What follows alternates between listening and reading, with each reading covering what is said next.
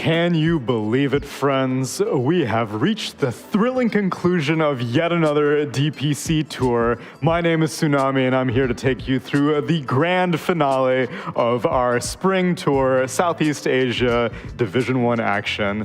And despite 3 weeks of patronage here at my kopitiam, I finally got a new combination of customers.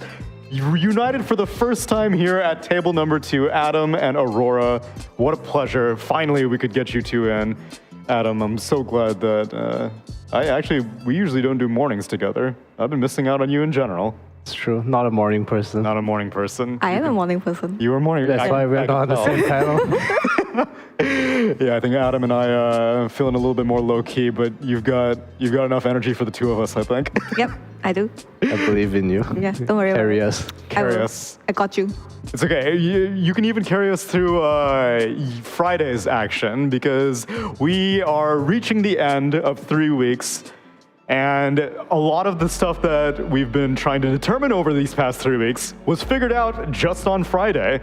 On the last time we were here in Division 1, we had Execration versus Army Geniuses being our very, very first series of the day. And that determined that Execration were getting to go to the major. Aurora, I'm sure you've probably already given your thoughts on it, but now that you've had a weekend to sit on it, Execration going over AG. Expected? Satisfied? What's your feeling? Deserved. Deserved. Yeah, because I think Army Geniuses look kind of sloppy in the last few games. It seems like they were not ready enough to, challenge the teams at the major. I agree. I would say. After their SMG series, because their SMG series was on Monday, exactly a week ago, and they got pretty creamed 2-0.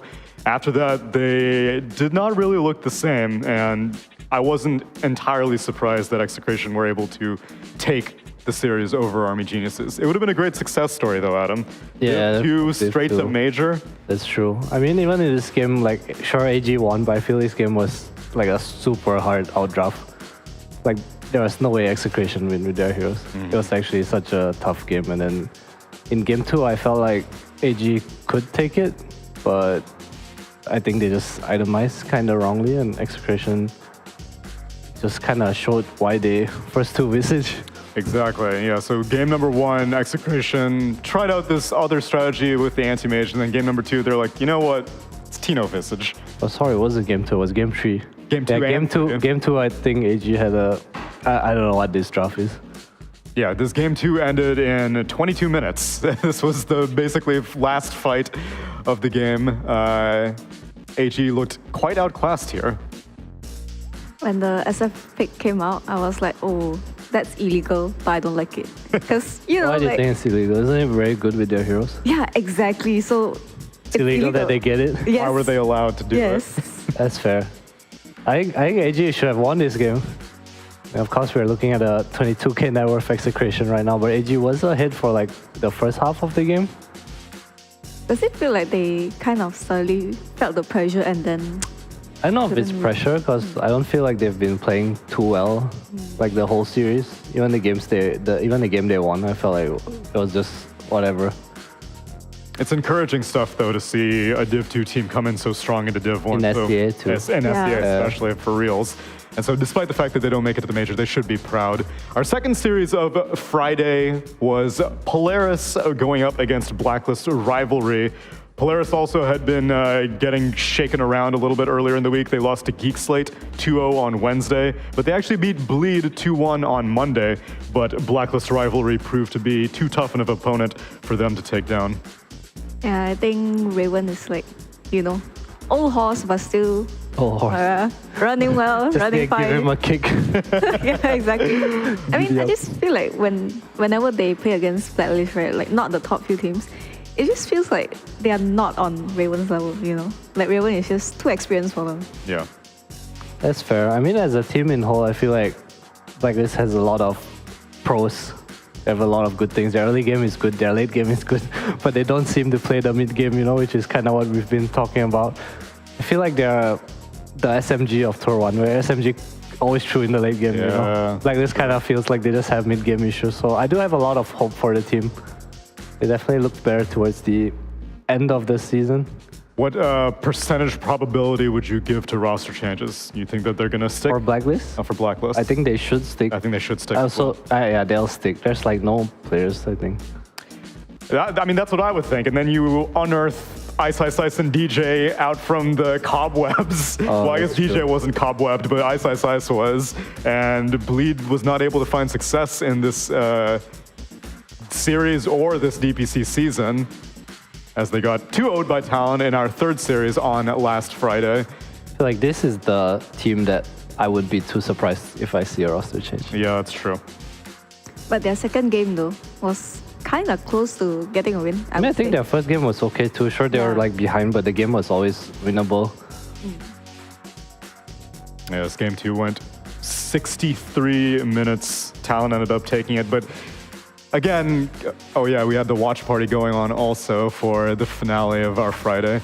But Q got his hands on Tiny, and I think like looking forward to Dream League, I don't think the Dream League teams are going to be worried about the IO Leshrek strategy that Talon were whipping out earlier. I think you ban Q Tiny. I agree. Oh, this was the game-losing moment. Yeah. The sleep dart from Corden, and I think Jack Creek was running away, so he couldn't really micro his illusions. And Jebs just pulls out a 6-second cooldown cheese and eats it.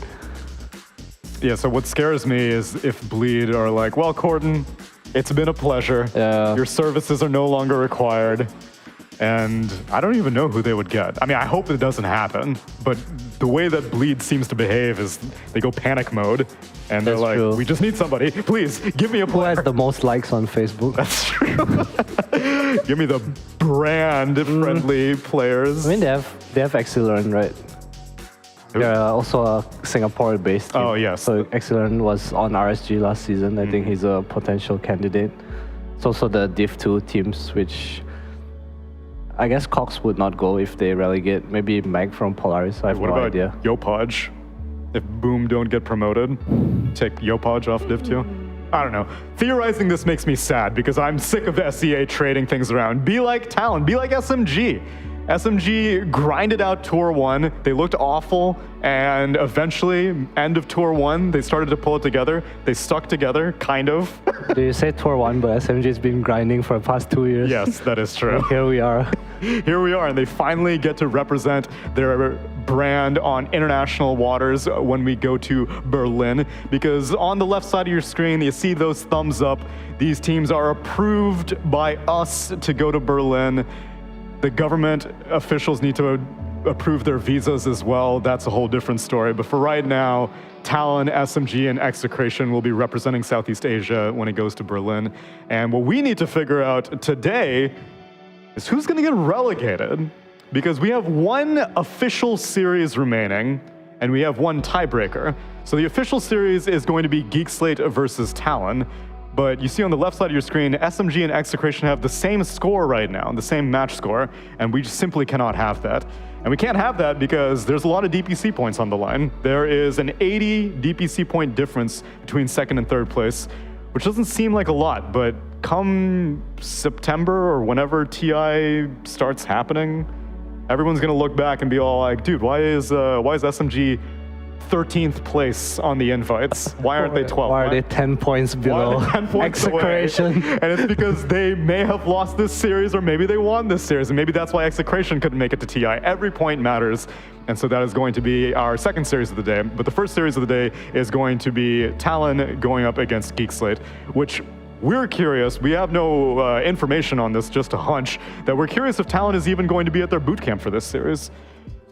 I think it would make sense for them to play at home. They don't really have a break time, I guess, but who knows? Correct, because Dream League begins on April 8th. Saturday, yeah. April correct. 8th. They're And flying so- on 7, I think 23 told us in his interview. That's Was it right. 23? Yeah, or no, Q. Oh, it's Q, yeah. Q told us. And so, not much time, and if you want to spend it with family, the Geek Slate series may not matter that much, Aurora. I mean, I feel good about it. It might be an advantage for Geek Slate. Yeah. You know. I think it would. I think because Mikoto's at home, it would make much more sense to just like play from home. Everybody. That's true. I think it does matter to them, but they're still gonna play from home even if it matters because they're that damn good. But can they prove it yet again? If you want to play from home, I also have something for you. You can sign up for epols.com's tournaments. And you can use this coupon code DPC23Spring for a free 7-day trial of Prime. What is Prime? Well, Prime allows you to participate in some of the higher tier tournaments and bypass the buy-in fee for certain tournaments, because if you are playing from home and you want to play for a little bit something more than just pride, well, then go to epols.com and we might just have the platform for you. But if you want to watch some Dota, that's okay. I have everything covered for you as well, because we are going to be getting into our very first series of the day, Geek Slate versus Talon, after this. Damn, there was a sick bounce. Thank you. Oh, no, never mind. We're not even bouncing. There was a sick bounce, though. Geek Slate versus Talon. Red versus red. Red versus red. Your boy Scam. Aurora, give me the assessment. Where are we at right now? I think they would most probably try to secure the Doom pick. They kind of play better with it.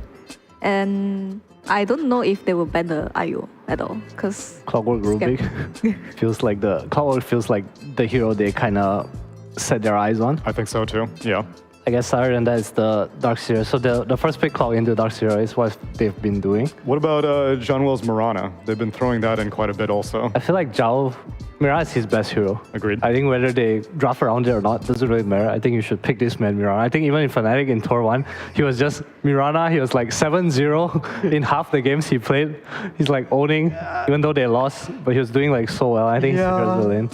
But is Mirana the kind of hero that if she's predictable, you can take advantage of it? Because you're like, oh, well, I already know what Zhao's going to be playing. I don't really think so. I think a hero is always good. You know, you buy team items. You have Moonlight, which has the mischance talent now too. And it's just always a good kill combo. So much damage, so much stun.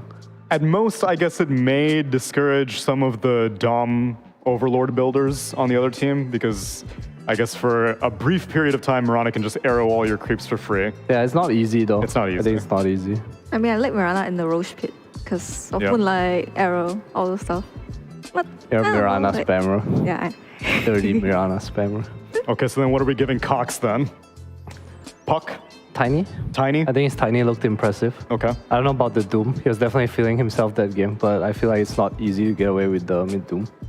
And they also pick it kind of early, from what I recall. Like 15th, 14th. I think they do it for the draft actually. Yeah, because it's a flex right between him and Scam, but is it really a flex though? I mean, Force can also play it, although he didn't. I mean, they usually pick the Darkseer already by that point, you know, but I kind of get what you mean. I feel like a lot of teams, they flex these things. Like Tundra, you know, you look at the draft at TI, there's like everything's like, oh, it can be here, it can be here. But you know who's playing you know, Tuskars on 9, you know Saxon's playing what Mirana. They're like, you've seen the heroes in different places, but you see that team and you're like, I like it the most when this guy's playing. Yeah, exactly. Which means it's not really a flex. Yeah, exactly. I mean, I would like to see Scam Gyro with an IO. You just want to see Scam. Doesn't matter what he plays. Yeah, you're going nostalgia mode if you want to see him be playing Gyro. I haven't seen Gyro IO. Didn't they play in Tour 1? They played at Tour 1. Yeah, and they look really good actually. Yeah. But that was when they looked good doing everything. Yes, and it does trouble me. The fall from grace that this team has had, the fact that they have gone from attending Lima to being in danger of relegation is peculiar. Although one thing that did interest me is you guys did the interview, and I didn't think about it, but the fact that they have to speak English in their comms because Immortal Faith, their coach, doesn't know Tagalog. And so as a result, maybe that has influenced, their in-game synchronization. That's true, but even with their previous roster, they're probably speaking English because of Roger. Oh, Rogi. True. Yeah, so I think it's normal. Fair point. I'm not sure.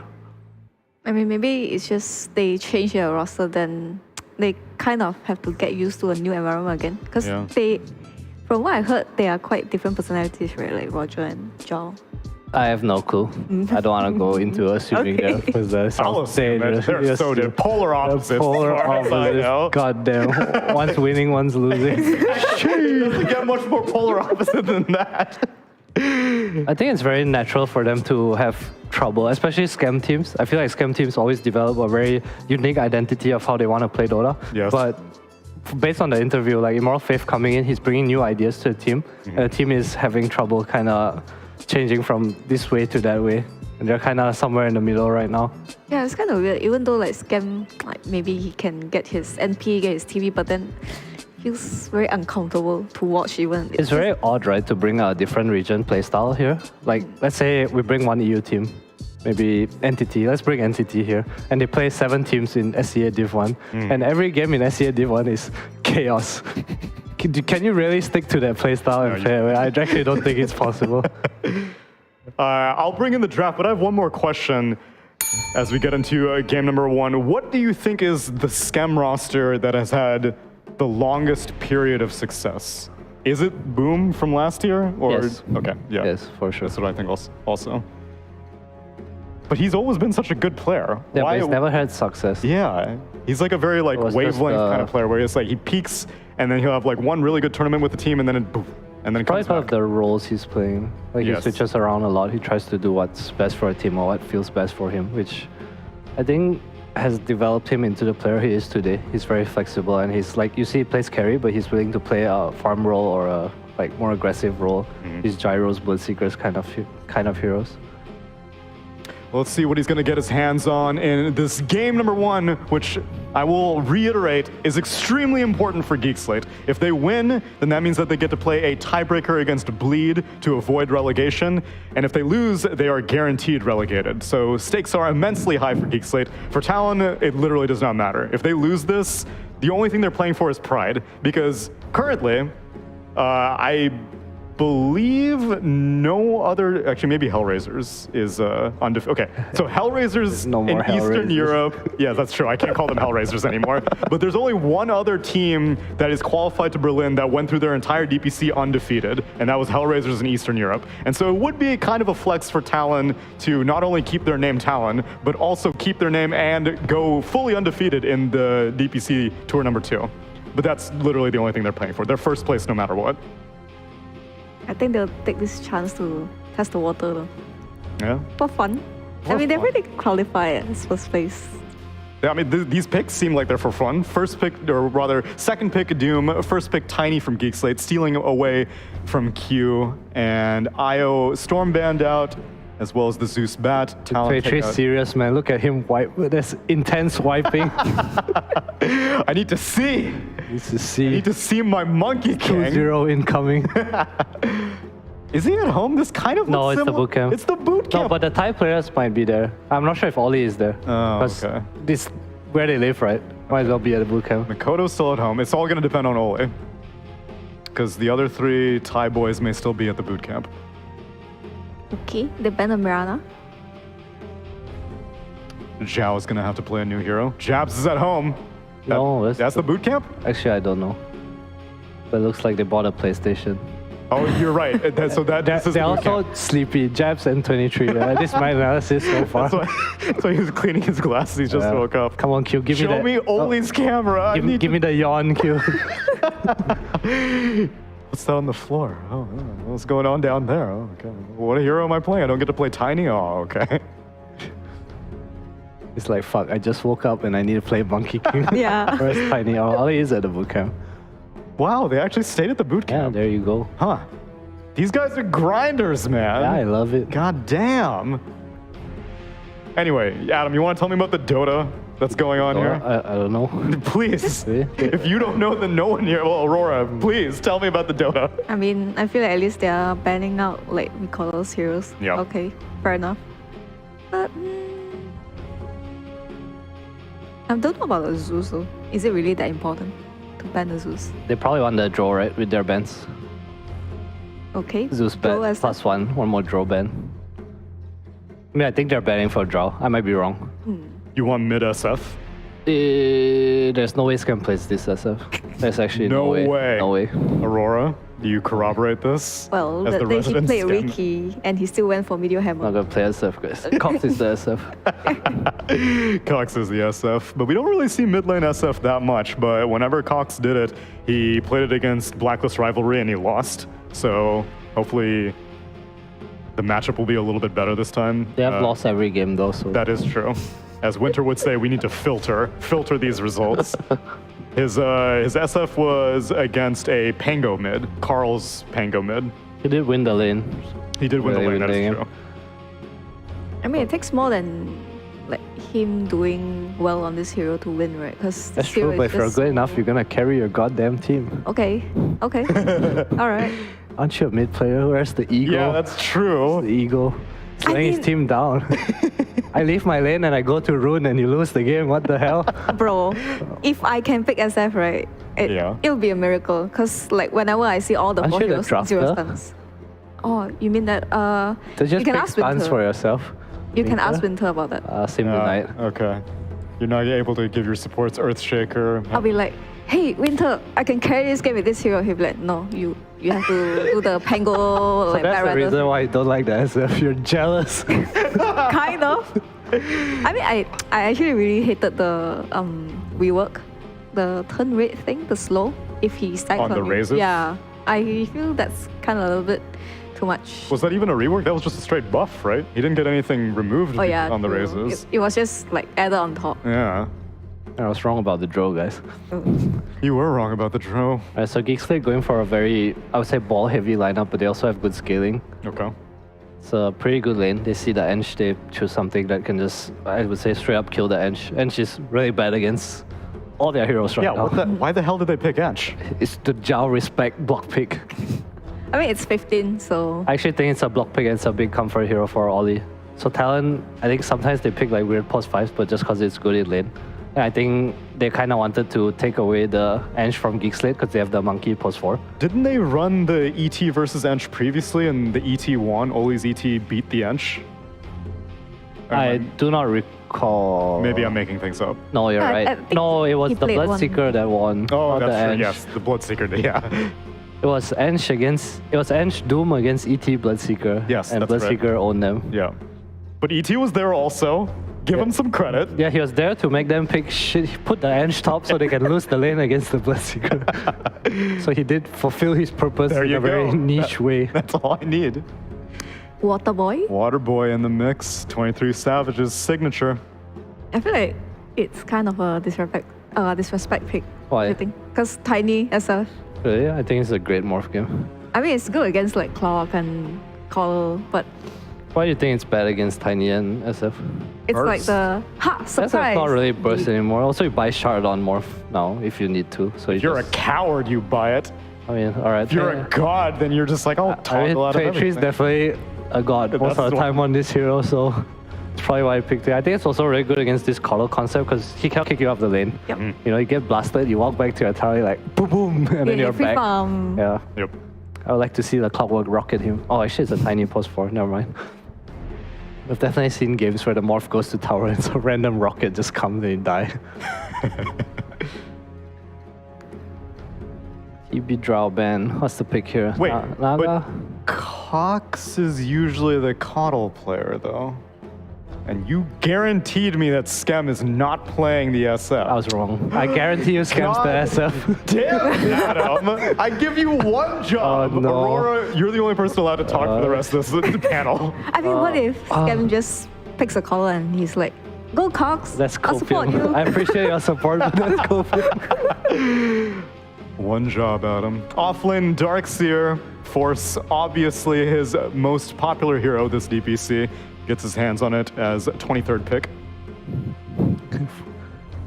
Darkseer Clockwork, we're back, baby. If it ain't broke. I wonder if they're just gonna put Norman on the Clockwork top and be like, Zhao, you play tiny pos 5. Wait, but now they're picking Darkseer into Enchantress. That's true. That was a shit pick. Yeah. Should I put the SF mid? I would have liked the Clock Coddle against the What top if it's lane. Darkseer I think mid? it's- is it- What?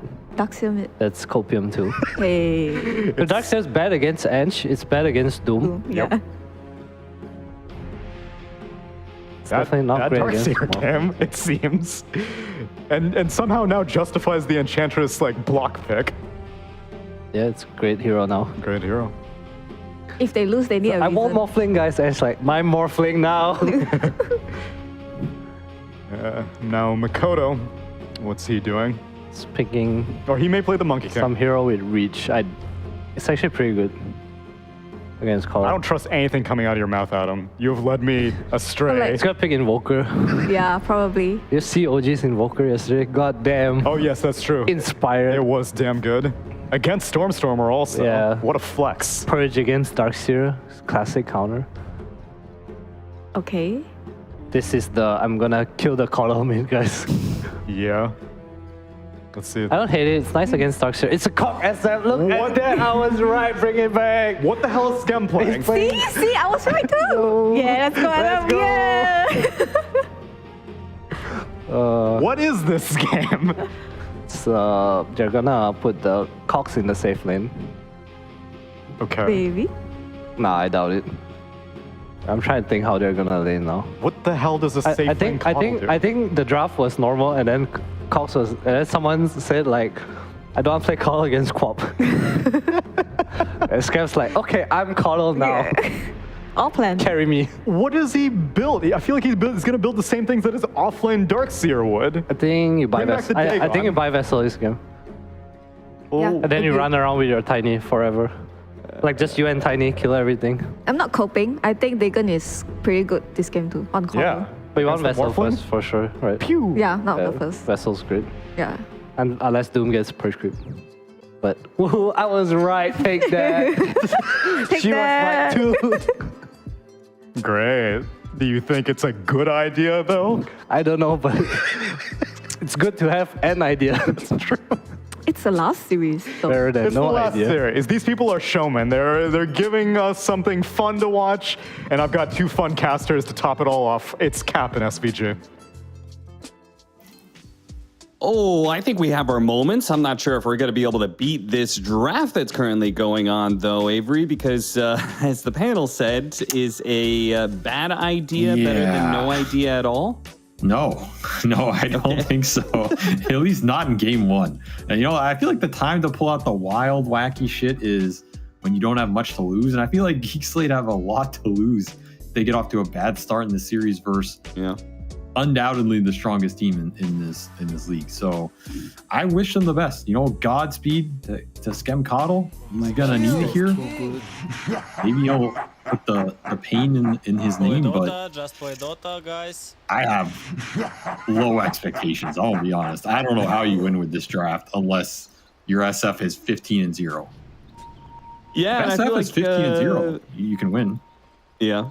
I feel like you already should have low expectations for Geek Slate just because they are one of the poorest performing teams of this season versus the absolute best performing team, without a doubt. A team that could go totally undefeated in their DPC season, which is pretty rare outside of North America.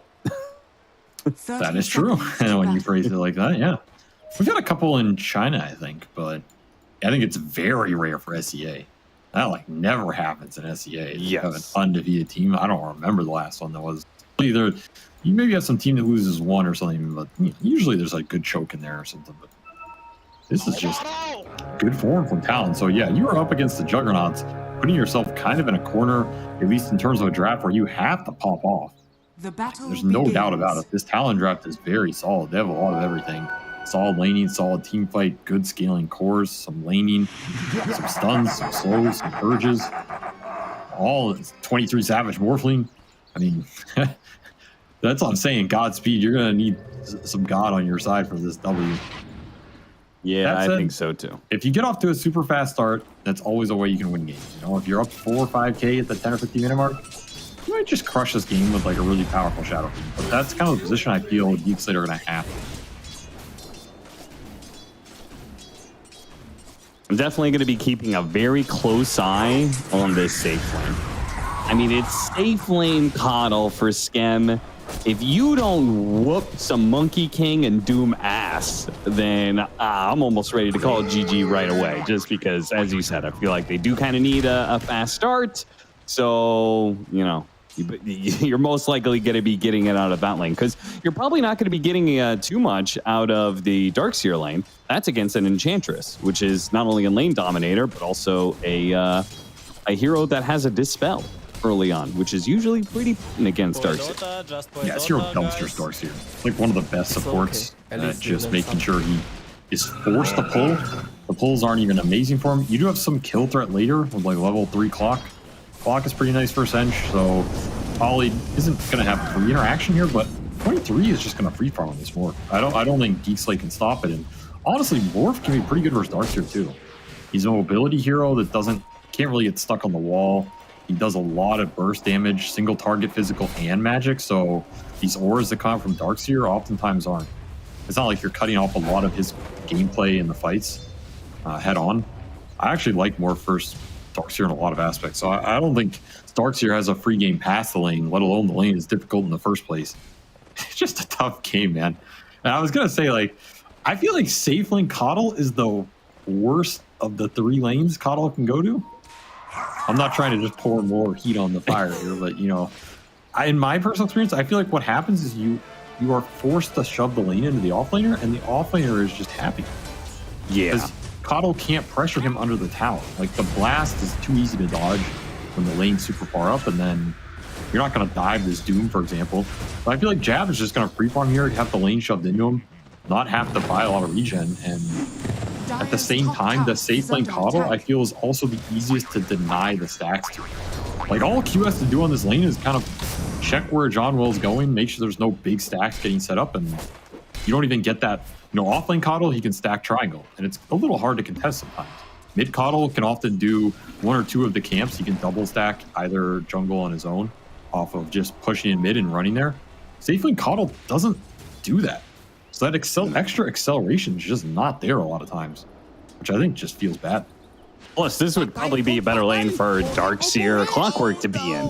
Double melee versus double melee, I would take the Ion Shell Clockwork anytime in that matchup, you know? So, yeah, I kind of do wonder if things would be a little bit different if they had swapped the lanes in that regard. And then Coddle just pushes into the Morphling all the time, which probably feels kind of good. Gone well, stacks up the triangle every once in a while. I can see the theory behind that being better. The downside is you have to lane this Darkseer into Doom, which sucks. Yeah.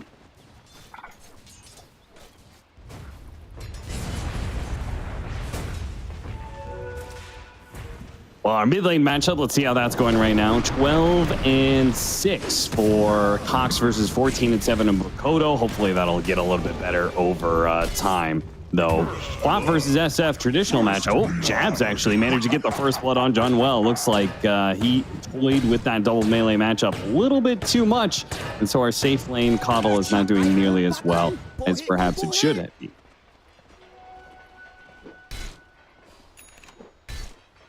Where are you going?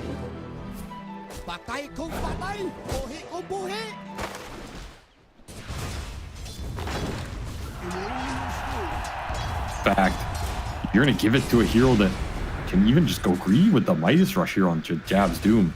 He's going to be omega fat out of this laning phase. At least your mid is going, I guess, kind of okay region-wise for Cox, even though he's losing in the CS department. I mean, Quap is a hard hero to beat in the true one-on-one.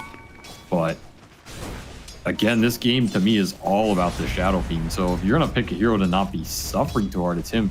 But I see that he is just getting destroyed in the CS. Or not even, actually, where is this difference coming from? Regen, I guess? He is I don't know. Significantly behind, but I thought it was CS, but he caught up on that wave, so he's not too far behind. Must just be getting beat on the regen side. Yeah, it seems like it maxed out Shadow Strike is making a big difference there, I guess. They also had 3 bounty runes that also makes a decent bit of it. Oh my god, Ollie's stuck! Oh no! The creep wave just full body blocked him there. That is so sad. Oh yeah, I bet he feels so betrayed. His own creep's doing it to him. That's the edge death that can happen. But like I said, that's kind of worst case scenario that you give it away there to the level 2 instead of the level 3, but still, I think 23 is immensely farmed off this wave with 46 CS already. He pretty much has perfect CS going in this 5 or 6 minute mark on this board, and that's what's scary here. Yeah. So you're gonna have to take that into consideration if you're Geek Slate and really ramp this game up, which probably means connecting people as they connect mid for that Ollie kill. More of this stuff needs to start happening. Basically getting numbers of vantage places, getting kills happening. combining the Coddle with the heroes who can chakra. He has pretty good chakra targets. Maybe combining this Darkseer and clock early to one of the other lanes even. Look at Narman. Tough ass. He grabbed an Invis rune, and so Force gave him the Ion Shell, and he's gonna clear the hard camp stack. Oh, it's a little one way to easier do it that way. Yeah, why not? All these porcupines don't know what's happening. Yeah, normally They'll it's heal a over at the smoke same play. time. Oh, he's going to TP the bottom lane. They are super low in this bottom lane. This rotation is good for one. Can it be good for two? Looks like Jab's a little bit too far away, so Narman will not be able to connect there. Meanwhile, Cox is going to be forced to TP on out as Makoto gets a little aggressive there. Didn't actually have Sonic Wave to finish the kill, but either way, probably best for Cox that he just TPs out and resets. These are the things Geek Slate want to have happen. So I at least am pleased to see that they have a decent read of what has to happen in this game, which is make these little moves with their supports and get the little kills happening, because they do have the power to do that. Scam with the snipe just destroys Jabs with that high level blast. I did not think that was going to happen. I'll be honest, I didn't think that was going to be enough damage, but you know, I guess I underestimated the power of safe lane Coddle. That I guess Jabs did as well. We all did. I mean, Jabs is pretty much just pure greeding it up too. Like off that first blood, he was just rushing Midas, so no raindrop, no extra regen in terms of a ring or something that you might have on this Doom otherwise. So he pays the price by going this pure greed route. Schem will collect his bill from the bank and say thank you very much. Toss back into the Requiem, a nice combo. Want to see as much of that as possible. Makoto actually goes for it. Thinks in, gets the illusion room. He's got Q on the other side, and because Cox doesn't have Requiem, there is no rebuttal to that one. Armin's going to come in, try and save John Wells' life, and it looks like he is good for it, as Makoto is not going to pursue. He's lucky he got that rune. I think if SF gets that rune, that fight might look different because you have a chance to dodge some of that damage. Yeah, but yeah, fast fingers pay off. Well, now your Coddle is mid. Okay, he's going back to bottom. I was wondering if Schem was going to take the lane over and then Cox was going to go somewhere else, but no. That was just Schem trying to rotate, trying to help, and he'll walk back to bottom lane where Q and Jabs, they do have potential kill power now as level 6 is up for the Doom, and Ollie's going to come down here as well, so Schem has to be real careful. Yeah, you do not want to give up deaths on Coddle in this game. I feel like Schem has to have a near perfect game here for his items to curve out and hit the timings that he wants to with an early Vessel. Ideally use that Vessel to pressure the Doom or the Morph, maybe kill a Quap overextension in a fight, and then get to your next power item, which I know the panel was discussing Dagon. I think E-Blade Dagon is a route this game. I could also just see Hex Rush, but I don't know if they have the damage with the Hex Rush. I don't want to see him just go like Pipe or something. I think if Schem goes second item Pipe or second item Aura here, I just don't see the one position Coddle making sense. I want to see some aggressive damage dealing item where he's going to run around and slay to build the net worth advantage. Because I don't think you can do it either way. You're going to have to kill Talon in this game. There's no way around it. Yeah, you got to have some way to be able to threaten Savage specifically, right? Like his Morphling is pretty legendary. You don't want to give him a free game where he feels comfortable playing around in team fights with no fear of being bursted down. It's also this Midas Doom. And it's Talon, right? If we see anything from Talon, is they're super happy to just farm and go late game too. Yeah, like, they don't really care if they feel like they have better late game, which a lot of times they do. And this game, they know they have better late game. I think everybody knows it. So they're not necessarily going to make super aggressive moves into you, which means you're going to have to take the fights to them. I like the smoke. See if they can land it. Good connection with the Avalanche on top of it and the Requiem. Very nice. A little bit of overlapping of stuns, but better safe than sorry with a kill like that. And with the Makoto kill, they'll quickly turn to putting damage on this mid lane when they have a Siege Wagon as well. So this is very nicely set up and well timed. On top of the D-Ward, on top of regen for Cox. So he's going to be able to refill his mana here. This is a big move for Geek Slate. They're getting a lot of value out of this. And Talon just don't have the supports to fight this Clock and Tiny right now. These are high-level melee supports for Geek Slate. Whereas this Monkey is... He's a greedy support, man. He's okay in the lane, but his mid-game can be really sus sometimes in terms of actual impact or skirmish power. Especially if he's behind on the early boots, which he still doesn't have. I'm assuming they died on Courier or something. Nope, he just rushed Ograx. Very greedy from Q here. This is just super greedy overall from Talon. They might get punished here, honestly, if Geek Slate can build some momentum behind the Shadow Fiend. Take some early towers, rally behind the ores, because there are no ores coming out for Talon. Speaking of rally, Nothing. got a little rally going down here in the bottom lane. Skeleton's going to work. Actually, they go in top lane, see if they can kill the Morphling, and they manage to burst him down. A hook shot into Cog. A toss back. That wasn't quite what he had in mind. Wanted to toss Q over, but I think they still have him. Just too many heroes here. And too much sustain with Skem behind it, blasting away. So double kill for Skem. That also means 3 Spirit Vessel charges for him. Very nice start as Geek Slate continue to pick up the pace a little bit here as their first couple of rotations land. Remember, every time they make these early fights, they're so good for them because 1, they can shell the supports going into them or out of them to make a play somewhere else, and 2, they can chakra them up. So normally this tiny clock would be pretty slow to just be making consecutive ganks or skirmishes like this. Benefit of this lineup is there's no downtime. They just insta refill the damage, insta refill the mana. Skem is getting a phone call. Oh no, it's the base police. No, Skem, this no. one position coddles too base. you got to tone it back, son. Coming to arrest his ass. I don't know. No, seriously, why are we pausing for a phone call? I have never heard that one before. In a professional match, who would need to be calling, Avery, for you to pause your official match? Eric And if you say my mother... No, I don't need to pause the game for your mom. Just take that at the same time.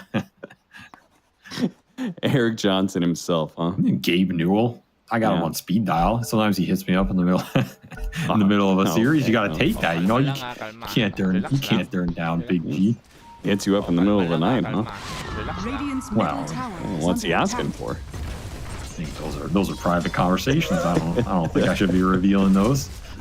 Now I see how you rocketed so quickly up to the tier 1 Talon scene. I got it.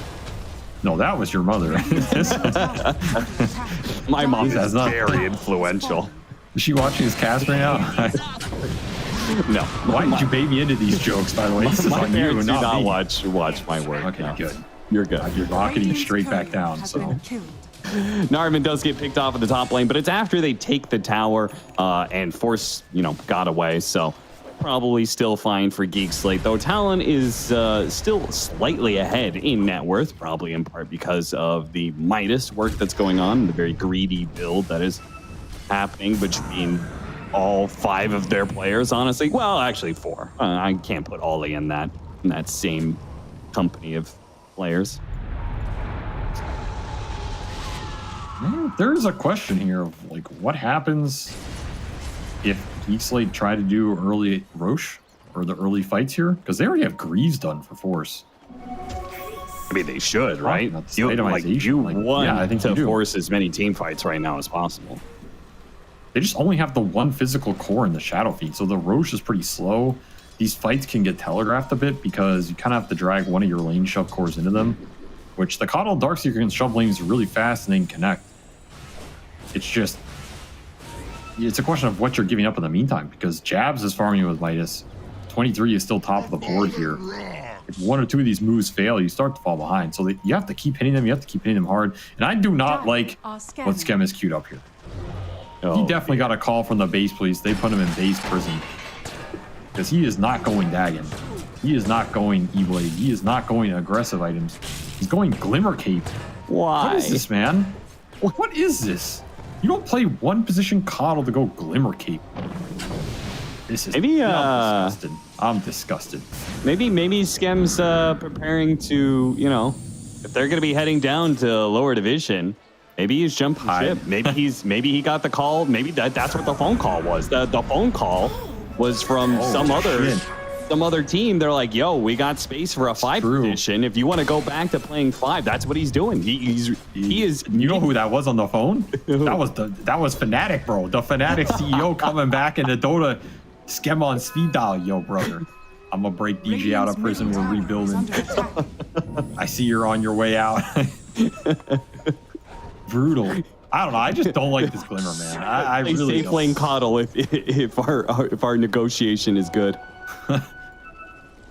He'd be negotiating his items. I just don't think it's high impact enough. I really, I feel like there's nothing wrong with Glimmer this game. I'm not saying it's bad. Maybe one defensive item on Coddle's fine here, but I feel like you're just giving up so much momentum or like ability to punish the Greed here. You're gonna keep doing it, and this is good. Maybe you have the spell power, the item's not gonna matter, but I don't know, man. I'm sure there's like something in this repertoire of Dota items that could have been cool here, you know? Yeah. Oh, spot him with a rocket there for a second. They know Q's around here. They're trying to catch him.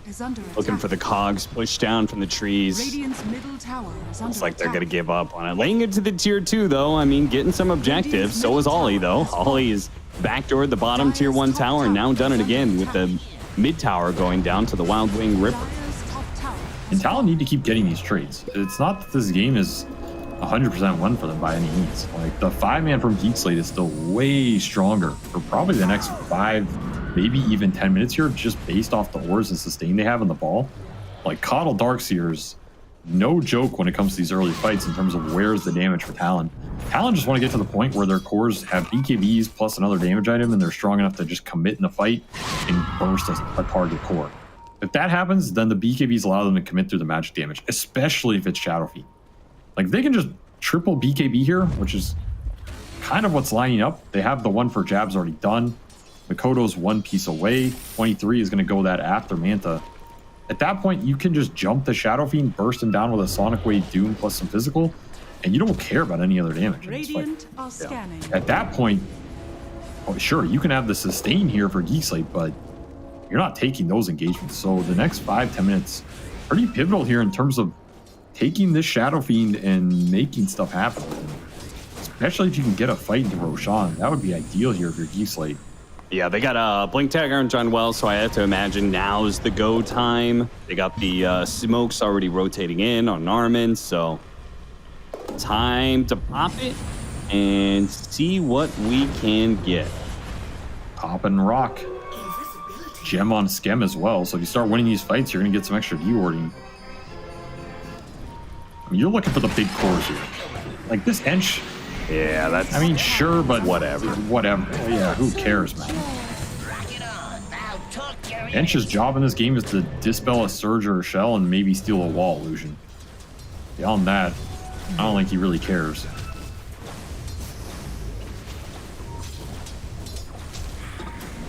Thinking about Roche, with the extra shadow raises off the chakra, that's pretty nice. I mean, DD definitely helping out here as well.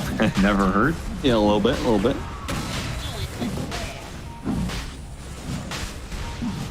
At this Aegis, you got to make sure you get at least probably another tier 2 and probably some aggressive jungle control, because your catch is also not guaranteed in this game. I feel like it's pretty hard to catch Makoto out on the map, pretty hard to catch Q. Maybe you're going to catch him once or something, but Talon can split push the map, so you really want to either get a fast tier 2 into like Triangle with Ancient Stealing, something like this going on. And ideally, if you're Geek Slate, keep trying to find the Morph or the Doom here, because that's the big farmers that you can slow them down. You're going to buy yourself some decent space with this ball. The other option is you can just go high ground. There's not a lot of outspam here for this Talon lineup, the downside of their 5 heroes. That is true. But they don't have level 15 on SF. I'm okay if they go high ground if they have 15, where you have the Presence Aura affects buildings, because, I mean, you pointed it out, their physical damage is pretty trash. It's just on SF, so you gotta at least have that Talon, I feel like. Oh, they caught him. You got down to the trees, vacuum back in on him. Makoto as well. They got the toss on him as well. Oh, the cogs. What? Makoto just gets caught multiple times in that engagement. Cox almost died there, looks like, at the same time in mid, but stays alive, keeps the Aegis intact. After 2 pickoffs like that, Geek Slate, maybe they can do a little bit more with this timing. That was a huge find for them. Taking his quab off the mat, especially when she's so close to BKB and could be ratting you, you're going to get a huge amount of map control off these. I mean, those are the 2 best split pushers in my opinion. So if you're going to find anybody in this period, that's not a bad double target to find. Because now this tier 2 that you're getting mid is not going that punished by Talon. They're farming your jungle and bottom, but that's pretty much what happened anyway. Arcane Rune for Cox. pretty nice as well. Things kind of lining up for Geek Slate here. They don't have a massive lead or anything, but again, this 25-minute that they're trying to hit with this Aegis in 3, that power spike is pretty strong for them, especially if they can force Talon back to base with a high ground threat. I'd probably push for it here. Again, the outspam is not good for Talon. That is one of their weaknesses. But they are going to back off and look for the catch. See if Narman can find anything with this surge. Got him again. They got him. How did he know? You got a rocket? Oh, they do have a ward. Okay. I saw it on the mini-map. I was like, that's a dire ward. But no, they both have the same high ground ward, the same Tinker ward set up. And looks like Geek Slate should know that the opposing ward is there too, so. Meanwhile, Talon trying to take advantage of perhaps Geek Slate splitting up after this kill. Find something of their own. This is probably the first move they've made in the entire game. BKB online for Makoto. Again, can Geek Slate kite this out and deal with it in the fight? They want to be able to find Skem. Skem is so important. Glimmer Cape goes off, but they have the dust to be able to reveal him, kill him, and take his gem. A massive victory here for Talon. Is really, they don't need much. Geek Slate, they do not want to let him get away with this, but they can only do so much to stop it. They catch the Morphling for a second there, but he already got it to Strength Morph. They're going to pull him back in, and the damage is overwhelming. Jabs comes in with his BKB, refusing to use his Doom on the Aegis, uses over on the Darkseer instead, but Cox is pushing all these heroes away. Narman being peppered away at. Hookshot goes in, stalls up Ollie, but still falls in the end. Darkseer, a couple more seconds on that Doom, hiding away in the trees, is popping out now that it's gone. Doesn't have a Guardian Greaves just yet for the boys. But they don't need it. Cox is going to be able to get that kill onto Ollie. The problem is the gem still got out. Jabs is able to go back home with that. It's a huge find for Talon. That's the best target you can go on to start this fight. Just a really good smoke. They're not forced Makoto's BKB at least. His force is like, I don't want any of this. I'm out. No, yeah, he's out of there. But meanwhile, Cox is just using the last minute of this Aegis. A very aggressive play by him. You gonna get punished? Nice All ones. of Talon are up, and his team is far. Skem does have his Illuminate, his ultimate is up, Spirit Form, so it's going to be hard to kill Cox, and he pops the BKB. He goes for the Makoto kill. What a bait-in! Oh, no! Talon stumble right into that one. Now, there's still a possibility of Cox dying here. The Darkseer is on his way. Has the availability to have a Guardian Greaves to be able to save him. They go all in for the vacuum back in. Tidal Fighting Light! Oh my god! Cox is staying alive! Oh, I spoke too soon. Still, though, they got the Morphling kill. An amazing team fight. That is a team wipe, in fact, to the favor of Geek Slate. My god, it would have been just the perfect cherry on top if Cox would have lived. They could have gone high ground if he lived, because they could have just healed him up after the fact. Yep. Glimmer Force paying off for Skem to save his boy, Mr. Shadow Fiend. Greaves doing mad work with the low HP. And, I mean, Cox just fought it out. TP bait off the Aegis bait, off the heal bait. Some would say he's just a master baiter, Cat. He is really good at it. Cox has got that something special to him, and as a result, Geek Slate are up 5K net worth. Watch that one again. Look at Cox. BKB blasts on in. Makoto's like, uh-oh, wait a minute. I thought he was leaving. Turns around, kills Ollie 2. And then the way they reset as the Darkseer is coming back in, gets the Greaves last second, vacuum push back. God, it was all so good, but the last hit from 23 Savage did do enough damage. Got himself killed as well, thanks to the Requiem explosion, but still, amazing stuff. Wow, amazing fight for Geek Slate. Because now they got so much value out of that Aegis that looks like it was kind of just going to time out without a big fight for them. Getting Gem back as well, huge net worth swing. They're up 7K all of a sudden. And this SF, it's not looking so easy to fight because you have to man up and commit on him, but you don't have the big Scotty for the Morphling. You don't necessarily want to doom this SF if he gets BKB off first and just stands there. I don't think you're killing him in that duration with all the heal. Oh, he's got an Arcane Rune plus the Chakra Magic. Narman had rockets for days, but Makoto did manage to stay out of sight. They double rocketed and scanned. Makoto had just fully rounded the corner and was able to TP out. This is that 25-minute mark where I feel like Geek Slate's lineup is... I mean, they're not peaking, but this is definitely one of those windows where they are really strong in the 5-on-5. Yeah. After this, you're going to start to get those damage items for Talon, and it's going to start to push late game.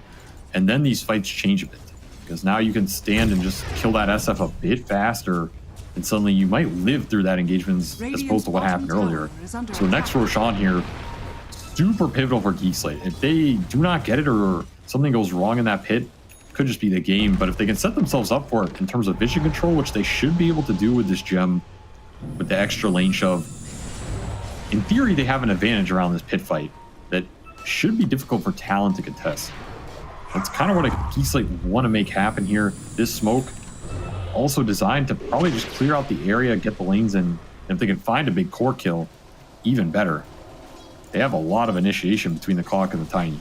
It's too bad they didn't check the power runes first before they crossed over the river. They're going to go for the kill, though. Toss back into the Requiem. Beautiful stuff. Keep the chain stun and a beautiful 23 Savage falls. He's dead for 60 seconds. They've got an SF hanging on the high ground with a siege wagon, and he's got that Talon too. And he's got plenty more physical damage than last time they thought about it. We got another good this time on the Doom. Jab's going to be forced into using the VKB. John Well is going to be a little bit stuck. He gets the Force Staff down to low ground while the hold from the Cogs. Oh, and the defensive Force Staff gets him out every single time. I think somebody from Geek Slate is about to die.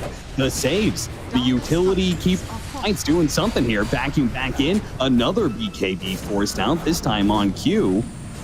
And they still have 25 seconds. Morphling's still dead, so Cox is not slowing down. Ezrax is gone. This is Satanic Shadow Fiend. You're not killing this guy.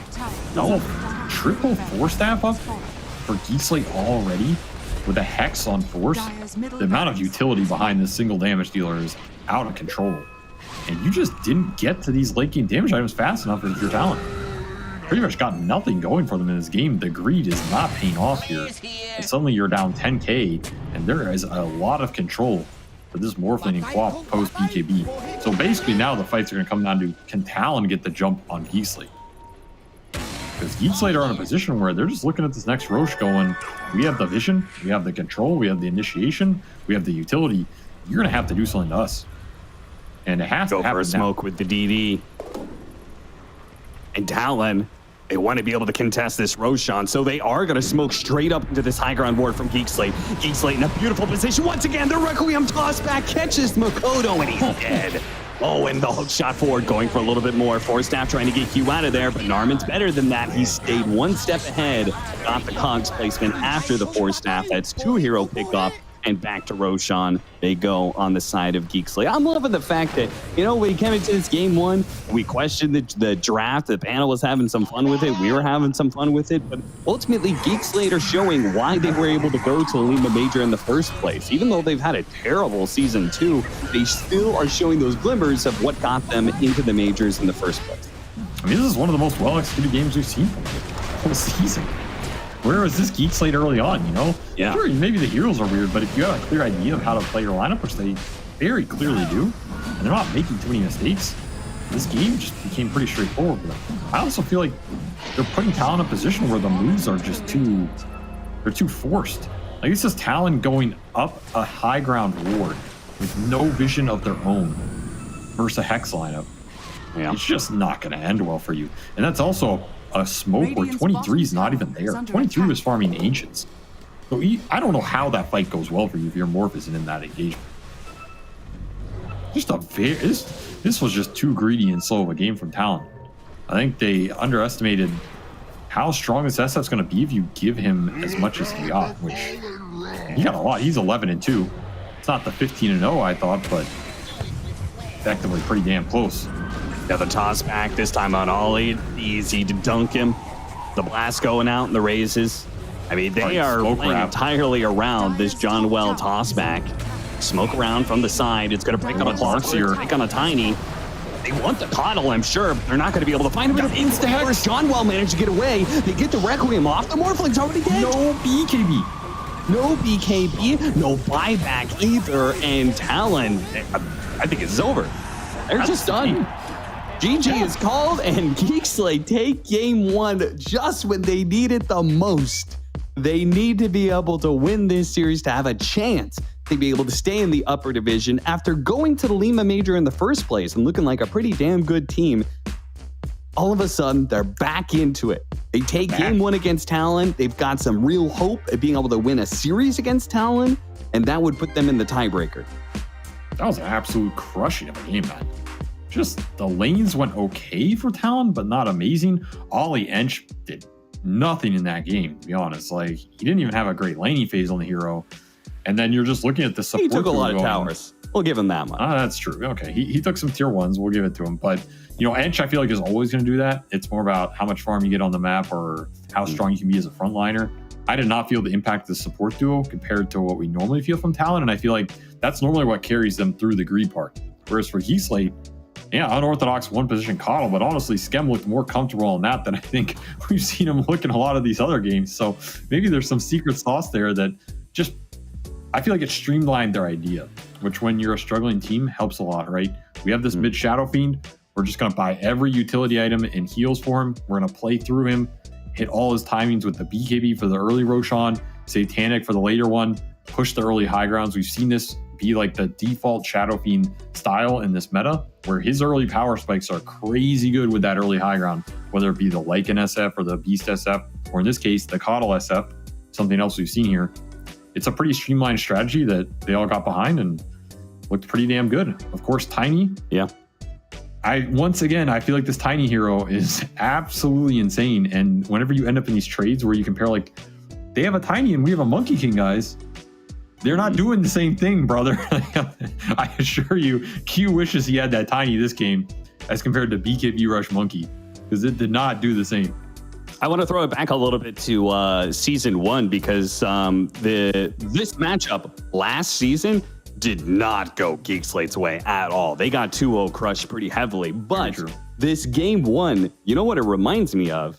It reminds me of Geek Slate's series against Execration. Remember Execration were undefeated, and then they ran into Geek Slate, and Geek Slate like mowed them over basically in 25-30 minutes in both games. That, you know, like this kind of looked like that a little bit, you know, where Geek Slate's just like, we're going to play a really fast game against you. We'll see whether or not you can put up with the speed.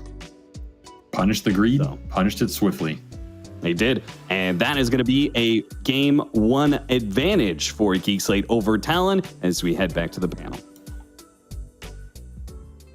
You want to do Tour 1 throwbacks? How about Talon playing Fnatic at the very end of their Tour 1, where we thought it was going to be a strong favorite in the favor of Talon, and then all of a sudden we're like, oh, wait, this is not going the way that we expected.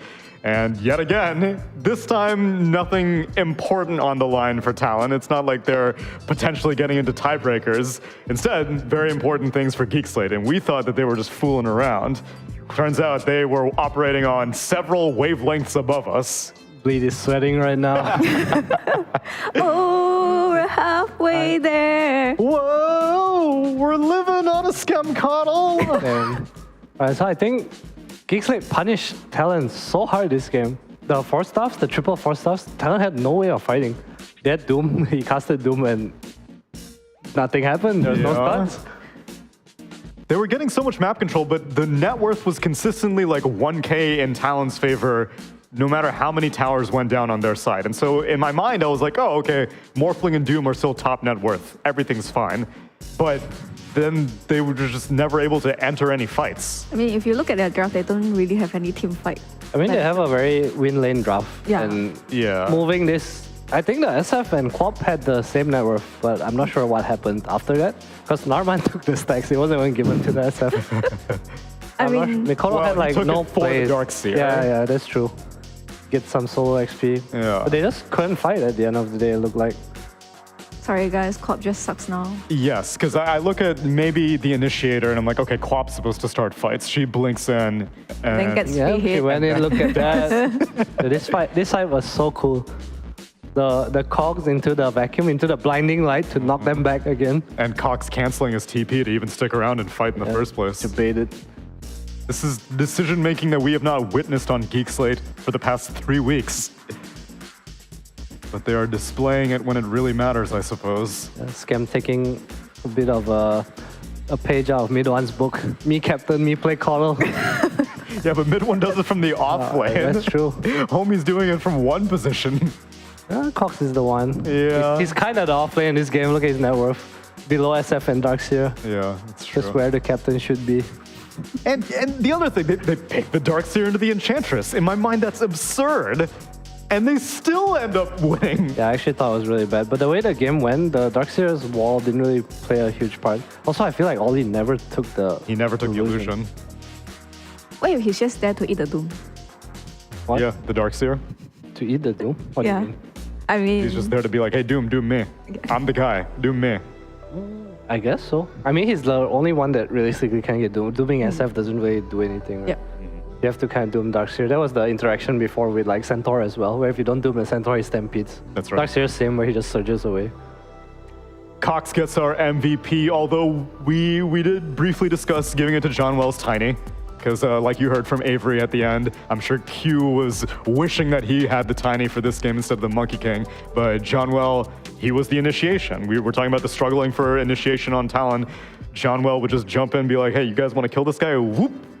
He was super enabled to had Surge Shell and Chakra. He was Yeah. like the only Chakra hero. I feel like Scam was playing the pos 5 in the call. I mean, I think they just had a very good idea of how to come together with their timings, and you know, it looked like a meme to us. But once they played the game today, made Talon look so bad. I'm shocked. Even 20 minutes into the game, I was just like, yeah, but Talon's still going to win this. Like, it looks good, but Talon's still going to win And this. then Nah. 3 dies like twice to a Hex tossback. And then that's the end of that game number 1. Can Geek Slate replicate the performance? Is Talon taking it easy? Or are Geek Slate just finally waking up at the very end of the tour? Find out after the break.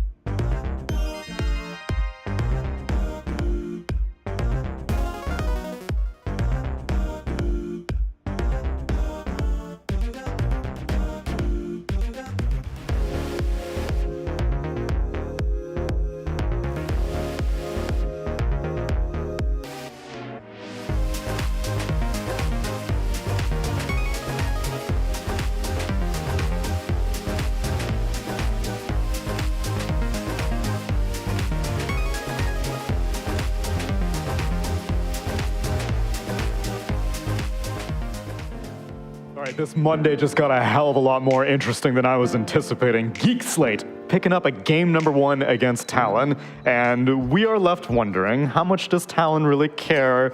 Obviously, Geek Slate are very, very invested in this, but Talon are still at their boot camp. That, to me, indicates a degree of caring, where they really, if they really did not care at all, I imagine that at least Oli would be back at home. Maybe the other Thai boys are chilling at the Thai boot camp, but Oli, let him come back home. Maybe he likes it there. Maybe he likes it there. That's true. There's no plans to go home. It's holiday in Thailand. Bangkok. Is that a common vacation destination for Malaysians to Yeah, go to I think Thailand? so. Oh yeah. Especially if you live in the north side, because it's just a drive over. Oh, yeah, maybe for us it's True. a bit further. Yeah, down here in KL. Yeah, Yeah. Maybe he does like it there. maybe. It is comforting to see him obviously returning to his home region after a long stint in China. So just enjoying the sights. And Geek Slate, on the other hand, coming Yeah, here enjoying with, their side 2-1-0. that's a good sight. I'm looking at that number 1 next to, I can see it on the Wikipedia page right here. I still just, my eyes, I can't believe it. And I just feel like Talon kind of gave it to them. I don't know, it's so too easy to say that. Like, I don't want to discredit what Geek Slate did. They look really good. Their decision making was so good. We were having this conversation about can't they just like doom the SF and keep chasing it? But we saw Scam, he bought Glimmer, second idol. Yes. They bought like 4 stuff, they had Search. I think it was not easy to get it. I think Talon had this requirement where they had to start fights and not get started on, but it was difficult to do with their draft. They ended up ENG and MK to be like a bit stronger. It's been a hot minute since I've seen a 4 protect 1 strategy look that damn good. Let's see if Geek Slate will go back to that well for game number 2. IO Storm banned out, and yet again they steal away the Tiny. Talon take out the SF as a respect ban, and the Broodmother as well. I like to see a Rubik here instead of the Monkey Doom. I feel like this Tiny, he blinked in so many times and there was nothing to kind of kill him. And P, I guess still go something else then. I think Q is just like, Disruptor. yo, bro, my Tiny. I mean, I think if you're in Talon's position where they're playing Tiny every game, they need to get practice against it, right? Yeah. Because I think this IO Storm ban is very realistic for them in a tournament scenario. Then, Especially on first pick? Yeah, first pick. then let Q cook on his Murana. In his interview, he said that, yeah, he's good at the Tiny, he enjoys the Tiny, but Murana is really the hero he enjoys. No. Aw. Poor Q. Aw. I remember this, he's like, do you want to play Clock or Tiny? He doesn't even get the question now. He's like, No choice. no Monkey King for you anymore. It's definitely annoying for Tiny, so I can see the merit in picking it, and then obviously Nature's Prophet has been top tier. I wonder if Fair they're just either. bad, yeah. Yeah. That's definitely one of the more common counters to Nature's Prophet.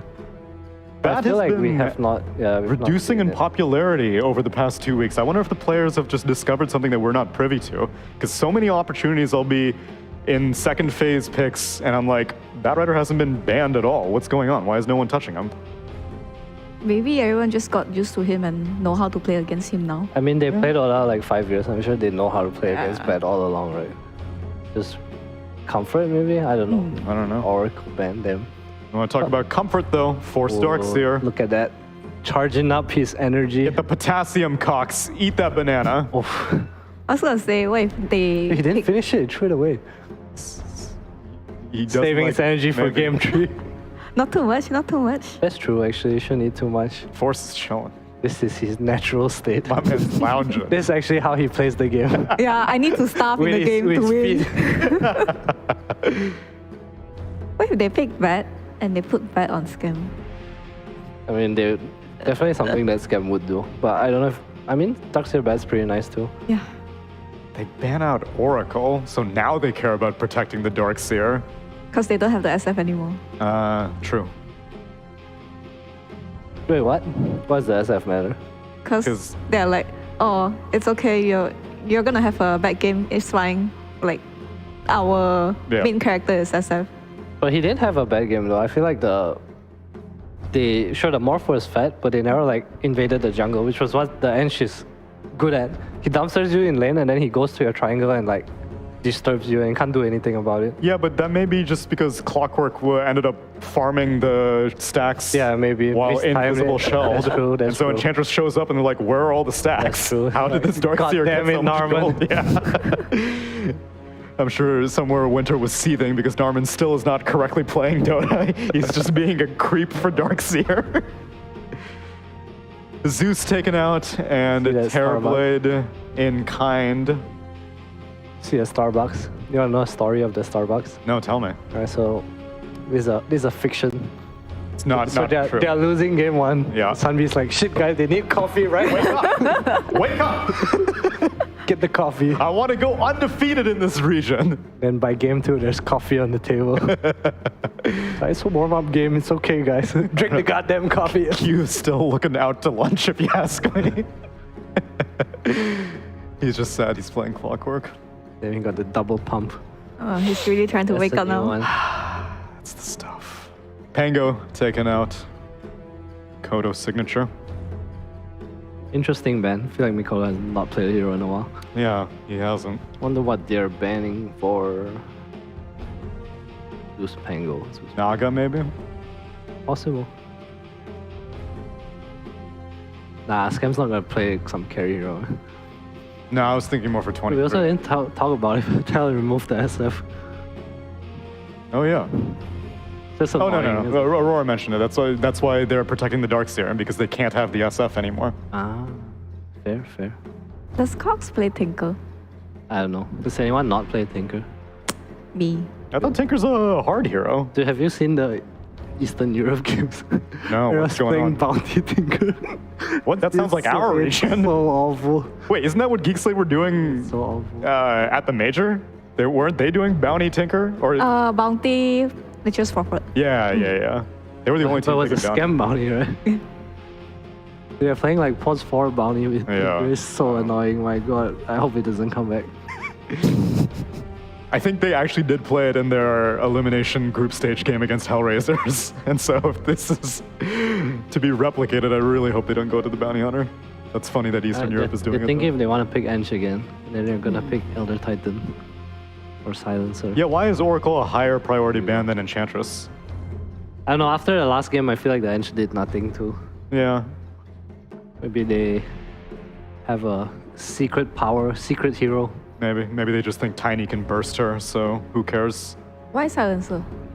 It's the list of heroes that Ollie plays is Okay. a total of 3. Okay. If you minus the ENG, the Silencer and ET is all that's left. Set pause 5 noises. I think they just like the hero. Like, I mean, he He did get like 1 billion in Yeah. that one game. looks good when he plays it too. He You know? So I does. can't really blame them. It's a strong laner. It helps the clockwork. It's nice to like have this go in and combo break. You know, not the most useful against Darkseer because he naturally buys creeps, but still nice to have. If you steal enough in from Tiny, he can't kill you anymore. Scam Naga. Maybe. It's too hard to pick here. I think. I actually think you should pick a mid here. Maybe some DK or just a hero that gets out of cogs. Cox, get Water out boy? of Cox. Water boy. Just thinking what Cox hero could be. I don't like the Silencer against spirits too, I noticed. So I wonder if it's a bit of a block pick-ish kind of thing. A Cox hero that can get out of cogs is Puck. That is true. Oh. They have Darkseer, pick Ember. Mirana. Oh, Jao Mirana is back. Okay, let's go. Your clowns. This is the scam hero. Poor Q. Enemy team is getting to play all of his favorite heroes. That's true though. You're making him angry. I don't know if He's you the want to make best Q player. angry. Yes. I don't know. You're not going to hear any disagreement from me. Best players don't get to play their heroes. What's the pick here and why is it morphling again? No, honestly, I want to see a Swen. Let's go. Yes, agree. Swen against Darkseer is so Ooh, good. I don't know if I've ever With the seen Silencer too. 23 play that. I feel like I have not either. Yeah, I'm sure like some Pakas or someone would just pick Swen here. for sure. With Silencer too, it's so nice. Talon. What else is there? Lifestealer? Bloodseeker, Bloodseeker, yeah. Wouldn't hate it. I think it's nice with their draft. Slark. Slark's a bit weird against the tiny Darkseer Ember. Bit The lane stop. damage is Ground kinda damage, high. yeah. And arrow too. You definitely need a hero that like stays in the lane. Is this what? Possible. Different hero. I guess this is a Bikoto hero, most likely. Yeah. Yeah. Flashback to Execration, was it? Was Bob Sample against Piccolo's? Yes, correct. Yeah, Yep. okay. And Sad. Moon on SMG also consistently runs MK against Ember. Yeah. They kind of went away from that though. Yeah, this tour they did. Yeah. And then they won. Yeah. Moon was the Tour- problem. Yeah, Moon Dude, he was owning though on those heroes. The Yeah, Slark he and would. MK, he would look so good. Yeah, I just think CDR had no idea what to do though. Yeah. Just like Like shit, what role am I? Nana, Psych. Moon, are you carrying this game? Just checking. Waterboy gets a banned. And Talon take out the Bat Rider. Dude, so they do respect the bad ban. They Finally. know. It only comes in the last phase though. I don't get it. I feel like this hero is so much better. They feel like Scam is gonna play the Ember. They're like, fuck this. I mean, Scam would play the Baron. bad too. Not Yeah. Scam's not the kind of person that like is gonna tell you he can't play a hero. He's gonna play everything. He's gonna pick some alchemist or something. Let's go. He has stuck to pretty consistent carry heroes this tour, though. The Coddle was out of the box. I guess his Lycan and Ricky were a little bit weird, but other than that, he's been playing traditional carries. Night Stalker ban. I mean, Alchemist looks really good here. Daxia, Mirana, and then against Furion. I hate that hero. I know, but Doggo shit. I like the stun though. Stun, yeah, sure. Yeah.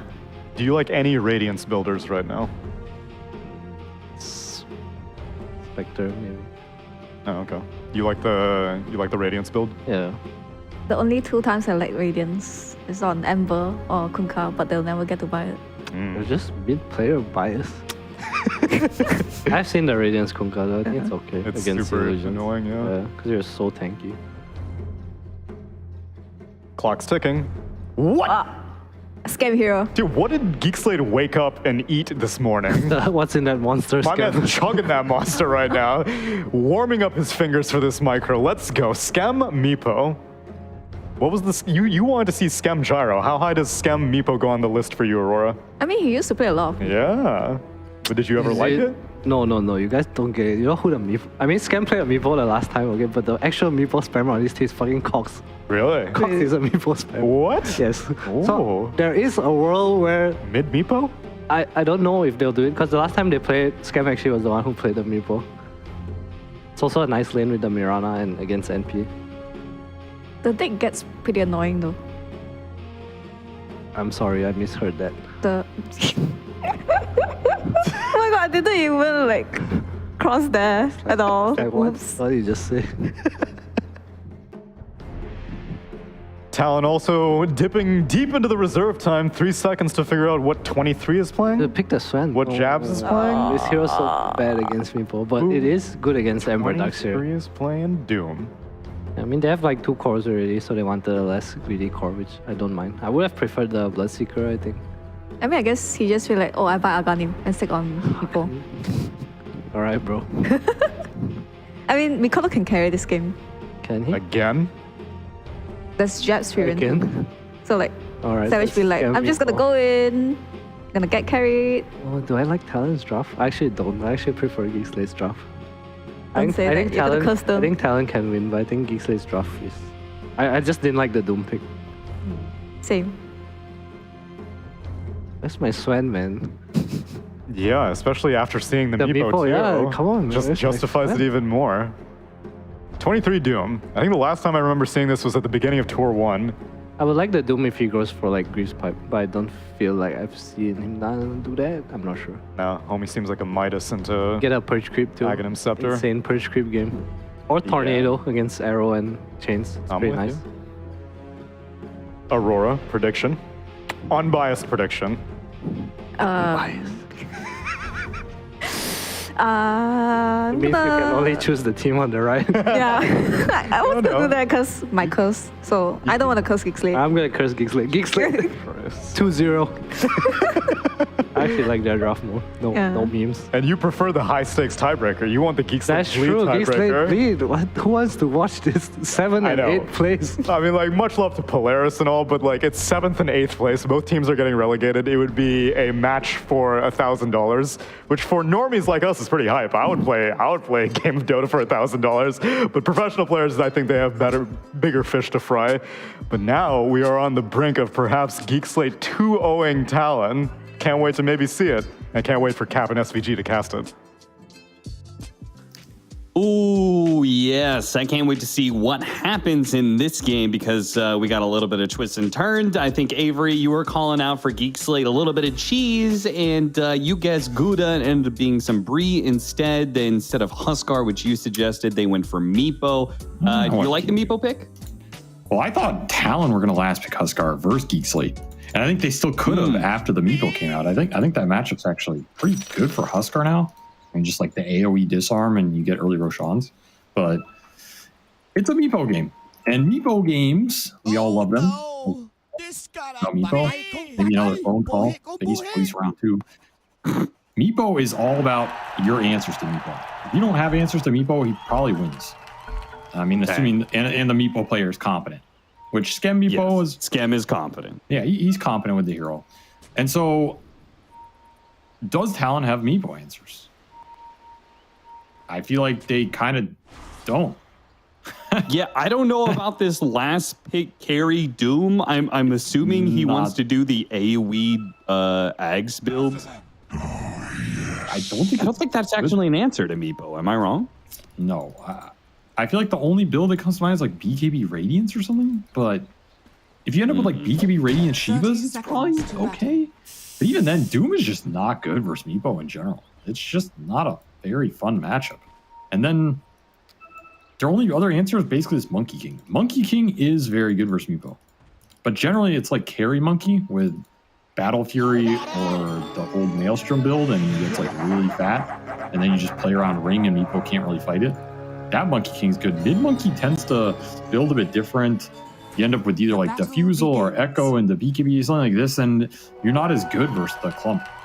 So I feel like Mid Monkey, whatever. I don't think you care too much about this match with your Meepo. And then the only other tool I think Talon have is Global. I think Global can be very nice versus Meepo in terms of you can go on him in Global, and he can't really poof you back. He can't dig. He can't like save his Meepos by going in and out.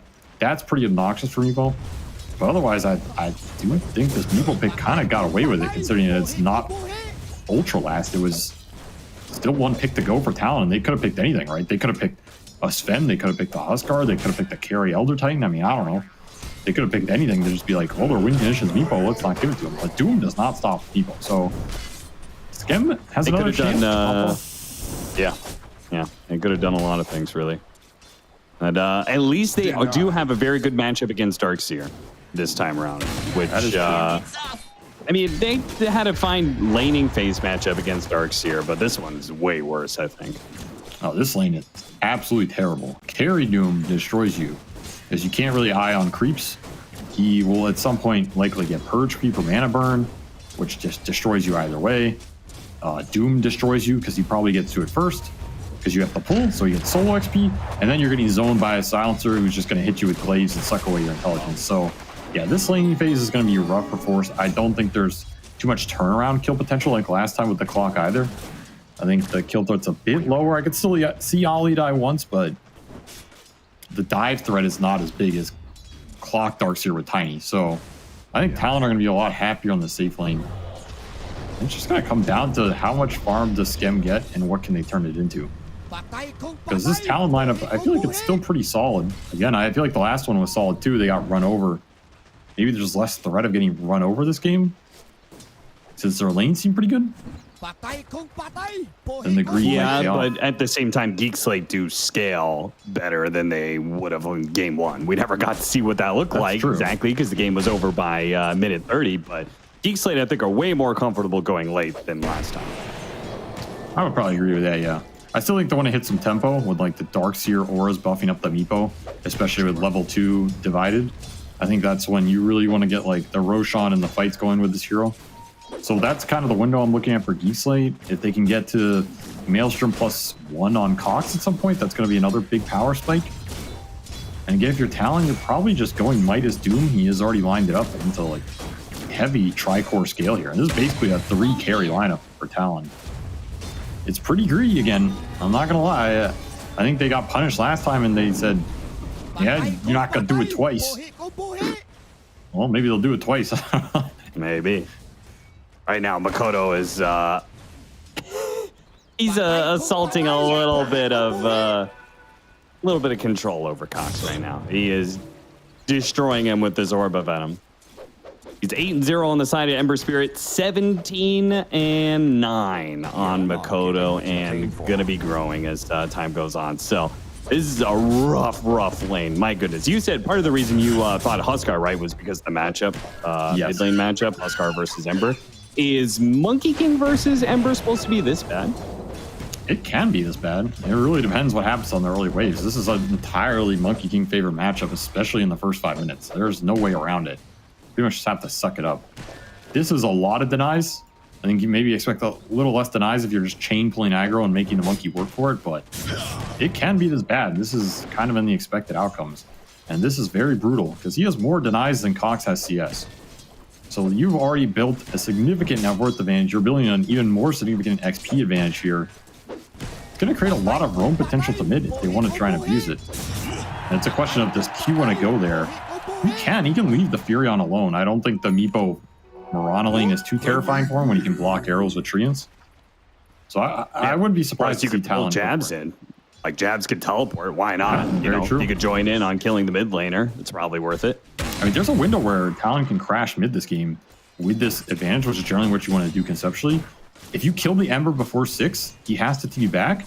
Then you have that window to kill him again with the Furion teleport and just take mid tower. And this game is just blown open, right? Because then jungle areas are open. The Monkey King's going to invade him. You're going to slow the Meepo down. This is what I ideally think Talon want to have happen. So I'm unsurprised to see Cox just pulling waves here, trying to do anything to survive. But I don't know if you can pull waves versus the Monkey. Yeah, Monkey King's a really good hero at chasing you. And he hit him with the Orb of Venom. So I think Cox might just be dead here if Makoto keeps that on him. No, actually was not able to keep the Orb of Venom on Cox. And Q doing a little body blocking here. Wants to make sure Cox doesn't actually get the pull off. Now he tries to go for him with the battery assault, fails. Now, actually, Jab's going to join him, blocks him out with a Sprout. Pretty good, but doesn't get the body block on the mark. So Cox does manage to get away. He's going to go back in. Oh, God, the avalanche. The toss back into the tier 2. Oh, Jab, what have you done? Now Jabs is going to be giving up first blood to Cox. What have you done? The game was supposed to be ruined, and Jabs just gave him the way back in. You know what I was about to say on that play? There are some fates worse than death, because I feel like what Cox just suffered there was a fate indeed worse than death. He was going to run around that entire thing and get no XP off it. But Jab says, no, hold my tree and beer, son. Nobody gets away with being destroyed in this hard, and gives him a little present wrapped in both. Yeah, Narman really helped him out there with that beautiful rotation. But Chains on the two heroes, managed to somehow avoid that melee creep. As Talon continue to try and play around this Monkey King. They bring Skem in and John Well. They really want to make sure that Cox has a game here, and Cox will be able to get a second kill out of this laning phase. Managed to pull through. You've seen Ember Spirit, all of a sudden he's 2-0-0. Sure, he's still behind in experience, but he hasn't died yet. Double damage hit. Jesus. I mean, this lane should have got destroyed. I actually don't think there was a counterplay for Geek Slate here if Talon executed that properly. And instead, like, this Ember has a game. It's not pretty, but he has a game, and his mid tower is alive. Whereas I think this mid tower would have been dead off that Furion rotation. Yeah. Just a slip up from Talon, maybe not playing it 100%, considering they're already going to the major. You know, sometimes that happens. But nonetheless, Geek Slate fighting for their lives. This game is still not pretty for them. But I do feel like they survived what could have been just an excavation there in terms of net worth advantage. Yeah, certainly. Cox is still going to have to do a little bit of pulling. He's only level 5.5, so there is still a window here where he can be punished pretty heavily, but it does seem like Geek Slate are willing to pull the numbers to make sure that he does all right, because I think in their heads, as long as Cox is able to recover his game a little bit, he is still going to be a force to be reckoned with for, you know, a certain amount of time, and that'll give enough window for the Meepo to come in, you know, hopefully carry the game. He just can't be a liability. As long as he gets to be a force, then it'll draw attention away from Meepo. And again, more kills. Two-man avalanche. Once again, Makoto is going to have to use his ultimate here to stay alive, and we'll be able to get the kill on Narmid as well. So, once again, though, Geek Slate ensure that Cox does not get punished.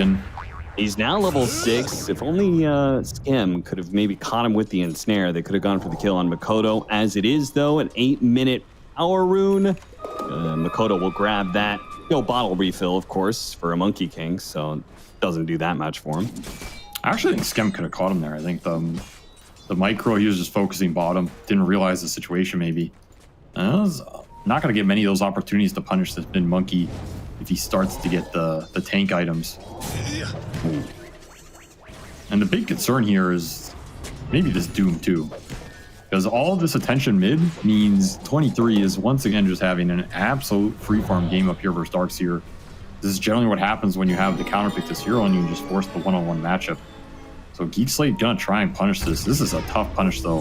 He's tanky, he has Cloak Aura.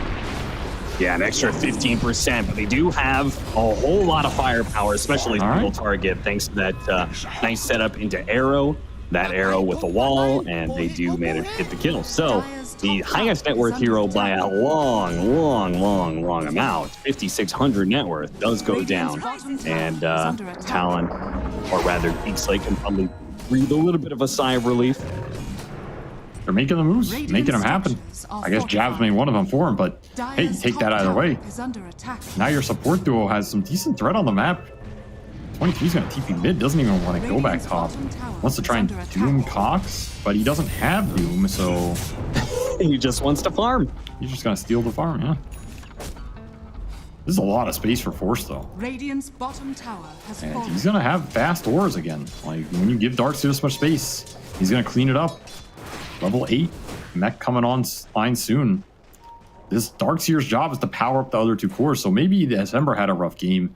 Maybe Meepo isn't up to those higher divide levels yet, but if you can put the ores behind him, it's going to allow you to win the pivotal fights like last game. You might just ball out of control. 23's just like in the river now. I don't know if he knows where he wants to go.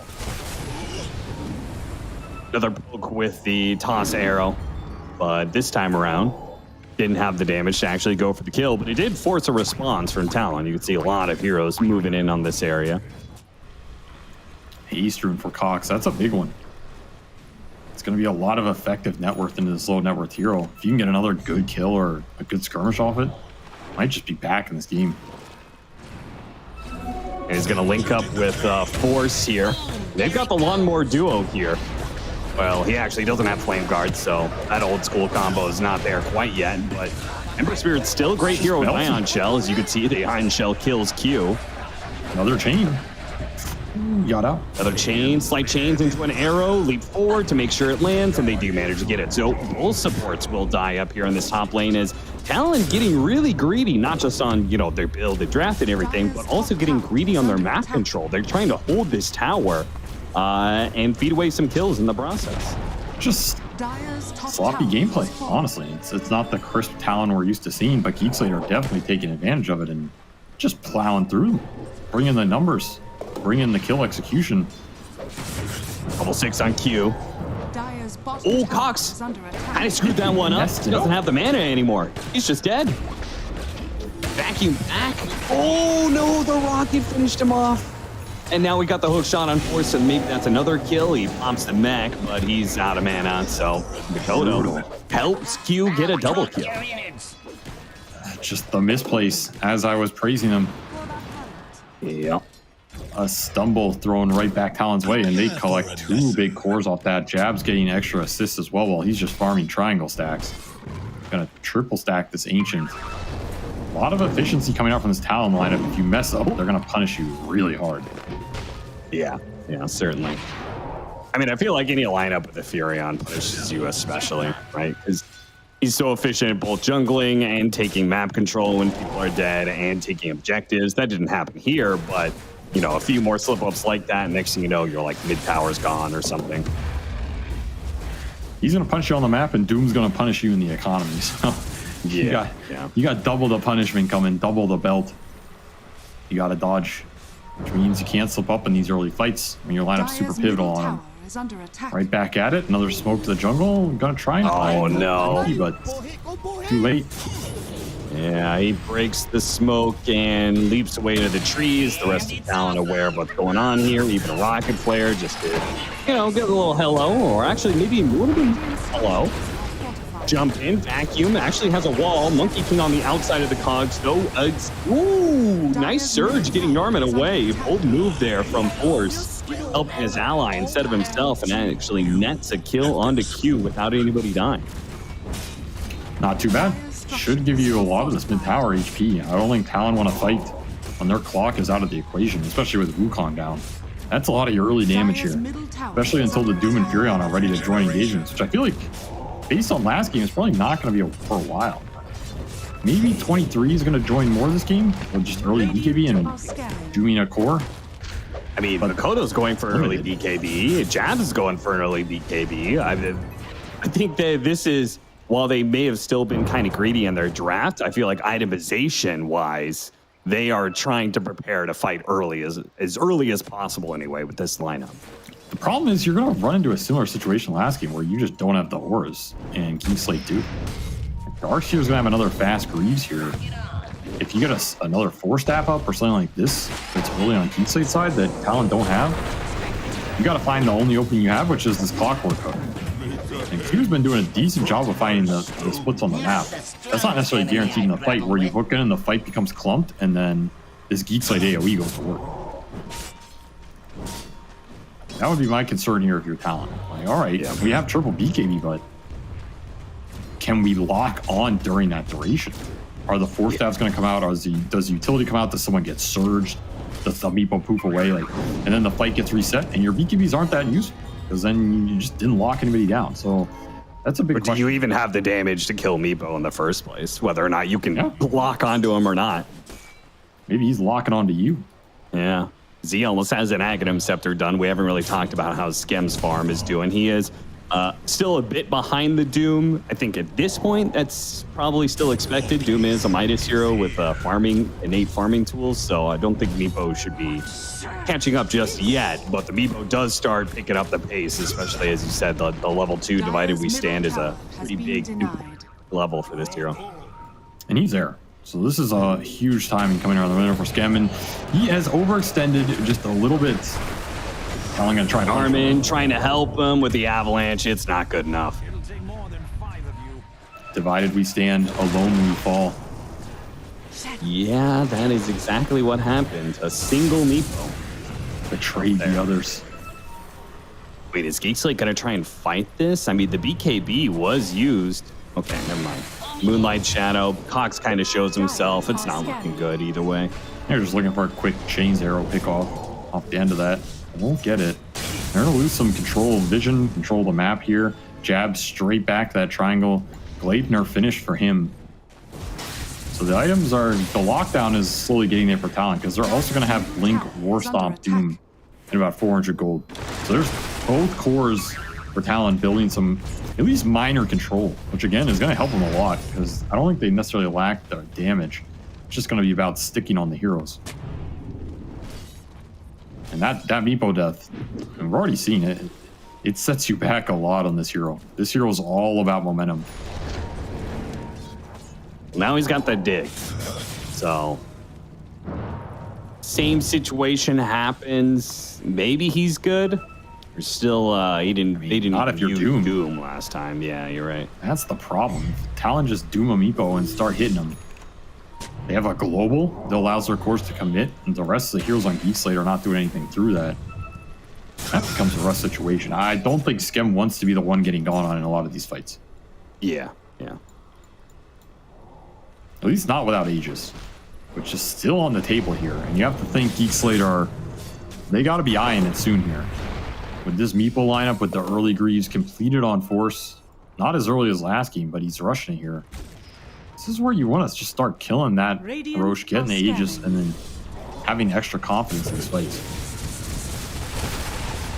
Light Chains fails to land. If it did, might have been an arrow follow-up into a dive for a kill. Not the case, though. Mid lane, Narman, low on mana, can't really stop 23 Savage. 23 gives him a poke and then backs off. Now they're going to smoke up to top lane after they forced a TP into mid. John Well, though, is going to be in position to break the smoke without getting caught. Oh, still hit by the stun.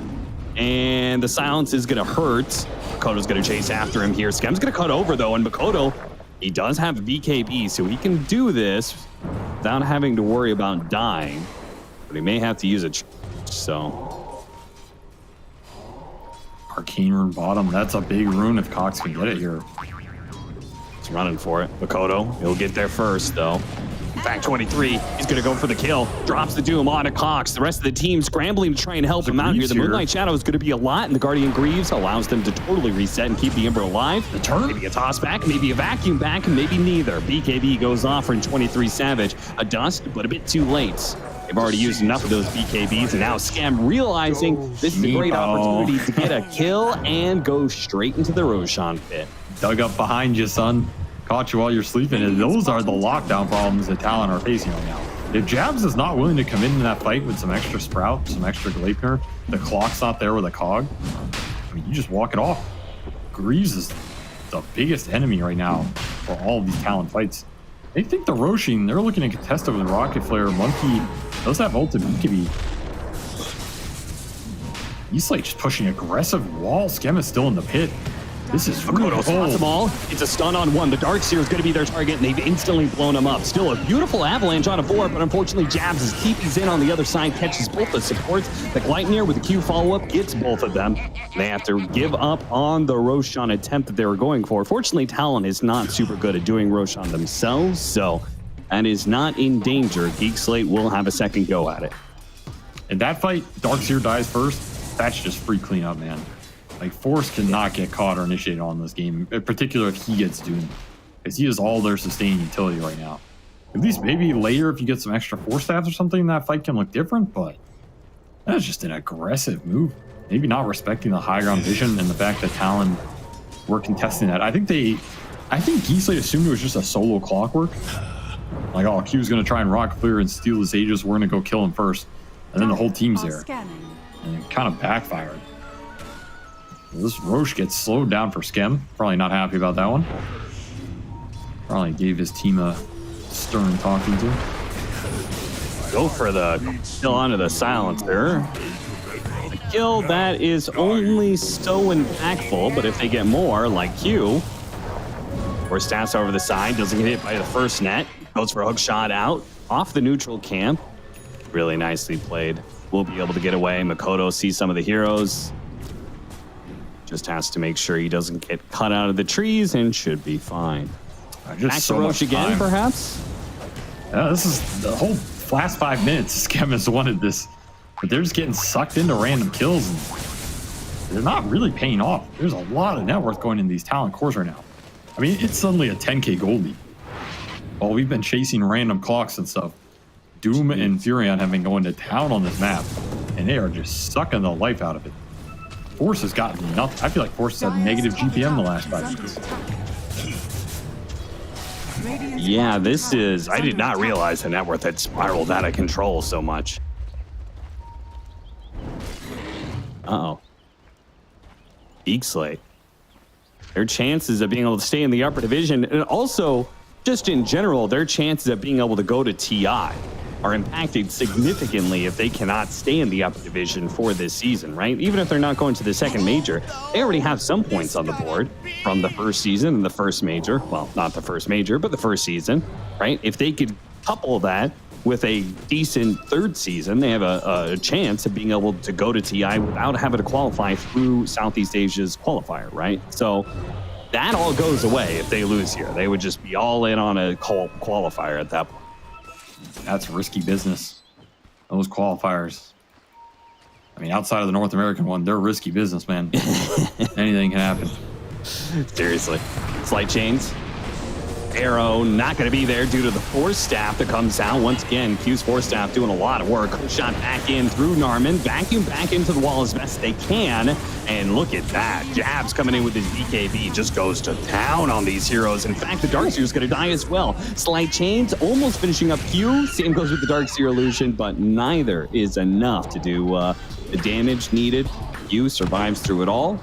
And the team kind of in shambles now. You can see Cox, he's going to have to use the last bit of his mana and even some charges here. Global Silence going to be used with Gleipnir, and it looks like Cox, jumps back to the other remnant that he had out, but 23, he knows he's here. He's going to see him with the Shivas, and he gets him. The net worth from Talon hitting right at the correct point here where Geek Slate try and take that fight. You have the BKB just finished for Jabs. Shiva's just finished for 23. And Makoto just cleans up the end of that. He's going back for a Midas. How greedy do you want to get, son? I mean, yeah, you're in a commanding position, but is this necessary? He changes it up thinking about no from now. I feel like if you want to go greedy, you could go back for Battle Fury or something, and I agree, because at least that would do damage. 2 finds. Once again, vacuumed out of the trees and tossed back the Force, who was already well on his way out of that engagement. Still, though, they're going to go for the buybacks. They didn't catch anybody initially on the ensnare. They have to catch Makoto. He gets a BKB off. Doesn't get a big lifesteal hit, though. Where's the catch? Slate arrow from downtown nails Ollie thanks to Narman's stall with the avalanche and toss. I mean, you have to Roche here. I don't think you have a choice anymore. Yeah. This is not a Roche like, oh, we'll see what happens. No, you have to. If you're going to buy back Tiny and you get a silencer out of it, you have to abuse the fact that the BKBs and some of these ults are on cooldown. There's just no way around it. This Roche has just been super delayed for Skem. He did get up to blink double Dragon Lance. This Meepo is quite strong right now. A 3-man smoked on the side of Talon, and Geek Slate are trying to interrupt again. They get the initiation onto Doom. He didn't have BKB, so it would have been a pretty decent go if they just all ended, but the arrow didn't land, and there was no follow-up after that. Back to Roche they go. Just commit. You just got to commit here, man. Commit to the fight or commit to Roche, but the timings are getting thrown off. Another one started, but another 4-staff Q once again able to dodge the arrows. All thanks to Ollie. Pull him down with a wall on the other side of things. They're going to go in for jabs. TP'd into the pit. I get it. The Aegis is up on the Meepo, and he's going to need it because I don't think this first life is going to be good enough. Jabs getting low. The digs are going out. The Meepos are hiding away, but the real one is not going to survive. That's life number 1, but he did kill Jabs. Life number 2.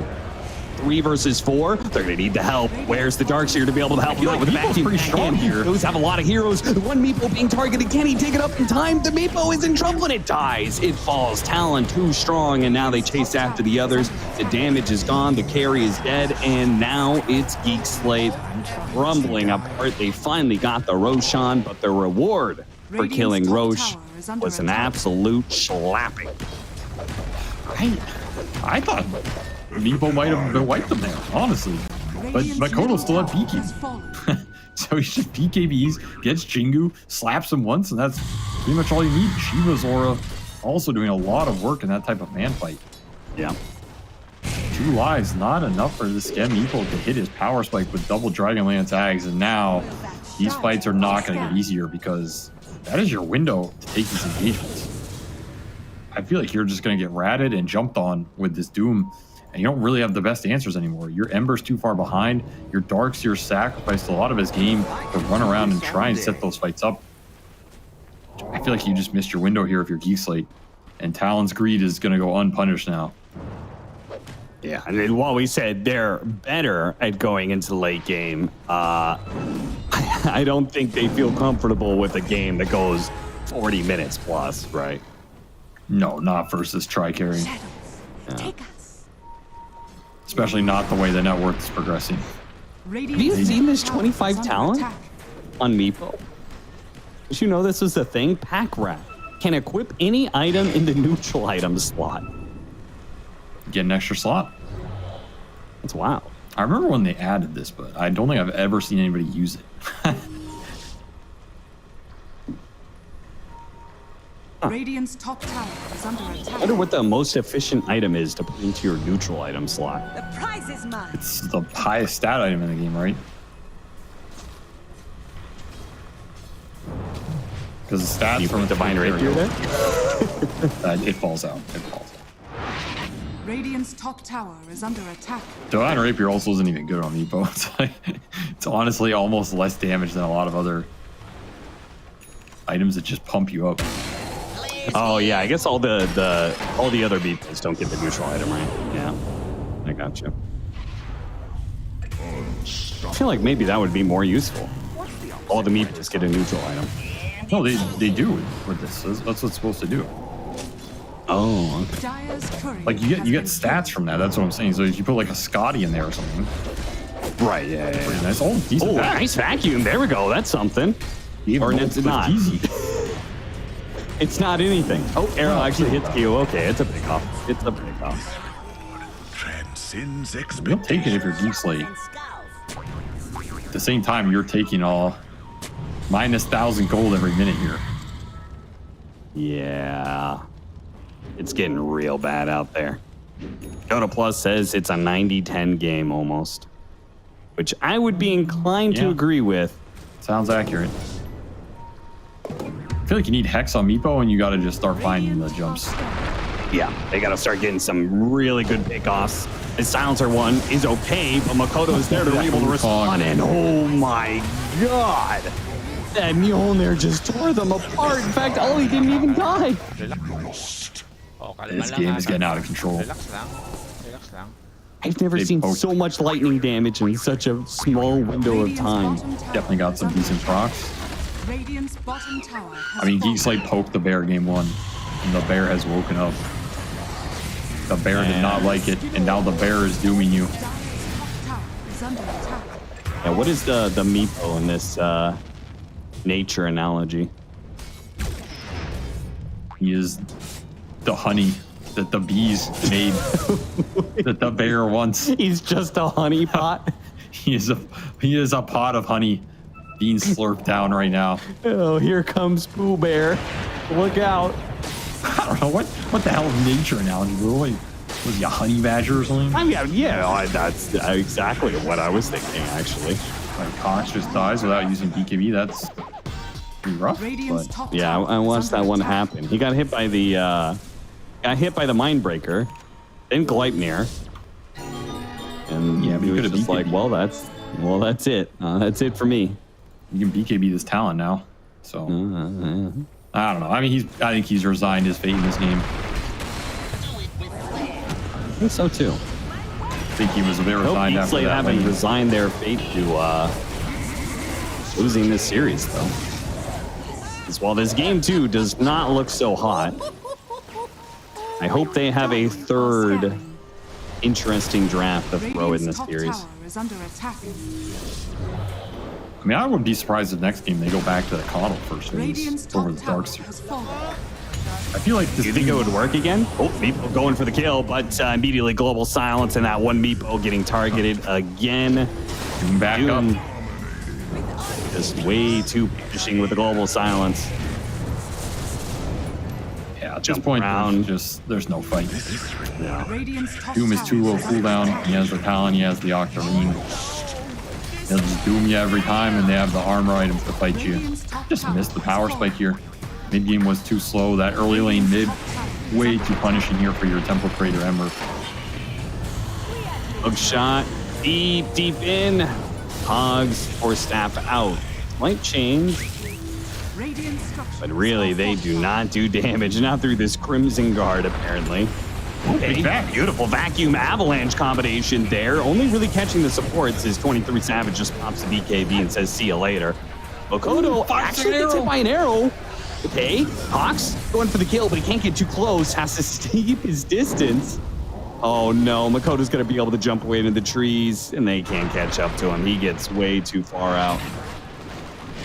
That feels bad right there. That's demoralizing. You got a 3 or 4 man vac wall on top of a 5-second arrow on the monkey, and you can't get a kill out of this? Masyado ka magaling. I think we're going next here. The honey pot has been devoured. Almighty money.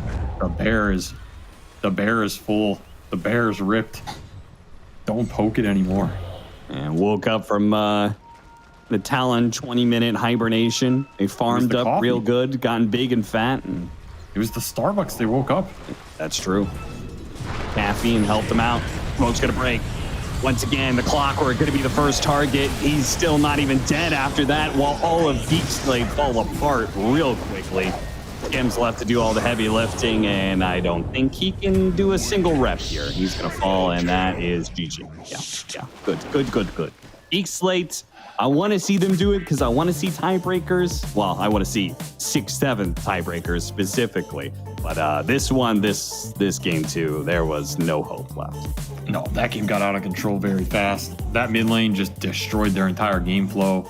The Darkseer couldn't pull back those fights. They got a couple pickoffs, but like Jab is just free farming every ancient spawn. Doom is absolutely free farm with Midas. They just hit these BKBs too fast. In this game, Talon used them to win those fights that I feel like we were expecting him to do last game, but it was too slow. The Coddle pushed the tempo a lot faster than his Meepo did, and that Roshan just got delayed like 8 or 9 times, man. The clock really messed with their ability to commit there. I don't know, maybe you needed like a Vlad's on somebody. I have no idea. That just looked so awkward. It was immensely punishing. So I think next game, you're probably going, I think you're going to try and eye this Coddle first phase if you're Geek Slate, because I feel like that's the hero they've shown to be the most comfortable with in terms of how they want to play, just grouping up early with auras. that hero shines in that type of gameplay. I don't want to see this Darkseer first phase. It's game 3 to not get relegated. That's a high pressure situation. Again, in those types of games too, these types of series, you want to be playing Meepo. It's a hard hero to execute. You know, you can dig, but you might be digging into Division 2. So I put it on the back burner. Let it sit there a bit. I mean, there have been a few times in Dota history where, pretty much everything on the line, such as some TI qualifying matches, Amiibo's been picked up in Game 3, and, some teams don't do so well against it. Maybe one of your North American brethren, actually. But it's enough about that. This is Southeast Asia and Geek Slate versus Talon. Game 3 is coming up next, but first we're going to check in with our lovely panel. Southeast Asian Meepos are always something to fear, but in this case, not so much. Not in this game number 2, as Geek Slate attempt something exotic, but doesn't quite work out. It looked good in the beginning, same thing as game number 1, but this time Talon pulled it together. This time Talon were actually ready to fight and ready to initiate also. They were able to start fights. I feel like Geek Slate kind of drew. Yeah. Like they had The Roche fight? the Roche, the first Roche and the second Roche fight after that. I feel like they had a tough draft to execute, but I think they did have a timing in this game. They messed up a few fights, and Darkseer kind of fell off. I think he could still have continued building, or this was the fight. Like, Scam's rushing. His team's like, let's go find the clockwork guys. Yeah, and then they just get scattered.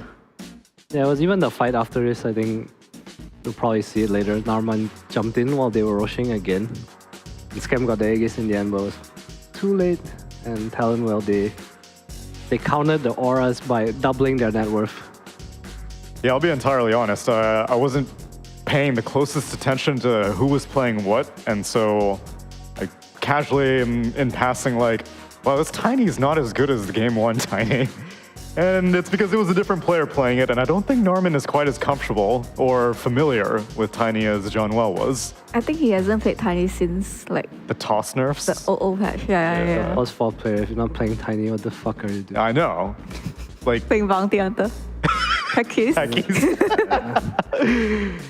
mean, it's just the combos, right? Like, you play Mirana, you want to stun, and then when the stun's ending, you toss so you can land the arrow.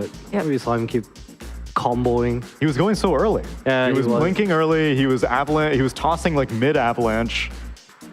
It was. I wouldn't say that necessarily impacted too much, because ultimately it seemed like Talon were able to shut down the Meepo, and no matter what, this Meepo could not carry the game. They shouldn't have picked the Meeple. I don't think so either. I think if they got the first Roche and they actually snowballed off it, there was Yes. a world where they could have played the game.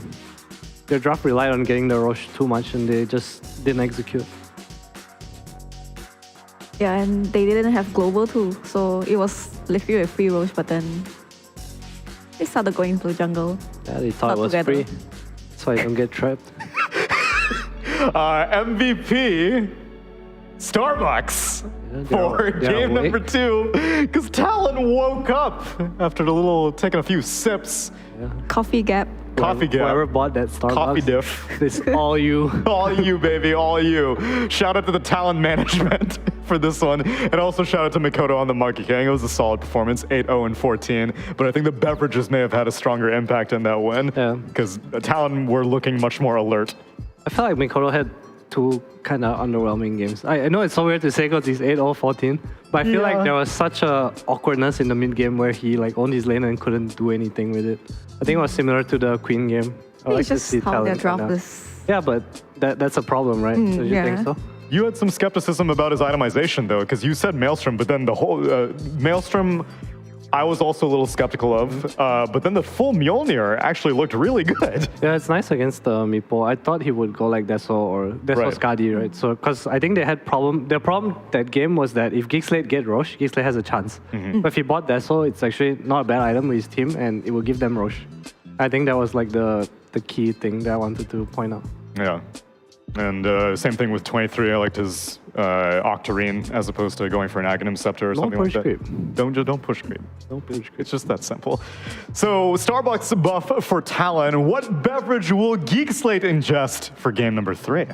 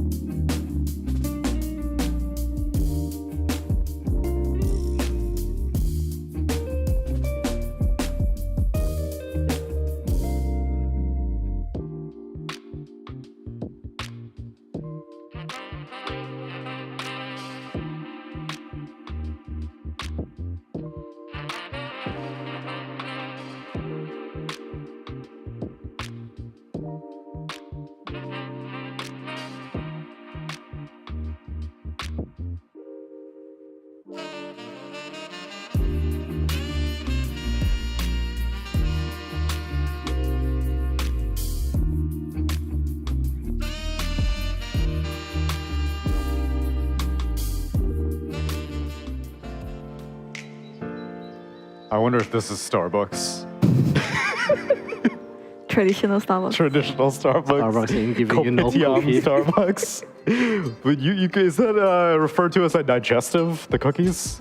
I know. I think in- they're actual for real tea- cookies. Oh, They're they're not real cookies. digestive, Okay. yeah. I know in British culture, the tea and cookies thing, I think they're called Yeah. digestives. Yeah, so here, if you go to a hotel and you get a tea, that probably costs 3 times more than anywhere else. Yep. They give you like a small famous Amos cookie or something.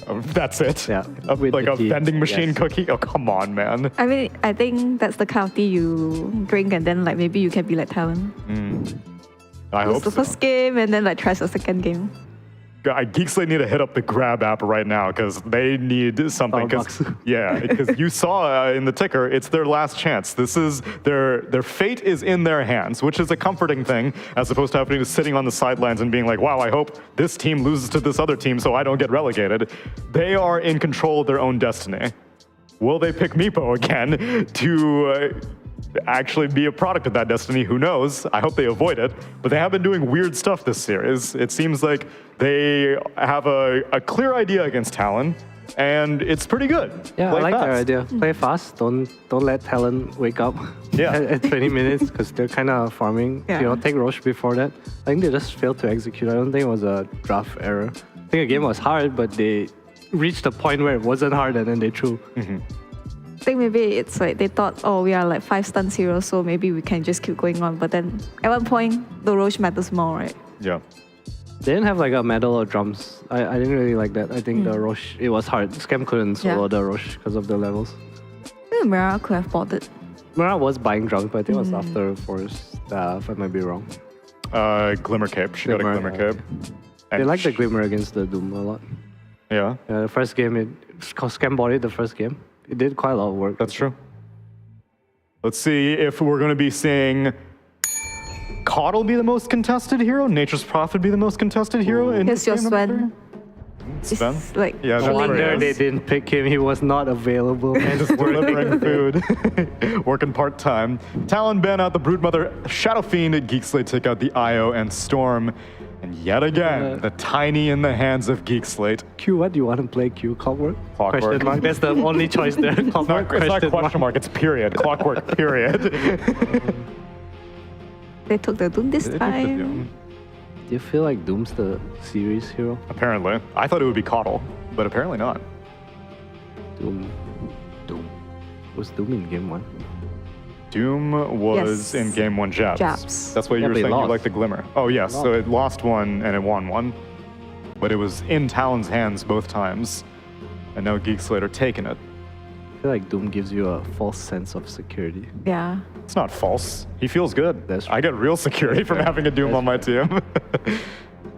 He gives you a false net worth advantage. Yeah, that's for right. sure. I'll click on his items and be like, oh, we're doing so good. He's a My better Doom is so alchemist. rich. Yeah, right. It's like, oh, damn, we have BKB. Yeah. Octarine. Let's all fight. Oh, God. We're all Oh, dead. shit. They actually banned the Darkseer. Yeah, I think it's a good ban. It's the only hero they picked for him. He's Yeah, just but gonna AFK this game. would they flex the Doom, though? Yeah, they will. Oh, okay. They will. I think even more so with this Darkseer ban now. I kind of hope it's a different tiny player from the last game. Though. It hurts to watch. Anyone on that team tiny other than Norman.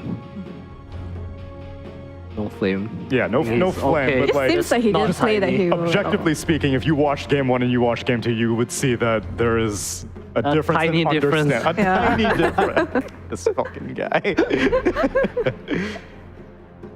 Ooh, the big Doom counter. I like this. What's Geek Slate's response to his bloods? You can't really pick it here. Naga Siren? It's really bad against Phoenix.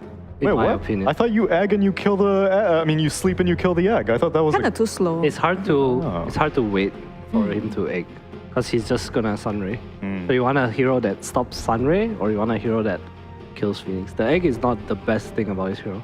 Egg became OP because of the shard. Sunray Yeah. is actually his like Yeah. most stupid spell. That makes sense. Do Geek Slate take the silencer here?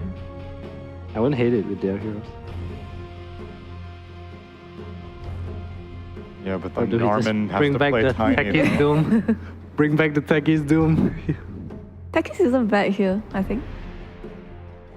it's hard to execute, I think. I think it does well I don't know against if Phoenix it's though. bad. I mean, you can silence him, sure. But I feel like if you think about like how they take fights, like Yeah, Phoenix just in the back true. throwing Sunray. If your techies can jump on the Phoenix, you might as well pick any hero that can jump. Nice talker, but then yeah, Into just gonna Phoenix? egg. Yeah, he's just gonna egg. How about Rubik? Narman played a bit of that. I think that's one of his better heroes. I agree. But I feel like it's so hard to force your plus 5 to play the Tiny. Yeah, but he was better on it. He was. I would prefer it to be. Imagine he'd be like, guys, give me Bounty Hunter. I can shuriken his Shenwei. No cap. Cap. Followed Nature's Prophet around also. Taking some time on this pick. Yeah, they are. Phoenix was a little bit out of left field. They are debating who should be playing the Tiny. They're figuring out Forces hero. Daxi is bad, man. What the hell do we do now? Probably talking strategy. I feel like they're just gonna give Force the Doom. I wouldn't hate that. This is just their lane. Tiny Doom. Although one thing that has been suspiciously ignored, Beastmaster would be pretty good against the Egg. True. They used to paralyze this hero a lot. Yeah, like first you said. phase. Force is chilling now. Primal Beast. Look at Jebs. He's so awake now. With caffeine. That game 2 felt good. Okay. Grimstroke. Okay, I gotta look up if this guy has been contested in our region yet. He has not been picked in our region. I don't think so. Has There he? was one game in China. It was against Abaddon. Abaddon. Abaddon. I think Geek Slate has like the highest win rate on this hero. Because they're the only team that played this hero. Yeah. Yeah, it's uncontested in Southeast Asia. Let's see how it's doing in all of Div 1. Armand Grimstroke? I think so. Grimstroke has been picked 4 times globally for Tour 2. It won one of those games. It's Kaka. It was Kaka. That's the one. Who lost? Ooh. Alliance LATAM lost in South America. Infinity lost in South America. And Mira on Team Spirit lost as well. Anti-mage. I'm just gonna pick a non-carry hero. You don't like the AM? I think it's more like he has this mentality of kind of enabling the post 5. So Yep. if Tiny is the post 5, he wants to play a hero to help him work. And Makes sense. I think that's a good idea with what they have right now. You have the Doom and Primal, which can scale very well against this lineup of Talon. I liked your Bloodseeker idea then. Yeah, I do too. Especially I like now my with own the idea. Soulbind Double Rupture. Wait, I missed your joke. What did you say? I was just complimenting myself Oh, I'll compliment you too. by accident. Isn't it fire bad? It's banned.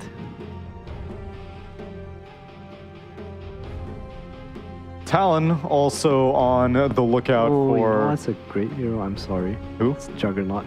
No, it's not. Wait, Grimstroke? Juggernaut is Oh, a wait, terrible Grim, hero. I Grim don't it's care. great. It's great. I with don't Grimstroke. care. Oh, Juggernaut is they're a gonna terrible pick hero. it. It's a terrible hero. Why would he be better than Lifestealer?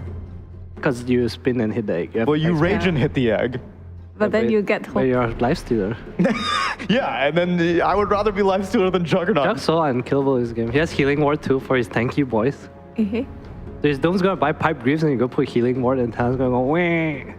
He's gonna press ulti on this left right. I mean, your Soulbind and Jug out is, I mean, it's just an OG combo. Sure, but Jug is just a trash can hero right now. That is true. Maybe Ursa. I don't know. I can see the rest Yeah. too. Schem played Ricky one time. Nah. You want a harder carry than that? Or you just didn't like his Ricky? No. I don't like Ricky against slash right actually. Oh, okay. How Yeah. did they come to this conclusion? Range hero to lane with Drow Drow. Grimstroke, a classic combination. True. Actually, I'm pretty sure Gust can break the Soulbind. Yes, it does. If Yeah. you hit one hero. Yeah. If you pull the hero too far away. Mhm. I mean, it is a drow tiny lane, I guess. It's a good lane. Nope. I mean, Tiny plus 5 is ass in general. So do they pick? What do they pick? I have no clue. I mean, I guess Primal Drow is like a double core combo where you kind of cover bases against the heroes that want to rush Drow. Drow. I said Drow. Drow Ranger. I think she says Drow. Who cares what she says? This is like whenever people were saying gyrocopter all the time. I was like, what is wrong with you people? What's 23 Savage gonna play? Waterboy? I would think they'll pick a Japs hero here. Centaur? Oh, you want Nature's Prophet for 23? Yeah. Okay. I mean, I think it looks better, but I'm not sure if Talon will He never plays it. do that. They never flex it to Yeah, him. not really. Only in, I think, Tour 1 he played it. Other than that, Slark or Urs. Slark's one of the more normal heroes. I just don't know about his lane. He has a Phoenix. Bloodseeker, there you go. Not the greatest of heroes, not the worst. It does enable his Phoenix a lot, so I feel like that has been the theme. Bloodseeker. This entire series, we'll look at their last picks and be like, I don't like any of these last picks. That is true, that is true. It is a... I would say this is one of the better heroes against Drow because you stop him moving Drow. around if I Drow. I'm so sorry. I'm never gonna get it right. Lash without IO. Does Mikoto know how to play this now? Yeah, I know. After all those games being spoiled by the tether. It was like he was on a tricycle, and now the training wheels are off. Yeah. Now, Yes, Phoenix Unicycle. now. he has Phoenix now, that's true. That's different though. The Phoenix isn't saving you if Yeah. they go on you. This is a lot of damage coming out from Geek Slate. Yeah, and the damage as well from IO. I like Geek Slate's draft. But I don't want to jinx them, so let's go Talon. I actually like Talon's draft. That's great, because the last time we were on this page, I was wrong. Yeah, it's healthy to disagree. What do you prefer, Talon's draft? I just like the Lasher and Basilica combo. So it's like when you are playing against Lash, you want to just run away, right? But then Basilica stops it. They're gonna lose because Phoenix is flying behind us and he's tired. This is why Jakiro has been consistently losing on this region That's also. true, but it's also because Bleed's the only team Yeah. picking Jakiro. Maybe he doesn't need to fly, he just needs to press R. And E, Yeah. R and E. Dive in, press R. Diving is flying. Diving is not flying. Walking is flying. It's a Phoenix. Okay. Have you seen him drop the eggs? I do. Okay. Do you have the taunt where the egg pops open? Yeah, or- the frying pan. Yeah, I don't have the. I have the cheap one where the egg just plops Plops and on it the bounces floor. around. More like a I'm somersault though. cheap. You're wasting eggs. I'm wasting eggs. Let's see if Geek Slate are gonna waste their last opportunity to make it into a Division 1, or rather stay in Division 1, or if they're gonna have to make a trip on down to Division 2. Let's find out in game number 3 with Cap and SVG. Some wonderful analysis from our lovely panel, as always, to be able to wrap up the regular season before we head into our tiebreakers that are going to be coming up after this. And of course, this series will determine if there's going to be another tiebreaker after the initial one that's already set up between SMG and the other team that I can't remember. Avery, we've got a Leshrac, but we've got no IO for Talon. This was their specialty for this season. They're practicing it quite a bit. But do you believe in Leshrac without that hero, without IO? Yeah, it's fine. I mean, what could go wrong, you know? Well, honestly, not a whole lot for Talon, because if they lose, Exactly. nothing changes. You just blame the draft and you move on. It's going to work out either way. It's definitely a lot weaker. The ramp up and the region on the map and all that is not there for the hero, which sucks. Your arcane boots aren't worth 2 arcane boots. All this stuff matters a huge amount. So I definitely believe in the hero less, especially when he's dealing with tough 30 counters. I think seconds to Drow go. is one of the better answers to this hero in general, even with the IO.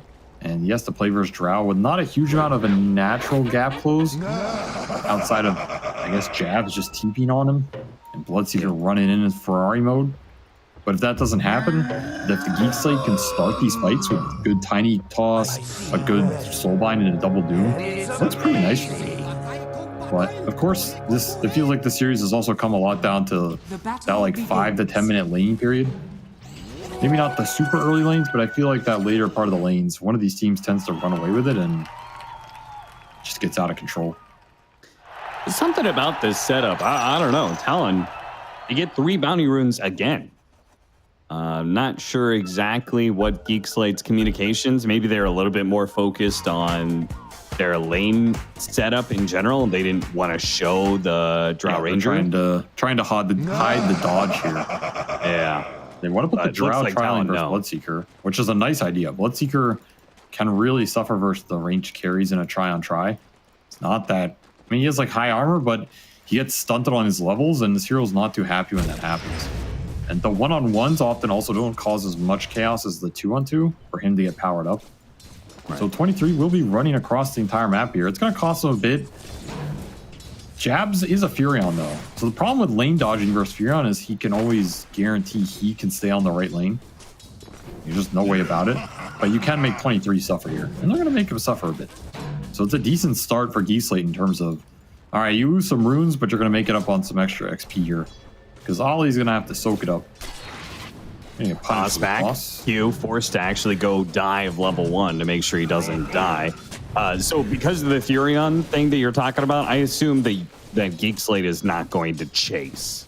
You don't think they're going to keep the merry-go-round and keep trying to follow the Bloodseeker everywhere he goes with the Drow?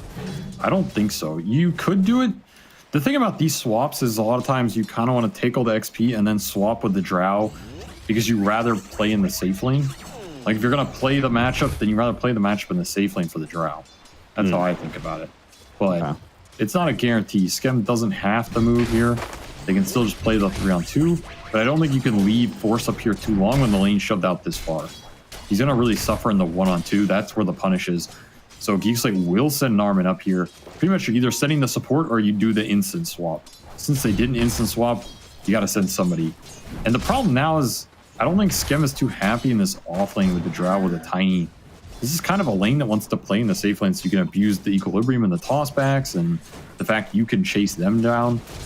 This is an awkward spot for Skem. I don't think this ended up working for them. I'm not sure if they thought about the fact they're doing this lane swap versus Furion, and then they kind of got caught and they're like, oh, well, if I TP, he's going to TP. And it didn't really set them up that well in the end. But well, Force will take it. It's working out anyway. Force managed to get the first blood on 23 Savage's Bloodseeker. The matchup that can go really bad, but if you can manage to win the early laning phase and get a faster level 6 than Bloodseeker, maybe things will go really well for the Primal Beast. He's off to a good start. Remember, he does have that XP advantage. So that's like the one thing about that lane swap is it did give Force a little head start as Narman almost throwing it back, but he'll get out of town. If this Primal Beast has a really good game, he can pop off here. He has good matchups, I think. Like, until those later BKBs come out, if he tanks the Rupture in the fight, that sucks, but in theory, that means he's opening up space for 2 other cores. Now, Avery, I know you're you're a professional support player, and I know that whenever you play pubs nowadays... Well, I'm surprised you admit that. We're making progress. Therapy is doing wonders for you, Cap. I didn't say you were good at it. I just said you were a professional. Well, that's make a few more appointments.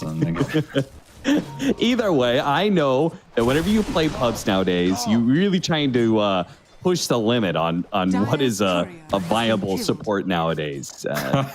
Grimstroke. Grimstroke right now, very underpicked hero. We heard from the panel 4 times in the entire season of the DPC right now. Have you played this hero right now? Does it feel any good? Or are people just underpicking it for no good reason? Or is there a good reason for it? No, this hero is kind of bad, but I like him. He's really fun to play. That's the problem. Like every support player, I feel like a lot of them love playing this hero because he has a lot of cool spells that do a lot. Yeah. But he kind of sucks versus sustain and dispel, like hard dispel, BKB. So all these Greaves, Pipe, BKBs that always come out of every game kind of just sucks because his damage is very slow. He doesn't have burst and he doesn't have instant disable. All of his disables they're long lasting. Like this Phantom that sticks on you. Sure, it's a silence, but it's not an instant silence, right? It has to fly out. It has to stick on you for a while. His ult is probably his one instant spell, but it's only a root. You know, guys BKB in it. They just Greaves up through it. You don't care a lot of times. That's kind of my issue with the hero. He feels very slow in the fights. He's not fast enough. He's not like a Tiny who jump stuns you and the fight's either won or lost. But in the early phases, his spells are still very strong. He does have a really powerful combo. The Inkswell with the Primal Beast is pretty damn good. Almost killed 23 Savage there. The Force is now stuck in a sticky situation here with the Battery Assault plinking away at him. Jabs making that counter rotation. He's going to get the extra armor and see if he can get out of the blood right. That damage is still there, very low. 23 goes for the kill. He's going to need maybe a couple of hits here. He does have his Q up. He's going to go for it, gets the kill. What a play. Force turns around, kills 23 Savage first. There you go. There you go. You got to recognize those turns, man. I was like, it's 23. No, he's dead here. He's just low level, right? That's a level 5 primal now to level 3 Bloodseeker. And they brought Jab.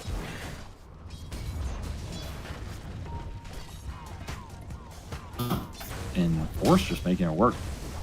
Oh, look at that. They rotated 23 down to the Drow lane. So they feel like this Primal Beast is too much of an answer. Maybe this was Geek Slate's plan entirely. You know, like, as you said, get the level advantage for Primal Beast. If he has that advantage, he can run away with the lane against a Bloodseeker. Oh, that's very true. And this lane swap just punished them on the XP. That was the one thing they could take advantage of. They're taking advantage of it. Oh, and if 23 dies again, he's just gonna have no game. Yeah, and he should be dead here with Force. Keeping track of exactly where 23 is going, kills him again, and 23 is now going to have to take the long walk of shame back the lane. Man, Force is having a really good game. Jabs overextended himself. Okay, maybe he didn't. Makoto is here to be able to help him out, so Scam went for the punish onto Jabs, but instead he will be the one to die to Makoto. Jabs may still end up dying with Cox also rotating over. So yeah, they do manage to get that Furion kill 1-for-1 or trade-off as both mid laners rotate to the top lane. Still, I feel like this early game is going pretty good for Geek Slate, considering what could have happened to them in these lane matchups and that type of shenanigans. They also have a mid Doom as compared to a mid Lesh, so I feel like their rotation potential is a little lower in terms of the rune impact, the tower pressure. You kind of want this early game to be going a little bit in your favor so Makoto doesn't run you over here. He's running your towers over. He's getting a lot of early tier 1 damage between him and Jabs. You're gonna have to make up for this loss of space somewhere. Yeah, this is one of those combos you can't really stop, right? Leshrac plus Nature's Prophet. It's too easy to take towers. I mean, you could keep the teleports up on the Primal and just rotate him every time to counterbalance it. But it kind of takes a lot out of his game. Oh no, Cox. Oh, he still can't get the Doom off. Now that he's gotten off, it's too late to toss back, but Cox is already dead. Tried too hard to be able to get that kill on the Leshrac and gets punished by Q. Just doom him back to base. But that's about it. Just a wasted spell. And I don't think this is the type of skirmishing you want to be happening. They're giving a lot of space to this Grimstroke top, which I'm okay with because this hero's pretty greedy in terms of he wants a lot of levels, but their combinations in the early fights are Primal plus the Grim or Tiny plus the Grim. Not this like random Doom that has no latch. Yeah. Force is having a good game, so you can play through him. I kind of want to see Narman just go with this Primal and counteract some of the early Furion Lesh plays because they have overwhelming early spell damage. That they are not lacking. Oh, and Cox is going to die again. Q with the Invis rune opts out. That Cox is, I mean, this is 2 games now where he has had a mega rough early game. Even if the laning phase didn't win a little bit better than last time, this early game is now being destroyed. I'm worried. This is not the type of game flow you want for this big team. I feel like he could have just played greedy and farmed and, again, let his other 3 form that hit squad. Instead, he's just getting sucked into these fights that do not favor a belt of strength Doombringer. No. Now, it is still 3 out of 4 of the highest net worth heroes are on the side of Geek Slate, despite the net worth advantage going over to Talon. So the support's definitely doing far better on the side of Talon and maybe more impactful, depending on how much Force wants to commit his efforts to shut them down, as once again he tries to go on the Phoenix. Also, you know, he's going on the Phoenix, but again, these supports are playing around Cox right now. I don't think the play is here. Like, I don't think Doom is going to start anything or set anything up for you, and I don't know if he should be. I think it should be this Primal. You can also just farm. Like, let's say they don't feel like the play is there. Well, then just farm, right? And, and don't be looking for it. They have all these levels on Narman, which is why maybe they feel like they can make something happen. But again, Grim, the downside of this hero is he's not an initiator. He's not that great at just forcing the fight on his own. He needs other cores to set it up for him. And then his follow-up is amazing. But just early Doom is just not going to do it. It's pretty much only the Primal. So I really feel like Narman needs to connect with Force to make some of this stuff happen. That's another downside of Grim, is he's one of these supports who I at least think he needs Aetherlands. I feel like this hero without Aetherlands is just not a hero. All right, round 2. This time, surely they've got Makoto, right? I mean, they have a chance to be able to get it denied because He can get denied he's probably for going to sure. fall here, but Cox is also going to die. Takes out, yep, they get the deny on him. Oh, he missed it. He missed 23. him. Oh, no. Go back to last hit practice, my friend. What was that? Well, I mean, to be fair, a lot of his practice is last hitting on creeps, not heroes, so. Sure, but that's a teammate, you know? You get a chance to take your teammate out of the game. You don't miss that up. Yeah, that's true. You got one shot, one opportunity. Yeah, don't Dire's spaghetti turret yourself. has been killed. Done well on the run. Q hunting him down. He's got the tumbler toy to close that gap too, so Tiny is gonna try and delay his death as much as possible. He's very dead. Looks like at the same time the Primal Beast is gonna make contact. Runs into the Phoenix. Makoto bails him out. Forced 3 sets, but now Norman is here with a Primal Beast. So Yeah, this go in. combo you were talking about, they're a lot more powerful. I mean, this is a level 3 Ink Sword. This Primal is huge in terms of the damage output. Dire's top tower You've got to be is confident under attack. where you want to use it and who you want to use He's got to it be against. careful not to get ruptured. Oh, and the onslaught's just over the cliff just in time. He was about to get ruptured by Bloodseeker and run down by the Dire's Lash top Rack. tower is under attack. I just don't like that Geek Slate they have these like early skirmish heroes and they haven't been able to find much with them because I think that's where Furion just punishes you. Once more, Jabs is just playing a quiet Furion game, farming up triangle every opportunity, getting really fat on this Furion. And I feel like this has been Talon's best hero, at least in this season. They had the ILS thing going for them, they have Storm, but honestly, I feel like Furion is their, well, maybe not their best, but one of their scariest. Yeah. Because they're a greedy team, and this Furion lets them postpone the games into the late game and almost always have the better scale. It's one of the things this hero gives you. Ooh, the trance might give Makoto a false sense of security here as the 2-man smoke of Geek Slate heads up. Breaks now. They're going to run through him. Stops the TP perfectly. Makoto should just die flat out as the ultimate is going to be enough. Very good gank. Now that's a little bit of your skirmish power you were talking about, right? Yeah, getting the Primal involved. Because this window is not, that type of window is not always going to be there. You get the Bloodstone Lashrak +1, you get the BKBs on some of these heroes. Like, this Primal is going to have a rough time in the mid game. You got to make the most of this period where he can bring your supports into a really strong position and make space for the Drought. And if you accelerate fast enough, he gets BKB and he can continue that pressure very nicely. As Clockwork Q is here by himself. Jabs could have teleported in, but then they saw too many heroes, so he was just going to flat out die, and Scam goes back to farming. Thank you very much. Take that creep. Don't mind if I do. What is that music coming from? Is that was in that? game? It was the. Was that it somebody's the song? Taunt? What is it? What's the Bloodseeker one? Is it him skating? Is that the one? It's I didn't know that had music. Blades of Gory. All right, that's a pretty Where good do you think they name. find that? Do you think they sample from something, or did some Valve employee make that little sound music bite? Like, Good question. you know, some guy Well, with a Nobel Prize in physics or whatever.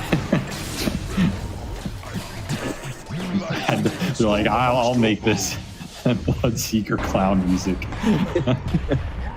Force, he finds the Phoenix, not exactly the target. Oh no, he used Onslaught and got caught with the stun. Still the head of the Doom inside of the cogs. That's a little nasty. Force is going to be the first one to go down. The Supernova does die, but they lose too many heroes there. That's going to be 4 dead, and Scam gets ruptured too. Oh no, he doesn't have TP out. This is the fight that ruins Geek Slate here. A 2-for-5 exchange.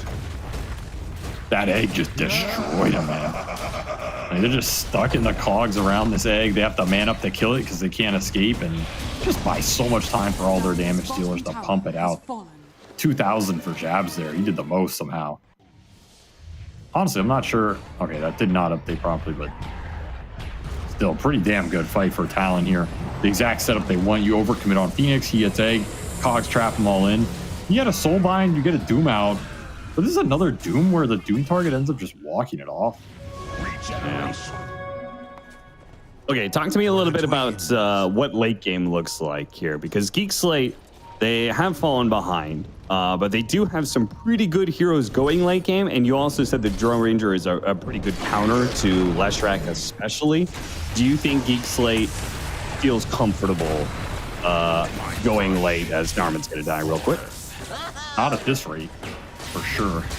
If they're ahead and they're getting like the earlier BKBs on the Doom and the Primal, I think that late game looks okay for them. But the problem now is your damage sources are going to be limited because your Primal's not going to hit his best mid-game timings. Your Doom is pretty slow as well. Your biggest damage is going to be this Drow, but is Skem going to be big enough where they can not just ignore him and kill the other two big guys with Rupture and Sunray and Jab just TPing in? Yeah, early Roshan's going to help that a lot. I think in a theoretical world, when this game goes ultra late, Drow can carry it. It's pretty hard for Talon to force the gap close with the two other bruisers and a Soulbind that can lock some heroes down, but not if they just have overwhelming network advantage here. Like, it's not that big a differential. This is where that net worth difference comes into play that we were talking about with the Primal Beast versus Leshrac. Leshrac's got the Bloodstone and an Aegis, and Force, who was completing the BKB, still doesn't have it. Delayed again. Back TP down to the bottom lane. John Wells going to be caught by Jabs, who has a Gleipnir to be able to stop that TP, so back-to-back hero pickoffs for Talon. That's Furion punished. He's so reliable for this team, man. I thought Hero's so scary to give him. Like, one kill turns into suddenly two, suddenly three lanes are pushing in. Oh, there we go. The double doom, the double silence. Okay. And they run down Makoto as well, though. They didn't land the stun on the Lesh. They had full vision of that. I feel like you have to try and commit there. Just run through the clock. Honestly, you don't kill him that fast, so the Soulbind lasts longer, and you go for this Lesh kill. I don't know. You're not going to get too many as long as possible, really. Yeah, like how many of those fights are you going to get here? Not a lot. Yeah. I mean, I know he has Aegis, so it's not like you're guaranteed to necessarily get something, but at least then you're forcing Talon to respond to you on the map. I don't know. I guess you're taking what you can get here. You're trying to get the BKBs. A pretty big timing for the Primal and the Doom. And you're going to try and wear this Aegis timer out. One of them's done. Two of them's done. Doom has his Primal Beast on the way. The tier 2 is falling fast, and they don't have a long time to figure out what they want to do here before the tier 2 just straight out falls. What do you think about this blade mail on you? I'm kind of okay with it because I don't think he's getting out when he goes in. Incorrect. Okay. I'm just messing.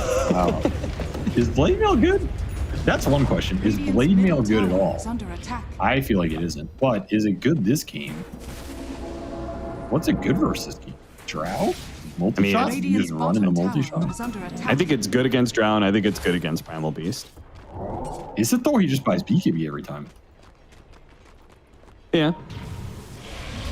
That's my problem with blade mail. Like, it doesn't do anything to BKB. It just sucks. My thing is that I think this sort of like, I don't think he gets out of these fights, you know, with the kind of like AoE stuns and stuff that Geek Slate throw around. I think when he hook shots in, he's just all in committed. I mean, I can buy that, I guess. It's just the man-up philosophy. I'm just going to go in and tank it. I don't care. I don't know. I always have a hard time justifying this item over like Force Staff or Glimmer. You just survive longer. Or you can maybe help one of your other cores gets going on. This item's a dead item if you're not the one tanking the brunt of the fight. Try and find kill on the Bloodseeker. A big kill if they can get it. They got the Doom on him before the BKB. A very well executed combo. Blade mail clock in the back. He's coming in with a blade mail. Look out. Turn that damage back around. Oh no. You die. Oh, I can't wait to click this fight recap. Show me the money. You actually did 2,000 damage. Holy crap. 2,000 damage. All right, I stand corrected. That you messed him up. Grimstroke, Tiny, Scorched Earth, Well, Doom got a multi-shot. rune. So I You, guess you it got a wasn't ton that of damage. You just throw around and can't control who it hits. So I mean, it is true. It'll do some damage. I guess it's just like, is clock? Do you need clock to do extra damage here to win this game? Is it helping your game flow or your win condition? I would argue almost never. Like, but it does look good on paper, like numbers wise. yeah, Like, look how much damage numbers I don't did. lie. Oh, I just played Toss on that toss. onto the Drow Ranger. That's do they want that? Well, they're up on their high ground. It's going to be hard for Talon to push into this, or maybe not. Jab's Leipnir. ready to take it. Leipnir onto 3, running away from the egg. Geek Slate, pretty decent reset, all things considered. A 1-for-1 trade-off. BKB used on the Nature's Prophet, and the Aegis is about to expire.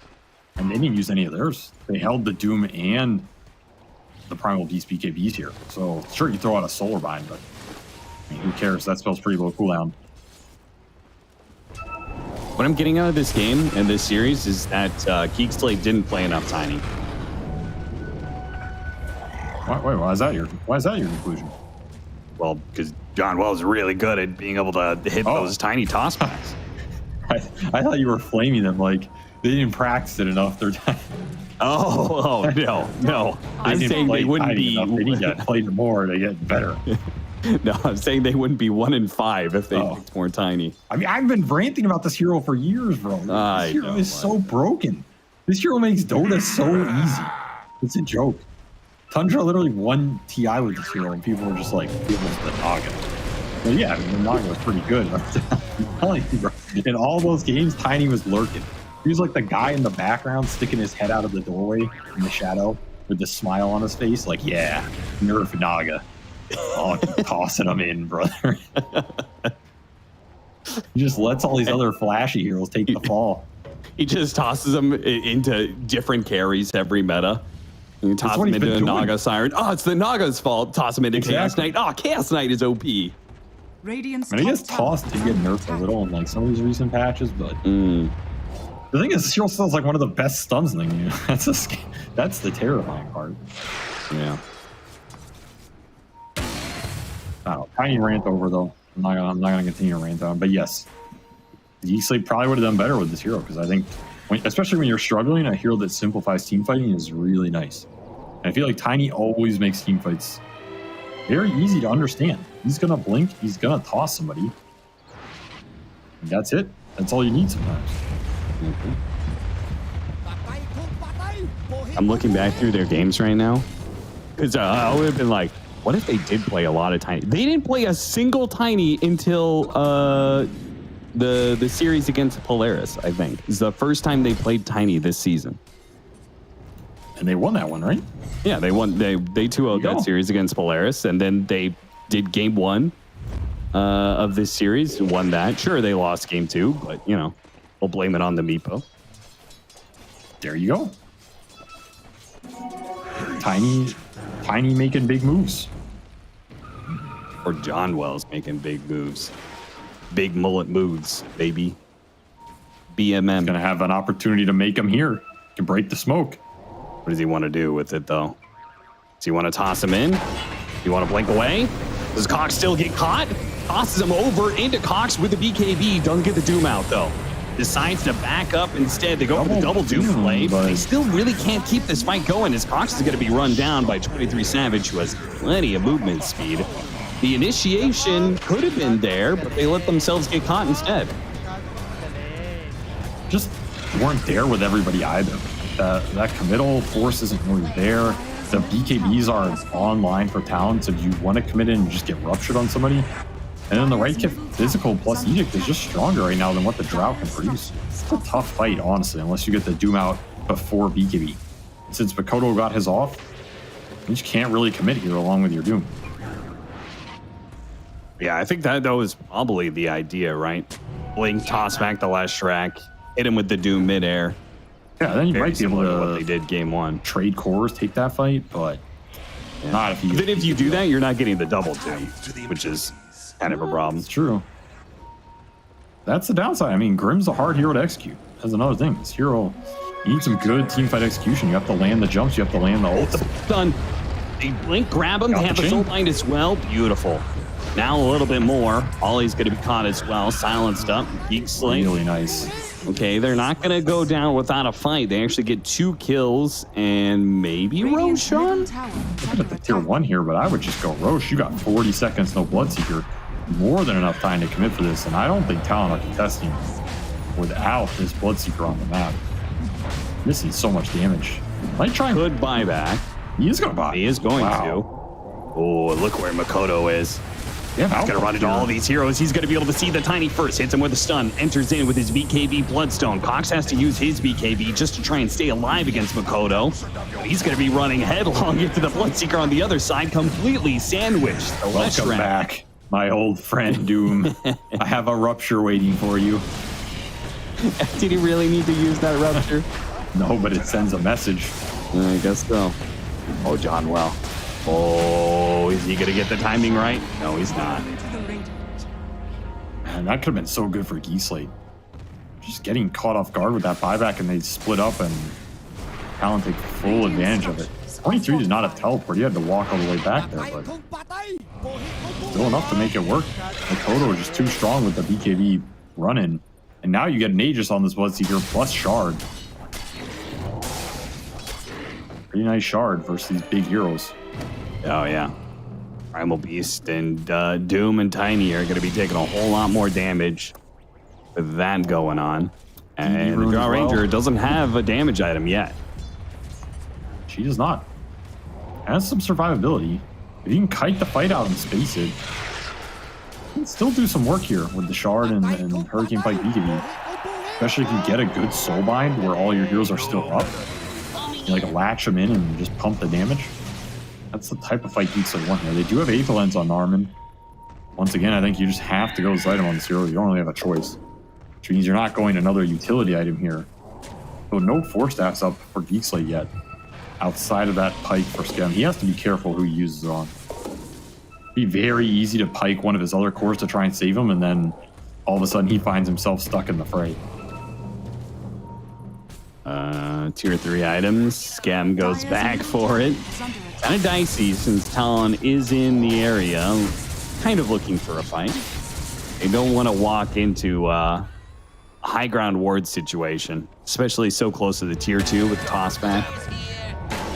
On John Well, he's underneath the... Oh no, the hook shot got blocked. John Well still gets his initiation, tosses the Phoenix back. They have a stun for him. The Onslaught is going to be able to catch him with the silence at the same time. Jabs goes in deep, though, with the teleport BKB. They do trade out the supports, but Cox gets run down as the extra core with a double damage rupture kill. So fast, too.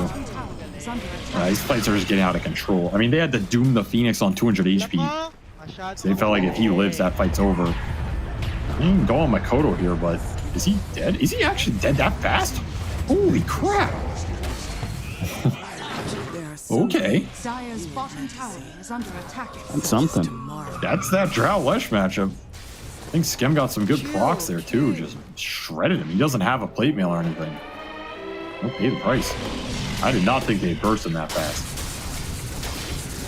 It's interesting. Look at Force. He's not going to go the Sanj Kaya, which I think is pretty normal as a third item. We're trying to go an Aghanim Scepter instead. He's thinking about going for a full-out Scythe of Ice and making just Blink Scythe Pulverize. Not a bad idea. There's no real saves here for Talon. They can just Hex and burst down the Lesh or the Bloodseeker at the start of the fight. Then you can play it. You can play better around that double Doom. You know, then Cox doesn't have to be the one trying to start stuff. So I do conceptually like that idea if they feel like the Drow has enough burst. Of course, you can always land the double Hexes late game too. If you can start with a Soulbind, Hex is one of the best items of this build. That's true. Toss back into Scythe. A lot of options. 12,000 net worth lead, though, for Talon, and they are definitely definitely in a position where it feels like just, one good fight, maybe two, and they might just be able to break the backs of Geek Slate. Gem is going to be able to find an opening here, though. With his Shadow Blade to get the kill onto Jabs. Pop. Take his Ancients as well. Very nice. I mean, Skem's finding some openings here. He's having a pretty good game on this Drow. 6-2-6, level 21. Mindbreaker on top of Shadow Blade. Like, he is Went from, keeping him in this game. Has been killed. went from not having any damage items just yet to now you can almost buy a full-out Silver Edge. This is I still feel like this is a pretty good Drow game. The way Talon have itemized, they don't have the natural armor items. They went the Lincolns on the Bloodseeker over something like an AC, which is great versus the Doom and the Grim, but pretty bad versus the Drow. The Lesh doesn't have any armor. He doesn't have plate mail. He doesn't have Shivas. He just went Link into what looks like Hex soon. This Drow can shred. Oh, they caught the Bloodseeker. Maybe this is an okay target. 23 does have the Aegis, so he's going to be fine even if he dies here. They TP out on the Primal Beast, so they give up their Tiny or to make sure Force survives. Not the worst thing in the world, as he was in the middle of buying out his Scythe device, so his buyback was in a dicey situation there. I thought that Aegis was expiring a little sooner, but he still had 10 seconds left. Now it expires, so now you have a chance to maybe burst him in these fights. Makoto's just in. He says, "You're not jumping me." Yeah, seriously. Makoto just getting with his BKB, and Jabs does the same. This is after Makoto has left. They're forced to use the Doom, but they actually back out. Nope, Force actually keeps going in. He doesn't have a BKB to stop the stuns, though, as an Inkswell to be able to back him up. But at the same time, the Supernova, he's stuck in the traps. Oh no, the Blood Right's coming. He can't stop it. Makoto blinks in for the finishing blow. Skem is going to be in a bit of trouble. Force snaps away to the side. Now Makoto is going to be kited around. He's got a Bloodstone. That's not going to be good enough against the damage, the direct damage of the Drow Ranger. Like, that's a greedy high ground jump, honestly. Because when you jump like that, you're giving such a good fight to this Drow Ranger on a high ground. I mean, the fact it was like cool when Makoto did it, and Jabs was like, "Oh yeah, watch this." And he followed Hold my beer, hold my Starbucks. I'll show you how to initiate a high ground fight. What was that? I mean, Makoto, his BKB was down. They didn't have Aegis. Like, why are you trying to keep it going? That was just awkward. I feel like these are the types of forced jumps you don't really want to do into a buyback high ground situation with a ranged damage dealer in Drow. You're just giving him away back in this game. Another engagement. Oh, 23 is cooking him up right now. Fox, not quite yet dead. Gonna go for a TP out. It's not gonna make it. In fact, Drow gets really low as the Blood Right thirst on him, so has to be careful, but they don't want to chase into the base again.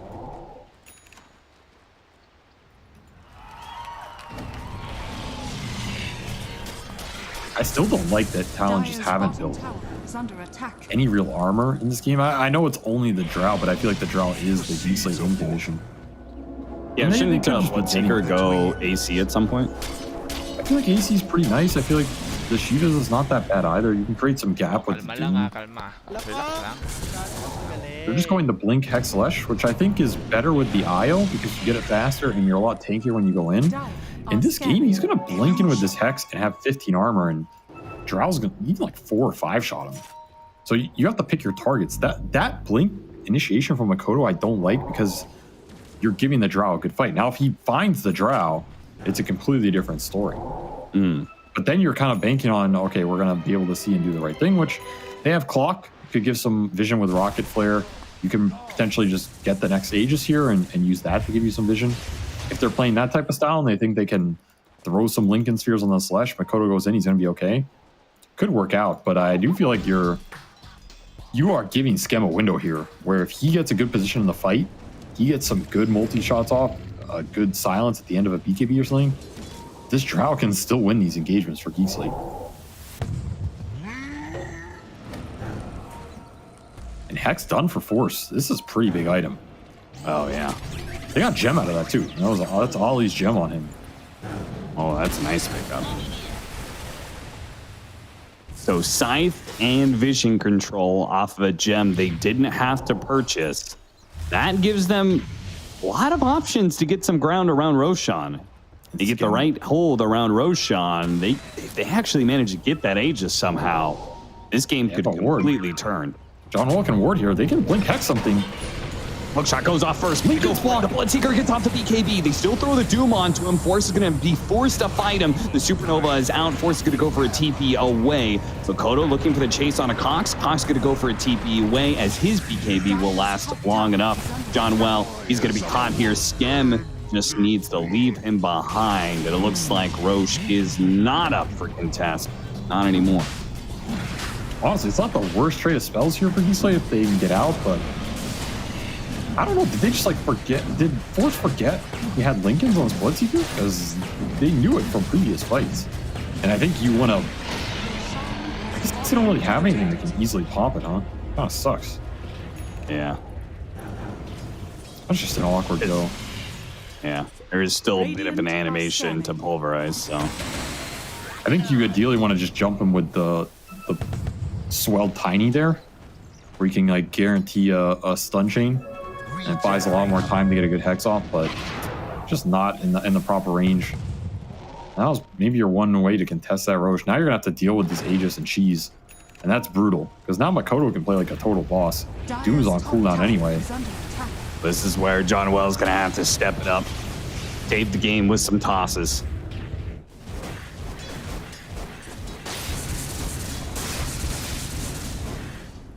I mean, you're gonna need a good Tiny Airlines, you know.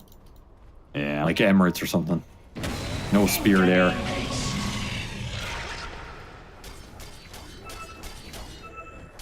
Wouldn't it be the opposite, though? Kind of wants that, oh, look at that, the blinking immediately. As you said, go for the Drow Ranger if you can. To go for the Soul Line onto Leshrac, and it does connect into the Bloodseeker, and the Leshrac does die very quickly. So does Force, though. Second life. Hawks doesn't have the Doom, but they do have the toss back onto him. Hit him with the Centaur stun, and there goes. The Leshrac is dead. Gotta be careful, though. Drow Ranger's still in trouble, hit by the Blood Right, trying to get away, but the Thirst is too much, Jabs is too much damage, and maybe even the Blade Mail. The Blade Mail brings down Skem. They go back for some buybacks now. Oh no, another Doom used onto a Lincoln's. That's unfortunate. Jabs is still dead, though. In fact, Q almost dies to just the damage over time from Infernal Blade. The right Q would land it. Narman doesn't hit it. The Stroke of Fate just slightly too late, as is the Avalanche from Gone Well. Stroke of late indeed. That's double buy for Geek Slate here. Drow buy more importantly, right? Talon, very happy with that. Honestly, I feel like they'd rather get the Drow buy than a lane. It's just better for them. Because now Skem gets caught once more. The game ends. You get level 25 off the Drow buy. Pretty big talent in terms of the burst, and he is bursting people. That hook shot was just nasty, man. I don't know how Q found that line into the cog back. Then Skem is just completely displaced. If that doesn't happen, that fight honestly might not even go Talon's way. Yeah. Because again, these jumps by Makoto are dangerous. Sure, Aegis buys him time, but he still has no armor. He's getting 4 or 5 shot here. Just buy a plate mail, man.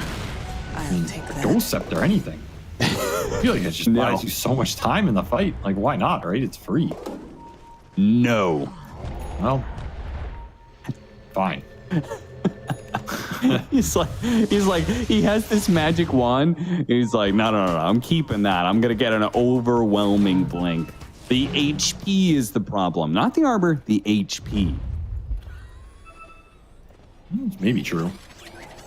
I mean, wand is pretty good, you know. It's hard to fault magic wand.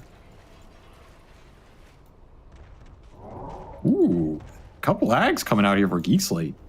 Ags for Narman and Ags for Cox. So we have AoE Doom.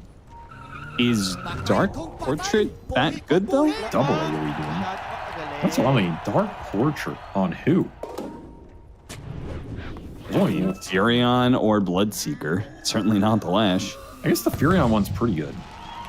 That's a heavy stat hero. If he gets an AC, you'll get that out of it. Maybe some illusions just cause some chaos in the fight. I don't know, they are spell immune. Kind of annoying for Talon to kill. I guess the question is, what else does he buy here? He could buy another Hex. It's pretty nice, but it's a lot more expensive. If you gotta win a fight now, this is probably your best item to try and win that fight exactly now. I mean, more Force Staffs to help Skem. Yeah, that would be pretty nice. I feel like that's just the name of the game, is Talon want to be able to surround Scam as much as possible, and Geek Slate want to create as much space for Scam to be able to freely shoot arrows at those. Radiant are scanning. I mean, now Scum just has to watch his position. He has to be very greedy with it. Because his team has itemized greedily and aggressive. They don't have a single force staff between any of them yet, so he just can't get jumped. He can't get gone on. He has to let his team go in and set the fight up. I guess Dark Portrait can also pop some of these Lincolns. Not too bad if it happens.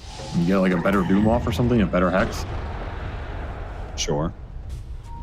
Just all about the jump. Like if Skem gets jumped, I think the fight's just over. And they have lots of ways of being able to get vision. Thanks to Q, who lands a hook shot onto 2, and he's going to be able to push him out of this area. The Doom goes out, the AoE Doom. Cox is going to survive for long, though. They're both dead. Oh, and look at Scam. He's trying to get back. Oh, Rikoto got caught by as he blinked in. He got sniped by Force, but they didn't have any follow-up after that. Scam is still looking for his opening somewhere. The Rupture. Oh, Force. He tries to run away, but he just bleeds out in the process. Our buybacks on 2 heroes. Still double damage on this Bloodseeker. That is what shredded them so fast. Gotta get an opening for this Drow. Gonna need some sort of great initiation from Force or a better toss back from John Well. Or maybe, hook shot, punch the Drow Ranger. That's troublesome. Got to be able to get that separation. He's got a BKB. 23 is really committing for this one. Managed to get a dash onto the Drow. Force staff over to the side, threatens the Rupture, throws it on Force instead. 23 will allow them to be able to have this space to get that mid lane of barracks and get out without losing anybody. And they also forced another buyback. That's Cox down. Still gonna have Doom for 30 here. Soulbind, Dark Portrait are back up. You're gonna need a big one. No smokes. Eat everything you can. And Makoto well, on to Cox. No time. He's just dead anyway, perhaps. Nope, gets off the BKB. Threatening Q. They're going to go for the kill on a Q. This support is causing them so many issues while the Drow Ranger fails to be able to get the kill onto the Phoenix. Eats the cheese. Q is still alive. In fact, Blademail threatening Scam. He turns over the damage onto Jabs and Zeb. Jab trying to go for BKB teleport out right in front of them. What? That was a bold move right there. Force trying to chase after them. Has a blink dagger even, but you can't really go up that high ground. It's too dangerous. The Furion can, though. The Dark Furion. Run, brother. That thing is pretty good, honestly. It's doing some serious damage. It's got a couple more procs there. Jabs just dies, honestly. Yeah. Lucky to escape. 52% chance. CT got like 1 of 4. Pretty unlucky. Now the network's just rolling in for Talon. Q got nags off that Roche, so he's absolutely massive. You have a Blink Abyssal for 23 with 2 Rupture charges. Absolutely debilitating for a lineup that has 0 Lincoln Spheres or Lotus Orbs. Just free Rupture Talon. I mean, they have the 1 for Skem, but he's not really looking to rupture this Drow. He doesn't have to.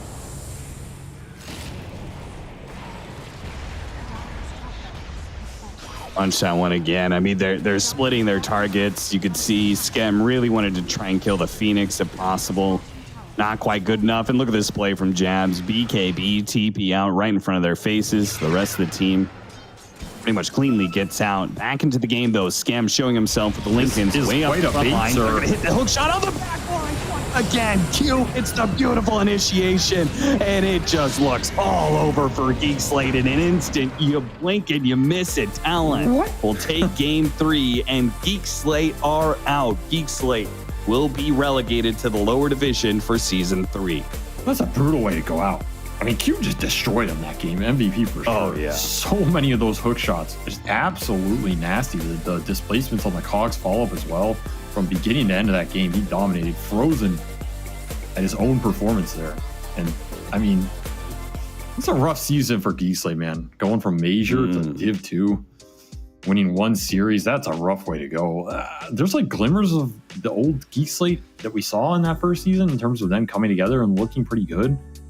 But just too many of these games, I don't like where Cox and Force ended up in a lot of these games, like the heroes, the position they're in, who's playing around them. This game, for example, I don't feel like they're playing around the Primal at the right points in the game. Then they have this mid Doom that I don't think is the best mid hero for Cox in terms of what he's supposed to do for this team, which is kind of be like a pseudo Space Maker. It's just too greedy. He's going drums. Like he's trying to play Space Maker on a greedy hero, but they're trying to play around him when you're supposed to be playing around Force. It's just all over the place. I don't know. The team needs to come together and kind of figure out who they're playing around when and why, and kind of get that rolling. I think they'll look a lot better, but this season did not do many favors. I guess Div 2 gives you plenty of time to figure that out, so you can look forward to that in some ways, but rough season for them overall.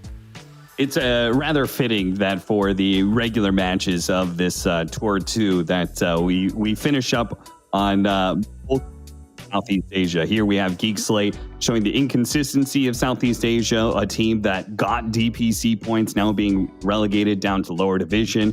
Rough. But Talon put them down there by being consistent, going a total score of, I believe, 14-3 in individual games. They are undefeated in series in Southeast Asia for this Tour 2. So congratulations to them. A well-deserved first place. And that is going to be it for this part of the tour. But we still have some tiebreakers to get to. And I'm sure our panel is also itching to be able to have yet another winning interview with Talon.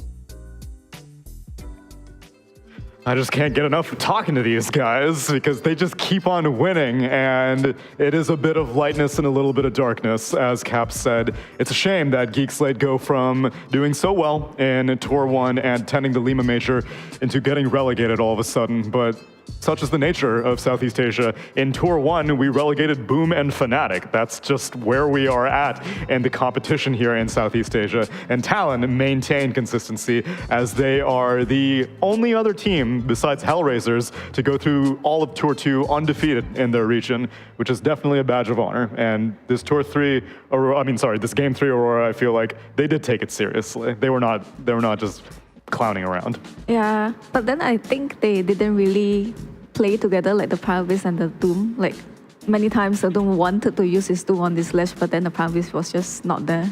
And then like he wasted the Dooms as well. So I feel like all those mistakes are like kind of big. They like didn't kill the ledge, and then obviously they can't get any like goal from there. I mean, yeah, like on like some of the fights they still killed the ledge, but then they didn't really get anything else, like it's just a kill goal. They couldn't get a map, they couldn't get more farm. Yeah. Watching these fights and I'm wondering what the fuck are they doing?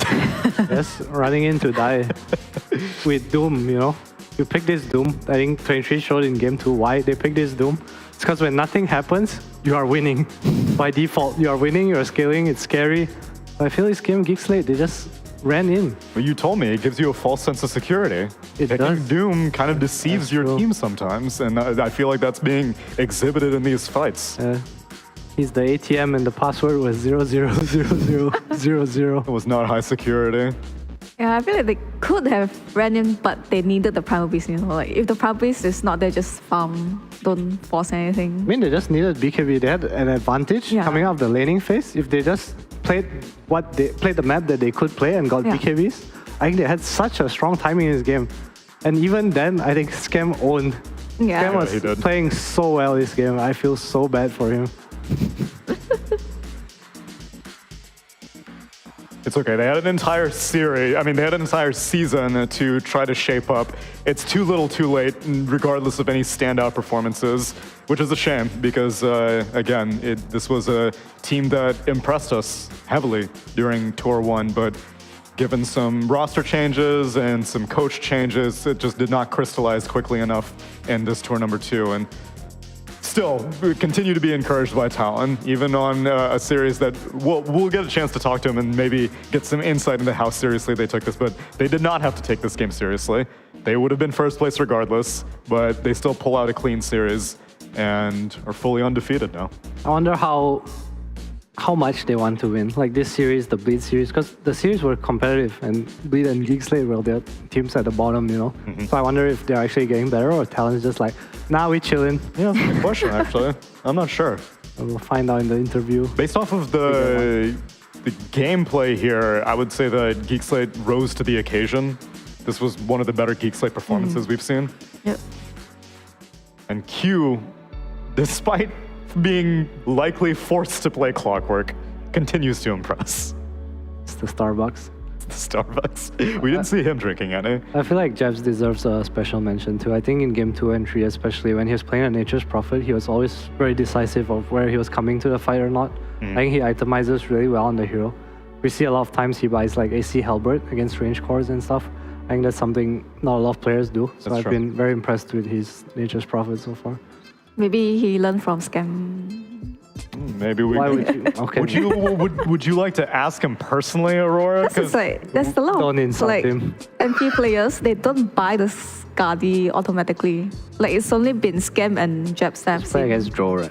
Yeah, I you can mean get like some direct insight. Don't worry, because we have Jabs on the interview. Jabs, we're fascinated by your itemization. Care to give us some more insight? I feel like at first I was going to get a Lincoln and then never mind, just gonna go Skadi. You had a hex queued up too. Yeah, I didn't think too much, just go whatever I want.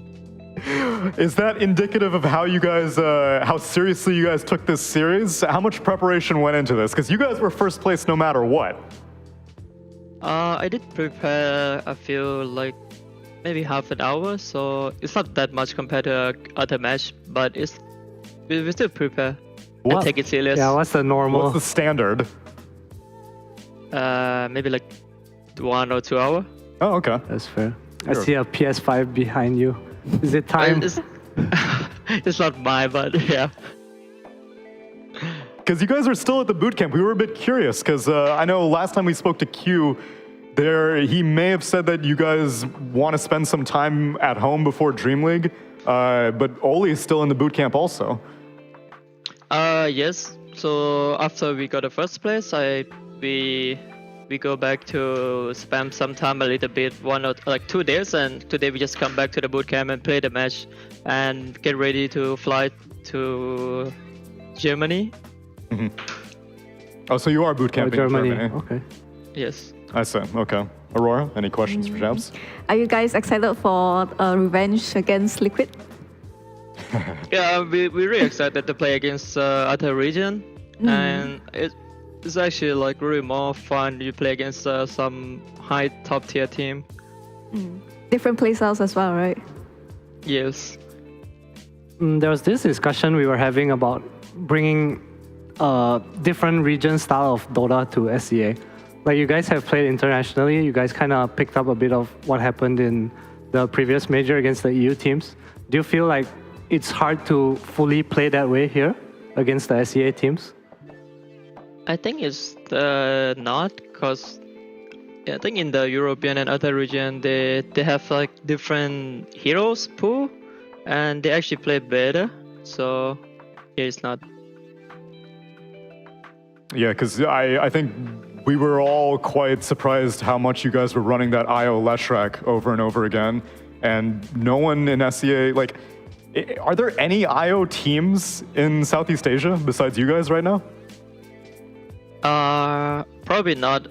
Yeah, I think it's only us. Well, we'll see if you guys can carry that performance. A very, very impressive way to close out your tour number 2, going fully undefeated, Jabs, and really looking forward to seeing what you guys can pull off in Dream League.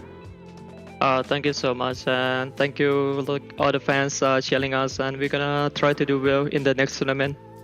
Hell yeah, Jabs. Much love to Talon Esports, and we'll catch you soon. Bye-bye. Bye-bye. Bye. Hell of a way to make their mark here in Division 1 Tour 2, because I saw their top 3 performance in Lima, and I love seeing Southeast Asia do well, but the back of my head is always like, will it stay this way? Will it stay this Yeah, way? isn't it quite rare for like a team in very Southeast rare. Asia to go like 7-0? Oh yeah. I think SEA has been growing. We used to be the chaotic region. Yeah, I think used games to are be. less chaotic now. I think teams that have been consistent are more consistent now. Execration, maybe not the best example. Talon, obviously, the top.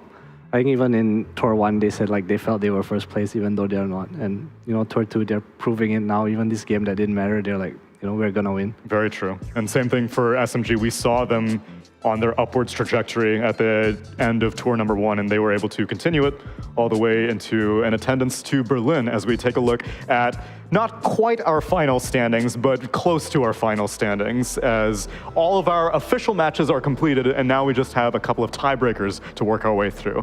Talon, fully undefeated, 7-0 score. Fun fact, no team has ever done fully undefeated in games throughout Like the 14-0? past, yes, 14-0. No one has done a 14-0 throughout the existence of our league system in Dota. There have been times, I think Spirit got kind of close last year, but KI3 LGD? wait, I know they were like 13-0 in groups, I think. no, I mean like in the league system. Oh, okay. In our league system, no team has ever gone undefeated quite yet. We've only done the league system for like 3 years though. I wonder the 3 losses, how many games were like meme games? Like I know one was the Hoodwink game. That is true. So the other one, two, one like, was against real loss. Blacklist Rivalry. That was the Hoodwink meme game. They lost one game against SMG. One just now? One just now, Yeah. And they had Hoodwink and then one just now, yeah. So 3 games, but still very, very clean way to make it out of this tour. SMG and Execration will be joining them in Berlin, and Execration will even be joining Talon in Dream League, as well, as those two are the representatives going to Dream League Season 19.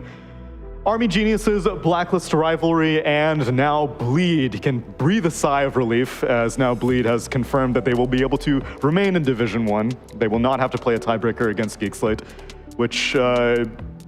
Which of these are you most encouraged looking to tour number 3, Aurora, between AG, BR, and Bleed?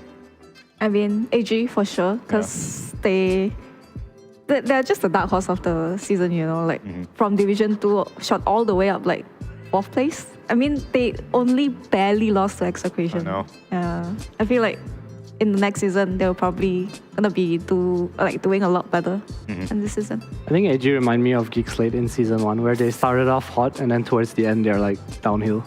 Is that downhill going to continue into tour number 3 though? I'm not sure, but I think on the other side, Blacklist started off not so well this season, but they're on the trajectory upwards, so I do expect bigger things from them next season. Yeah. And we will pour one last, what's a drink that you would have in a Kopitiam? Milo. Let's pour some Milo out for our boys, Geek Slate and Polaris Esports, as they will be leaving Division 1 at the end of this tour and going to Division 2. But there's always Tour 3 and there's always TI. That's what it's all about in the end. And to make it to TI, you gotta get points. And we have 2 teams that have quite a few points to play for, because our next series is SMG versus Execration. Stick around and we'll be back with the tiebreaker.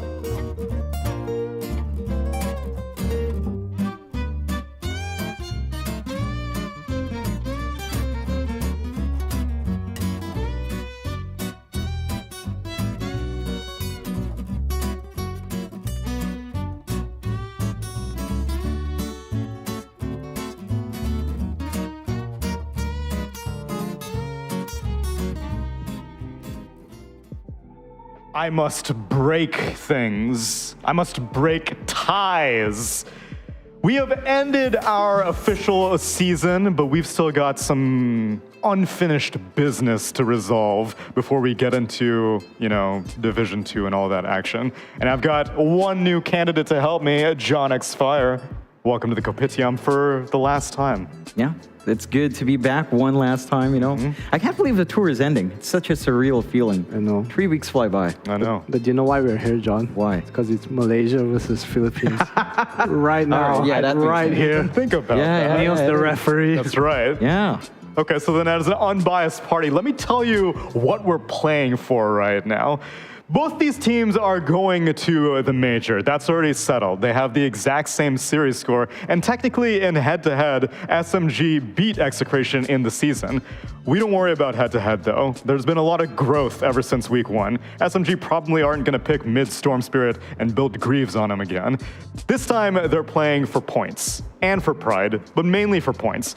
If we could take a look at the global rankings right now, as Tour 2 has mostly concluded for all regions. I think China just finished. Extreme Gaming got first place for them. Europe needs to play. Europe needs to play, that's right. They need to still actually figure out their major slot. But here in Southeast Asia, things are a little bit more neck and neck. So there's a substantial point difference between Talon and second place, obviously because Talon was able to get themselves a whopping 3rd place in Lima and then show up and be the champions here in DPC Tour number 2. They got themselves 400 points from this tour. Second place in this tour is going to get 240 points, and 3rd place is going to get 160 points. That is what Execration and SMG are playing for. Also, they're playing for $1,000, but mainly, it's the 80 points, which may not seem too significant to you. And I've brought up the Fnatic Outsiders example many, many times, so I'll give maybe a slightly more concrete example. Team Liquid last year were 130 points away from being able to qualify to TI directly.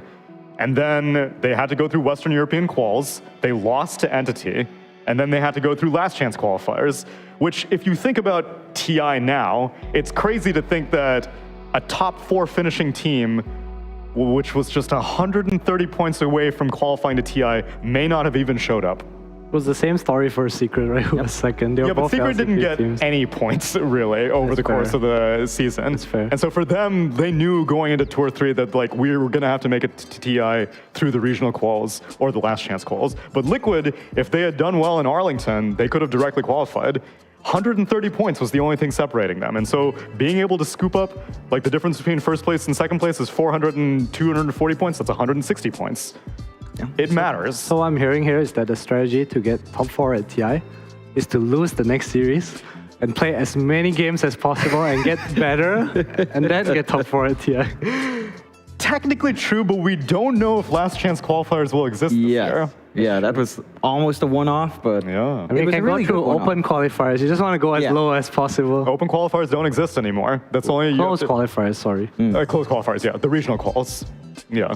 But it's I consider it to be pretty high stakes. I don't know how much the teams consider it, but I always love at the end of the season whenever we get to review all the numbers, go through the Rolodex, and we're all like, why is this team like 50 points? Oh, they made this roster change, they got this penalty, blah, blah, blah. And right now is where we're starting to determine some of these things. So let's get into SMG versus Execration for our first tiebreaker series. And we will have a later tiebreaker series. Geek Slate are going to play again against Polaris, because Polaris and Geek Slate both have the same series score, 1 win, 6 losses, and they will also be playing for the pride of 1,000 USD and not being last place, I guess. Does seeding matter when they drop? No, it doesn't. Yeah, I think it does matter for Tour 3 into TI quals, okay, but it doesn't matter for going down to Div 2. What does matter is the heroes that these players are going to be picking, and we're already kind of knee-deep in this draft. It's game number 1 of SMG versus Execration. John, I haven't heard too much from you. Stop dodging, man. Yeah, I just wanted to mention again, last time around, right, when SMG and Execration were facing up against each other, and SMG did do... Tell me what happened. Fun stuff. Mid-mech into Guardian Greaves Storm, off-lane Night Stalker with a Meteor Hammer. We had fun with that. But you have to remember as well, that was Execration when they were having those... what's the word? They were Confidential lagging. issues, right? With like Abeng. yeah, with Albang, and they had Kimo step in, and there was like that whole week was just really awkward for Execration. So I think we might see Execration bounce back stronger. And with this opening, you know, they ban out the Coddle, which is something SMG loves. They allow the NP True, but they have their Marcy Visage again. It does raise the question, are they going to look for the Luna support for Carlo once more? Because that's pretty fun. You mean Luna and SF? Yeah. Yes, they are. All in. Yes, they are. Because it seems like Execration has this one strategy right now. And it's what they're winning with, and SMG says, we're gonna break you right now. Yeah. I mean, I feel really vindicated. Oh, they went home. Oh, yeah. Oh, They do that a couple of times. I remember one tour in the last tour cycle where SMG spent most of it at home. Just a little break for the guys. Maybe again, you know, like the same thing like Talon, just a break before heading off to. Well, these guys aren't going to drink. To Berlin at least. Just a little bit more that's time true. to rest up. Yeah, they're gonna get a solid 3.5 weeks before going to Berlin. Might as well relax. SMG take out the Dawnbreaker, which was also picked up in, I think, the game number 3 that Execration played against Army It Geniuses. was against the Nature's Prophet too. It was against Nature's Prophet too, exactly. And so SMG did their homework for this Visage Marcy strategy. Well, Coddle is totally ignored. Coddle. First phase. Oh, bad. okay. Yeah. Sorry, I was looking for it. I'm So- blind. I apologize. I forgive you. It was the blinding light. It was the blinding light. This fucking guy. How do you like the Naga Siren? You're saying that SMG are gonna break them. What's the intention of this first phase illusion carry? It's a super free lane against Visage. Just take off the Especially if grave the shield. Marcy is post 4. I think Tiny is probably... Tiny and there's one more hero. Fuck, what is it? Shaker, I think? Are two like of the only post 4s that go with Visage that can kind of make this lane work. Shaker's not easy to pick right now for Execration. Yeah, it's a little bit trickier. I'm wondering if SMG has any flex with these two heroes in mind. Like it should basically just be mid 1 and CDR. So your first Nah, two... no flex. Yeah, no Pretty sure flex. no flex. No flex zone. I think that's fine though, right? Like, because you already went all in with your Visage and your Marcy. So at this point, you probably just try to double down, I think, for Execration. I feel like they should pick something that enables this Visage lane. Like fuck this melee 4. Let Carlo or Palos go play this Marcy and pick a Grimstroke here. So you have Grimstroke Visage with like double nuke in the lane. I think it's super hard to play for the Naga. It gives you more of a solution in the mid game as well. You're not trapped. How much of this is recency bias? Just because you saw Grimstroke recently, you're like, oh yeah, this is a hero. I think Grim has always been good against Naga, Wraith King, and Abaddon. Specifically these 3 heroes. But what a surprise, Execration. Oh, okay. All in. All Back to in, the lead. baby, all in. If you look at Execration's bootcamp close enough, you'll see a whiteboard with 5 heroes. The next one's SF.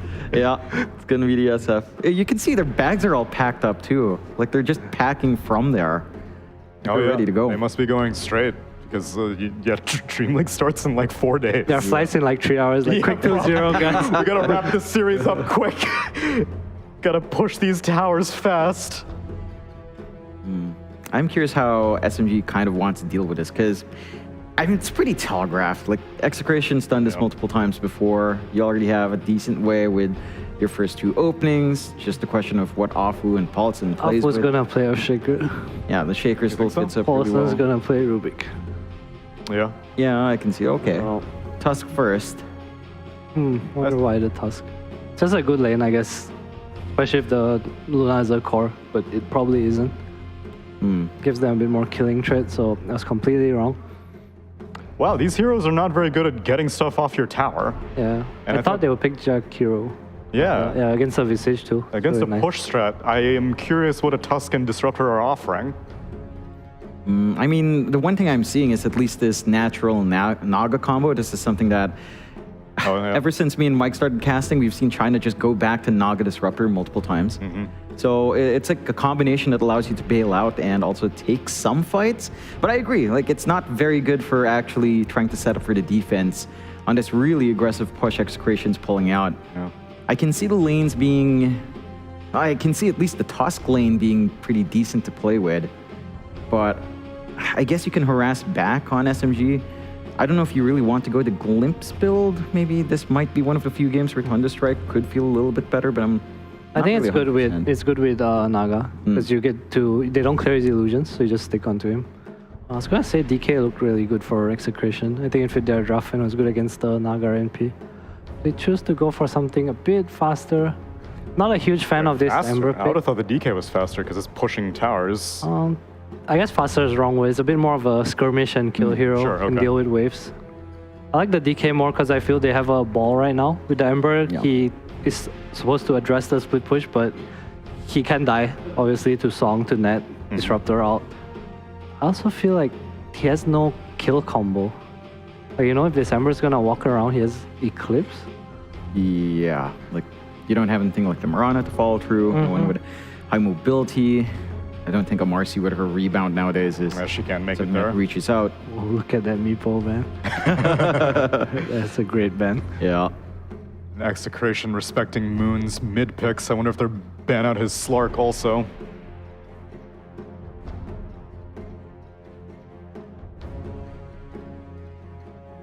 It's a pretty good Viper game. Wonder if they'll play it. For who? SMG. Just a free lane. It's great against Visage. Just remove everything. Oh, you know what's a good hero here? Bristleback. Against Ember Visage. That does sound fun. Like, This is like your He does Juggernaut play it too. suggestion. Yeah, it is. It's a great suggestion. No, it's Yeah. not. you want the mid bristle. Yeah. Yeah, I mean, I love mid bristle. I haven't seen it in No. years, but No. I love it. Don't. It's a rare thing. You know, back when mid tiny was a thing, Mamang Daya, mid bristle pack, beautiful. Mid Underlord. Mamang and I would pick Underlord here. Yeah, he would. Then again, there's also a reason why he's probably not in Div 1. That's right true. All right, Cox would pick. Oh shit, he's Okay. not here too. They're dropping like flies. Execration actually banned out the DK themselves. SMG take out Troll Warlord. What's on the docket for Moon then? He might just play a Tuscarora. Then you just last pick like an Afu Pulse in here. I don't like that. I mean, there's a very weird flex where you could run the support Naga. They definitely Yes. need a killer. They need a killer. What's a killer? There's the Storm. The Okay. Garden Grief Storm, we back, baby. I don't think it's the Guardian Grief Storm this game, but But he can take He off the can. searing chain. sure. that's true. Very worthwhile. I don't even think about a Yule. So this is a sick anti-mage game. Yeah, actually it is. So it doesn't fit into the Visage strategy, but it is a sick anti-mage game. It's really good against Naga as well.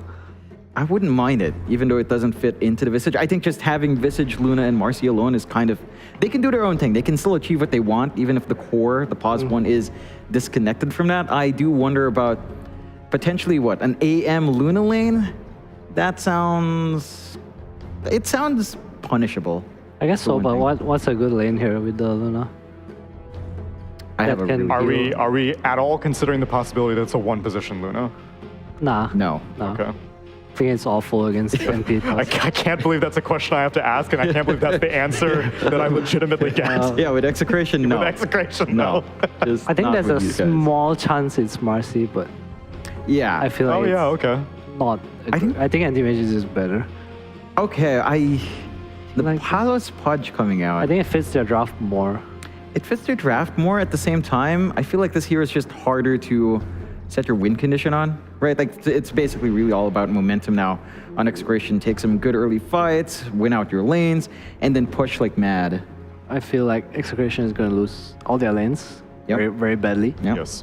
And then they're going to bank on one team fight. And if they lose that team fight, the game is over. Yeah, like this is such a tight timing for Execration, like 20 to 25 again. Past that point where, you know, if SMG at the very least at least draws some of their lanes and just farm, like their scaling is so much higher than on the side of Exa that I don't see a condition for bouncing back unless what, like Shanks gets a BKB basher at some point in the game, then he can kind of help, but it's not much. Yeah, I think SMG also, they have a very good Roche lineup with the Riptide and Tag Team. And Aegis Storm takes over the game. And I feel like Execration might not be able to reach that spike if their lanes don't go too well. Yeah, I think the one condition for Execration is if Moon has been inhaling certain things, then he might, if he does go for something like a Guardian Greaves, then maybe he has He's at to- home, so his team hasn't been feeding him. Might be fine. It's a disciplined young lad. Stakes are pretty high for this match, so I hope that these teams are taking it seriously because these points may come to haunt them. And don't worry, you're only going to have to tolerate 2 more matches with these guys. It's Avo and Seek.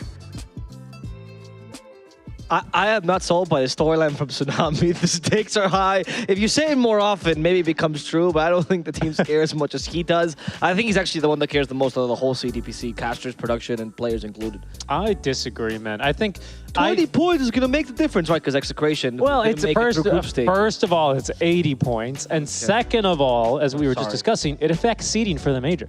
You know, being first, second, third in your region, matching up against first, second, or third places, or even fourth, right, for some special regions. EU and China. No. All the regions are equal, Alvaro, but some regions are more equal, okay? Right. And those are Europe and China. Yes, correct. And the less equal is South America and North America. That's correct. Right. Good luck, Bang. No one knows freedom quite like Americans. NA is just so free, you wouldn't understand, okay? Right, okay, I understand that. But, you know, I think it does make a difference when it comes to seeding for the major, especially. It does. Those 80 points as well, not too insignificant. I mean, you never know. I mean, again, I'm always thinking about seeding. I'm always thinking about as well, should the worst come to happen for these teams and they don't get a direct invite to TI, right. Starting in the upper bracket versus starting in the lower bracket makes a huge difference for your close qualifiers round. So I never think it's too early, like these pros, to start looking, you know, eyes on the prize, right, for TI as the smoke is going to be interrupted. Nice. I mean, all Div 1 starts in the upper bracket, though, right? No, depends on your DPC seeding for your points. Oh, really? Yes. Oh, so some of the... Oh, because C is the only season where you have a major team that's going to Div 2. So there's a chance that he actually... Okay, I see. I will point out for the seed that Richie keeps talking about, just for some clarification, as the Disruptor gets hooked and now disposed and now killed. We will point out that the second and first team in C, they play in different groups, right? So if you get second team, you avoid the first seed. And also the third team in C plays opposite to the third team in EU, which recently have not been the strongest contenders, at least in last major, that was definitely the case. So it might be better for you to be in the same group as a third team in EU. That's what I'm always looking at, man. I mean, I really think that starts making a big difference, especially now that we are, fingers crossed now, Avo, of course, back to full 18-team majors. Like, you know, making sure that you can get yourself the best kind of matchups for your group stage run and potentially set that up, as of course both these two teams already going to the major, right? So the stakes for them are simply $2,000 US and of course 80 DPC points and the seeding at the major. I don't think that ever gets really talked about until you're at the major. Does. Well, no, I mean, look, he'll talk about the points, but not necessarily the major. And I'm always, you know, eyes on the prize. Sure. I hope he gets to go to the major and talk about it there as well. And I hope is the narrative that he says every single time I watch him play. Me too. Yeah. He's going to say, but that 1 point, that 0.1 point of rounding. Yeah, exactly. Especially if you're going to make any roster changes, you know, as Mid1 already have, sorry, as SMG, pardon me, already have. A little bit of a slip. That was a little bit of a slip, I'll admit it. You know, it takes a big man to mistake, to admit his mistakes. Yes, and a bigger man to kick people, but, you know, Shanks. Bottom lane, Shanks.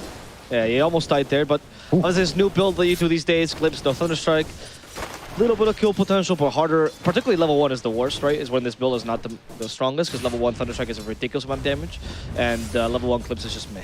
So even though you do this to max it eventually, I wouldn't mind actually if some disruptors consider this, because some disruptors want to go 0-3-2. But it would be like going with the first point Thunderstrike, then going the next 2 points in Glimpse or something like that. It's just that level 2 having Glimpse and Kinetic Field tends to be the better play, almost always. I think it depends a lot on your lane, right? Obviously, but I think in this kind of a lane, you almost don't want to be doing more damage because this is already quite an incredible dual lane. Yeah, I'm thinking of Visage's, pardon me, Soul Assumption, level 1, which Tino has. You don't really want to be feeding into that too much. Instead, I think this is a lane where you're hoping to get your Naga Siren online a bit safer, go for a bit of kill threat here as they do on Tino. Yeah, he's going to die here in the Kinetic Field. The rebound is stunned, the Naga Siren illusions, and Chidori gets the kill. Yeah. And that's why the level 1 Glimpse, level 2 Kinetic Field is such a strong combo. Yeah, I think it's much more about, again, you're kind of a lane. Like, if you get heroes on top of Naga, you're going to get the kill. The way you do that is Glimpse Kinetic Field, not so much Thunderstrike. You're also right that against a ranged offlaner, right? Because you don't have the mana tank, and you definitely don't have the body block. Glimpse and Kinetic Field can be brutal, because creeps actually add a lot of damage to you. Yeah, that's a good point. Compared to, say, like a Centaur who doesn't care. Nice little rebound down bottom. They're going to go for this Disruptor, and he's going to die as well. Afu falls. Chidori answers it in snare onto this Marcy, and Shanks gets through the wall of Naga illusions. The leanest model in the game there for body blocking with this hero. It's kind of difficult. I was also kind of thinking that I think Thunderstrike's better against melee matchups now that when you have an enemy melee hero running at you, because obviously they're going to be more incentivized to be closer to other units. For example, if they're denying creeps, if you want to push the wave, it applies in a slow every now and then, right? Which does make it a bit easier for you to trade versus melee heroes compared to ranged heroes who don't care that much because they're ranged. Right, they're also, like you said, naturally out of position, right? So because they have to do that to last it. So as a result, then you slowing them matters much more. Yep. So I think against this kind of a lane, it's quite good. Glimpse and Kinetic Field as well against a Marcy. It's good to be a disruptor. I mean, he's getting out some crazy glimpses. This is level 1, by the way. The range is pathetic. And he's still getting Marcy every single time. Nice combination of spells now with the Ensnare to finish her off. Shanks will fall. Afu manages to live as Tino is out of damage, out of mana here. So they don't get the kill on the enemy support. That's pretty big, actually. Didn't really... I don't know, didn't really expect this lane for Execration to be this hard as the Water Rune is picked up mid lane by Carlo. Yep. Carlo, who, by the way, this Luna is a support. This is a build that you've seen a lot these days with Visage particularly. The Luna Visage is quite common. It works the same as always. You know, the familiars get the buff from the aura. And particularly at nighttime, it's very easy because Luna can be anywhere on the map and you still get the aura because it's global. Yeah, this Visage, like, it's basically a core, right? Like, yes, you do have yourself Bob on his mid lane Ember, but the Pudge carry very much is going to be some kind of utility and space creator here eventually. Yeah. But the Visage core does need a little bit more help these days, ever since they have severely reduced the aura on the Gravekeeper's Cloak passive from 1200 to 900. Okay, he's fine, Yeah. Which makes your sieging, especially up to high ground, very difficult. Oh, what a hook by Palos! It actually got him right around the tree.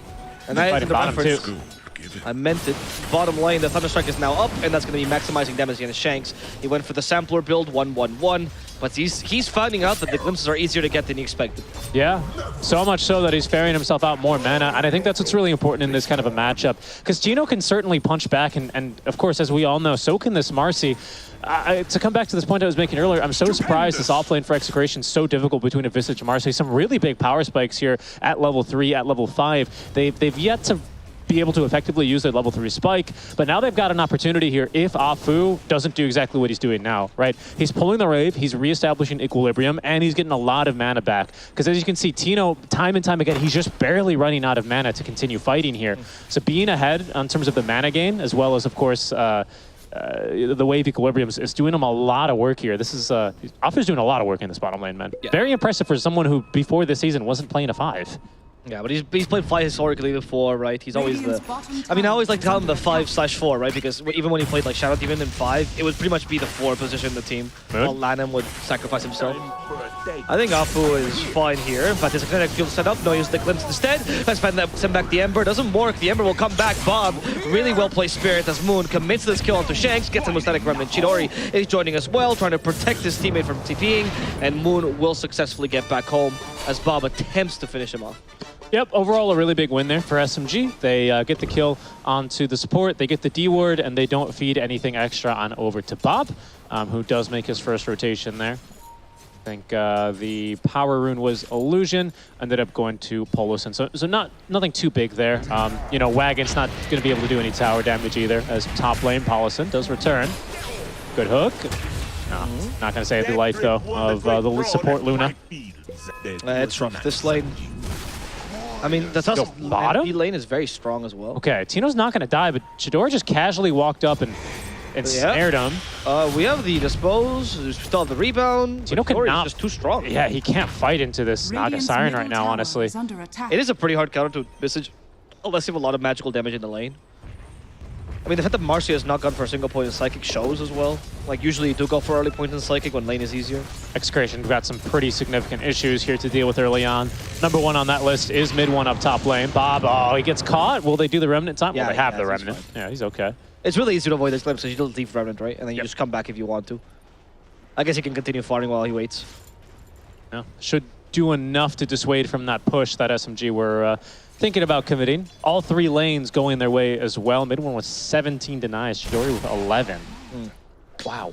You know, something I didn't consider this top lane is that NP Tusk usually think of picking up a melee core because obviously the damage from these 2 heroes otherwise to the ranged ones is brutal, right? And you don't think about the support because it doesn't really matter. Supports don't need to trade as much as 5s. But Luna, that's one of the few things she actually does well because of her aura. Ooh. And they've crushed her a lot as a result of this. Nice rune snag there by Moon. Picks up the arcane, steals it away from Bob. And so now, like, Palos hasn't had any cover whatsoever for this lane. It's also really nice because very similar to the Enigma Tusk lane, when you're playing against mostly ranged supports, same thing here against the Luna. They don't have damage block, so you can actually pull in that's my point, your Treants as well into the snowball and get them to do way more damage onto the Luna. Afu will die here to the combination of Carlo and Bob, and in comes Palos as well with his member. Trying to kill mid one. He's going to use it now. That ice shard starts to cover him. The snowball to block him as mid one gets inside the shards. Now sprouts himself. We have a sleight of fist not needed. Lucent Beam will kill him. Apollos will now die as a result as Moon commits himself to Carlo, trying to kill the easier target first as he now goes for Bob. Bob goes for him. Bob is quite confident here and he can kill Moon. Uses one spirit instead to get away, realizing Moon deals too much damage with the arcane rune. Yeah, it's got way too much. Paulson's still chasing here, and Bob just used his last little bit of mana for a sleight of fist. I don't know if he can quite get a kill. There's wand charges. Paulson, okay, he'll have it easily, actually. Wow. Know my own strength. I mean, the lack of mana kind of condemned him there a little bit, but I was surprised he sleight of fisted there. But now at least he gets a counter kill. Palos to the hook. That's something. Second fleshy stack. Yeah, but you also lost their Ember in the result. Oh yeah, no, I mean bad. That's real painful, especially because I don't really think they can contest this push coming top lane now. Out from mid one, Pudge has been completely kicked out of this lane. He does rotate over to collect the kill. So SMG have now opened up their own side of the map, or I guess Execration side of the map, to start doing a little bit of pushing.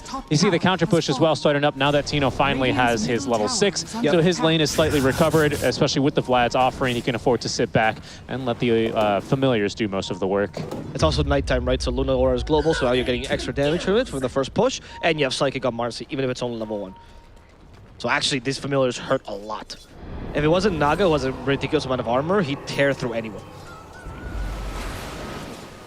See though, now that it is daytime, Chidori's sticking around, has the points in Song of the Siren already. Okay. Oh, we're looking at that fight mid again. Okay. Interesting. I was really wondering over the past 2 minutes how this fight went. Right? I'm glad they put it back. Yeah. Anyway, didn't get put into the snowball either. Maybe he didn't pull him in so he didn't end up on the wrong side of the shards, but yeah, I thought that was an interesting play. Smoke play down bottom, as we can see now live, as SMG do kind of force out Execration. Execration do leave a ward, however, in the lane, so are set up quite nicely to take another fight, but things are starting to look scary if you're Execration. You would have to assume that Afu is given a little bit of farm priority, if not the Tome of Knowledge. Looks like they haven't given him the Tome, but he is rather quickly approaching his level 6.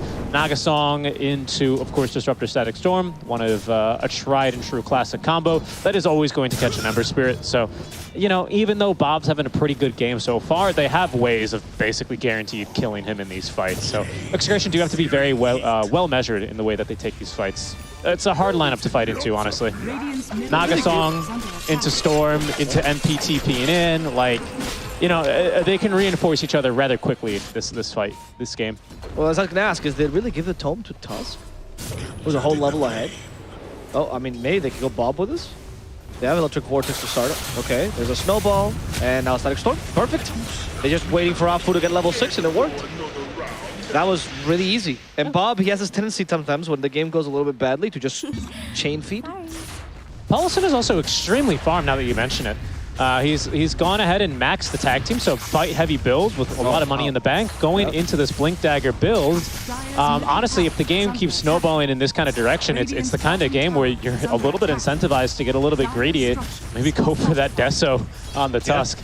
The issue with this kind of a build, though, compared to a lot of other support builds that we see these days, is that you don't scale, right? Because you don't have Ice Shards and Snowball maxed to nuke waves with. So that is a little bit of a threat here for SMG. But you have Naga, you have Storm, you have all your cores can clear waves, no problem, right? So I'm not concerned like for your towers and waves getting shoved in. I'm concerned for Tusk's ability to scale as the game keeps going if they don't continue playing with him, looking for pickoffs and for kills. Knowing SMG, though, I don't expect that's going to be an issue, especially as Moon does continue towards his next couple of items.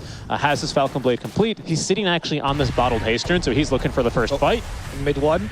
There's the Eclipse that gets blocked by the Treants. Now Carlo is the one in trouble. As thanks to Afu in mid one, they protect, and now they attack. Yep. Yeah, really, really good fight. And that's what I mean, right? Like you go for these kind of pickoffs, even though they just seem like simple little pickoffs on the side of Execration. 3 heroes all of a sudden show up out of the woodworks, and likely all 5, honestly, if you try and jump the Naga and she gets off her song for the full duration. During this time, Paulson, though, is almost finished up his own Blink Dagger, so we should expect to see another little bit of an aggressive play out from SMG, especially as Afu was not forced to use the Static Storm, so he's still holding on to that big piece of utility. It's a very good time for a Blink Dagger on a task of all heroes. Especially, like you said, going for tactic. The only question is, like, where do they want to go right now? You can try and gank Pudge in his jungle, and he's not too difficult to kill because he didn't go for Vanguard. He's rushing this Ag Scepter and only went for the 2 rings of protection. They broke a tree. Afu, shh, don't breathe. Oh, no. Oh, they caught him. Static Storm. Is there any reinforcements? No, Afu's going to die alone, apparently. Yes. They'll use everything in his power, and he'll call for help, but help will not arrive. Yeah, heads up play there from Palos as he does actually activate the Flesh Eat before he gets silenced by the Static Storm. So ended up taking literally no damage from it, pretty much. Yeah, I was expecting SMG to wait a little bit longer. They're very keen to get that ward up, get aggressive as Paulson just blinks in and initiates. Okay. Rebound though, and now he's just gonna be killed. That's kind very of easy. Unbelievable usage of the Blink Dagger, but really glad he got a lot of... Just discovered where the MP is, and now it's mid one is running away as well. He tries to sprout the Marcy. The rebound could still come by any second. It's blocked by the Glimpse, but mid one, he's not going to be saved by that kinetic field as they bonk him twice and send him to hell. Yeah, really underwhelming first use of the Blink there, Avo. Just not we really hyped it up so much for nothing. We hyped it up. Oh, it's such a great time. It is always maxing tag team. He's going to do so much work, and then he kind of just blinks in, punches someone, and dies. Yep. It's not how we wanted to go out. And you lose the tier 1 mid, which is a huge loss in map control, and you're up against Visage, Luna, Marcy. Like, this is the lineup to make Visage work. Shanks. Okay, first attack. Okay, there's double damage on the Storm. You have to be careful. He goes for the Luna instead. Luna, no, actually saves herself with a Magic Stick and will fight back against the Storm, who's now dead. That was way too easy. Yeah, I don't know. SMG just kind of running in there. They're dropping the ball a little bit right now. You know, I think that's a reasonable fight to take if you still have your tier 1 tower up, but you don't, as we previously just said. Execration now, they are going to start hitting hard themselves as they are about to get their first couple of really big items online. That Maelstrom for Storm is nearly finished. That Ag Scepter for Pudge is done. Big kill onto Palos, though. Yeah, that was right on the Ag Scepter timing, stopping this a little bit, right? And also making some use of the Blink Dagger. That's a much more effective Blink Dagger reveal. Of course, not the reveal, but let's consider it. That's the reveal. That's the one that he was looking for right there. If they can catch Tino here, that'd be pretty big. Afu might just die before Tino. No, there's the Chidori. I don't know if they've seen the Ember, though. We can set up the Static Storm as well, but Afu is gonna not do that. Instead, he'll lay it down a ward. Cleans back the Marcy, who's also ensnared. Here comes Bob as well. Okay, Moon nearby, gets rid of Carlo. That's pretty big. No more Eclipse. Tino lacks now the aura from the Luna, so he's lacking a lot of damage, and Shanks is not nearby either, so he can't psychic the familiars. Okay. They retreat now. Yeah. Nice little bit of back and forth. It's one of those awkward fights when they both have vision on each other, but actually SMG, they're keen to continue fighting here. Glimpsing back the Marcy, Chidori catches Shanks inside the kinetic field now, and they'll be able to finish off this Marcy soon enough. Yeah, okay. Advantage then for SMG, who have managed to take down that tier 1 tower, so it's not as dangerous as a fight as you might expect, considering Execration cannot actually TP back and reinforce. This is always what SMG really like doing. They like taking a lot of early map and tower pressure and taking fights in odd places like that. I say odd again because teams normally don't prioritize that tier 1 tower. Are they actually? Glimpse he goes. He has to kill the Luna before he himself dies. Moon's forced the ball, lighting himself defensively. We're coming with Lucent Beam. Perhaps I hear December in the backlands. It's going to be Palos trying to makes it out. Palos has no more healing anymore, no Flesh Sheep. He's going to die as Bob fights back. Wants to cancel his TP, but no longer Searing Chains. Rebound is what does it instead. And mid one will die as well. Execration won't lose Palos in that engagement. SMG could have also lost a Moon, honestly. Yeah, they could have lost a lot there. And I was talking about how much SMG enjoy taking very aggressively propositioned fights in terms of their map positioning and where they propose these fights. That one was probably even a little bit too aggressive for their taste, especially fighting without the Naga Siren and her song. Afu not in position and ready to perhaps cast a fight-changing Static Storm. And that one's just too deep, you know? Down bottom where they take that fight near where the tier 1 used to stand, I think that's a fight you can take and reasonably win, especially once you have the tower, because Execration are used to being able to fight there. All of a sudden, because of this NP offlane that SMG and many other teams in the region love doing, that's not an option for them, right? So it's just a matter of holding your horses a little bit. Nice escape there from Moon. And the Static Storm could punish as well as they're going for the Marcy next, but they have a pipe ready. The damage is no longer here. Moon needs to get away. And he has to be careful. The Lucent Beam almost reached that level 10, which you get the extra mini stun, and that actually might kill the Storm. Earlier, he would have killed the Storm with that, and here I think as well. That's a really good point. Full Gleipnir finish as well for mid one, so a couple big items as well coming out from Team SMG. But they're still waiting for Chidori to really fully get online. That's always the problem with this Naga Siren, right? Is she's relevant early, but she still, as an illusion carry, is it takes a little bit longer to get that ball rolling before she can really join the fights and become super strong. A lot of the hyper carries we see these days, Faceless Voids, TB especially, right? Which is a classic for Chidori. They have their own little spikes on their items and their abilities kind of carry them through. Whereas for the Naga Siren, I do feel like she's a little bit more dependent on actually getting her items online. Did just get a big one delivered though. Orchid Malevolence, it's a big one in the matchup versus a Storm. Yes. Or versus the Ember. Yes, thank you very much. I was going to mention another part of this matchup, though, which is the Visage. A lot of this lineup is made around him. He's kind of, like you mentioned, he's the real core. Right. You think he now goes for the Axe to really maximize this damage? Because he kind of needs one. He's gone for auras, great. Interesting. But what is your next item, though? Yeah, I'm actually not a big fan of the Ag Scepter in these kinds of lineups, to be honest with you. Really? Yeah, then again, I could see the use for someone to have for someone on this Execration side to give vision, and that could certainly be the Egg Scepter. But I think it's really dangerous into Disruptor, into Naga Siren Song. You're not a hero that likes to build BKB, so I don't really think Visage naturally wants to be the first into these kinds of fights, lest he be isolated and killed very easily. That's fair. I was thinking about it because he already has so much extra damage. No, you're 5%. Right? You're totally right. No, I mean, I think you're totally right in theory. I almost feel like this is a better game to go for. Oh, hold on, big fight. Is saved by the hook. That was pretty big. And then the Eclipse catches out Fu and kills him. Chidori almost dies to the Eclipse as well, but he actually gets the song just in time. Now Paulus has been put to sleep as everyone tries to TP. A Lucent Beam cancels mid one still, and he's going to die as well. Execration recovering very nicely this game. And they might just yet get Chidori here as well. Yeah, do we have any sort of movement? Just rebound for now for Marcy. And I guess Luna. Carlo from behind, closing the door. Oh, Luna will catch up. There's the Lucent Beam with a level 10 Talon as well. Rebound avoided by the Manta style, but the Dispose, though, will still hit. And that's going to be a dead Chidori as a result. It's a really powerful timing now, actually, for Execration, right? Regardless of what Visage is going to go next for. Interesting, Guardian Greaves. I didn't expect Guardian Greaves. I was actually hoping for a different pair of boots, actually. Whether that be the Boots of Bearing or straight into the AC is kind of what I would have proposed here, to be honest, on the Visage. I like the AC idea, actually. Yeah, just more damage, more aura, a little bit of minus armor for the buildings, right? And of course, that attack speed to take advantage of this Luna aura. But, Palos. Okay, Dismember's cancelled by the Glimpse. There's a hook, the Snowball prevents it. Flesh Sheep is on cooldown, so he's going to die to this damage. They're going to keep fighting now. Carlos coming in. The Lucent Beam's a little bit scary, and the Familiars are getting vision over Moon. The rebound once again avoided, this time by the Illusion Rune. Poor Shanks cannot catch a break, but it's okay.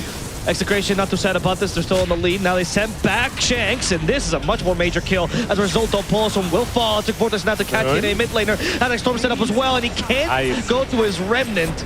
Afu sets it perfectly to get these 4 kills, in fact. Only surviving member is a Luna, who's but a support this game. All right.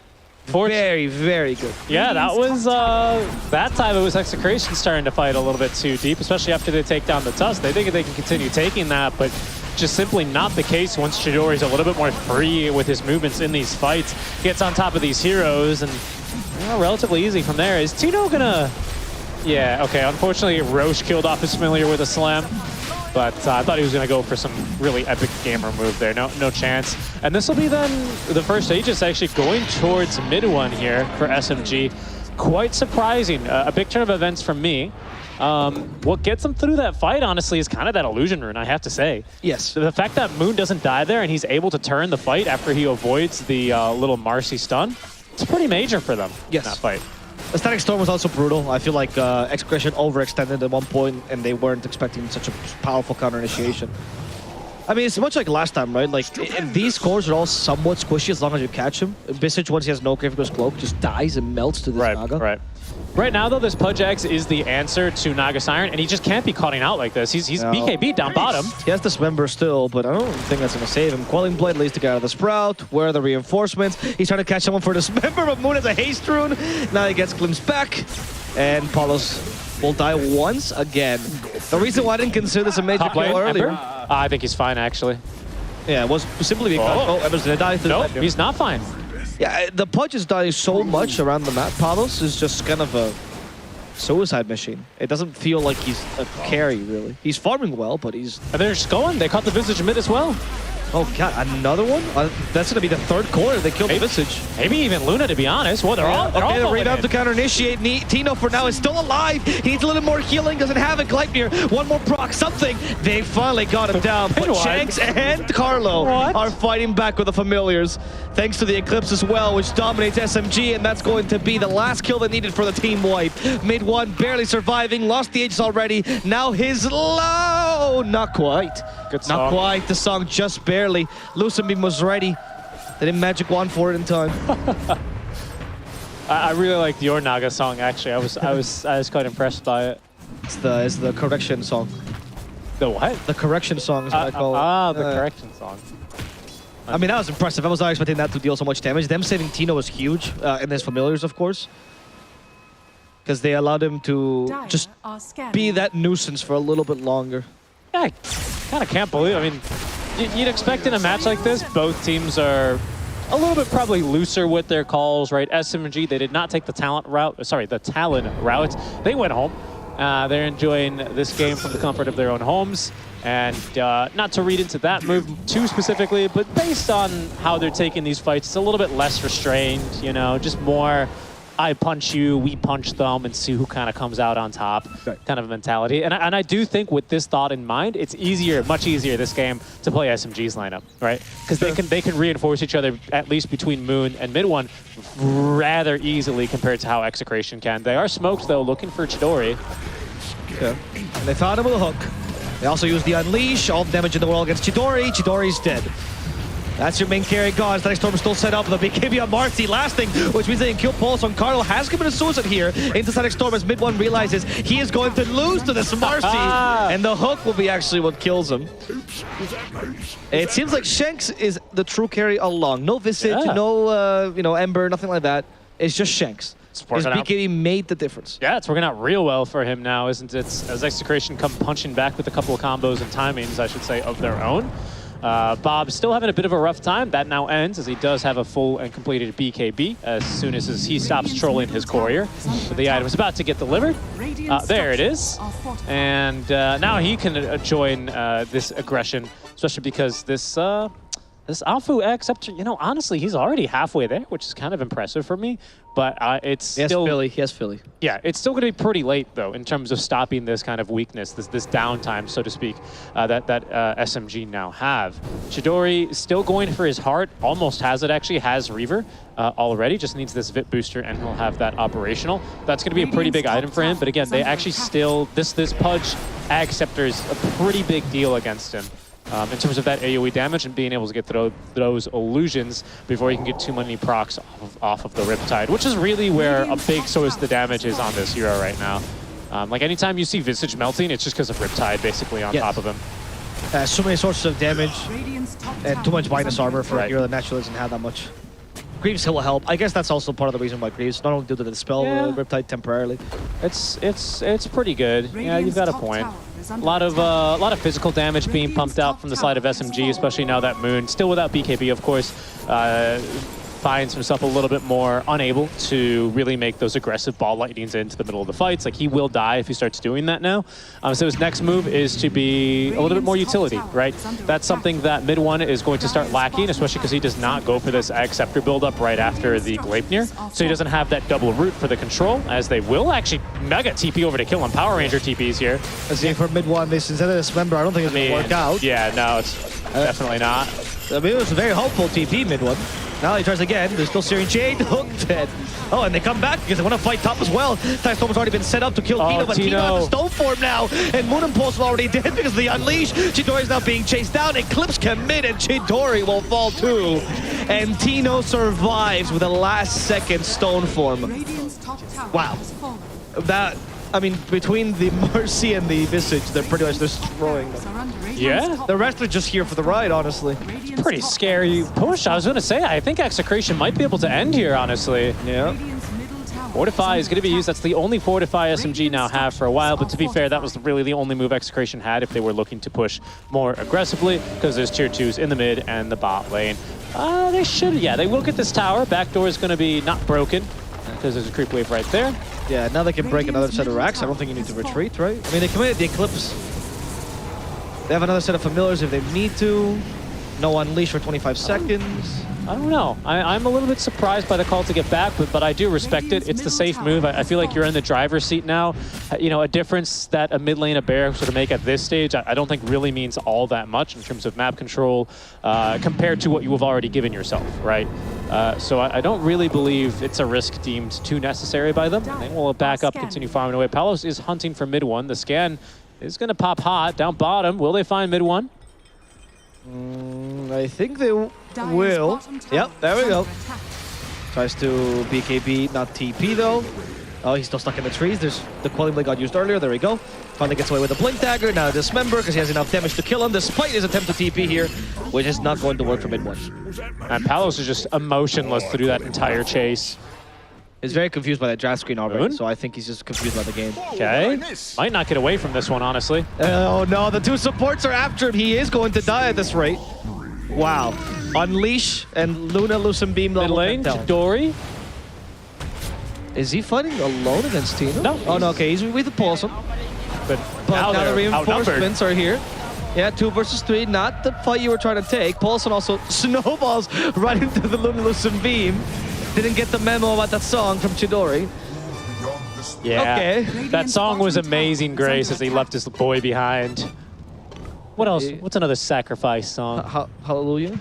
Hallelujah is a good song. Hallelujah, Tusk is dead. Yes. Hallelujah, the walrus is dead. He was playing a clubbing song. Yeah, Ding Dong, Tusk is dead. Is that not also a... No, it was like a walrus clubbing song, you know? Yeah, it's pretty good. They had them good beats. Yeah, yeah, exactly. Yeah. This game is just now gone completely off the rails for SMG, honestly. They survive this push now. Well, I mean, at least that's one lane of rats. Oh, they took the right familiar though. That was the good familiar. Yeah. But Tino still has the bunk. There's one bunk.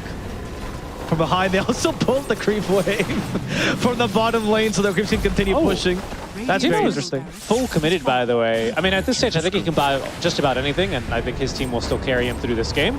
But Crimson Guard's another phenomenal item for him and his push this game. Yeah, always a nice one against the Naga Siren, especially against the little physical bits of damage that you might be taking from familiars, from the Nature's Prophet. Like, again, there's a lot of right-click. You're on the same team as the familiars. You're the familiars, actually. You are the familiar. So, right. I don't think it's going to be taking damage from them, but everyone else, yes. I don't know if... oh, yes, I meant Treants, right. I don't know if this AC is going to make too much of a difference in the grand scheme of things here for mid one, but it is complete, and he has bought out for it. I think the biggest item that SMG, the next best thing they could do, is let our boy Afu farm his Ag Scepter. Yes. Naga Siren Song into Disruptor, Ag's upgraded Static Storm may actually turn you this game. I mean, it's a little far-fetched, but in terms of all the other far-fetched ways back in this game, that is the most realistic one, I'd say. The one most within reach for SMG. This is the only saving grace that you have. I think so. You got to go for the Hail Mary pass, and the Hail Mary pass right now starts with, like you said, Song into Ag. I think you sell your Windlace, you sell your Wand, you TP back, and you stand in the fountain until your team is ready. I think he's almost got it with this people, right? Yeah, I think so. Risky, though. No, nothing's risky for Afu. You know his game sense? Look at his game sense. He knows exactly what's going to appear. There's no greed in this play. Afu, no, he missed the last hit. That was crucial. TP, Afu. Go. Get out of there. They're going to catch someone else, though. It's going to be Paulson. Bonk. Oh, and the Storm. Who's out of mana, by the way, by Moon. That's why you need Guardian Greaves. That's what I was about to say. Paulson ice shards himself to the low ground so he doesn't die above anyone else. He's at the same level. Okay, that's bad, because now you have a Storm. But to be fair, I didn't notice we had a Storm this whole game, so I don't think it matters to us. Doesn't have buyback, so maybe there will not be a Storm for the rest of the game, because it's only one lane of barracks, and it's your 2 tower, to be fair. Standing in the bot lane now for SMG, standing between them and a decisive game 1 for Execration. Yeah, I mean, and honestly, I think SMG, if they take a look at this replay, can only really have themselves to blame. I think they played a little bit too loosey-goosey there towards the mid-game when they started really balling on that first Aegis. And then the supports hit a couple of key item timings. Basically, Shanks, right, hit a key timing on his BKB, turned to fight alongside Carlo, and there's just no looking back there right now. This is a lineup, pardon me, that is not going to slow down once they do get ahead, you know, especially with how quickly they will demolish your towers. Here they go, SMG. They've got everyone. They have Acceptor now on the Disruptor. Yep, okay. And they've killed at least one. Well, there's two more now, but they did at least force the summon familiars. Yeah, at one point they killed one. That was pretty good. And now you have 100 seconds till next familiars. You're not in a bad position. Song play still available for you. What will Execration's counterplay be? It seems like Palos just not being part of this engagement, so you can hook someone out. Moon also with Acceptor, so this is legitimately a little bit scary. And then Moon. Oh, there we go, yep. And he's trying to go for Tino. Fortunately, they can get the counter kill there. Nice. Palos actually broke his pact instead to try to defend his teammate, but now he's stuck in the Sprout. Has to hook someone, and that hook was massive, but it missed everyone somehow. Kinetic Field stops the rebound. No extra movement between now for the punch. And Shanks has been stuck for a second. Tino has no buyback, so he can't come back even if he wants to. There's a song last time from Chidori, but the BKB is actually going to condemn Bob instead. Aesthetic Storm catches the punch. They go in with the BKB though. It's Shanks who's actually fighting here, and he beats mid one. Hand-to-hand combat. In fact, he's going to beat Chidori at this rate, but no, he's at the bout of punches. He's too late to use it. The glimpse actually does kill Paulson on the sideline as Carlo will sacrifice himself, perhaps not. It's going to be instead Bob who takes the Orchid. He's going to die. Dieback. Carlo at least TPs at in time, but Execration has a single buyback on Shanks. It's time for SMG to push. Why? What? They just lost. They had a plan. They lost all composure. Palos came in. Shanks literally. I mean, Bob came in to tank an Orchid. I wanted to see a replay starting before this. Good buyback, by the way, out from Bob. I really thought that was going to make a big difference here, but not big enough. And I'm surprised there was no hook out, to be honest, of the Visage when he was in the middle of that stun sequence. I thought that was going to be the save to reset the fight to allow him to get off the stone form. From there, it quickly falls apart because Pudge tries to save his friend. Bob tries to save his friend. Bob comes back, realizes he doesn't have BKB. Chidori's able to tank enough in that fight thanks to the heart. Now all of a sudden they're barreling right back the other way, and there's a full butterfly on this Naga Siren. A couple buybacks forced out from the side of SMG, sure, but they're quite happy with this exchange. Back Carlo now. No He's stuck way. In the midfield. Is going to die a second time here. At least he de-wards before he dies. But it's inevitable. They have Daedalus on Shanks. Shanks is the true carry. In more senses than one, he now needs to carry the game on his back as Palos will just be but a tank here. Yeah, but Shanks is even now having a little bit of a tough time. He finds himself needing to BKB much earlier than he would rather in these fights because of the existence of the Disruptor, you know? Any forced movement is going to interrupt rebound, and Kinetic Field does count as that, because it sets your movement speed to 0. They're in again. Tino is the target. Paulson has a BKB himself. There's the Orchid set up as well. Chidori gets close, but in goes Shanks. Stop the Static Storm. No more Static Storm. No more Kinetic Field. It was the target as well, but they don't get the last bit of punches on him. Chidori saves him with a sleep. TP's in time just barely. As Paulson and the Storm walk away. Moon is safe too. That was clutch. You ever just go from straight Fury Unleashed to anger to straight to sleep, Avo? Yes. That's many times. It's unhealthy for you. That's what happens to Shanks, pardon me. That's why it's important to talk about your problems before you go to bed. You can't go to bed angry. Well, Shanks had to go to bed angry that time, and he could, if he could speak, he'd be very upset. But I think still Execration. What? Bob? No way. They have no Orchid. No need. That was actually just killed in Electric Vortex with double damage from Moon. Yeah, fortuitous DD rune there, but you take those if you're SMG. And again, no buyback here on the side of the Ember Spirit. Moon, though, pushing another wave. This one might be one too many. You think Paulus can kill him? Oh, yeah. He's being surrounded now. Moon in the trees. They have vision of him. Oh, the Shivas. Oh, the hook. He knows where he is. And now the Dismember. But he's a little bit far from his teammates. No, he actually has enough damage alone. Yeah.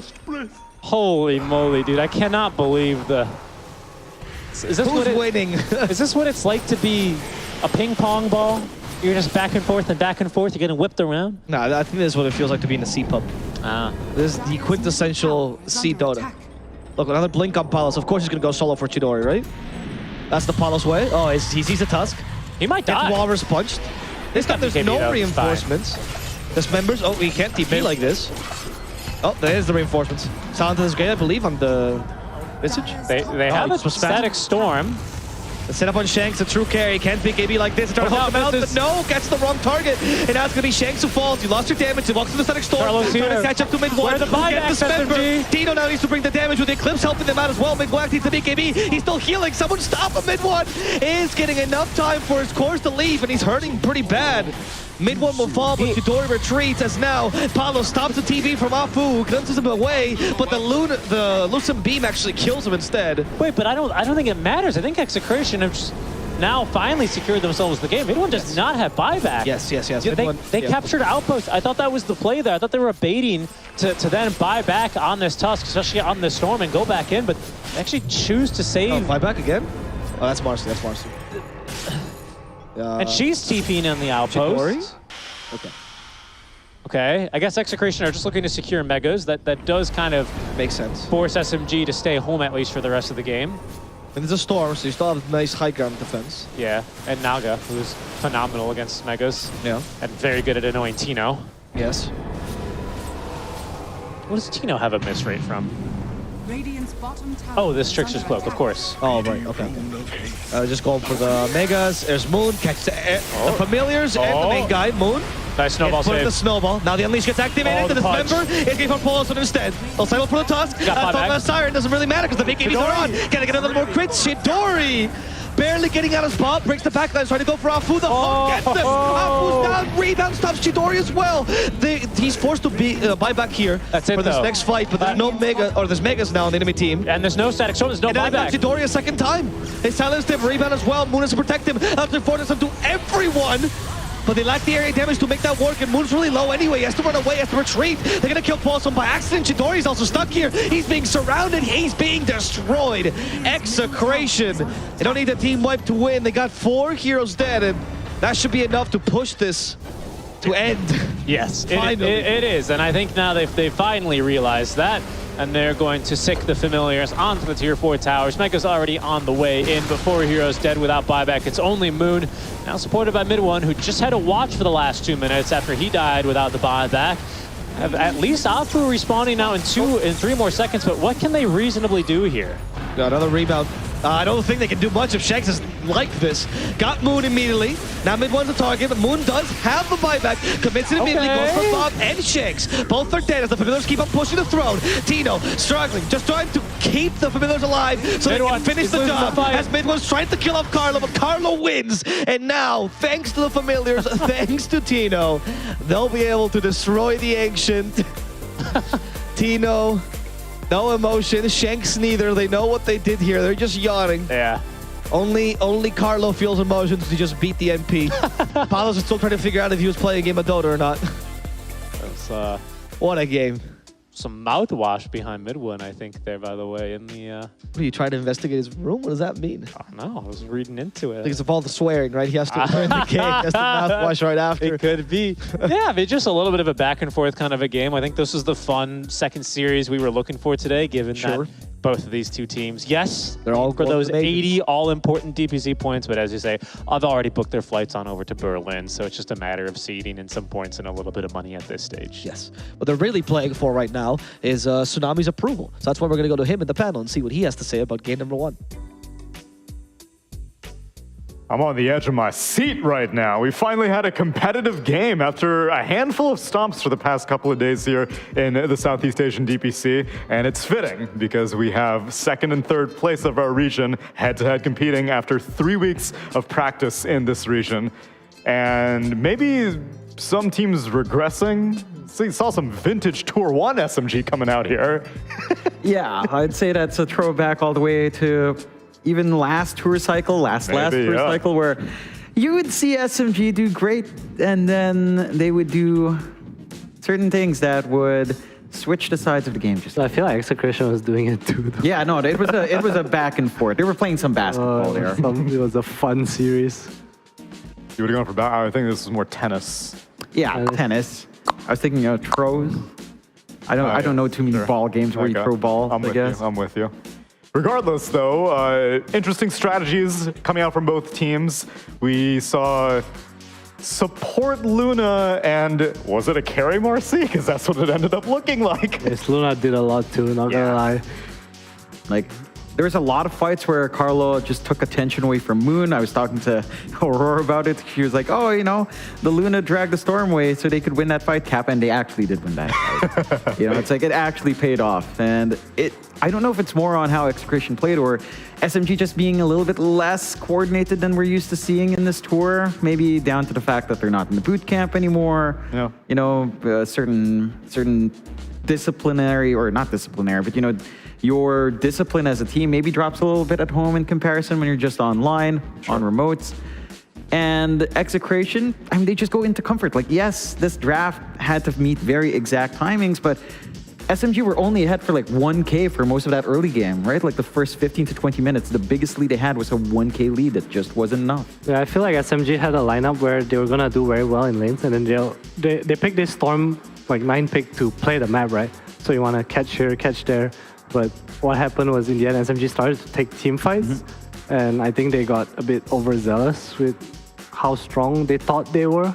Or how strong they thought this Song into Static Storm combo was, at least, because they set up with it multiple times and it did not really yield very many results after like 30 minutes. Yeah, it's because their cores didn't really have the damage necessary as well. And there was a lot of team fight items on Tino, so until the Disruptor actually had X, they should be kind of not taking these team fights. Right. And getting Roche away from Execration was a big, big win. I think they should have took the game from there. Yeah, that felt like one of the moments where SMG could have done maybe a little bit more.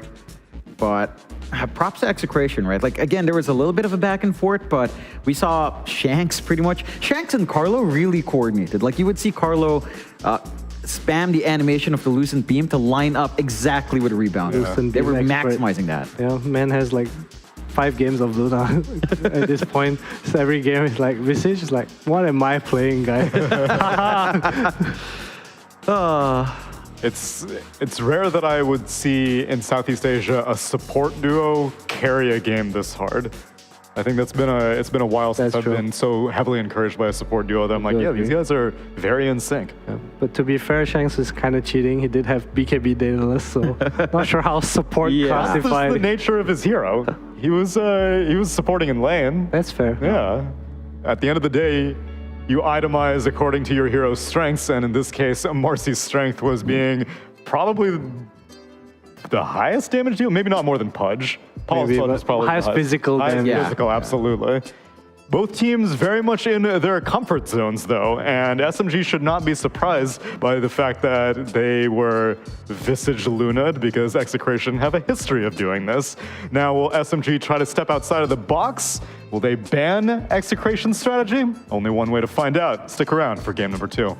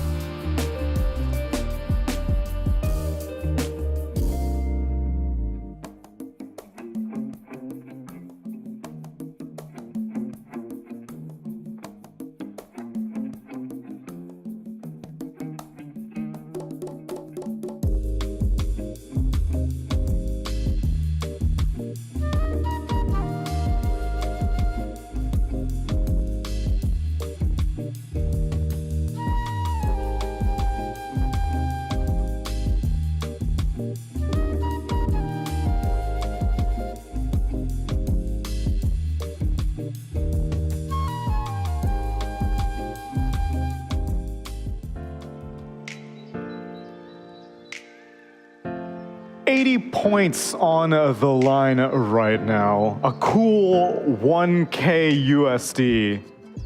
But most importantly, my admiration. I don't respect bronze medalists. It's silver or gold as far as I'm concerned. Anything below that means nothing to me. So Talon third place was not that big? Meant nothing to me. Them third place in Tour 1 meant nothing to me. Them third place in Lima meant nothing to me. Oh no, you found the trend. I did. Talon, the new EG. That's true. Oh no. I know, they got first place this They got year. first place in this one. But EG kind of does that on occasion in their region too. Oh shit. Shopify Rebellion rather, but yes. No. Alright, Shopify has been first. Yeah, that's true. Maybe the brand, I mean, we did notice that maybe it's the brand that is cursed. Yeah, maybe. In Lima.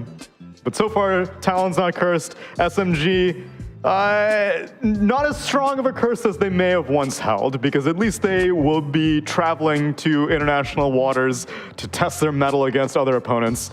But right now, I think the curse of their stubbornness may come back to haunt them, because there's no way you rolled up to this Execration series being like, they don't know how to play Visage, right?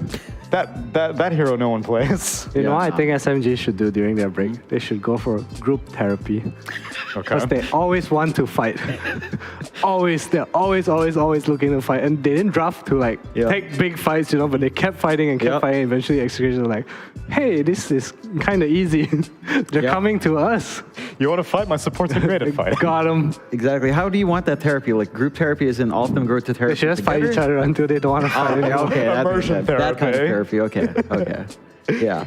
Get yourself a rage room. A boxing ring. Yeah, exactly. We should have asked Mike if they have that. Like, we should have asked Mike if he had some of that on. I didn't see any blue bags. I think they're safe. Yeah, true. Rolls up with a couple of wounds. This may be my last time clicking this bell, actually, if we're looking at a 2-0 for Execration for this tour number 2.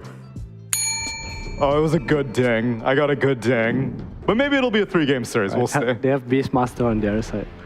You reckon? I reckon. Oh, damn it. God, there's no other reason you pick Night Stalker. Yeah, fair point. That's true. I guess it could have been Lycan, but damn. Yeah, this still makes sense. So how do these teams keep picking Beastmaster? Yeah, it just slides. Is it one? No, they've been last series it got ignored. Like every single game almost. I was shocked. It was Doom was the offlaner du jour of series number 1 that we had. That's true.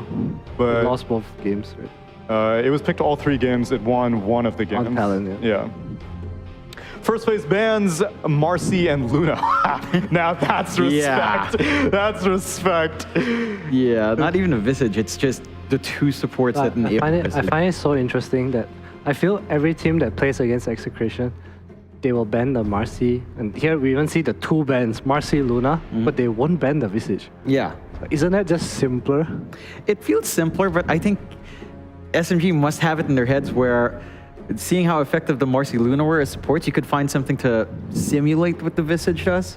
With summons. That's fair. Theoretically. Lycan Wolf.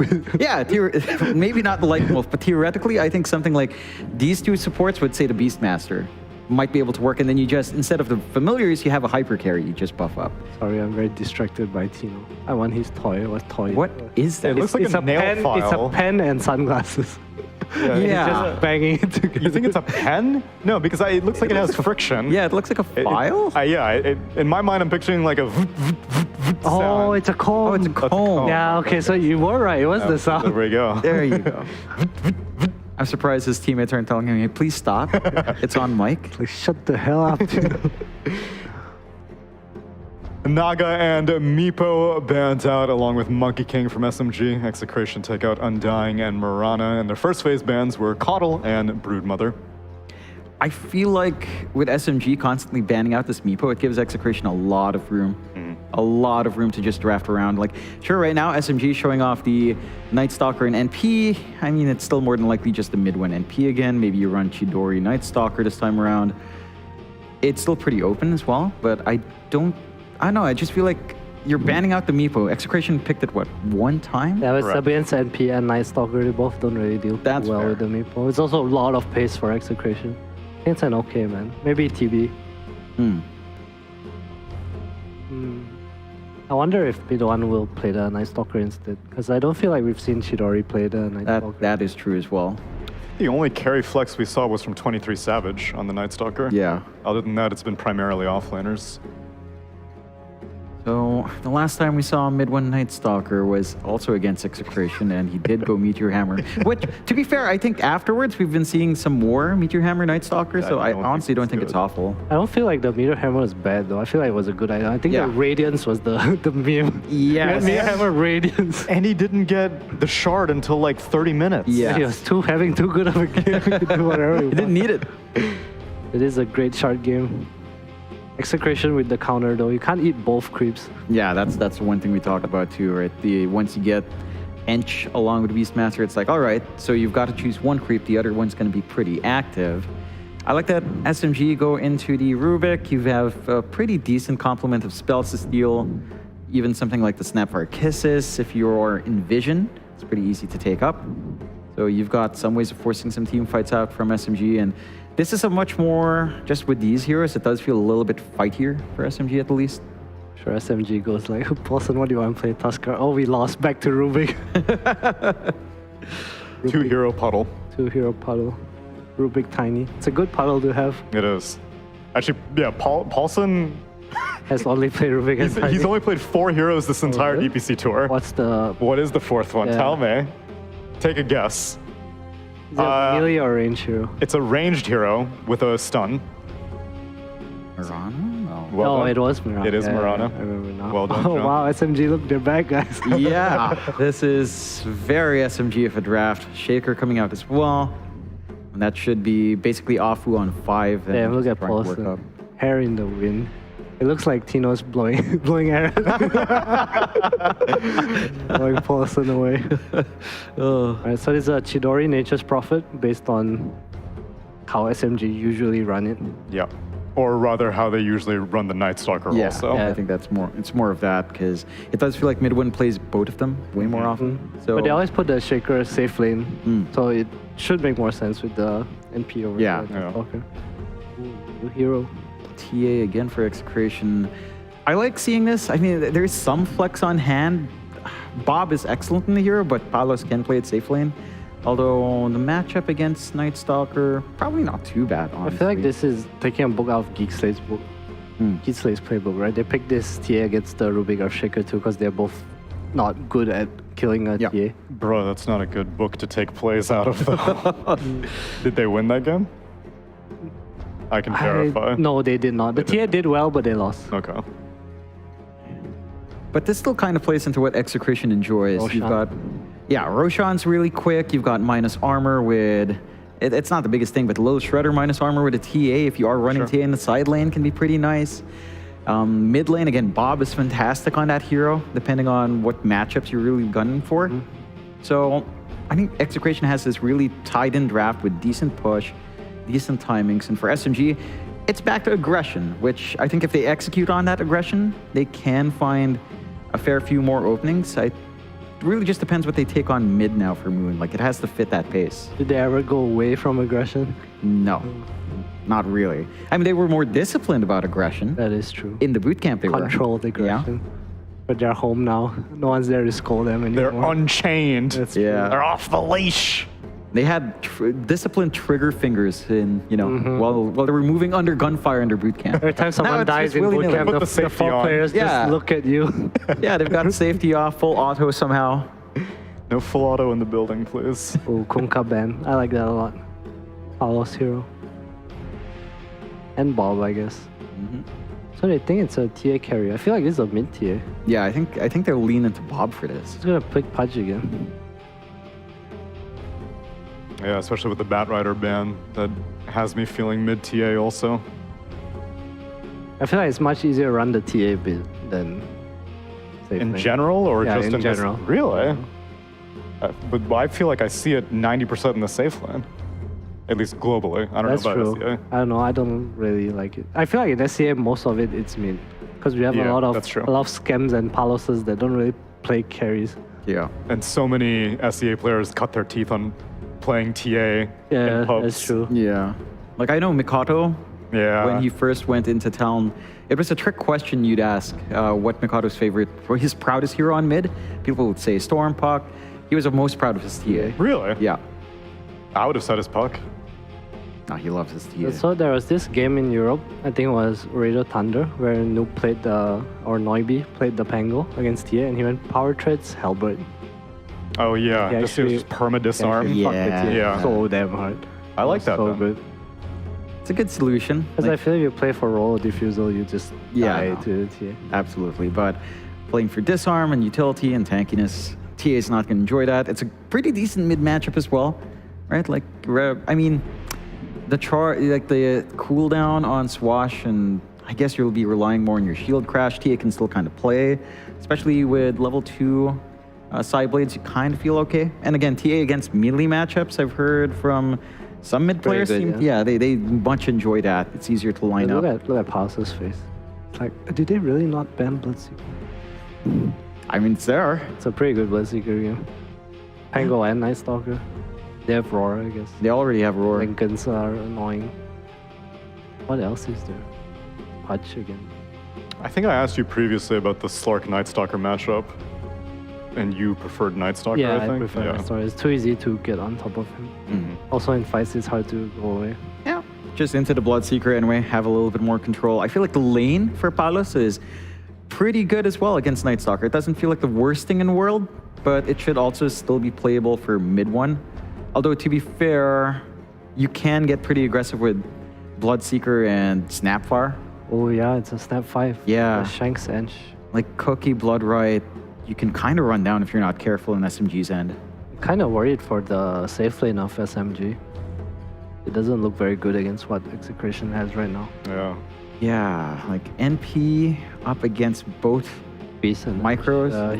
it's a lot. An Earthshaker plus 5. I'm not sure how much Afu can do there. He's just going to be poked. I feel like when Afu plays his Earthshaker, he likes to move around a lot, so sure he's probably going to be on that island down there. I'm not sure how that's going to go. Yeah, he's gonna have to Enchantress is probably gonna steal one of his treants, and then the boar is gonna be spitting on him all day long. You just don't learn treants. Can you lane as a Nature's Prophet? You learn Sprout, so you Sprout and you eat the Tango. You're like, Afu, come here, they both eat Tango, you get double regen. That's one way. Who needs an offense when you've got a good defense? That's one way to do it. I was thinking more like max teleport and just keep going home. You go home, it's fine. You go back. You refill, it's fine. They're wasting time. You just farm again.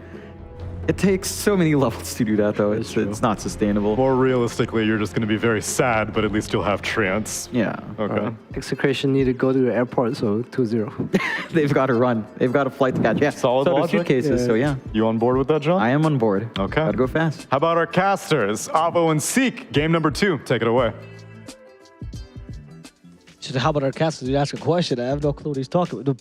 Are you on board? I'm on board. I'm on board. I think the Bloodseeker is a free Bloodseeker game, so it's kind of simple. Pango, Earthshaker, Night Stalker. I think the only thing that's a bit of a nuisance is Nature's Prophet. Not even that much. Yeah, and they've got solutions to that in the lane, right? Like that's the panel we're talking about. Yep. So it could end up being a rather difficult laning stage here. And I think when SMG tends to struggle on mid one, they tend to struggle as a team. I think there have been a couple of games where they have kind of hyper-focused onto shutting down mid one, and he's been able to kind of like play around that with his own hero and kind of using the team as well to his advantage, kind of like being the heel of the team, right? Or in the eyes of the enemy, right? Focus on mid one and the rest will collapse, and he's kind of used that to his advantage. But in this kind of a game, on a Night Stalker, I don't know. I think it's going to be a bit difficult for him given his lane matchup here. Yeah, maybe. I mean, the lane matchup is actually okay-ish, right? Right, it's when you get level 6 on the Bloodseeker. Yes. I mean, you could argue perhaps that you have too many targets for the Rupture, right? Because you need one for Pango and for mid one. So if one for that old build of Meteor Hammer, which he's going for, and into the Ags again, which he did. It could be kind of a nuisance because both Pango scales naturally even against Bloodseeker. He's actually okay-ish. Right. People think they have to always buy Lincolns against Bloodseeker. Not really true. You just need to play the hero a little bit differently. And the Night Stalker will scale if you pull off this build too. So there could be the case to be made that eventually Bloodseeker has too many targets and he suffers from that. And then TA has to pick up the slack, and I don't think this is as good a TA game. Really? Okay. I have a thesis on that. I actually... Thesis? Yes. Mind you. I agree that Bloodseeker does have too many targets this game, But that's where I put my trust in Palos as a Bloodseeker specialist or a Bloodseeker player. I think he's okay. That he'll be able to identify who deserves the rupture at certain parts of the game. By then, well, no, but you know what I mean. Like I think early on, it needs to be the Pango. I'm a little bit less scared of honestly this Meteor Hammer buildup on a Night Stalker compared to like if he goes for an Armlet or a BKB. Yes, for sure. You know, I think he is less deserving of the rupture than say a Pangolier, who you're right does naturally scale later on. But by the time he starts scaling and he no longer becomes as viable as a rupture target because he's hitting 2+ people and getting like 40% of the damage block or whatever, you know, he's just there for the bash, rolling around in the fights, then mid one becomes a little bit more deserving of it, or maybe, you know, other heroes as the situation evolves. So yeah, that's I think we'll end up seeing that come into play a little bit more. For now though, I think the best thing that Moon can do is try and leverage his lane matchup here as much as he can versus this TA. I'm actually curious what the build will be, because against a TA, the older build, when it was better, obviously, was to actually go for the single point and Lucky Shot as a third point, right? And you go 3-1-1. But these days, Shield Crash is so good, and especially level 2 is so good, that people tend to go for that instead. But we'll see if he decides to go for this. Because being able to disarm the TA can be really brutal, because she has no other ways of dealing with you, obviously. That's right. Yeah. He also went for the anti-melee build of the Meld first, which I love. My favorite build against melee mid laners. Me too. I think the biggest danger really that Execration have here, and I would say they're doing a phenomenal job of it top lane, they're already incentivized to do this because they have a Bloodseeker naturally, is you want to keep your skirmishing high in lane, right? Because that'll force these supports of Rubik and Afu's Shaker to stay in lane, and that does make the this kind of anti-melee matchup or anti-melee playstyle that the TA is going for much more effective, right? Because as soon as you try and play into this melee range, you're setting yourself up for for a telekinesis, or even worst case scenario like a fissure from fog and then you die, right? Yeah, that's true. But the more that you just start trading in these side lanes, the less that becomes, you know, much more of a danger, and the more the top lane goes for you, right? Because Palos already is quite speedy here on his thirst. So I went for the first initial kill. Bloodseeker getting a kill pre-phase boots is almost impossible unless the team makes a really big mistake, especially on someone that's tanking Night Stalker. But he dealt enough damage to him to deter him for a while. Right. He also went for the Wraith Band here on the Night Stalker, and that armor should cover him from most of the physical damage. Curious to see if SMG are going to start making any stacks as well. Usually in the triangle, you tend to see those go sometimes the way of the Pango. I think they really want to get his game rolling as soon as possible. I agree. Like we were both talking about, like I do think he is the ideal rupture targets in a lot of these fights, assuming that they're going to be full 5-on-5 fights. And I believe also we're going to see Palos pretty eager to join a lot of these early fights as well. This is a game where I think you want to try and give much more of a lead and much more farming time to Bob on his mid lane TA than you do on this Bloodseeker, who at some point, you know, my BKB is 6 seconds. I use BKB to run in, and then the fight gets difficult from there. I also think it's really important to enable Tino's game here. So because he needs to be the initiation. At some stage, for a 9-second BKB, Palos can just BKB and run in and start the fight. That's fine. That's not going to happen when it's down to a 6-second BKB. Tino needs to be able to build up something quite effective such that he's able to start the fights off on his own, right? Or Bob needs to be so big that he's just blinking in and two-shotting people. Like, that's Bloodseeker's biggest problem as a carry for me, and why I struggle to see this hero as like a real win condition. Because like, unlike an Ursa or like a TB, they can't just like walk in like a movie star and killing everyone. Like, that's not happening. You know what I mean? Yeah, that's true. Bloodseeker is more like the movie star that like had a decline in his 20s, and he went and did a couple of unnamed substances. Okay. And he always comes late to the party. He's like, oh yeah, I'll take everything that's left. And he's the Macaulay Culkin of Dota. Wow. But undeserved. Look, I like his YouTube series, but I agree with you. It's not that the Bloodseeker can necessarily do that, especially with more farm, but he doesn't want to. Right. Also might die here, by the way. He has the Blades of Attack. That's all you need. You don't need the full face boot necessarily. Good block. And that should be enough to kill him. There you go. Healed enough, so Fate Bolt didn't even matter. And Palos, really good build up here. Not going for boots first, not going for Blades of Attack. You need that damage if you want to go for these early kills. And Snap deals so much damage that it's actually kind of worth it. bottom. I believe they may be able to pick up something onto Shanks here. Really, really nice fissure. And they're going to give it to the Treants. Oh, Chidori, though, he's going to go and return to the Hellbear Smasher. Right, I wasn't expecting that with the Hellbear Smasher level 2 enchant. He actually hurts a lot here. That guy's got more HP, just more armor as well than Afu. I mean, more damage as well, Avo. He's the real support. That's Tomato's the real support. Oh, seriously. Thing's terrifying. I'm a fruit, not a vegetable. As he comes at you. There's first nighttime and Chidori can make a rotation. Palos has Quelling Blade though, and in fact he's fighting back, but it is nighttime like you said, so Palos trying to Quelling Blade the tree. He was on cooldown for a second there. He finds an escape route. Carlo might not be as lucky. They're dividing their efforts a little bit. Carlo's the target once again. Fate Bolt finishes him off. Yep, Palos just going for a nice little run around the track basically. He's Terry Fox of the game. yeah.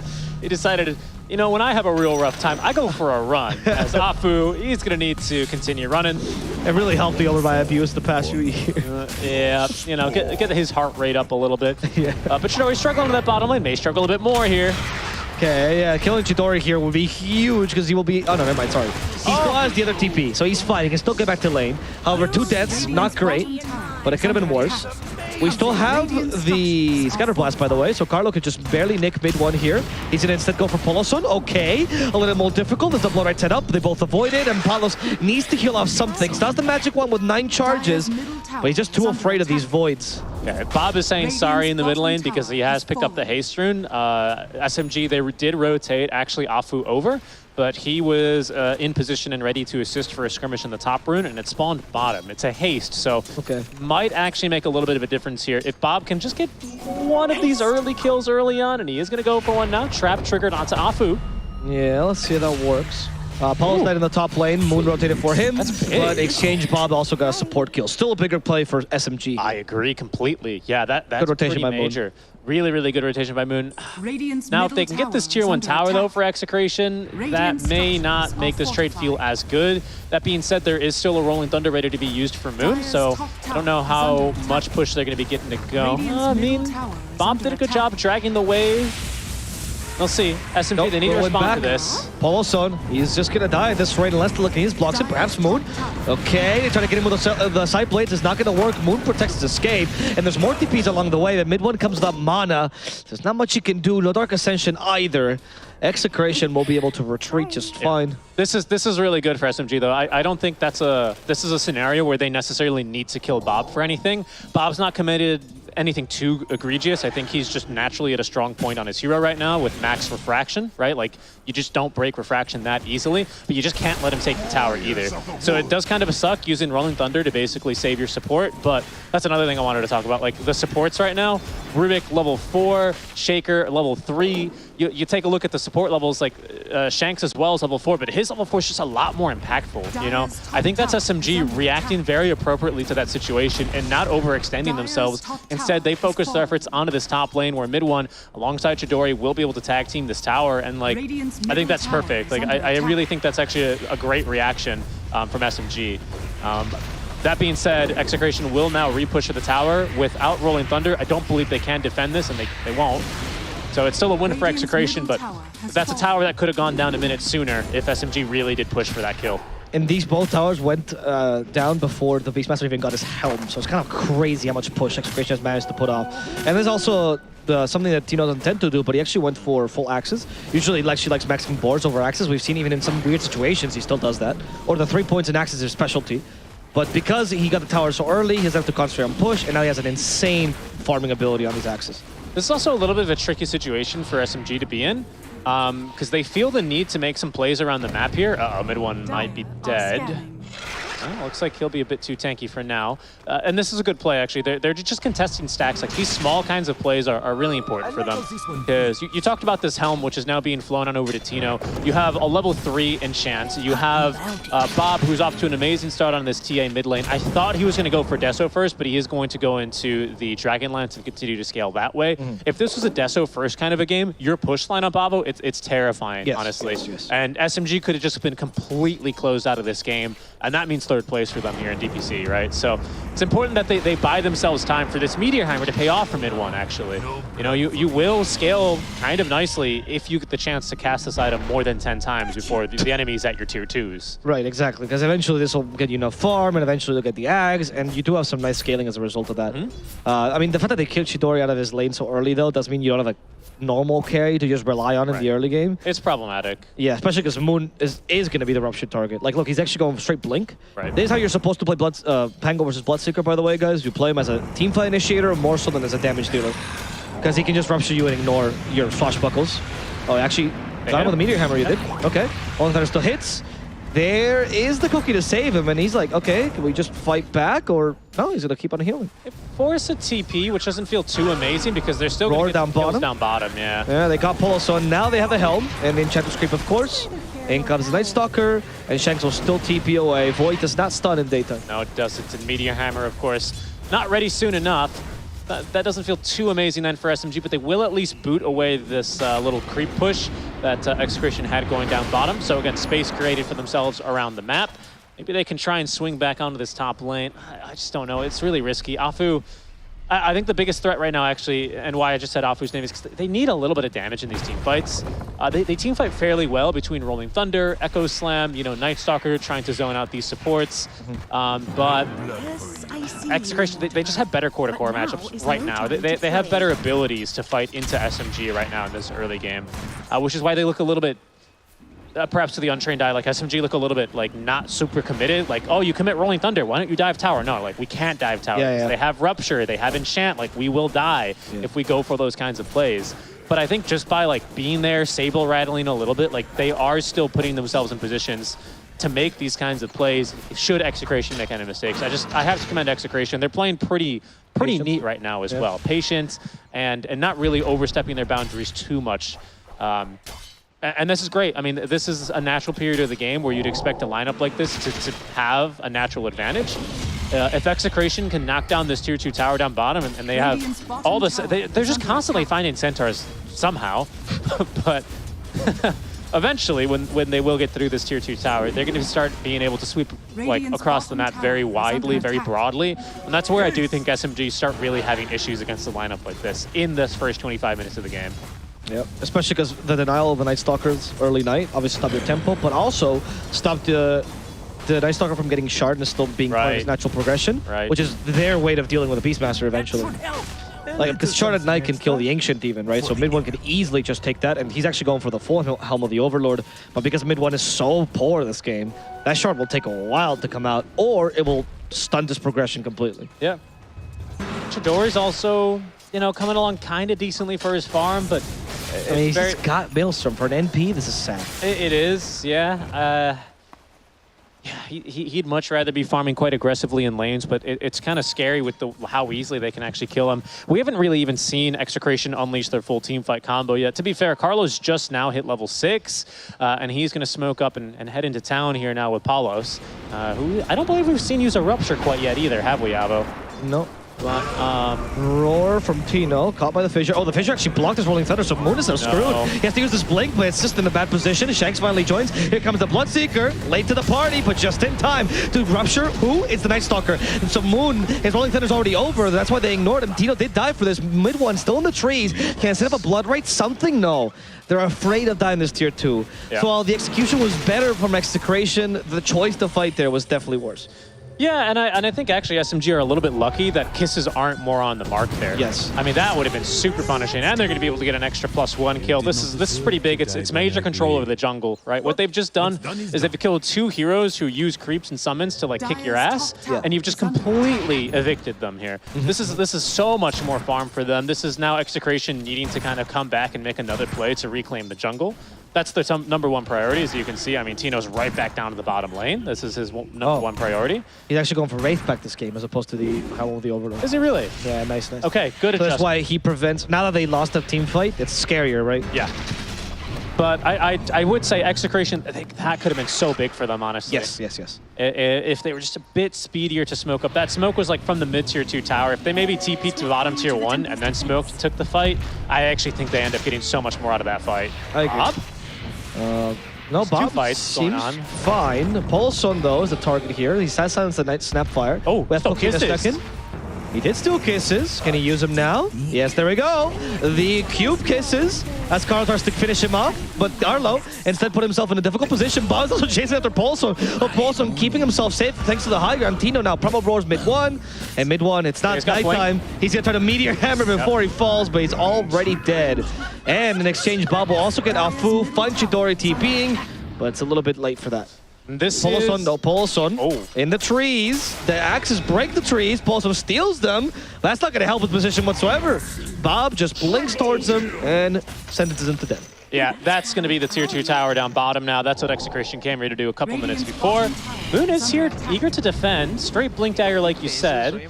And is going to actually be able to force away this push. So never mind, I did speak a bit too soon there.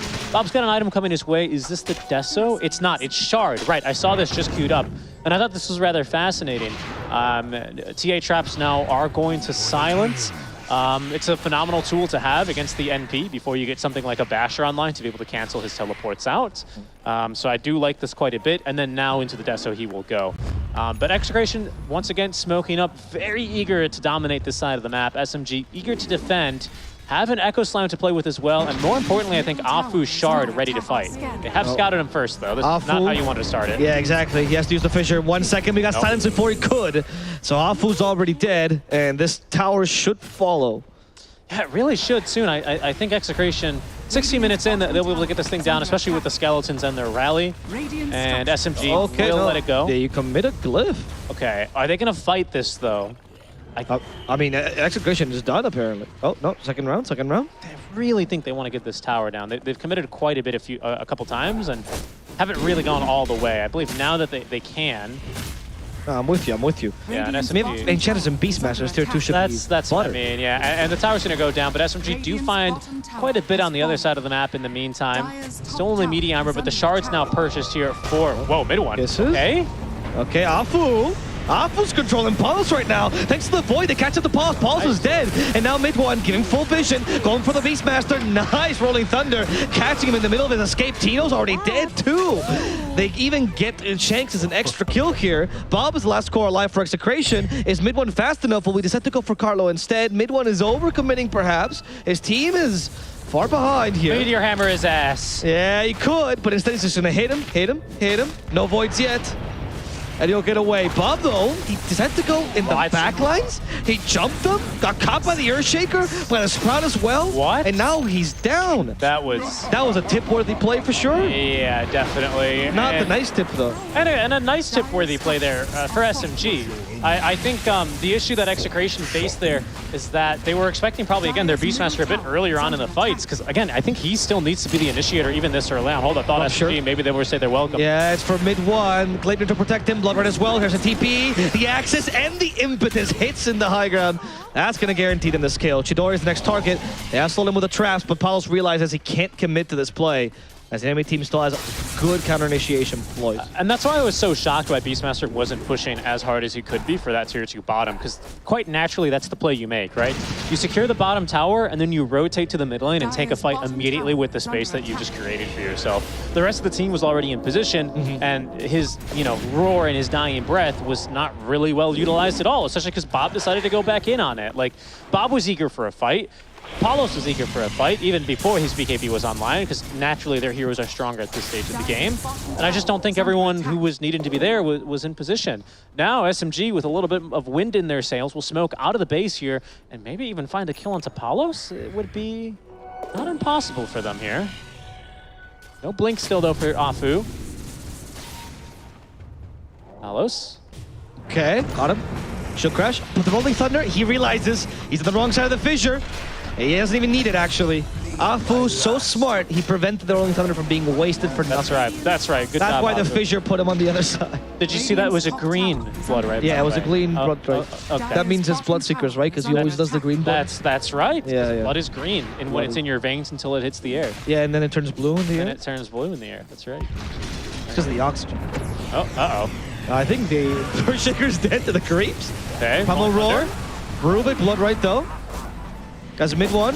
is going to die to the auto attacks of the two ranged heroes here. Refraction still available for Bob, but he fights Chidori back. Sprouted, Bob tries to get out with the illusion. Doesn't work, but Chidori is on the run. Chidori is TPing instead. He does not want to participate here any longer. Poloson might die to the kisses. The force staff does not work the same from the whirlwind, as the residual damage on the kisses is what ends up killing him. Kind of a messy fight there, but it's one Execration will come on top. And Rupture? The Rupture down bottom. Yeah, and it's for Moon, but he has a TP, and that's the ultimate answer to a Bloodseeker. God darn it, Town Portal Scroll. Radiant's middle tower is under 100 attack. gold to counter a whole hero. Honestly, man, what can you do? But Execration not unhappy with that sequence event. They're not too unhappy. They'll still be able to get a good amount of damage. And in fact, it looks like the tower here. Fortify is committed, but there's a new wave coming into tank.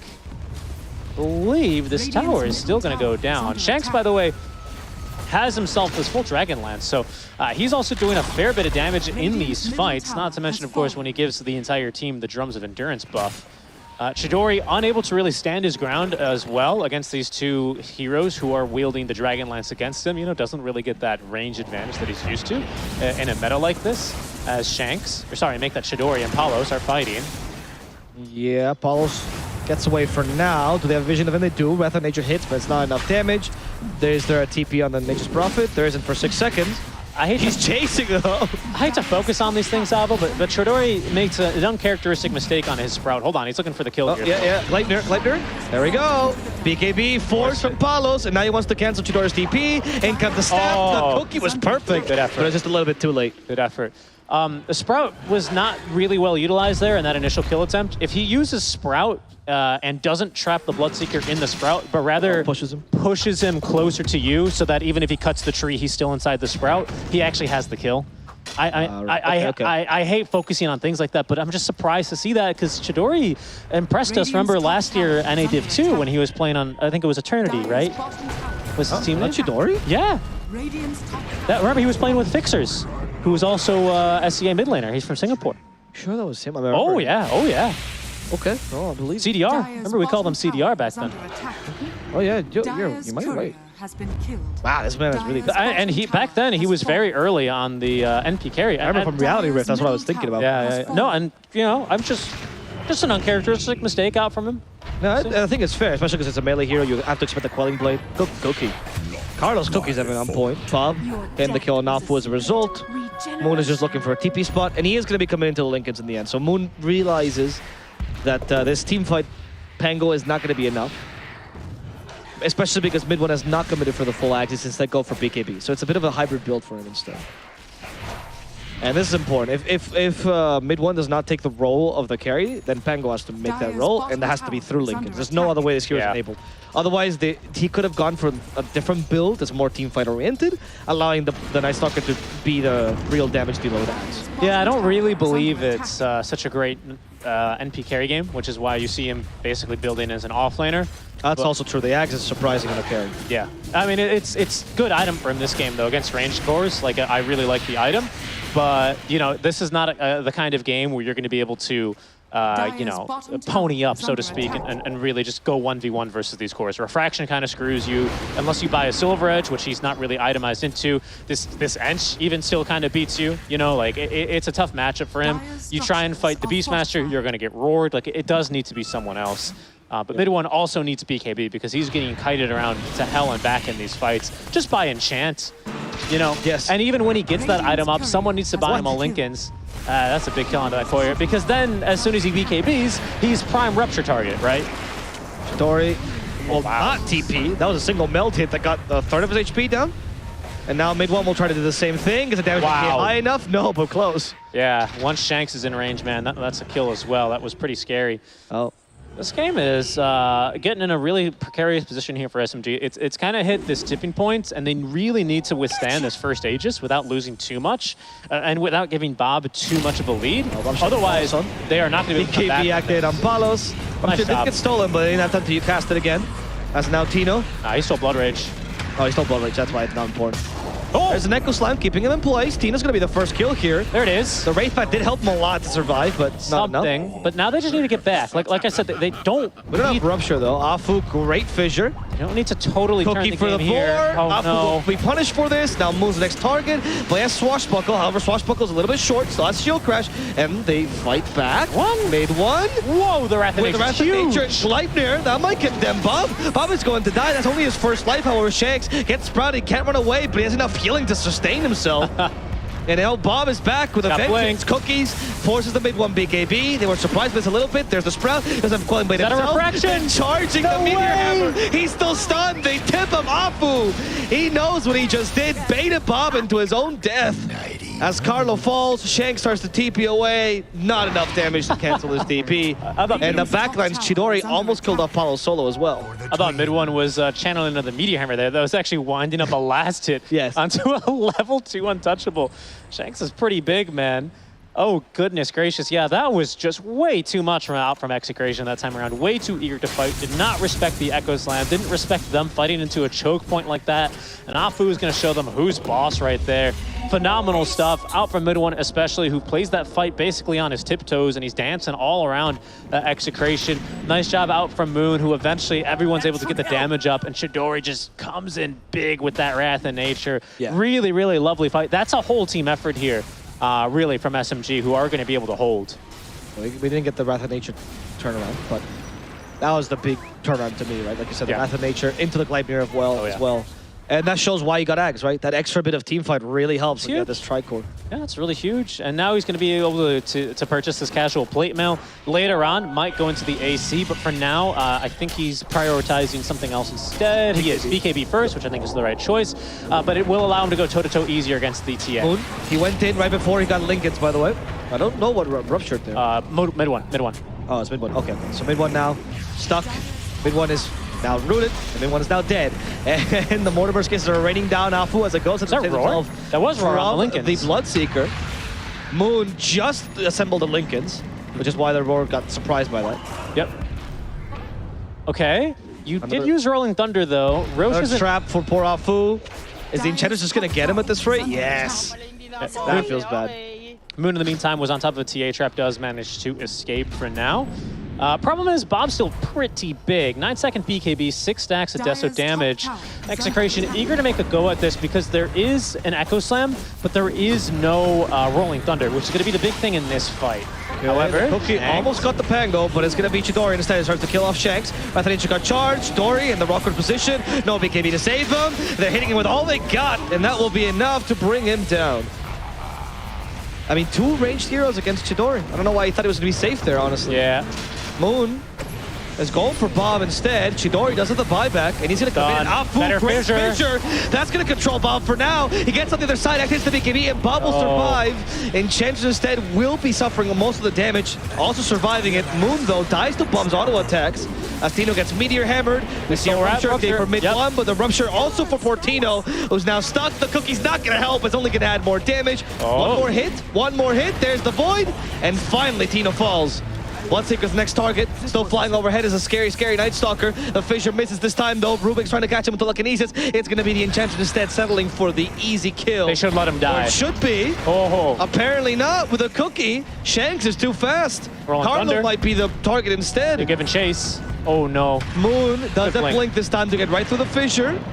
And Chidori as well did catch Palos, but there's no follow-up. Instead, it's Carlo who they kill first. Pulls on as a result. Chidori back into the grace of the Night Stalker, but killed off by a BKB Palos, who's now chasing after mid one. Wait, are they going to turn? In addition to the stun from the Enchantress. Meteor Hammer! Palos gets Meteor Hammer to death. The Ancients are against him, but it's still this duel of death, which the TA and the Enchantress catching up mid one, slowing him down now, ever so slightly. Mid one tries to use the Crippling Fear to get away. Just got out of there. Just got out of there. That was a pretty good play. Too slow. Wow.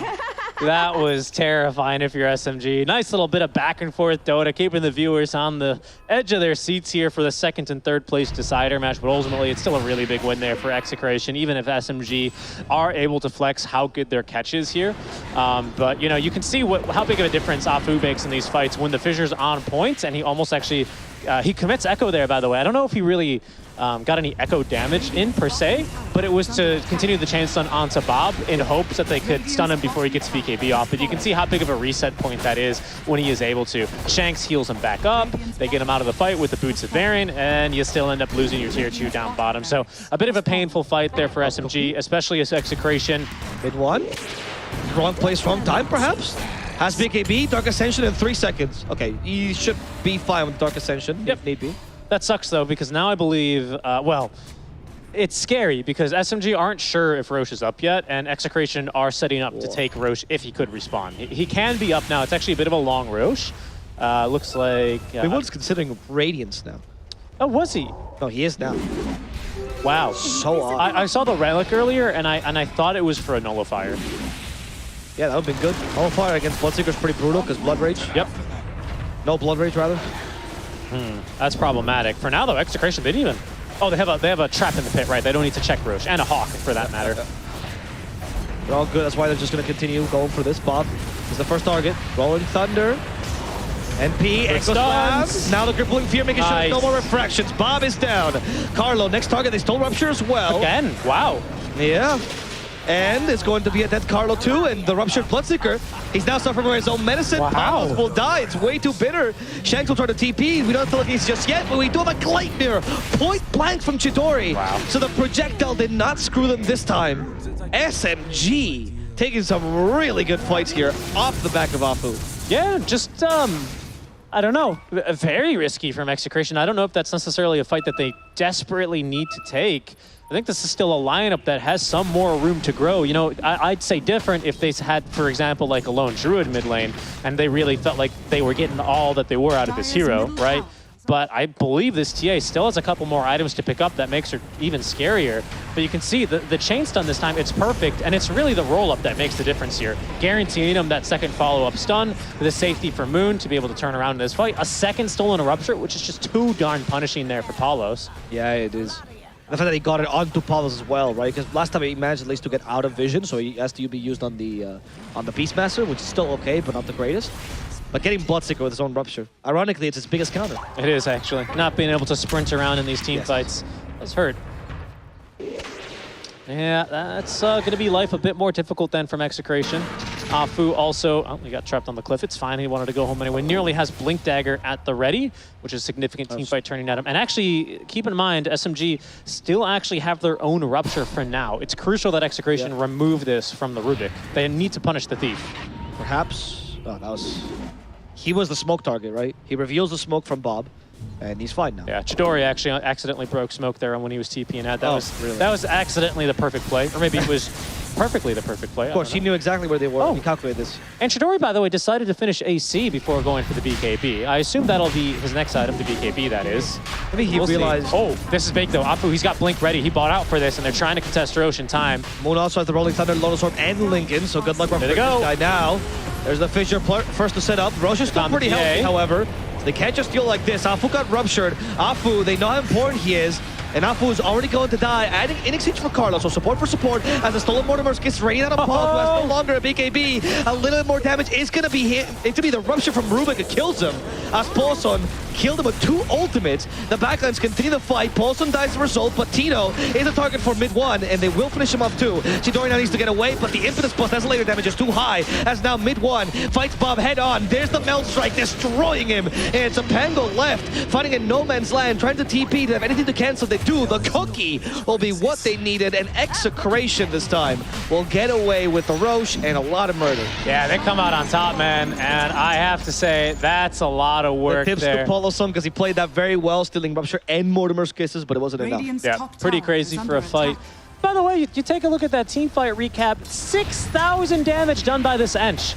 They just left her alone, and she was just launching those things like a frickin' howitzer, man. Doing tons of damage. The control onto Bob was phenomenal. Control onto Palos, pristine. I mean, he's barely in this fight with the amount of damage and lockdown they did to him. You can see he's ruptured right now through BKB. That now the kisses onto him, right? Yeah, I mean, phenomenal stuff, right? But you can also, what you'll notice is that just these impetus, just constantly in the fights doing so much work, man. They really add up. And with that Deso debuff, Tanner and Bob, they really do the damage, and that might be the straw that broke the camel's back here in this kind of a fight. Bob nearly loses his Aegis there, by the way. Yeah, that was just, did they commit the Echo? They did, right? Just to keep him stunned. Yeah. And the Cookie ends up saving him. Bob was close to level 25 as well, which will get the refraction instances. Almost always they do this. I think this one might be a little bit too far gone now. There's, once again, a Crimson Guard and a full Pipe of Insight on top of a Wraith Pact. So it's just armor stacked. There's damage mitigation as well, stacked up as well here. You have lots of sustain and heals, not only on that Vlad's aura, but also on the Nature's Attendants. There's the Blood Right, the TP. Cancelled by the Gleipnir. And Mortimer's Kisses will finish off Afu. He didn't have Echo Slam anyway, but he was still important with those fissures, and now it's been cancelled. This Radiance is online now for Midwood. It's a great way of getting through refraction, but the game is already in a pretty dire straits here. I don't know if it's enough to bring it back here from the brink for SMG. They may have to settle for third place here. Okay, telekinesis. They don't want it though. Beastmaster, Rolling Thunder as well. They try to kill off Tino, but he has all these auras helping him tank, and Tino will be fine. As now Mid-1 is forced back to the BKB. Tino still not dead. That Radiance is not going to finish him off. A bash gets Mid-1, and Mid-1 will fall as Tino comes back to relish the fact that he got 2 cores to jump him, and he didn't die. It's the Fable that gets him instead. Poloson dies for this deed, and it's only Chidori who's left alive here. Now the buyback from Poloson. Afu's back soon too as well. 2 more seconds for this Earthshaker. Wrath of Nature sets up for something. Gleipnir's well into 4. Afu's here too. There's no Echo Slam though for 36 seconds. Scatter Blast from the Rubik. Just piling on all the spells they can. Bolson might die for this though. He was too close to that Fission. A cup of the Gleipnir, and now the Flutter as well with a Rupture for Chidori just in case. Poloson's dead. Chidori gets it up to the high ground. He's gonna be fine for now. As Paulo tries to find his way through the trees. I don't know how he made it inside there. Bob commits suicide just one last time. The last time we'll see him commit suicide in the DPC. This game is most likely going to be over soon. He has Aegis regardless. They broke the racks. They have the Mega Creeps. SMG, what are they holding on to right now? The hope for second place, Avo. The hope for second place as Moon gets the kill on Tupalos, but he gets stuck in the fissure now. No, he bounced the wrong way. Maybe he bounced the right way? Yeah, he has Shield Crash, 60% damage resist. Bob can't kill him. Now Bob gives him a little bit more damage resist. Stuck in the trees. Nope, never mind. He had to blink the whole time. Carlo covers the escape. Carlo dies for this. Shanks is out of mana, so he can't impetus any longer. Echo? And Echo Slime catches Bob with a Shield Crash, finishing him off. This time he has no Aegis to save himself. Shanks TPs. There's no Basher, so he'll survive. But SMG, I don't think they have many chances. Yeah, I don't think it matters. Cost him pretty much everything there. Mid-1 not having buyback though, as he is still farming that up after completing the Radiance. But everyone else pretty much needing a buyback there. Moon inclusive. Chidori as well, still building up a little bit of damage as he does get towards this this Daedalus. But things are going to get a little bit more painful for them yet, as TA is about to hit this level 25 talent. Honestly, there's good reason to go for Meld Hit Bash this game into the Pangolier, but I do suspect we'll see those refraction instances. If they can continue stacking kills here, though, they do have a chance. They do spout Tino. The Beastmaster gets forced out Mid-1. They got rid of the Wraith Pack. That's kind of big. There's the Primal Roar.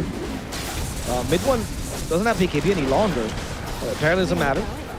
The impetus is hurting, though, but Tino is going to die this Shanks has a frickin' Moon Shard, man. He does. Mid-1 has a Radiance. And he has a Meteor Hammer, too. He's charging it.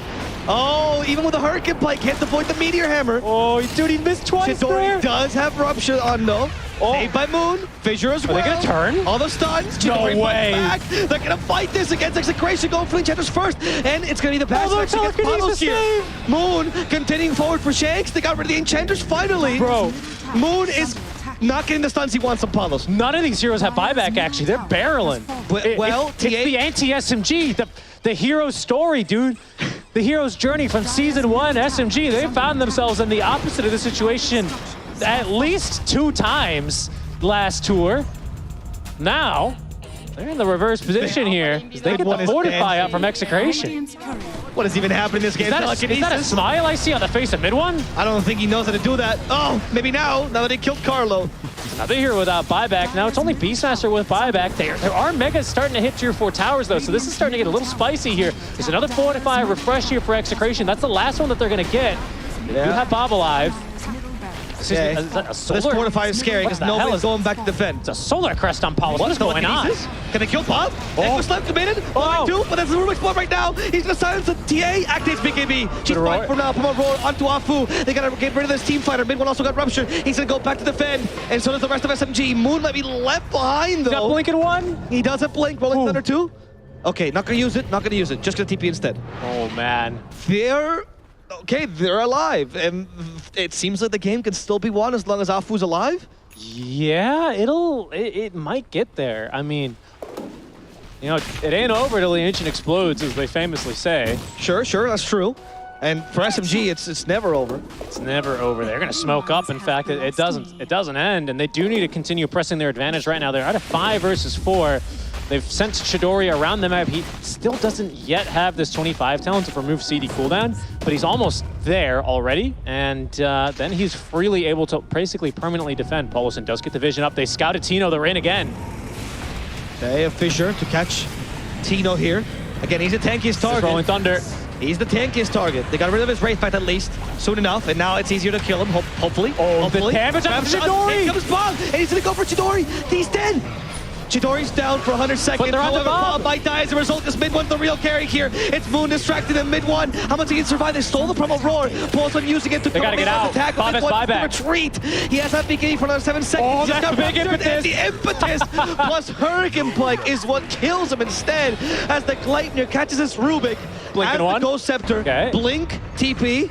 Nothing to cancel it yet. No Gleipnir available. He'll get out. Dude, Chidori's... No, this is over. He's 300 gold from buyback, and then maybe there's a glimmer of a hope of a chance. No, without that, there's nothing that they have left to fight with here. Paulison trying to deal with the Megas. It's him and Shaker trying to deal with Megas. Against 5 heroes here, Execration looking to end it and secure that second place seed as they punch their tickets to Berlin. Come on. A well-played series here. It's poetic, isn't it, Avo? You had the team that started last season on fire and ended up a little bit weaker versus the team that ended last season. Gun. Oh, what? One last Echo Slam. They gotta try for the boys. One last team fight. Up was dead. And Paulson joins them. Execration will get a 2-0. SMG, they put up a good fight, but it was not good enough. But they'll be happy. I mean, generally, I mean, Execration will be happy with the way that they've kind of brought this season back, you know? For me, for a season that looked a little bit tougher for them towards the start of it, especially with how they dominated last tour in the winter tour, I think they're going to be fairly happy with how this one's ended up for them. For SMG, you know, I think slight, you know, taints of disappointment here. Sure. Because of how well they started off this season and how dominant they looked. But it does seem like, especially Execration here in this game, kind of figured them out a little bit here and was able to address a lot of those issues in drafts. It never really felt like the SMG in this series that we were seeing in the season, who were always the ones dictating tempo, pushing objectives, always getting that coddle, you know, kind of combos. Maybe this is them trying out new things because they know, or maybe they feel like that's not going to work against their opponents at Berlin. But it didn't really feel like the SMG that we were seeing kind of dominate the tour so far. Yeah, it's true. I mean, they never quite fixed this issue of the sometimes mistakes, sometimes weird, muddied fights, right? They have a really high... I mean, they're the talent of the season, honestly. As Talon now cemented themselves in a pretty consistent win rate, now SMG is the one with high ceiling and low floor, and we'll see how they end up doing in Berlin. But for now, we do have a lovely panel, which we'll get, of course, the reason why Execration will on this fight, which is they want the winner's interview. And we're going to get it very soon with Tsunami and the gang, so please take it away. There's some hand symbols that I'm very excited to see Execration echo after we get a chance to interview them. But for right now, we can bask in the glow of their revenge on SMG, because earlier in the season, week number 1, SMG got a 2-0 over Execration. This time, the coin was flipped, John. Yeah, they sorted their confidential issues, you know, like stuff with Abeng and Kimo and shuffling around. Maybe there was a little bit too many voices in their heads last time around, so it clears up. And it looks pretty strong. It's a 2-0.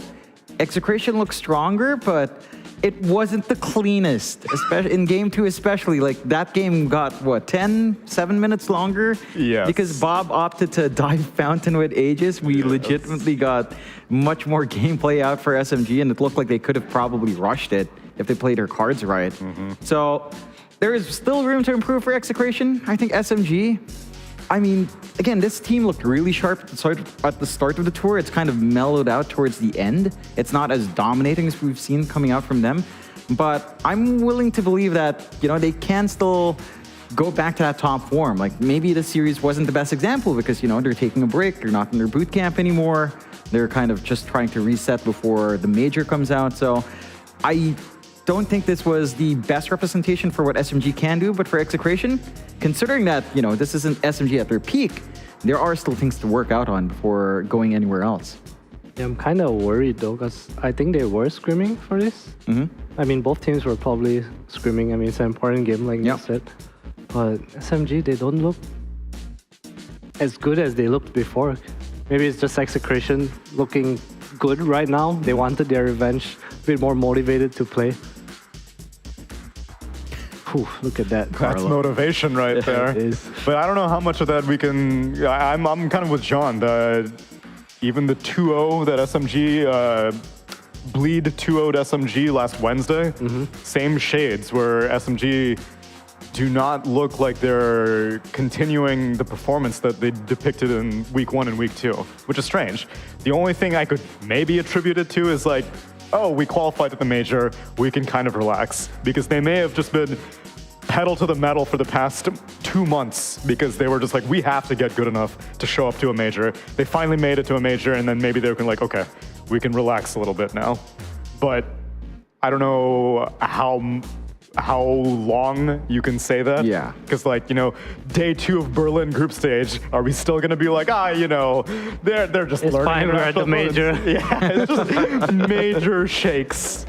Yeah, hopefully not. Like, again, this is a good, kind of training ground. Bang, bang. Carlo bang, is bang. always feeling it. Jeez.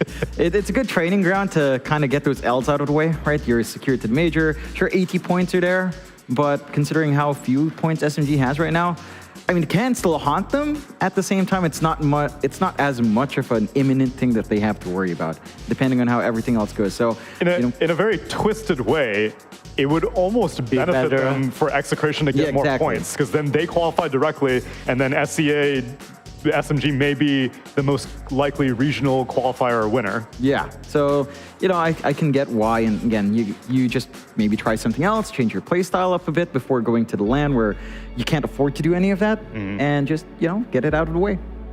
Carlo looks like he was playing some FPS game. His hands just always off the keyboard. It's like fist bump. Round ends, fist bumps all around.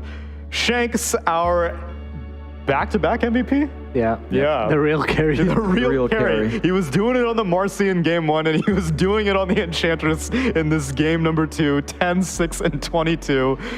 And this is coming from a support player.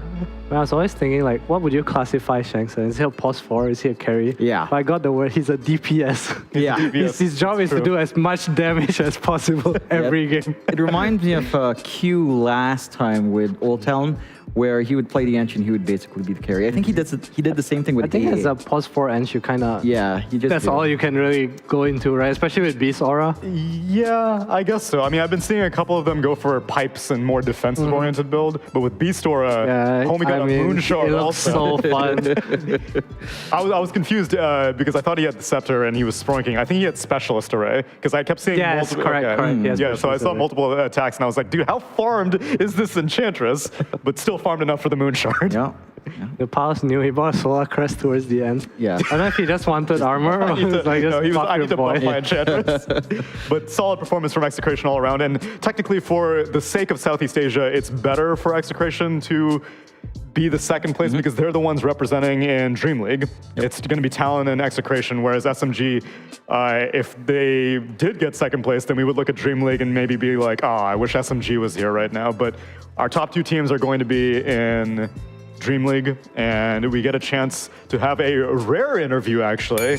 We got Chemo on the line. Hello. Okay, so that's what I want to see. You've been seeing your boys' interviews, right? Show me the, there we go. Let's treat you, come on, Chemo. For the ride. You're already predicting Berlin Grand Finals, that's what it is. You're predicting a 3-0 there. Maybe. That's what I like to hear. Kimo, congratulations on the win. I know these two gentlemen are very familiar with you, but for anyone else who may not know your role in Execration, you mind sharing what your job in the team is? AKA Coach and Raptor. Okay. Yeah, that's it. You say that, Sid, but I feel like you're underselling yourself. These drafts, apparently this Visage Marcy is just unbeatable. When did you guys discover this? Actually, I just discovered this with them too. We've been talking a lot about it. And they say it's OP, and I see it, and it's really OP. So let's do it. And keep doing it because no one's banning it against you guys. Adam, you got any questions for Kimo? Yeah, I want to ask, like, you came in halfway through the season. How did that work for you guys? Actually, in the earlier, it's really hard because we're not in the same page. But eventually, good thing we still make it here in the Berlin Majors, and we work it out. So maybe this is why this is the result. Okay. Sorry, my English is so bad, huh? No, you're good. No, it's perfect, boss Kimo. Yeah, good. All right, Kimo. Good to talk to you after a long time. I am curious. Kamusta? Kumusta? Okay lang naman. Happy kayo na? You guys are happy, of course.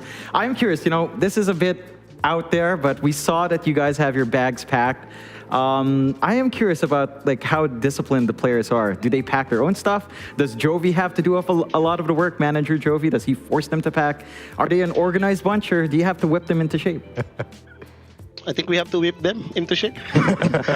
Are you the whipper or is it Jovi? I can't imagine Jovi whipping. It's me. It's you. Do you have to whip Jovi as well? If I could, I would. So managers higher on the totem pole than coaches. What I'm hearing. You should respect Jovi. Are you guys flying today? Are you guys flying today? When is our flight? 6. 6, and you guys are packed now? I think not. Actually, I don't have the visa to come to them. I don't know if I can make it. Okay. Well, hopefully you do. That's something I relate with, of course. Our passport is just kind of bad. I am curious, this is a pretty big win for you guys. 80 points does matter, in your case most especially. So what are you guys planning to do to celebrate tonight? I still have a job after this, so maybe I will drink for a little. I'm doing some casting in some other pages, so that's why. Yes, I have seen that. Yeah. Any day You of guys, employment. what do you plan to do to celebrate for today? Let's hear. Oh, they want to go home because it's like that's why they packed their bags. They've been here since the start of the Division 1. The grind has paid off, though. You guys have a fantastic performance, getting second place, winning this tiebreaker against SMG. You got any shout-outs, any love you want to share for all the fans who have been supporting Execration? I love to give shout out to all the Filipinos fans out there, and our fans, if it's not Filipino, it's fine also. Good. Thank you very much for the support. And hopefully, we be united again. Filipino boys, support each other Filipino teams too. All right? Thank you. Yes. That's all. Okay. That's what I like to hear, Kimo. Thank you very much for taking the time to speak to us, and good luck to your team in Dream League in Berlin.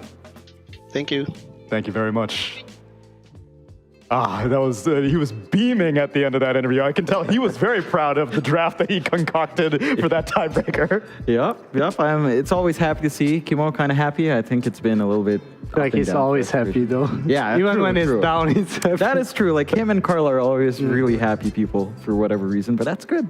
That's the kind of attitude you want for a coach. One with unbridled happiness and love for the game. And that love for the game has earned them 80 points, but that's on top of the existing points that they have. So in grand total, they got 240 points out of this DPC League Tour number 2, Division 1, which bumps them up to 8th place. So if you instantly had to lock TI right now, Execration's a direct invite. Yeah, that's good news for C. Again, it's been a bit rocky for the past two. A bit. I've seen C in a worse state, so this is one of the lower points. So, but at least having Talon and Execration does mean that one of these other teams will have a smoother ride to qualify in. You know, we'll get a little bit more Southeast Asian representation towards the end if it maintains. The major can change things, the third tour can change things, so it's not in stone, but it's looking stable. We definitely have a storyline here, right? Every season there's every year there's one team that qualifies, one team that is like barely is between qualifying and not qualifying. And everyone's hoping they qualify so they are not in the qualifiers for our one slot. I know for SEA last year, T1 instant, but Fnatic on the border. Yeah, it was close. And like the same thing with Eastern Europe with like outsiders. Outsiders ended up not even being able to attend TI, even though being on the brink. And you kind of need to farm your own region to be able to get enough points to get directly invited, which kind of sucks because then other teams don't get an opportunity to attend the majors. But here at least we have one rotation. Unfortunate for Geek Slate, but SMG gets an opportunity now. And Geek Slate are not quite done. They still have a little bit of pride to play for. This is the end of my time here on Tour 2. Adam, you got any closing thoughts, as it is also the end of your Tour 2 broadcast right now? I think it was a really nice season. Kind of competitive, even towards the end between the upper half and lower half of the group, which is pretty uncommon.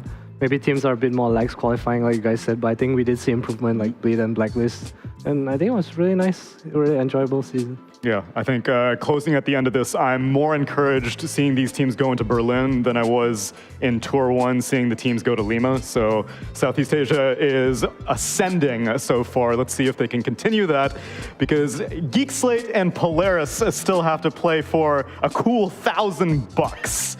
And if you want to see a very exciting money match, well, Sophie's going to guide you through it. We'll be back for our last series of the Southeast Asian Spring Tour after the break.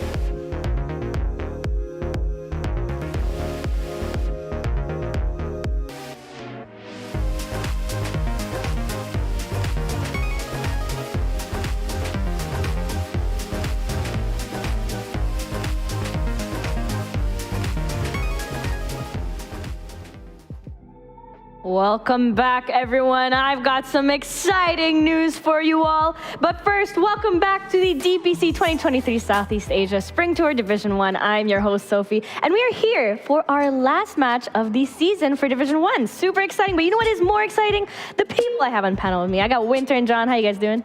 Great. No. Really we are not the exciting part. The exciting part is about the game. Yes. Exactly. Who do we have?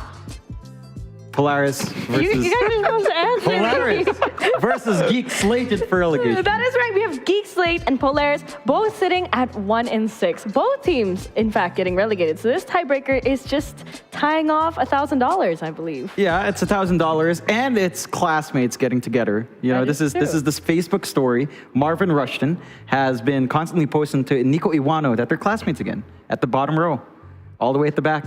That is right. But do not also forget, we got a special code right here, over here. 7 days free Prime. Just put in DPC 23 Spring into ePulse at that link. You can go scan this as well. What is it for exactly? Well, they got a tournament called Continent of Extremes. It's an event happening where they got 1v1s, 5v5s, and you know, with the Prime, you get no ads, you get free tournament entries, and you get some extra prize money. So who doesn't like free stuff? So go definitely put that code in over here. Do the QR thing. But yeah, back to our game. This is very highly awaited, you know, high skill, extreme, intense Dota that we're about to watch.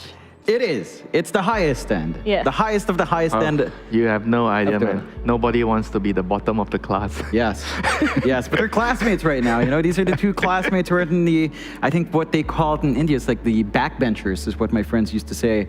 All the way at the back, not paying attention, doing whatever they want. You know, that's me in my class Yeah? before. The teacher was so mad, she sent me to the front row. So I have a special seat right in front of the class next to the teacher. Hey, that happened to me too. I can relate. You ever like draw on the tables? No. In the back? I do something worse, which I'm not going to say. Oh God, okay, I don't even want to add. But the journey of these two teams this season has been kind of rough. I mean, for Polaris, they just came up from Division 2. Mm-hmm. So, I mean, it was a good thing that they're... Back home. Well, okay. I mean, that's the thing. It's a good thing that they get to dip their toes in the waters of Division 1. But it's clearly, it hasn't lasted very long, so they're going back down to Div 2. Yeah. It's a cycle for Polaris. They've been up and down multiple times. They swapped Jing out for Boomy, and I actually saw good old John Duyan, Mr. Jing himself, poking some fun at them for this entire debacle. Well, he has every right to. Yeah, he has every right to poke fun right now. It's been rough, but that's a reality. And you know, the fun thing about Polaris versus Geek Slate is that Geek Slate has Force. Force used to be in Polaris.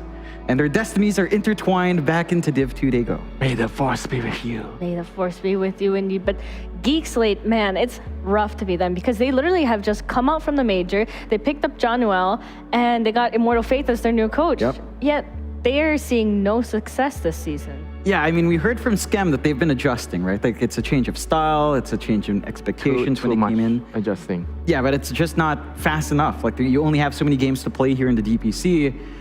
So maybe we see that adjustment continue. I think they figured something out. Yeah.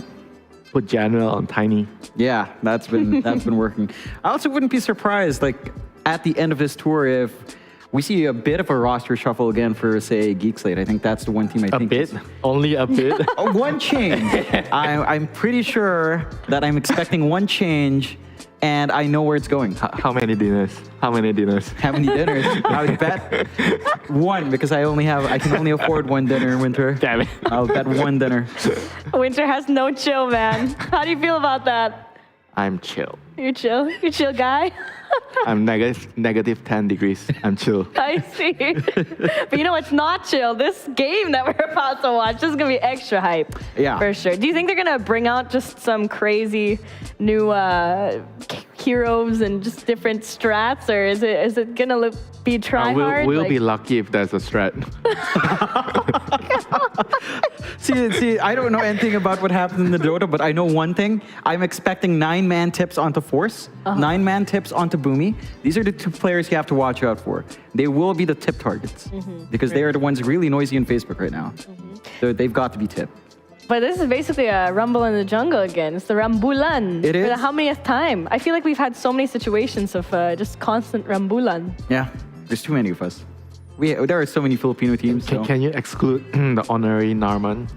No, he's still included. we can still count that. Yeah, for now. Yeah. I feel like he's a bit sad, you know, like he's involved in all this Rambulan. Yeah. I'm always wondering if he misses being on Army Geniuses, because that team environment was. Honestly, those guys were just insane. I mean, they were really fun. They were close to getting to the major. So. They were really close, but you know, he went to a major and it's been rocky since then. So yeah. Imagine going to a major next season straight back to the Oh my God. Well, what do you mean? That's Geek Slate. Exactly it. Yes. It's so sad. You know how much of mental damage it does to the players. You lose a lot of confidence. That's true. It's very hard to come back from that. That's why I agree with John. You know, they might need more than one change. You know, like they need something to bring the spirit back. You know, to whatever. You know, the team just looks like they're uninspired right now. Yeah, I mean that's the story of C right now, right? Like last tour as well, Boom and Fnatic kind of looking straight down to Div 2 as well. Geek Slate from Major to Div 2. Like, our Div 2 journeys are pretty insane. I'd say they're crazier than our Major winners or Major attendees. Like, the Div 2 people going down to Div 2 is it's insane. I wouldn't have imagined this last year. Yeah, you know, going to the major and then going to Div 2 is like you reach Mount Everest and then somebody like sends a flying kick to you and you drop down. Oh, God. I can't imagine. That sucks. You know, like the movie John Wick recently, like he's trying to climb up the stairs to go to the duel and he keeps getting kicked down. That's how bad it is. I've never seen John Wick. Too bad. But all you need to know is he was trying to get to the tip and he keeps getting kicked down. Well, technically, they did get to the tip. They just got kicked off. Yeah. Yeah, it sucks to be them, you know. It does indeed suck to be them.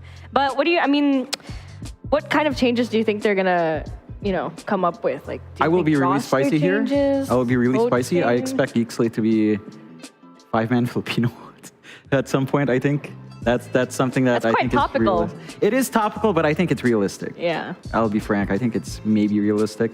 Like I always think Narman's a great player. I've been hyping him up since where was he before? ENG. Reality Rift. Even all the way Reality Rift. Like I felt like Narman's been a strong point, but the team needs something. He's very weird. Like he's post-4, like he's definitely a very skilled player.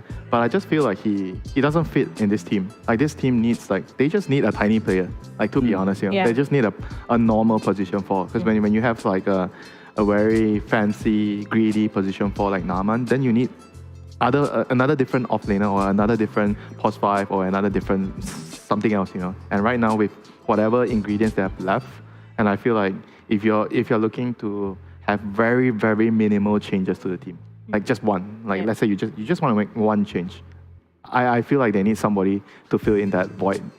That's true. Instead of having techies every game. And what can you do? If it's not bringing the wins, then they have to figure out what is the problem and how to solve it. And I feel like having a big roster change might also not guarantee fixing the problems. On the side of Polaris, though, what do you guys think that they have to do? What do they need to change to bring it back to Division 1? Oh, you definitely know what I'm going to say. They definitely need to change the person that's playing on the enemy team. I think Polaris, it's a weird one because, again, this squad, it comes and goes. And I think maybe it's time for a change in the iteration again. Let's talk about the positive things about Polaris. Okay. They have a very, very good carry. Yes, Akashi has been a great find. That's true. Like he has been pretty much the star player in there. Like every time, like again, he came from nowhere, Grind Sky. Yep. No one knew him outside. In Div 2 last season when I was casting their games, I felt like, wow, this guy is actually really good. Like I felt like he was actually doing so much in the game. And I mean, it would be a shame, if he doesn't get a chance to achieve something big in Dota. That's true. But we finally got our draft ready for this exciting matchup. Super duper hype. You need to do it like... Yes. Let's get it going. We got Miranda, Goomban, Oh my Tiny. God, Tiny, all right. There you go. My dinner's on Tiny, man. It's a bit too late, though, to come out now. I mean, you can still throw it in there. Nature's Prophet Undying. Yeah. Wow. This match is actually far more serious than... one would have expected. This is a very solid draft from both sides. Very safe openings. The Enigma coming out for Geek Slate does give you a little bit more in terms of at least working your lane. You got some team fight, and you are blocking off things that can make it harder to cast the black hole. At the same time, that doesn't tend to be the focus of the Enigma nowadays, but I think it's still a big part. I mean, the Enigma here tells me that, because I've heard this from offlaners, like, oh my God, fucking Undying! Give me Enigma so I can play the lane. Serious? Because if you're playing against Undying, it's so annoying in the lane, right? So if you're Enigma, you're kind of cheating in the lane. So you don't deal with the Enigma. You don't deal with the Undying. True. Like, serious? True. When there's no chill. Yeah, no chill today. He's all in, and I like it. I love what I'm hearing here from Winter. There's one thing as well I forgot to mention about Polaris. I think JL is their coach right now. JL used to coach TNC, and he used to coach the Seaboil group when they won in the Southeast Asian Games. He's an IO spammer. Yes, is he? Yeah, I did not know that. He played so much IO before. Did you enjoy his IO? Is he good? I do not enjoy him on the enemy team, that's for sure. There you go. That's a good sign. That's a good sign. Pangolier now as well for Polaris. So you've got... Come on, Pango carry against Enigma. Is it going to be carry? Would you really put Akashi in that hero? Surely it's maybe Mac or I don't know if have we seen Bach play it off lane? I'm trying to remember. I don't think so. I feel like we've barely seen people I play have vivid memories about his Legion commander. Yeah, that is something that we all have vivid memories. End of the Brewmaster. His Marcy is actually acceptable. Okay, maybe we see that pop out. But what is kind of happening from Polaris? Disruptor, Tiny. They have the best two supports. Yeah. Disruptor is the... Oh, yeah. He has been stomping a lot of his lanes. Glimpse and... I just don't know why, like, in SEA, the hero hasn't been picked so much. Like, the hero is so busted, in my opinion. Yeah. It's not been picked as much. I think it popped off, like, towards the second half of the tour, but for sure it was kind of slept on for a bit. I think people just don't practice the hero. They don't really play the hero a lot because in SEA, like in our pubs, we don't really even see that much of Disruptor, you know. But the hero is just so busted ever since you get to do so much damage with Glimpse, 70 mana. So you actually do so much in the lane right now compared to before. Because before, people don't really like to pick Disruptor because like he's literally a creep in most of the lanes. He can't offer that much. You don't really want him on the safe lane protecting like a Morphling or Terrorblade, because the lane is just so garbage. But nowadays, no, not anymore. Like Disruptor is just so good in the lane. Yeah, does have a lot of impact. Polaris taking the Drow is another way of dealing with the Enigma Eidolons in lane. This is already a triple core pickup from Polaris. Do you expect them to flex something like the NP for Boomy or the Pangolier for Boomy? They've done that before. Would you enjoy that more than last picking a support? Probably. I feel like Pango is maybe something he likes to play, so he might consider doing it. Definitely when you have the overall last pick, you don't really want the last pick support in general. We've seen it a couple of times, surprisingly. If the support is like, let's see, what kind of support can be a crazy win condition, very greedy hero? Actually, none. at the moment, none of the supports are actually that amazing, you know. So I don't know. I feel in general you don't really want to do that, you know, last picking your support. Yeah. Unless you have a really, really good reason. The drafts are looking pretty normal though. Yeah, it's fairly straightforward. Draw Undying. Yeah. Let's go. Draw Undying lane coming out. Yep. Just the one thing for Polaris is, again, flexing perhaps the Pango for Boomy could be... I feel like Geek Slate can read that because they've got Nico, they've got Scam, like they understand Boomy enough from playing around with him. Scam, I don't think played with Boomy, but you know, just but they know each other so well. Yeah, exactly. They know what bot can play, what bot cannot play, you know. And they are definitely praying for bot to play some Legion Commander. I mean, maybe he has that redemption arc, you know. Maybe the Legion Commander does pop off this game if he does pick something like that. But if I look at the draft with a very neutral mode, you know, like I disregard the teams, you know, I would want to fill a Rubik last, you know. I would still want to pick a support last with their lineup. Yeah, the Rubik's banned out though, so you don't have that choice to kind of pick it up. Would have been a really good game. Lots of good spells to steal here for Polaris. Yeah, Miss Winter Wyvern. That's a hero you would pick against Enigma back in the day. BKB cancelling his back hole.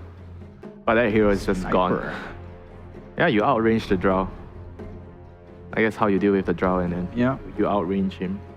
You do have some jump from Polaris. Is there Primal available? Primal is in the pool. They go with a Tusk instead. A similar kind of hero. So that should be our Mac Tusk. No, it's still the Mac Pango, right? You put Boomy Tusk. No, Boomy NP. Bok Tusk? Bok oh, yeah. Tusk. No, Bok is playing Pos 4. Is he? No, he's definitely probably playing Core. Last game, change role, you know. He gets Boomy's like, you're done, you know, you're farming every game, you know. This game, it's my turn. It's my turn to hit the creeps. That does still tend to happen anyway when Boomy's playing. He can be like on the greedier side with the supports. With a closer here, I mean, these are actually fairly decent drafts. Like you end up with a Tusk NP lane anyway, so tag team's still pretty nice. You can just roll into the sniper in lane as well once you've got the levels up, although Disruptor can kind of punish your all in with a glimpse back. Oh no, Narman's playing Tiny. All right, Polaris is going to win this game. Yeah, you'd put it on Polaris off that one? Yep. I mean, that guy doesn't play Tiny for sure. All right, those them's fighting words, Winter, but you know best. And I will I will lean with you. I do think Polaris. No, don't leave with me. Don't leave with me. All right, then I'll lean the other way. I think Geek Slate can do it. I mean, you've got Force. He's got a vendetta. If I'm going down, let me go down as well. Right. Force has a vendetta. He doesn't want to be classmates with Boomy, or if they are classmates, he wants to be above Boomy. He wants to be above him because his Facebook is being spammed with Boomy constantly posting there, "Hey, classmate, what seat are you in?" You know, that's literally all they've been talking about for like they should just go to the canteen together and be friends. Personally, though, I'm not a big fan of pause for Nature's Prophet. No, I swear it's not a pause for. Oh, you actually think they're gonna switch? Bok is like getting kicked down, you know, you demoted. Demoted. Okay. Get out of the off lane, man. All right, well, let's get this hype match started. I'm gonna send you guys over to Avo and Richie. Hype match. Because what you really want to know, what you watch the SC DPC, is who's going to be 7th? That's my first question. My first question is who's going to be 8th? Really? Yes. Oh, wow. So then, Richie, this match answers both our questions. We get to know who's 7th. We get to know who's 8th. We also will know who goes to Div 2 first, because 8th, obviously, they relegate first, and then 7th follows after them. That's right. Yeah, so they have to move to Div 2 first. Yeah, it ought to be an extremely hype match. Yeah, that's what Sophie said. We'll get going and see. Now, my question is Bok in position 4 now? No, he's got a Quelling Blade. God damn. He can't be. He can't be. There's no way. What does Boomy started off with? A Blightstone, which is pretty normal, I guess, for these right-click based supports. He could still be a 3. You know what? Believe. Bok could maybe do the Quelling Blade because he's trying to... Oh, but he's trying to buy a Bracer. No, it's definitely a core. Maybe this is to excuse of his performance. He's like, oh, it's Tusk 3, it's no big deal. They're all chatting a little bit about being classmates. Very cute. See you, Section 2. I understand they were in the last row together, which makes sense because they're Dota players, right? You don't sit in the first row if you're a Dota player. You think? Yeah. I sat in the first row. To battle. Yeah, but you're not very good at Dota. That's true. These guys are good at Dota, which is why they sit in the last What's your Invoker win rate again? It's above 30. Very good. Very good. It's above 30. It's above 30%.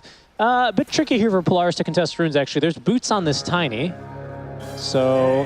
Well, actually, all right, hold on. Geek Slate, they've kind of spread out. Yeah, okay, finally they're going to contest these 2 runes correctly, but I believe it's too late. Polaris should get 3 runes here.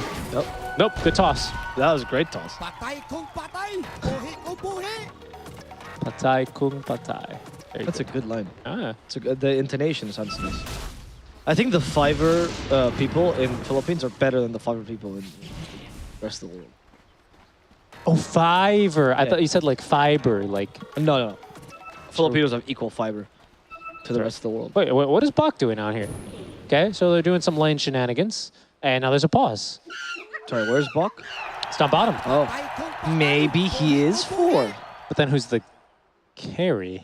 Oh, no, you're right. Oh, wait, Akashi's going top? No, for sure. Right, Akashi's going top, yeah. Okay, so they're just trying to get to the lane here. CML got stopped by... Why are they... He's got glimpsed. He's going to get glimpsed again, by the way. There's a toss. Is he dead? He can get within range. Now he has vision. There's glimpse. Okay. No, there's no way they kill him. What is going on? There's no way they kill him. Just TP, brother. No. He's trying to get damage out. Look at this. Look. Oh, out. Joe, out. Every single hit reminds Zhao that he's now dropped 2 Division 2. Are they really going to try and tri-lane down here as well into the Undying? I don't know if it's going to work out well for them. No, that's definitely not going to work. But they're not tri-laning. They're dual laning up. They're dual laning. Wait, no, they can't be. Yeah, dual laning top, whereas Geek Slate is tri-laning bottom. That's what I'm saying, though. Yeah, so you don't tri-lane into the Undying, you just... Oh, right, no, sorry, you're right. Sorry. Yeah. Sorry, I need my Starbucks too. That's fine, I completely understand that. Yeah, I mean, this is a little bit of a messy game, but I mean, so far it's working. CML basically out of mana, has 0 experience. It has gotten counter Undying. You just force him to attack you. You press that button, you Berserker's Rage him, and he attacks you perpetually and does nothing for a while. Yeah, just glimpse him even further outside of XP range, not let him get any experience at all. And then Narman's going to dive the tower and toss him away from getting any sort of creep experience. Okay, Narman's not TPing. Right, I'm just wondering why they didn't make this change before, because I mean, Force, well, now he's actually getting blocked quite effectively here. Look at Boomy's micro on this. I think Force is going to die now. Ooh, toss. Might have just saved him. Boomy, I think, is going to die. He's diving for this. Oh, he didn't get the last hit. Oh, Maleficent kills him, force dives the treants. All right. Shot. That's exactly what I expected for this game. Right, yes. Yeah, clown. Yep. It's okay. It's all good. It's only game 1. This is only game 1. I can't wait. Yeah. All right. Mid lane, though, I mean, these are two mid laners that I've always been quite impressed by, to be honest. And, I mean, this is always a region, we've talked about this, right, that we believe has a strength of mid laners, or its strength is based a lot in the mid lane.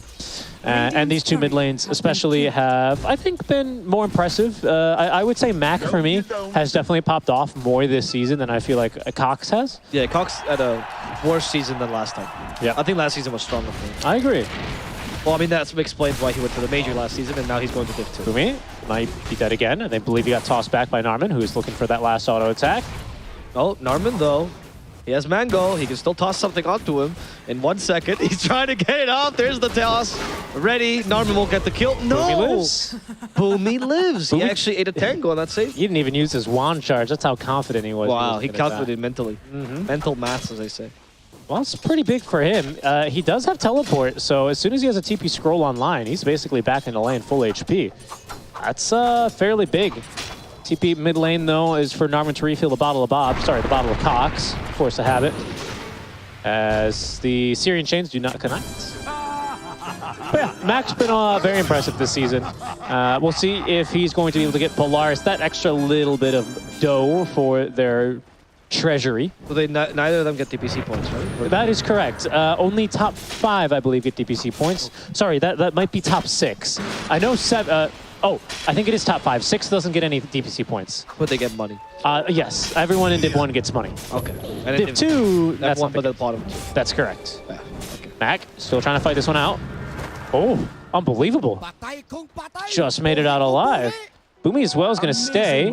Should be able to apply some more pressure on our force. He's already level 4, by the way, so he's not really suffering too much in this lane.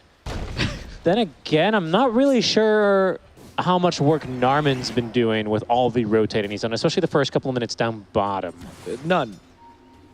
That's the answer. Also quite a difficult lane, I should say, for Bach down bottom. He kind of just gets shot by Skem. Yes, I'm surprised they decided to pick a Tusk offlane. In general, like it's this hero has not been played in the offlane, at least not consistently, ever since they removed Necros, which was the build at one point, remember? With tag team. I don't know what you do as a Tusk offlane. Maybe just a bad form. Honestly, maybe he just wanted to play Tusk. Yeah, maybe, honestly. Yeah. I mean, I don't mind. Eventually, if you can get the kick online, it'll be very good versus into the sniper. Sure, yeah, if you can get the kick online, yeah. Yeah, that's the win condition. Look, man, I don't know. You can see the tossbacks doing a lot more work onto Akashi already. They have Avalanche still as well, so they're waiting for Maleficent to run out. There's still Avalanche, and they realize, oh, wait, we don't have damage. Now Force is retreating. There's still no Avalanche to cover his retreat. Akashi, how aggressive will they play this? No, just harassing. Not too aggressively. They can't afford to get Akashi tossed back into tower. Akashi highlight reel is growing, though. He's playing pretty well. Yeah, he's already 27. He's got 10 denies. Just as many as the Enigma, of course, but he doesn't have a skill to do it for free. Or 3 additional creeps to last it with. So, impressive play out from him so far as there's another toss back, this time onto Boomy. This time they got the Avalanche and the Maleficent on top of each other, but it's going to work for them. As the damage is piled on and they get the kill they were looking for. Also allows the Eidolons to double here, so it's a pretty good... Oh, 2 of them doubled. Does Enigma have this weird line next to you, by the way? Radiant. Oh, I see what you mean. Yeah, the cosmetic? Yeah. Oh, is that normal? Okay. Oh, I don't know. It's the first time I've personally seen it, to It be is honest. for everyone, apparently, for today, so... Very nice. It shows how far his range for Maleficent. And it shows vision, I guess. Just some nice little particle effects, you know. Enigma followed by this beautiful yellow or white line. It's how, you know, he's one of the 4 fundamentals, right? Yeah. That's Wisp. Right. It even kind of looks like him. It actually looks like a dividing rod. Maybe if he stops for a while, he finds oil. What a specific term. What, a dividing rod? Yeah. I played enough RPGs to know the term. Oh, maybe. If they strike gold, they'll get their extra 1,000 USD this game. Another toss back onto Akashi's underneath the tier 1 tower. He's the harder kill. The Sprout helps, actually, because the Adelons got stuck in it, so now Akashi doesn't get dealt that much damage. We do not have any more... Oh, okay, we have a black hole. Friggin' black hole. That's what you had. Yep. I was going to say no more spells on Narman, but apparently that's not what they needed to do. And now the target is perhaps Boomy. Do we have Malefice? Yes, we do. And the Adelons will finally catch up to him. The toss back onto Force. Oh, Boomy wow. should die to the Adelon damage. Yeah, this top lane's getting a little bit out of control here already. And bottom lane's a freebie because you have a Sniper versus Tusk matchup. Yep. Scam is not missing too much CS and with a fair amount of denies. Lots of denies this game in general, actually. Except for this mid lane. Melee versus melee. I think it's not too big a surprise. Level 6 for both mid laners now. I do think Mac needs to make a rotation top lane. This is the 3rd bottle refill I've seen from him. 3 bottle refills already. Wow. I mean, to be fair, this Mac has carried some pretty difficult games. No, for sure. So even though those lanes don't look very well on the sides, just because Pango's doing okay, it's enough. I mean, they're putting a lot of pressure on the CML is, or a lot of help, sorry, CML is dying. Those bottle refills, like you mentioned, pretty major. Yeah, they do come into play here. Let's see if they can contest the second power rune. They'll spawn top lane. It's the only good thing of having an NMP4, right? You can actually boot as a support. Yeah, I would agree. What was the team that tried the TB support, by the way? Good question. Was it I think it was Polaris. I think it was Polaris. It was CML, if I recall correctly. I think it was. Because they were like, guys, we need Akashi to carry us. Oh, we'll just 8-pick TB. Oh, no, they counter us with every single pick in the book. Let's put him on support. Yeah, it seemed they've done that now on Boomy, who is moving into the jungle to farm. He's going to get this mechanism online with a pretty decent timing. Yeah. Akashi's already abandoned the top lane, so they've swapped as they're fighting. Bok is trying to fight the Sniper here. Points. Okay, Boomy comes as well. They have a tag team. All the damage piling onto this poor Sniper who will die. Oh. Scam falls. Yeah, but and nobody's here to reinforce. Mac actually is going to be glimpsed as well, back up all the way to the top lane, so it's a little bit awkward for him. So this Ember rotation can be quite punishing now. They know that they've got the numbers advantage. Yeah, but just CML kill is not enough. They killed your carry for this. I mean, they might get it. They will. They also get a Tombstone in the process. Level 2 Tombstone, though. And Polaris kind of wants to fight around this. Proud to protect the Tombstone. They avoid the Snowball stun in the beginning. However, John Noel is still in trouble. Has to get the glimpse off. It's too late. Buck gets glimpsed back to Narman. They break the Tombstone finally. What a Sprout. And now they throw Buck over to Cox. Where is the carry? Where is the Enigma? Sniper's coming by. He has an assassin here. I heard it. It's going to be for Boomy. Now on the other side of Fist, Boomy should die, and Cox commits it for the kill. But it disallows him to actually get the Tusk. Yeah, and Akashi's been given the boot here relatively early, does at least have decent levels, already up to level 7. Max taken the top lane, and that's left mid more or less uncontested as CML now moves into it. Opposite the Sniper, not really sure if he's going to get too much CS in. He does have 2 points here in the Decay, so very standard support Undying build. At least he'll be able to slowly and surely keep waves off of the tower, at least unless they didn't have the cooldown on Syrian Chains, so Cox won't be able to catch him here. I thought they were going to continue pushing down bottom, actually, but I'm a bit surprised they didn't look to up the pressure. Oh, he's just going in. Bok. Yeah, they got a glimpse on Boomy, but Bok can still hit him. We still have a Walrus Punch. Tag team just ended, so Walrus Punch is not going to deal as much damage. And Narman, thanks to this, will be able to survive. Top lane as well. Cox with the Invis Rune is rotating. Yes, he is. Does Force have a black hole? He does. And he's going to commit it for this Pango. Nothing to cancel his black hole. So Mac is just going to be done for. As Cox thinks he can still get Boomy. He has Remnants. He has Sleight of Fist. But he wants to save one Oh, no. He just doesn't want to do anything, actually. He just leaves. Yep. He's going to go back mid lane and farm. Yeah, they don't really have a great answer to Black Hole this game, do they? It's just really damage out from the Drow Ranger. Pango Bash is a good solution, and to the credit of Mac, he's already making okay progress here on that Diffusal Blade. It's still a little bit out of reach here, as he needs the 2 most expensive components of it, but is at least the second richest hero on his team. So far, actually, Polaris, despite having an abysmal time top lane, Akashi not too bad for his net worth.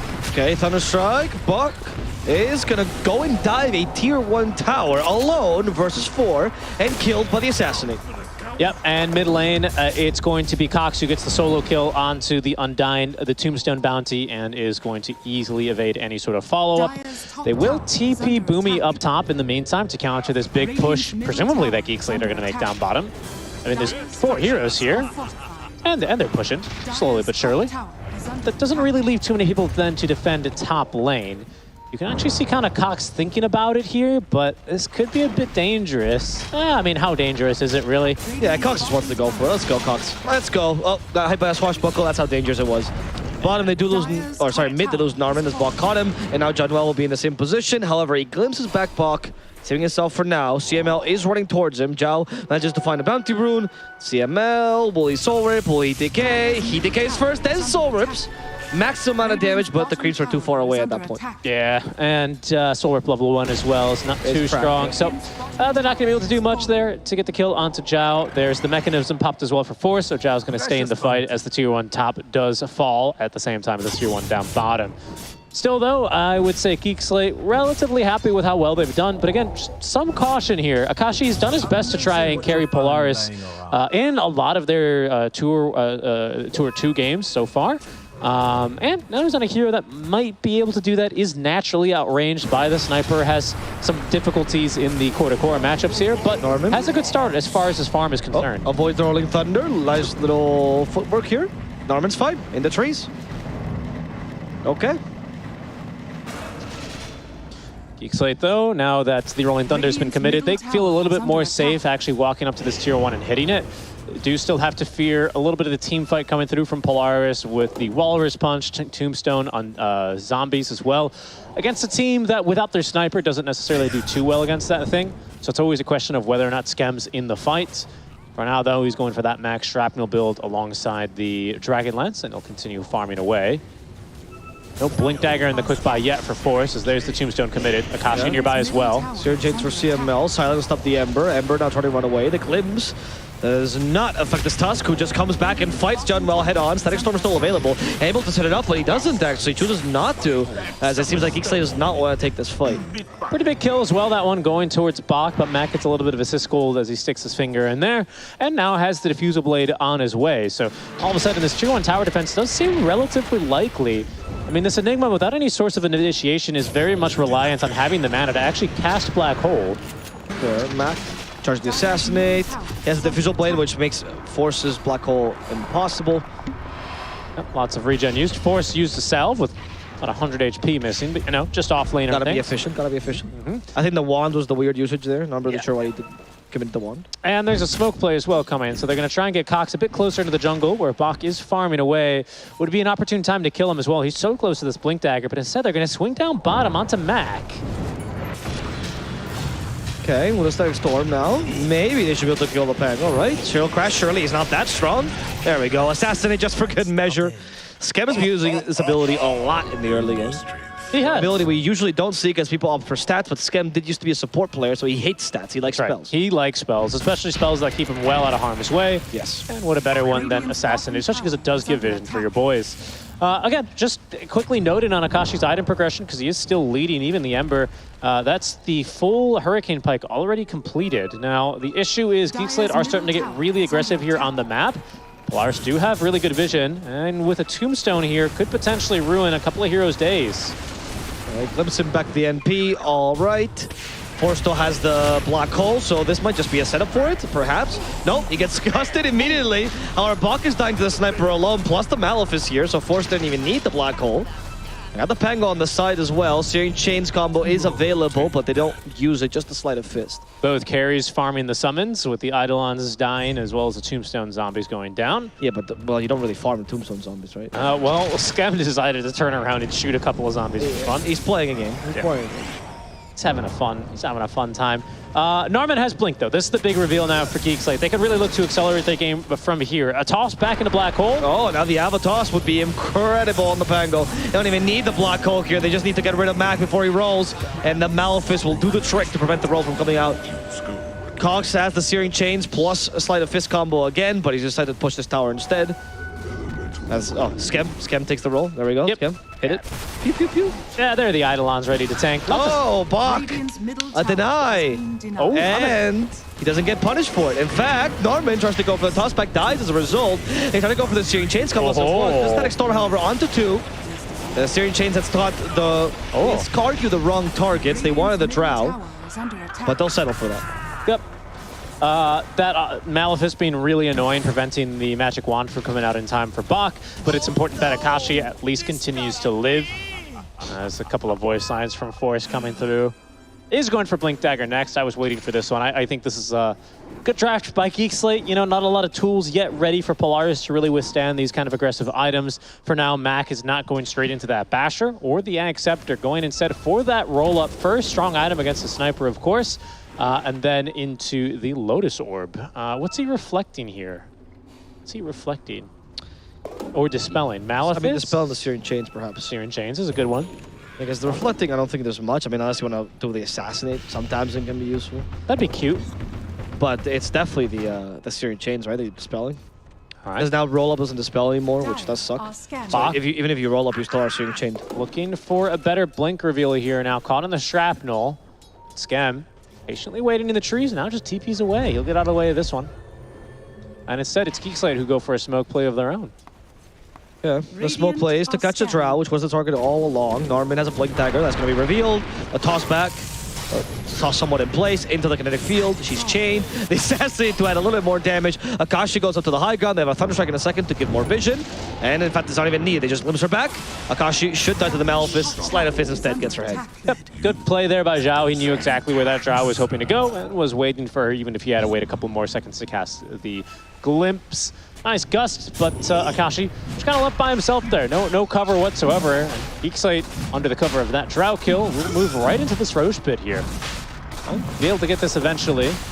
And with the advantage of their team fight being big circles of Static Storm and Black Hole, I don't really think it's reasonable for players to try and defend, although they'll try anyway. Searing Chain's already got CML. Buck is a collateral. It's time to go for the Roche pit. Yep, and again, I mean, this is not going to be the fastest Roche, but will go their way eventually with plenty of summons to tank and force if you're feeling like it. Norman's still on the hunt, but nothing really here anymore.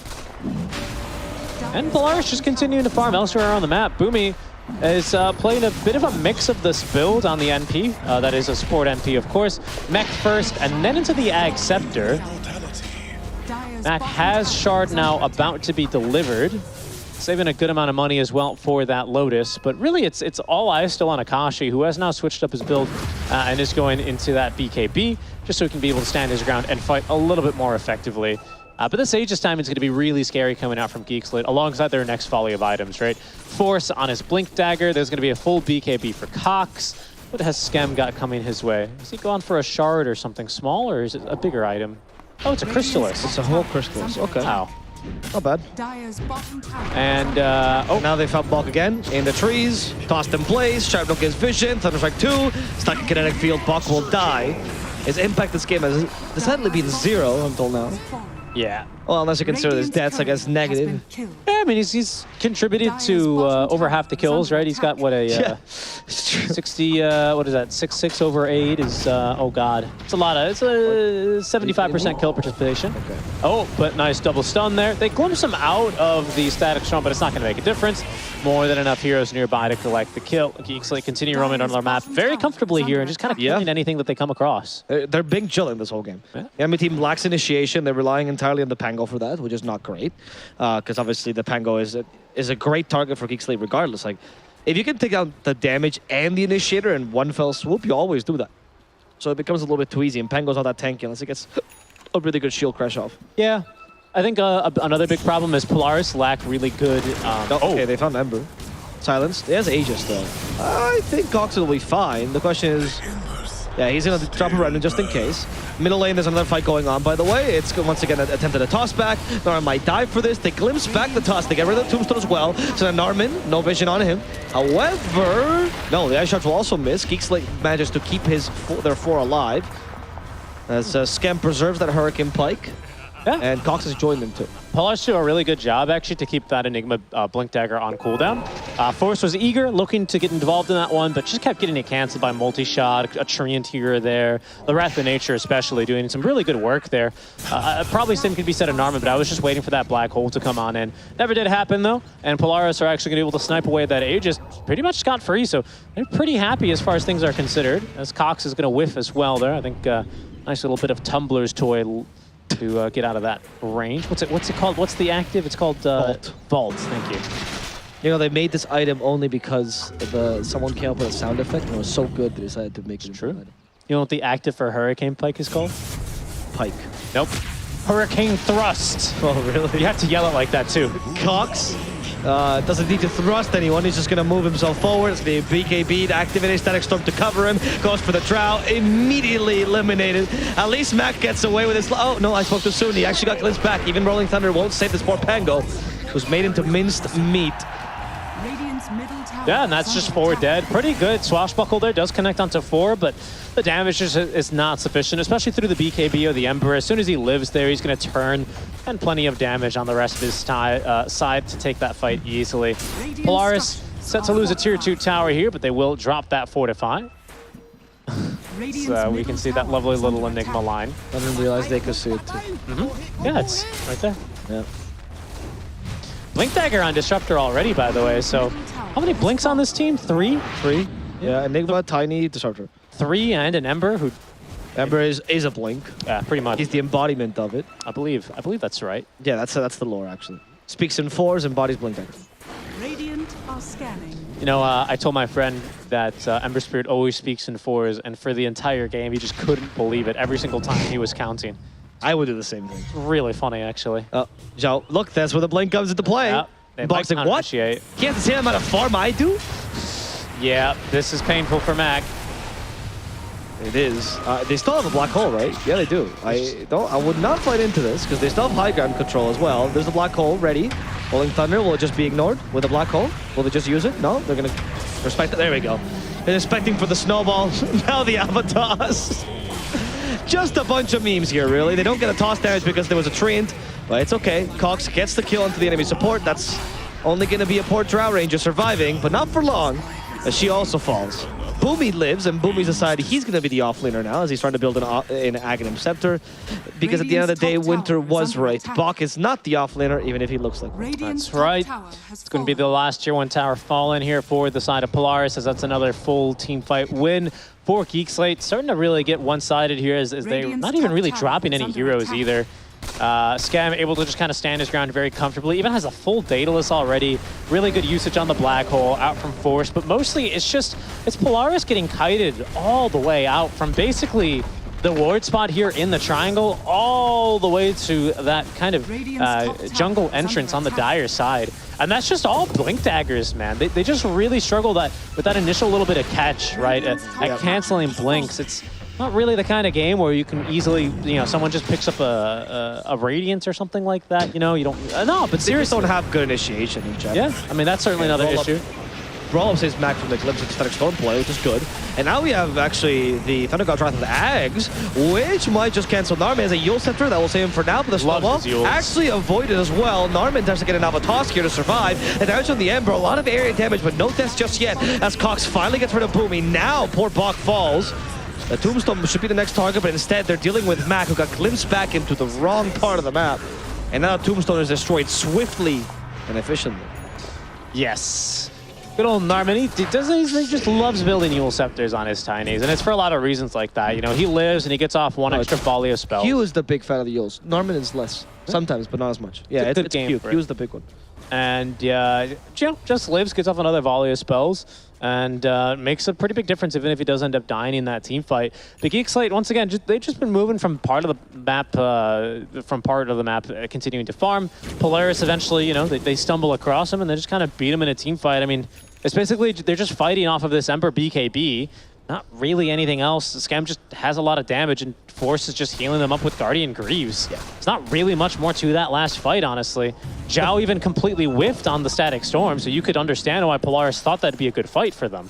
I mean, the fact that you have, like, Ember walking towards the dragon, like, not even Remnanting, just walking towards her with BKB on, well, that shows how little impact your team has in general.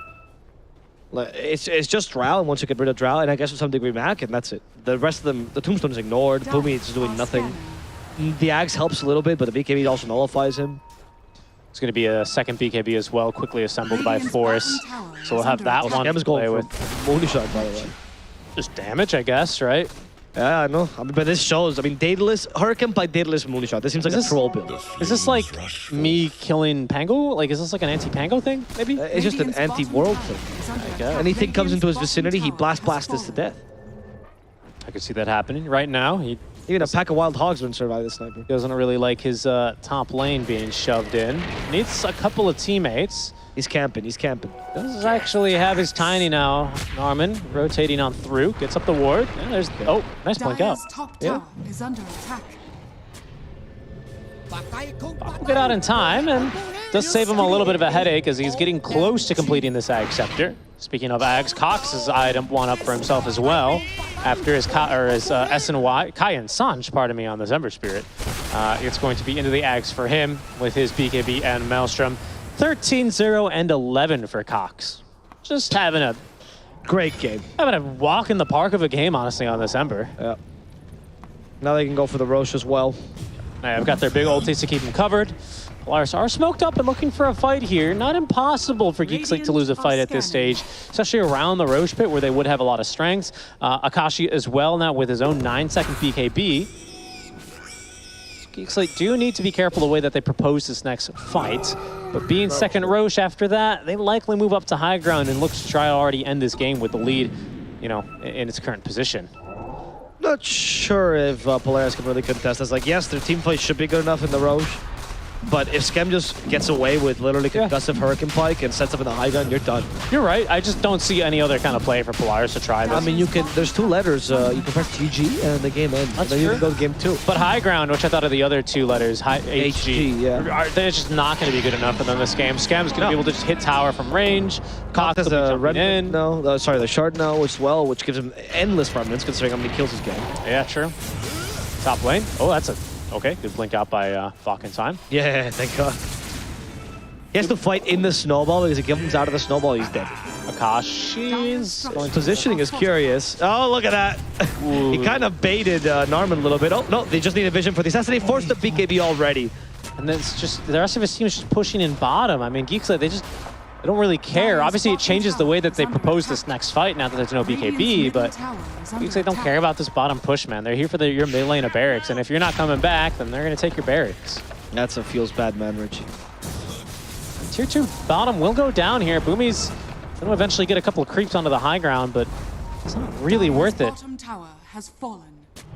Radiant structures Fortify's used, so once again. Okay, kick back. He still has the Aegis though. So he should be fine for now. As Concussive Grenade plus the Hurricane Pike. What's going to be the counter initiation from the rest of Geek Slate? Apparently let their carry die. Okay, that works too. Geek Slate decided Scam is too noisy in the fights. And they'd rather he just die without any sort of support. Well, they're going to lose 2 heroes now as well, as Zhao is going to be the second. Now you just lost your 5 and your captain. Yeah, that's a bit rough there. Force, I think, could have realistically gone for a play if he had his BKB online. It's just barely about to be completed now. And everyone else from Geek Slate just not confident in chasing on in, so who knows, when you were saying when the Ag Scepter gets online, you had a bit of a laugh. Well, there it is. Fox going to be able to actually make quite the play there as he is going to reposition the sniper at the head of that fight, and well, that basically kills the fight as well. Geek Slate, they don't feel good about trying to counter-initiate off that one. Well, it's certainly paints a new target here on box back as Narman mules him up. Has the Enigma close by. Ava, toss. And they use the blink to make a long-range toss. Nice job. Fox already did. Oh, got Cox up onto the cliff. Yeah, not bad, not bad. That was nice, pretty good. Nice calculation. That was like a football trick shot you see on Instagram or TikTok. I don't know what those are, but yeah. Yes, you do. The fast videos. The fast 15-second videos. That's right. The ones with Temple Run on the side of them. Or sorry, Subway Surfers. Yeah, I'm yet to see one of the TikToks of the Temple Run. I've not seen it. I'm really surprised. Those seems like they would definitely hold your interest. I only use TikTok for the backtracking videos. Oh, really? Yeah, I love those. And then it's very, very audible. The ones where they fix people as well, oof, makes me feel great. What do you mean they fix them? Like, and there's a hunchback and he comes in and he's less hunchback by the end of it. It's like, wow. Oh, feels so good for the guy. Goodness. Yeah, shared happiness. I think Polaris could use a realignment right now. Yeah, they could use a realignment. If it wasn't because they're just quacks, it doesn't actually Radiant's work. middle Wow. barracks are under attack. You're talking about chiropractors, that is. Yes. Yeah. Polaris, no, they're not quacks. Only ball. I mean, only crack. That was a good joke, actually. Radiant's middle That barracks was are good under wordplay. Caster, technically chickens, which say Bach are not ducks. But they're birds, right? And all birds are the same. Birds are the same feather, right? Which means all birds are the same. Does it have a cloaca? So then they're basically the same bird to me. Ducks don't have a cloaca, though. Is that true? They reproduce with that is true. One of the penis birds. Remember when I had to teach you that? Yeah, I thought all birds have penis birds. It's so funny. Yep. There's a BKB on the Ember. Yep, that did not work. Mac, that was a just good Rolling attempt, Thunder. though. Yeah, I don't know what they were planning on. Bach's dead. They found CML too.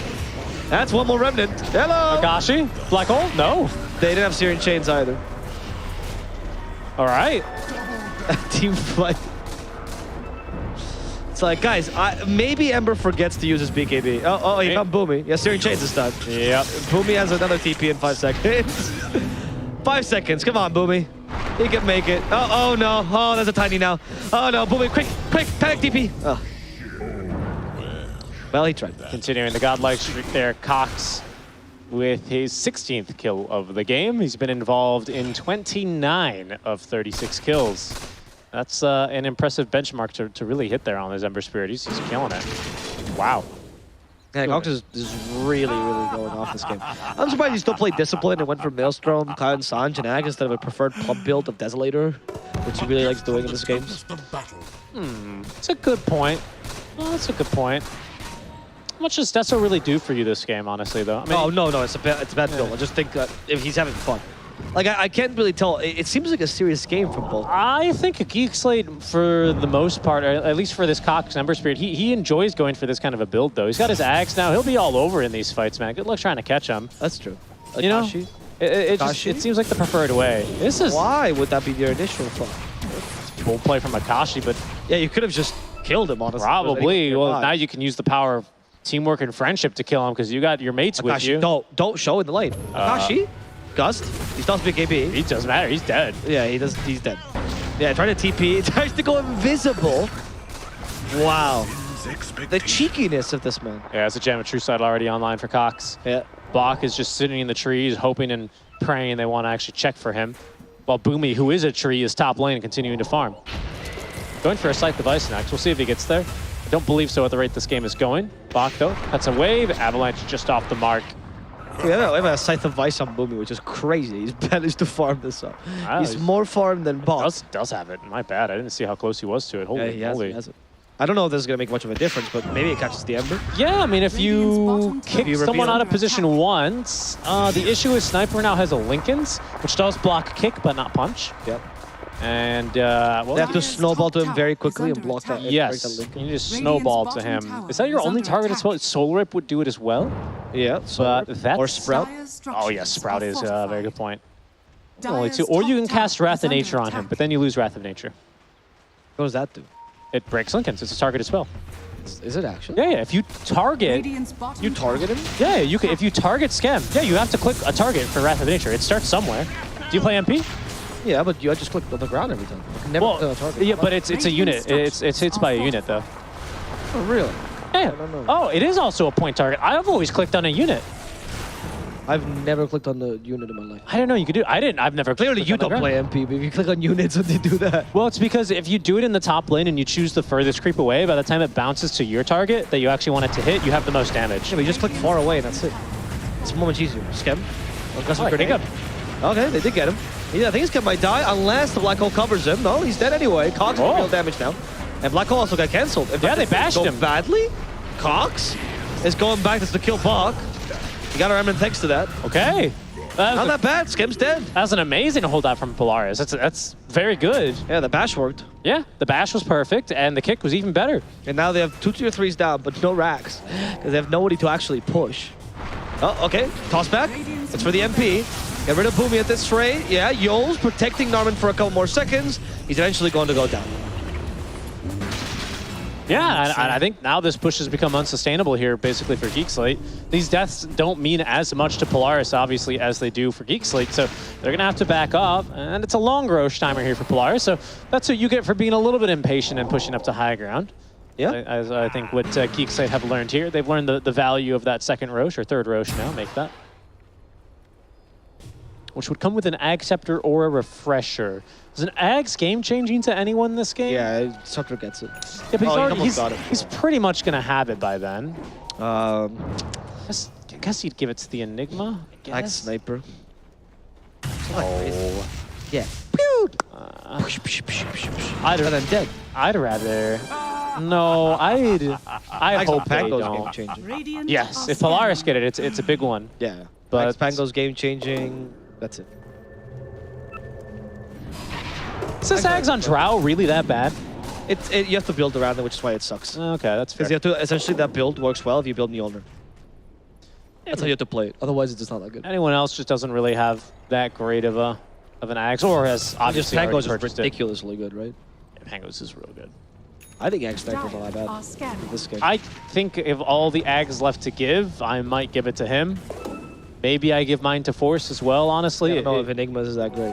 I think now that the suck is on it, I think it's actually pretty good. Yeah, sure. Especially against these heroes that try and position themselves very precisely so that they don't accidentally go into the black hole. Oh. You know, or like a Basher on Pango, right, is also what I'm thinking. Mac taking no chances there. We'll just roll away.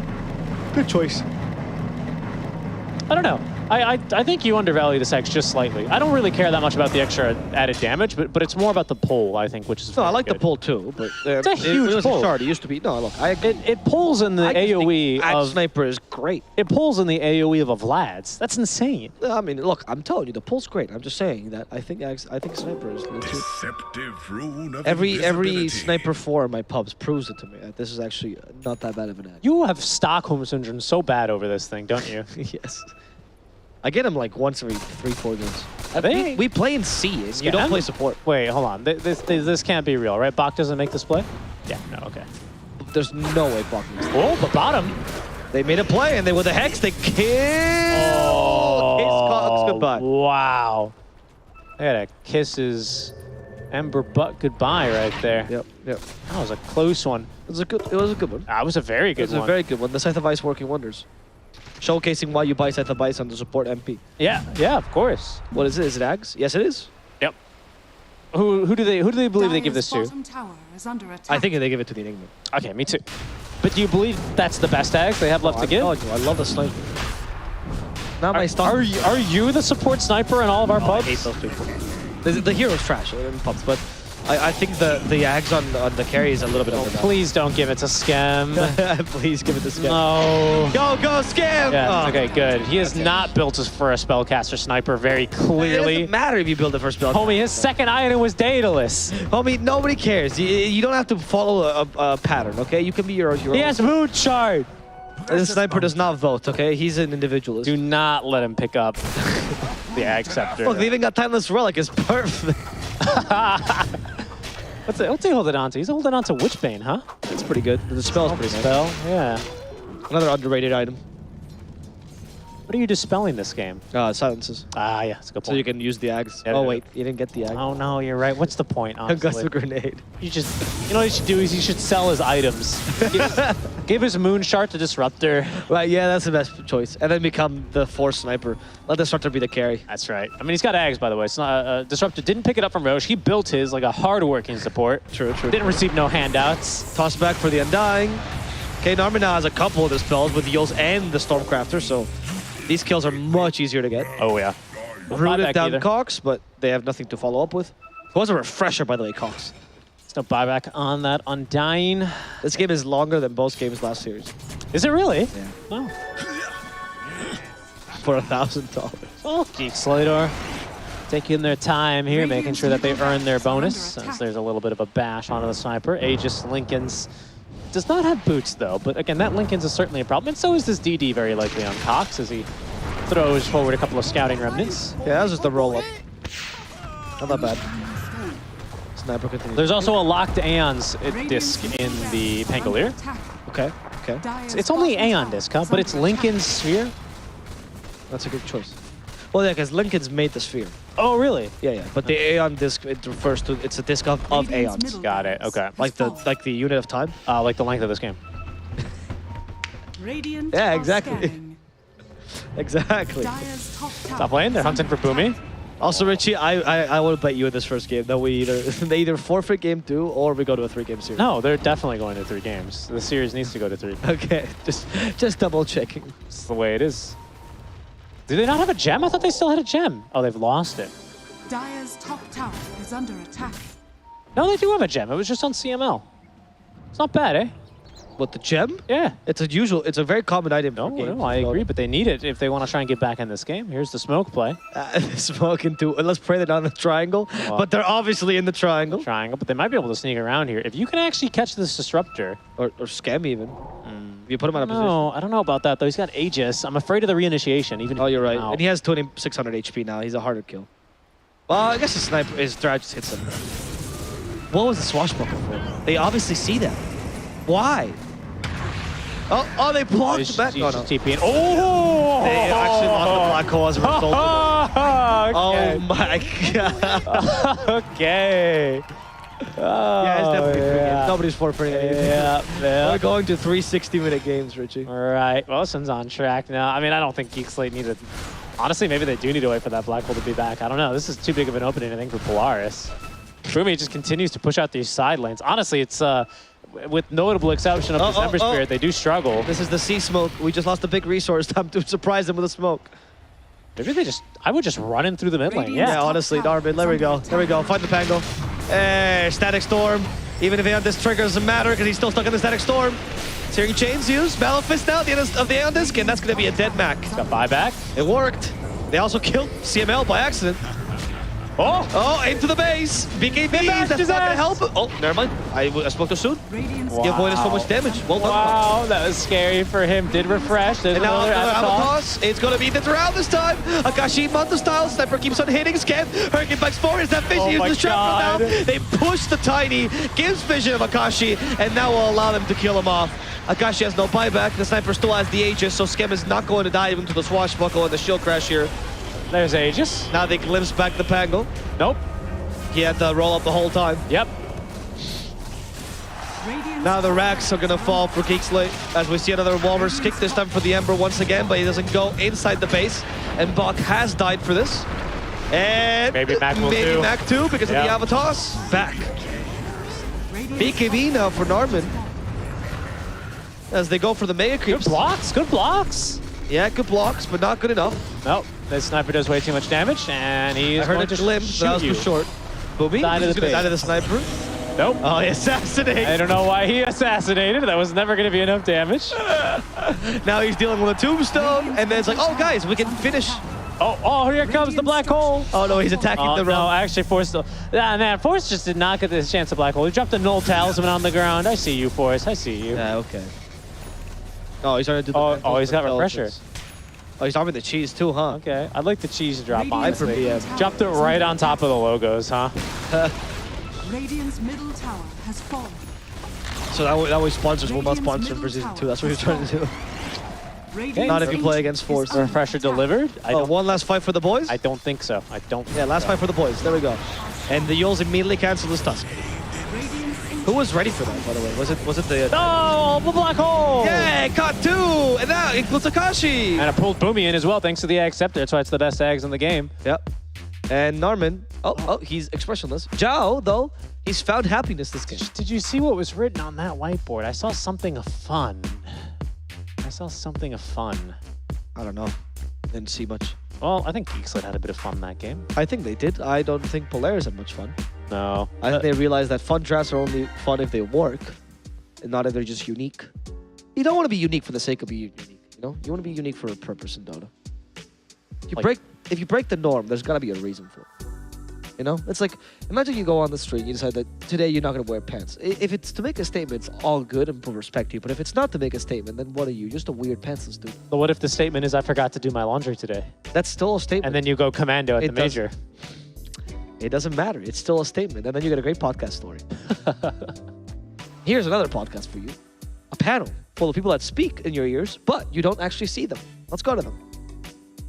Thank you so much, Avo and Richie. What a game we have just witnessed. Geek Slate taking the first game of this series. I would say, it was entertaining. I mean, the push took kind of a while, but you guys don't seem very happy about it. I feel like no one's winning here. Look, Geek Slate, they found a win, right? This is great. It only took them around 40 minutes with at least a 10K lead for at least 20 of those minutes.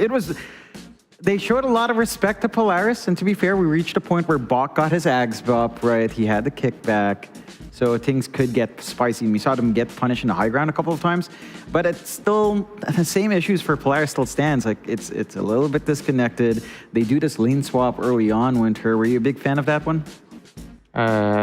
Nope. Not really, but yeah, but back to your point about like them getting caught by the kick. I feel like it's happened too many times, Yeah. They just need to, okay, fine, I'll let it go if you get caught the first time. You didn't know he has an axe. But then the next couple of times, you have to just send the Ember up. So he's going to be up there just scouting. So he just needs to make sure that the Tusk cannot just walk up, even if he's smoked, to kick the sniper in. Or at the very least, the Disruptor should be ready with the R button because the Tusk doesn't have BKB. So the moment he blinks in, you have to silence him right away. And they just didn't do anything, and the sniper died. I think like 3 times in a row to the same combo. And that is literally what made the game drag out so long. That's very true. The kick, very annoying. Kept getting kicked into the high ground. And... Yeah, but they have the tools to deal with it. Yeah, that's true. That's true. Like, well, why is this happening over and over? I think this is the first time. Okay, fine, like the first time, whatever, they didn't know. But what about the second and the third time? They didn't know again, there's no excuse. Yeah. Yeah. I think one thing that did stand out a bit was that Narman does look comfier on the Tiny this time around. Like, he had some pretty decent avalanche and then toss backs here, so he did manage to give that momentum out for Geek Slate. Then, they played off the back of it really well on his Tiny this time. Yeah, man, just wish that they actually realized it a lot earlier, Like, now it's a little too late, and we're gonna get a maybe patch next month, things are gonna shift again. But they have to start to realize the components of each of what they have, Like, each player is a different component, How are they gonna make all the components work well with each other? I always say that they have a 3 and 4 that are both really greedy, They both really like to farm a lot. So they have to try to figure out how to solve that problem. Somebody has to give way. You can't just let everybody farm. Like, somebody has to make way. Be that sacrificial role and allow others to succeed. And in a lot of teams nowadays, I feel like the teams that are strong, you always have like either a greedy 3 and a less greedy 4, or vice versa. Like, somebody has to give way. You cannot have a 3 and 4 that's so greedy. That's true. Our MVP here this match, though, is Cox on the Ember Spirit. 21-0 and 21. What a nice KD. Yeah, I don't think I've ever seen that. Like, the same amount of kills as assists. Cox was just really active. And they had no real way to punish that Ember. Like, he came out of lane really good, was active for the team, and they lacked hard lockdown on the side of Polaris to really just make sure the Ember wasn't a factor. I mean, they're nature's prophet possible. Of course, they don't have lockdown. Yeah. He bought an axe, but he ain't no Tiny. No. That's true. These two teams, though, I mean, regardless of what happens, who wins the series, they're both going to get relegated to Div 2. So I really do wonder, what they're going to work on, changes that are going to be made. And I mean, they have a lot of time from this season all the way to Div 2, because Div 2 is always like the second half of the season. So yeah, it is looking a bit despair. But that's just game 1 of this series. We'll be back for game 2 right after a short break.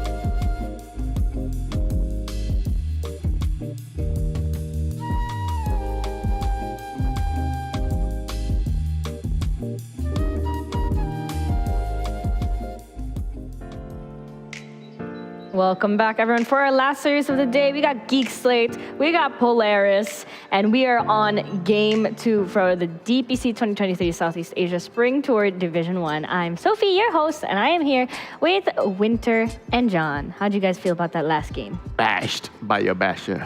My basher? I'm gonna bash you. Yeah. Yeah. It was a bashing game. Bashing? That went on for, it feels like it went on 10 minutes too long.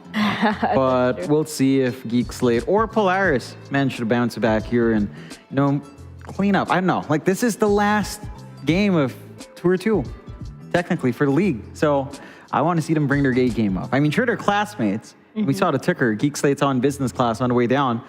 But, Polaris would want to be in business class as well. Maybe premium economy down to Div 2. Premium economy. Yeah, maybe they should go out with a bang, Yeah. Let's get the most hype series for our last match of Division 1C. We are the janitors watching this series. Oh, God. Cleanup crew. Oh, God. It's a little bit rough, but that's just the state of these two teams. They've been in a rough spot the entire tour. And even closing out, they still have a lot left to figure out, especially going into Div 2. I mean, based on what I experienced before, when a team is doing so bad, everybody just wants to go home. You don't want to talk to each other. And generally, that's the case. The emotional damage and the mental damage and maybe some physical damage to a certain extent. You go home, you get to, clear your mind. Yeah. Think about stuff, what went wrong. And then 1 week later, okay, bye. Do you think they're gonna have any pizza parties? Steak parties, maybe. Steak? I mean, they have business class to Div 2, I'm sure they can afford a steak. That is true. That is correct. But Geek Slate, I mean, despite the fact that it took them a bit of a while to close out the game, I say they convincingly took the first game. Like, there was no point where it was like Polaris are gonna win this. For sure. But let's see about Game 2. We got our draft ready coming up. Cheesy tangos. I mean, they definitely look like the team that wanted to play the game more. Yeah. Like, to be honest. I've seen Polaris play a lot better than this, even though, they're pretty bad, but overall, their level this game is not even their usual level. That is true. Yeah, it's interesting, too, because Geek Slate already had to play their last series today as well. So maybe it's just that they were a little bit more warmed up playing against Talon. But shouldn't you feel like Geek Slate is more demoralized than Polaris playing today? That is true. Imagine you just played like one game that would determine your whole fate. Yeah. And then you lose that game, then you have to, oh my god, we have to play for this 7-8 tiebreaker that doesn't mean anything but an extra like $1,000. And pride. Yeah. Again, I'm pretty sure at least Nico or Forrest has a point to prove by being above Polaris. I'm pretty sure that's a very motivating factor for him. Mm-hmm. So what do you guys think about these openings? I just want to watch the game. Get the draft over with. Winter needs to watch some Dota. I'm keen to see what Geek Slate does with Doom Clock. Whether or not we see Narman play the clockwork, or if they do something funky. Yeah, or whether or not they go into the Darkseer combination that they've really liked on Geek Slate. You know what? They're going to pick Darkseer and Grimstroke. That's what they're going to do. All right. All right. They've got room, and Polaris could maybe ban one of those out. I miss Grimstroke, man. No one bans that. I miss Grimstroke too. Why do they have to nerf the hero so much? Why? Yeah. Why? Dead Winter. I know. Maybe it comes back, but who knows? They need to buff him so much to make the hero at least viable. Like, he's so weak in the laning phase. Yeah. I remember the last team to really enjoy it was probably Lilgun with Lycan. That was like their favorite cheese.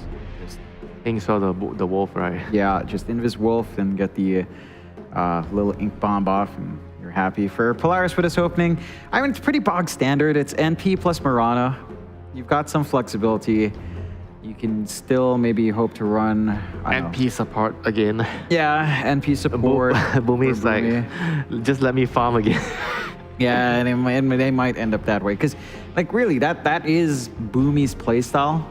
It has been since 032, since Adroit, since all these teams, Team Admiral. Like, do you feel like he should be the offlaner? It's so hard to say because he plays like he is, but is it a result of having Bog in the team, or he? No. I don't think it is. It's really just that even before at their prime, like he was playing Magnus 4 when no one was playing it, and just rushing Blink instead of utility, stuff like that. He loved his Shaker, rushing Blink as well, like Arcane Blinks, right? Like these supports that just play fairly greedy for the first 15 minutes. It's just what Boomy enjoys. He enjoys these flashy heroes. Granted, NP isn't like that kind of flashy hero, but it is greedy. Warlock coming out for Geek Slate. So you're expecting Darkseer, then we're getting perhaps... I mean, why not? Schem Doom or Cox Doom? Warlock with Darkseer, vacuum into the level 4 up hero. Oh, you're getting me excited, Winter. That's a combination. That's low. I mean, Warlock plus Doom, even it's a very old school thing. Yep. Like basically in the team fight, you can't lose. You Doom somebody and you have Rock. So you're always gonna win the 5v5 clashes. Polaris, they managed to take the Tusk themselves and get the Ember as well. So that should be our Mac hero up. Do you reckon they run it back? Like, are we seeing Bok on Tusk again and Boomy on NP? I mean, he did get his farm, and there's that Darkseer you were mentioning there, but I don't know about Polaris going back into Tusk NP. Like, again, it theoretically makes sense. Does the draft matter that much for Polaris? It's about like how can they execute the draft, Yeah. Like I feel like the draft, whatever they are planning to pick, doesn't really matter so much as long as they can play the hero as well. Yeah, but did they play it well enough to run it back this game? That's a very, very good question. Winter's dodging now. He's not going all in anymore. What happened, Winter? You were so fired up a while ago. Yeah, I'm just thinking about my ice cream melting, The longer this series goes, my ice cream is melting outside, and I'm sad. It'll be there, Winter. Don't you worry. Yeah, I mean, back to basics, keep things simple. Yeah. If your team is like already struggling with a lot of the basic movements in the game, you have to try to keep things simple. Draft good lanes, don't overcomplicate everything. And yeah, just keep everything simple, just strong lanes. Yeah, and you're looking like you're getting some of that from Polaris. You also have the combination with the Ember and Mirana, arrow combination to play with at least to get some aggression out. For Geek Slate, I want to say we're expecting a Schem hero last. Like that should maybe be a Cox Doom mid against Ember, which it's not the worst, it's not the best. And Schem on something, although I do feel like Cox does perform the best when he's on something a little bit more active or showy, right? He is that kind of mid. He's been getting a lot more greedier heroes. Fair, that is fair. As of late. I mean, wouldn't mind, seeing some win condition hero on him and just put Doom on Schem. That would be nice too. Yeah, but for Polaris, they're kind of looking for the carry as well. They can lane against Darkseer, usually anti-mage. And it's something that you definitely think about when you're thinking about a carry that can lane against Darkseer well, and there's Doom as well. So you can counterspell the Doom until the Doom has the AoE Doom. That can make it a little bit harder for Slate. They'll go to Sven. I mean, the Sven pick seems like it makes more sense for Geek Slate because they're playing it. Yeah, Nature's right? Prophet and then they have Darkseer. Yeah, like they've got the VAC combination. What the hell is this? Oh my god. Slug and Ursa is good. Slug and Ursa is good with Darkseer. Sven is good with Darkseer too, but we only have 2 bans. Let's ban 2 and pick one of them so the enemy doesn't have it. There's Winter. And now you pick Meepo that's bad against the Sven. What a draft, guys. What is happening? Oh, what a draft, guys. I knew you were going to pick Meepo. That's why I picked the Sven. It's all coming together at the end. It's all coming together. This is an interesting one. Geek Slate is up with something very, very different. And Polaris, I mean, they still have that Bok. They switch it actually. Boomy is on the Tusk and Bok is on the NP. So they're juggling things around. Boomy is like, Bok, I think I'm done farming. You can have the creeps again. Yeah, they switch it up. So we'll see. I think, funny enough, I feel there's a plus side to Geek Slate's draft. Like, yes, you pick Meepo into Sven, at the same time, I think if you get your combination off with Vakball, with just the Fatal Bonds plus the Meepo jump in, you can pretty much kill everyone in that combo really fast if you execute. You're very optimistic. Yes, if they execute. And I think Geek Slate executes better than Polaris right now. Do you guys feel like this game isn't as much as a draft game? It's just like whoever just plays better will win? Yeah, for me it is. And I think Winter said that at the start too. All right, well, I've got Avo and Richie ready for game 2 of this series. I think I've got a contact hit of copium there from John's statement about the Meepo. It's like, yes, you picked Meepo into Sven, and then whatever happens, what he said afterwards just disconnected. Because there's no way there's justification to make that better. It's like, yes, I crashed on my driver's test, but I still got my license. What? No, that's a terrible thing to say. I don't think so. It's like your drivers and trucks are going, okay, you crashed at the driver's test and you try to go, but no, you're not getting that license. But I'm still much like they're not getting the W this game, unless there's some chances. Polaris hasn't always had the best performances, right? And so if this is one of them, it could still be a 2-up.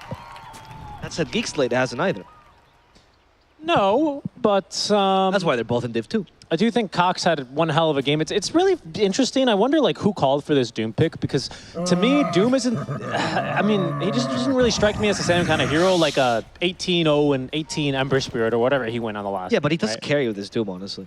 Like, no, I mean, carries hard. But I agree. But it's not like in the same vein that like an Ember carries you the game where he's. I think Cox just carries, dude.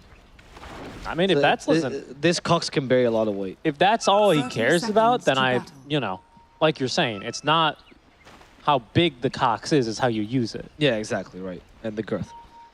That's right. Yeah, there you go. That's try to put that into normal total terms. How would you do that? Well, because then Doom is huge and the model is. Well, because you have to remember that. You don't care how lean he is, you care about. Well, that's right, because once you increase the radius, that's the most efficient way of increasing the volume, which is how you really pack a punch. So there. What other way would you? This is a dead question. How would you increase the volume without increasing the radius, Rich? You increase the height. Yeah, really. You have a 3D object. Yeah. You increase the height. Yeah. And that wouldn't increase the radius. No, it doesn't. Do you know how cylinders work? Do you know?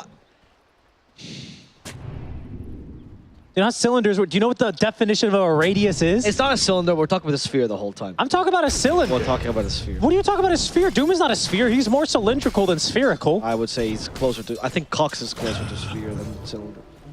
What is that supposed to mean? Because of how big his head is. Wow. How smart he is. Wow. And how skilled he is. Wow. A 7-head move, as they say. All right. You tried to save it. I did? I think it was pretty good. I don't think you did. It was better than picking Meepo into Sven, I would say. By the way, we glossed over the fact that he also picked Meepo into Ember. I'm more into this Sven. I mean, Sven is just the classic combo. Yeah, but so is Ember. Ember's pretty good against me. Ember's pretty good, for sure. I mean, at one point, I guess you mash him, but... Yeah, but that's what I mean. Like, I don't believe there's any point where you actually just kill a Sven as Meepo, unless you're, 8K ahead. No? What do you mean? I mean, you E-Blade, Blink, poof, poof, poof. I don't even know. I don't think Meepos are going for E-Blades these days, though. Usually they're going for the dig builds. The what? You dig. Oh, I thought you were talking about Cox again. Oh, okay. And what's the point of that build? You try and avoid as much damage, you regen, and then eventually you kind of... oh, is it like the Diffusal Blade Manta Meepos thing? Like surround someone with Meepos and then you... yeah, and then you kind of like try and go man mode there and then just sustain too much. Oh, that sounds terrible against Sven. That's what I'm saying, though. That's the only build I've been seeing as Meepos these days. It's whether or not it's a good game to whip out your shovel and hide it underground and regen. That sounds pretty And it's not. No, it's... Because Sven's fast, he's got Warcry, doesn't care about the physical damage. It's rough. Narman top lane. Also kill it, Narman. Yep. That's the first one for Akashi. Just a straight up good arrow there. Yeah, that was very good. They set it up with the Stormhammer as well, but it's going to do double duty there as it interrupts the creep wave skip. So it's a pretty big move there. I think it's all going to rely on Cox this game, honestly. It's really him or bust. Really? Yeah. I still think Scum has a lot to do with the victory conditions of this game, to be honest. Really? I don't think Meepo has much. We caught it on our second observer. Oh, nice. Thank God we have a second observer. And thank God he's not Gleb. Yeah. I mean, it was a good kill. Huh? But since they didn't disturb the Dark Seer, I don't think it's that big a deal, because I do feel like Force plus Cox is going to be the... Like, Meepo, to me, is just a decoy this game, honestly. So, hasn't Skem picked this before, by the way? He's lost every single match. Today. He picked it earlier today. And he also lost. Yes. But he's done it before today as well. Yes, this is third game of Meepo in DPC. I believe, this tour. Yeah, but he did it last tour as well. Did he? Once. And he also lost. I was just going on this tour. I thought you were only talking about this tour. He's picked it 3 times this tour. Same patch, right? A bit different. Not for the Meepo. Didn't get any adjustments, huh? Poor guy. I don't think Ice Frog remembers he exists. Look, I'm not gonna lie. I mean, I didn't remember he exists. Look, I can't lie. Whenever I get a new patch of Dota, the first thing I control F on the page is Meteor Hammer, and then the second thing I control F. No way, that's true. No, it's not. It's true. your spirit. That's not true. No, it's Witch Doctor actually. Oh, really? Because Alvaro, listen, it's a good thing. Most people are watching Western Europe, so they won't hear this, which means it's not going to get patched out. This hero has gotten 2 straight years of buffs. No, more. It's like 3 years now. Literally just 3 years of buffs. And like every patch, he gets a little something. I don't know why. He's so good. No one picks him in pro games, and it's because, well, I know the reason. It's because he has no impact outside of the laning stage, because his ultimate's very good, but very situational, and if you have any sort of sense of teamwork, then you can easily maneuver around it, but still... He was played in the grand final of Leo Major, though. That he was in the most serious game, wasn't he? Yeah, the most serious game. Where his 10 supports picked. Yeah, he was off lane, though. But still. Yes. Look, all I'm saying is... That's the first hero I control left. I mean, that's all I'm saying. Okay. Who do you control left? What's Secret. Really? Yeah, because... What a boring hero. Because every time I control F Arc Warden, which is what I used to do, I just get depressed. Because it's like Arc Warden is like a 12% win rate, and Ice Frog is like, too good. Well, mostly, let's nerf him. Mostly because you could just scroll a little bit and you'd find him. He's way up there. Well, no, I control F him to ignore all the items. Because the items is also depressing. Somehow they nerf all of Arc Warden's itemization, so you have to go, all right. You know, you call a meeting of the Arc Wardens, Thompson leads it, and he goes, all right, meeting guys, what's the new build? Thompson's like, I think we could build Dagon now, and the guy's like, all right, that's what we're all doing. And then Thompson dies, and then a second Thompson TP's in. He goes, don't worry, guys, that was just a clone. What? No, that would be terrible. That was an Arc Warden. No, I understand the point, but like, I just imagine Thompson dying. That'd be horrendous for society. Yeah, exactly. He has a daughter now. Yes, I know. Yeah, imagine. You're a bad person. Imagine. We ignored this game because the laning stage doesn't really matter as long as people gets away with okay laning. He's getting away with stuff as well, actually. I mean, somewhat. Found a kill there. He's been skipping waves as well, using the second Meepo and then just poofing when he's been getting in danger. Yeah. Which with this build, I guess the poofing is just used for the teleport, right? So the damage is relevant. Yeah. Radiant's bottom tower no, I'm is asking under you. attack. Oh, yes. If I had Sheepstick with me, I'd ask her, but... Look, dude, what? I mean, Meepo has been the most skipped hero in forever. Yes, that's why, genuinely, I'm not ashamed to admit that I don't know. Well, every other hero I can give you anything on, but there's actually mid lane here on one of the clones. He has Doom, though. He has Doom, the Ember, and now Cox is still in trouble. Luckily, the Fairy Fire, but not as luckily. Sprout pulls Ice Shard, and now Cox is going to die. Scam, however, gathers the kill onto Bach. In a different lane, he kills Bach. He might still be able to kill a Stusk as well, as Boogie gets chased down. Zhao helps with a single auto attack. Max survives the full Doom, though. And Scam decides to become a mid laner now. He has an Earthbind, so I don't know if Max should be doing this, but actually healed to full HP. So Mac is fine. Gets the kill onto Zhao. Really well played here by Mac. Yeah, and Scam's just out. I mean, they do have vision on him, but they're not going to send an arrow or anything after. Scam's going to continue moving on. Doing pretty well on his first couple of stats items. This is a key time for the Meepo to be rotating around, because of course you share stats on all your divided we stand Meepos. And he did just complete these power treads alongside the double Wraith bands. So he's starting to actually kind of come into his own here. We'll see if he looks for another kill onto Bach. Connects her by number 1. Tree's not going to be cut down in time. Nice job there. The strength Meepo. Okay, never mind. He's, it was on a strength treads for a while, but I think he was just walking away and didn't bother to micro all the boots over again. Rotation's going top lane now here, as both supports are going to make a play now onto Force. Arrow hits? No, it didn't. What the heck? Force? Yeah, I think a creep blocked it, or an illusion. Maybe the illusion, yeah. And Kashi is now going the wrong way. He's just trying to escape here no matter what. He has Phase Boots and the War Cry, and it seems like Force desists from chasing after him. Yeah, he's a speedy boy. I mean, he could have chased. Oh no! This gotta be. There's the force we know and love. Yeah, he just finds the one line from Polaris he likes every season. Oh, He's obsessed with Polaris. What a sweetly poetic voice line now for him, huh? Yeah, that was perfect. Yeah. Mac? Yeah, okay, sees Meeple, leaves Meeple. It's kind of cool. Scam is helping quite a bit here on the power rune rotations. Because the supports aren't doing it. Yeah. Narman? Someone has to do it instead. Narman's managed to outrun, because of the wind lace, the snowball. So it's all thanks to the wind lace, really, when you think about it. Still has that one Meepo mid as he just kind of AFKs down bottom.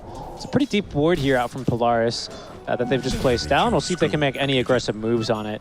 But the build up for Akashi's Sven is going to be fairly standard here. Interested on whether or not. This is the second time we've seen him play Sven, isn't it? Akashi? Yeah, I think so. It's kinda... He does well on these mega carries. No, he does. Like what Polaris does best on. Just trying to remember what he went for in that game. It was an early blink, wasn't it? Am I crazy? I feel like he went like Blink's second item even. I recall MOM into Blink, and then right, and then he went back for Echo Saber, which right, assembled into BKB. So we'll see what he wants to do here, because the Blink also has a lot of uses in it.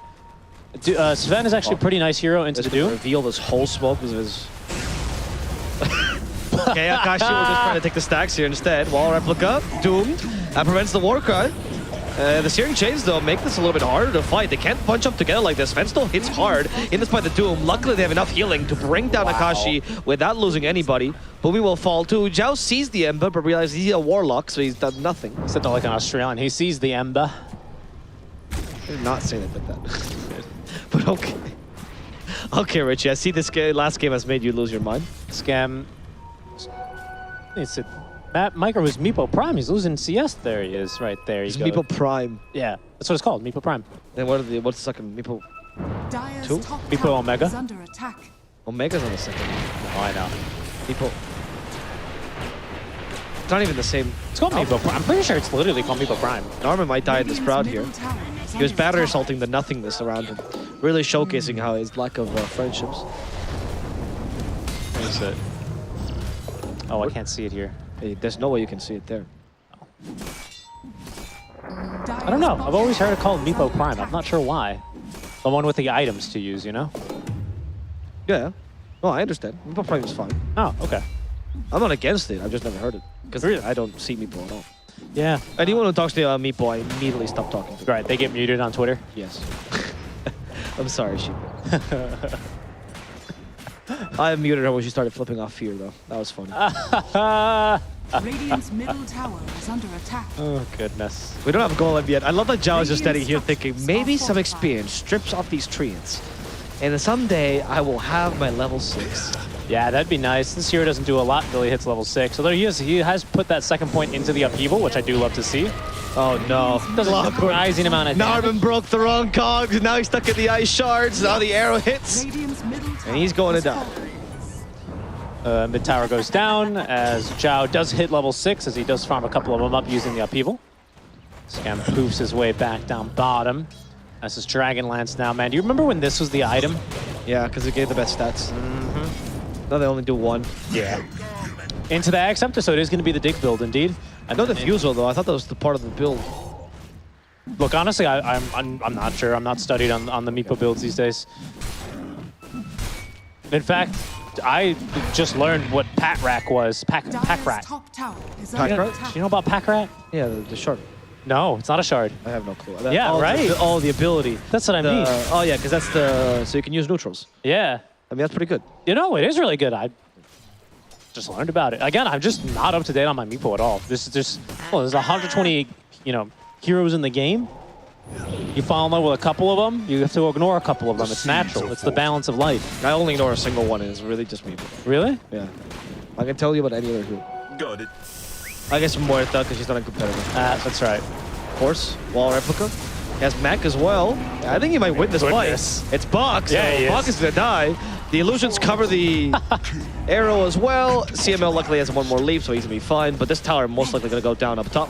Wow. As Zhao comes in with a golem this They time. might want to try and defend it here. Mac as well is rotating on over. I don't know. Zhao can still counter-initiate. There's the golem, but a little bit late. Force already dead. Boomy's still a target. Nice Good hook hook shot on 2. That catches both. And the last lead from CML will just put him through the wall of replica, where 2 illusions were waiting for him on the other side. Perfect micro by force. He put him there on purpose. Yeah, of course they did. Cox still has a Doom, and he's looking for this Doom against Mac. He has a golem joining him. Scam. All the forces Scam's camping the remnant. There he is. Scam got him with the Earthbind. It's the second Meeple. Another Earthbind. Where's the Doom? Used. And that guarantees the kill onto Mac. Meeple might win against Sven if this There it is. I mean, Scam's certainly having a good game here. There's the third Meepo. Now we're going to start to see that APM rise through the roof with a third Poof and a third Earthbind here to take. That Acceptor as well coming along pretty nicely here, already halfway there, and then into the Blink Dagger. Checking up against his counter. It's going to be Echo Saber first this time for Akashi before he dips into that Blink Dagger, if that is going to be the build. May decide to go into the BKB and excuse me, use the old disassemble trick to get that thing online even that much sooner. Yeah, I think that's the build that he likes. I mean, usually he gets Blink in between those two, but I do think that's the right play. I probably want to BKB a bit. I mean, BKB into Doom, I don't know. No, you Blink first, and then you BKB. Because you're right, BKB into Doom just feels bad. A Doom who, by the way, is unfazed by these certain chips. A Doom who, by the way, loves going for the critical strike on this Alpha Wolf. Yeah, he always gets that and keeps it for a while. He loves Alpha Wolf. Later he changes for a war stuff. Yeah, which is pretty standard. Oh, they tried to block the arrow. I don't think that worked, but they blocked the M. Or they forced him out? I thought they blocked the arrow. I think the vacuum just didn't come out fast enough. Now Max, speaking of fast, is speedily. Boomy's also speedily towards Norman. Oh no! Oh, Force is so much speedier. Oh my god, there's a Sven here! Oh no! Too many Meeples though! Oh, Replica, someone help him! Vacuum! Oh, Skim! He's actually fine. Oh, he wants to He's run. actually being attacked. He's so fast. He's going for Boomy, or he's going for the Ember's dead. Got him with the Earthbind. One more Earthbind. No chance for Mac to get away. Boomy's dead too. Zhao got him. Not really wow. sure. Okay. It's gonna really turn that one on his, right on its toes? On its toes, Head? I guess. On its head? Yeah. I thought for sure Sven was gonna run in there and just beat the crap out of everyone. Yeah, but he didn't have God Strength, which we didn't really consider when we kept screaming at his name. It's just, look, you see Cleave. Yeah, I see Cleave, I go, ah! Oh no, Cleave, many units together, and I get scared, right? That was a really good combination. Yeah. Cogs Vacuum. He threw the stun and he kept running. He was, he was like, man, my GPS really sent me through the wrong neighborhood. There's so many people here. This isn't the triangle. Look, I don't mean to generalize, but all meeples tend to be dangerous. Oh, wow. Norman Cogs could sprout it. He looked like a deny there. What do you know about the meeple lore? Actually, nothing at all. Really? I just know he's a hoodlum. I thought he was. That's the word they use. I thought he was a grave robber. Yeah. Or isn't he a spelunkerer? Yeah, grave robber makes sense. He probably comes from Edinburgh. They're in that really bad area. Okay, nice job waiting on the stun. He's actually got strength. He's fighting this. And that's not a fight he's gonna win. As of course, Geek Slate bring the numbers. There's a real thing, by the way. In Glasgow, right? They used to get the graves and they'd sell it to the University of Edinburgh. What do you mean? What do you mean they'd get the graves? They rob the graves and sell the corpses to the University of Edinburgh. Isn't it called Birkin? I don't remember the name, but that's what they used to do. Where is this guy from? And then when they did that, the university, every time the grave robbers would come to the university, they'd go, do you want to know where this corpse comes from? And they go, no, I don't care. We have the corpse. We give it to our medical school. And that's why Edinburgh University got so good at it. Good at medicine. Oh, vacuum back Mac. Into the upheaval. Mac can't move. He can't send Norman's either. Someone cancel his DP. Oh, it's going to be the Earthbind. All right. And this dig's online now, by the way. And in case you're not really sure what it does, it basically turns him into a Visage familiar, or the Visage shard for all of his meeples. It also applies to Dispel, I believe. Yep. Okay. And no stun. No stun. Yes, that's a good point. Yeah, dispels him, invulnerable, untargetable, restores 50%. Yep. They're going for the two supports at once. Who's going to be caught first? Okay, CML through the arrow. Tusk is fine. CML might not be. Infernal Blade. Nah, they'll give up. It's because you have the critical strike on the Doom. Yeah. Doesn't really help much there. Nope. This is Scam continuing to farm his way towards his Blink Dagger. He's gonna get there real fast. He is very farmed. Okay. Died. Like Narman's gonna take a death for this. No, actually the Cogs good. Narman. Has no hook shot though. He does have the Greaves though to help him. Sprout. Cox catches Bach, also dooms him. Narman's already dead though, and they might lose Force in the process as well. However, getting blocked by the creep. Bach is going to die first before Force goes around the tree. Echo Saber slow. He does get killed. Akashi though, his Godstung is ending and Skem is nearby. Zhao thought about chaotic offering there. Did you hear that? Yeah. Unmistakable baseline right there. Mac thought about fighting and then just left a remnant. He'll be back. I mean, Zhao does a beautiful mode, so it makes sense he listens to like bass heavy songs. Right? That's right. He's the basis. He is the basis of Blink-182 now. Which is, of course, the only bassist in the world. Yes, apparently. It's the only bassist that exists in this dumb joke of ours. The running joke of Beepo catching Bach. This is also a running joke in this game. He might just kill him again. We still have Wrath of Nature. A lot of damage for the Meepos. Nope. Bach's dead. And they don't care. Look at him, he's throwing the Meepos at him. What? It's the new shard. Don't you remember when this broke Dota and you would spawn like a million heroes for a week? Oh, I forgot about that. That's what it looks like? Yeah. That's what Fling looks like. Yeah, I mean, doesn't it? I mean, it makes sense to me. I don't know, man. It looked like more like the Meepos were scuttling like a weaver. I did not know that's what it looked like. I'm sorry. That's okay. It's okay if we call it Fling, right? As opposed to saying they use Divide and we stand. Because technically he flings the Meepos. Originally that was the whole point. Like, it's a fling. Right? We can call it fling.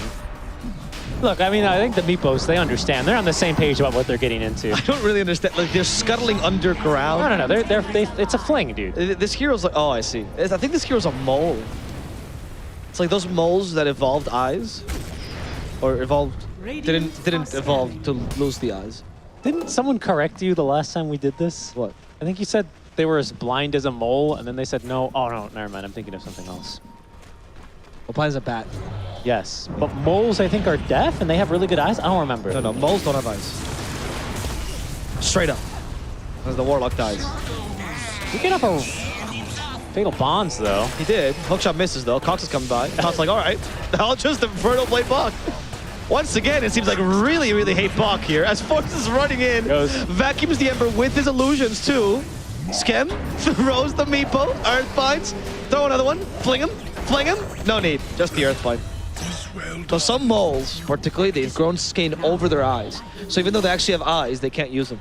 Because they have perpetual eyelids, like they can't open them. I see. Isn't that interesting? That is interesting. And most mole rats have terrible eyesight, but they do have eyes. As Meepo is the same thing, judging by the way that he scuttles in the ground. Look at this! Oh, flinging the Meepos. It has the same sound as Stormhammer as well. It does. It which really is incredibly confusing. Yeah. Meepo's revenge against Sven. I will steal your sounds. I will steal your soul. Akashi can't get away. The Cogs block him. And he's still blue, so he can't fight back either. He's dead. Yeah, it's got the first half of the Stormhammer until the Stormhammer hits. A part of me really gets frustrated by the fact that we're hearing so many incomplete Stormhammers. Really? Yeah. My OCD is getting really tricked right now. Bottom tower has fallen. Can you make the sound for me? No, I can't actually, but Bach can because he's being jumped right now. Oh, Bach? He's not getting away from this. I feel like Bach has died more than he's lived in the past few minutes. Nice poofs there by Skem. The team fight though behind. Narman died, but that's just Narman. And they almost doomed the Ember. Okay, he's going back to the Meepos, maybe? Fling a Meepo or doom the Ember? There we go. The crit at the end. He had no remnants, by the way. Oh, so the doom wasn't even necessary? Nope. Cox overestimated how good the Ember. Just to send a message. Okay, he's not distracted by the courier. Good. Now he wish he could have. Inferno Blade. No, that second force that was not good. Skem's gonna fling himself at him. Well, that was weird. Did you see the snowball projectile? Yeah, that was interesting. I didn't. It got broken because of the fling. Oh, was it? Yeah, I thought if it wasn't on Meepo Prime, it just wouldn't show up. No, it was the fling. Tower is under attack. What an interesting game. Learning on mechanics, fun facts. I love it. There was some Dota. I love learning about Meepo. Force. Okay, now he got forced to die. That's a big one.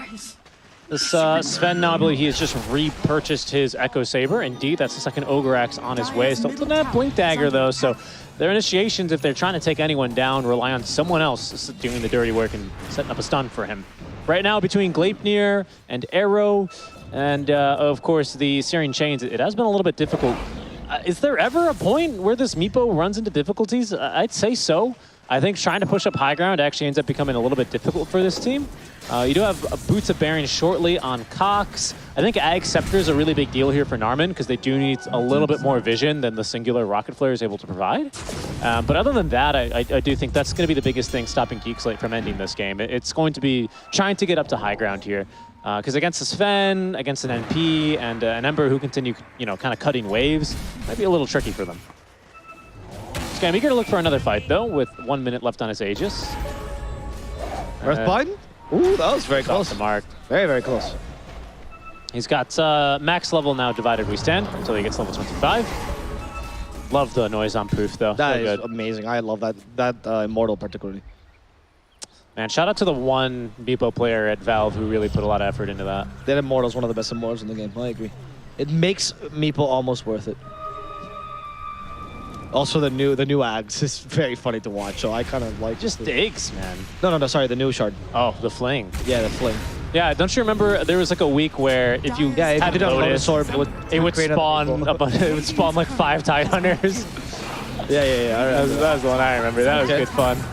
The Mirana, Moonlight Shadowed, but still being chased by a Doom with Scorched Earth in 3 seconds. He has no vision, of course. Oh, he just walked in between 3 heroes. Ebo killed Boomy. Cox is farming, not aware that there's everyone around him. Activates the BKB, tries to get away with the Boots of Bearing. For now, he's safe. Where are the reinforcements? Cox is trying to get to them.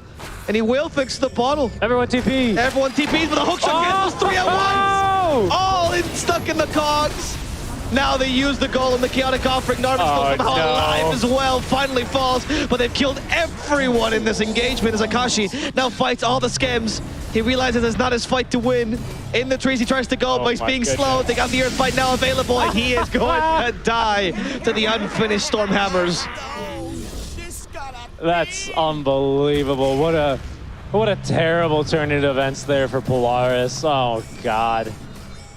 That was just the worst, and what a beautiful setup for Narman, who redeems himself after missing the hook shot earlier. I mean, canceling 3 TPs with 1 hook shot. Wow. Yeah, great job, Narman. What a lineup. 8 ransack health steal. I think that's going to matter a fair amount. Got it. It's a huge bring him up to 26.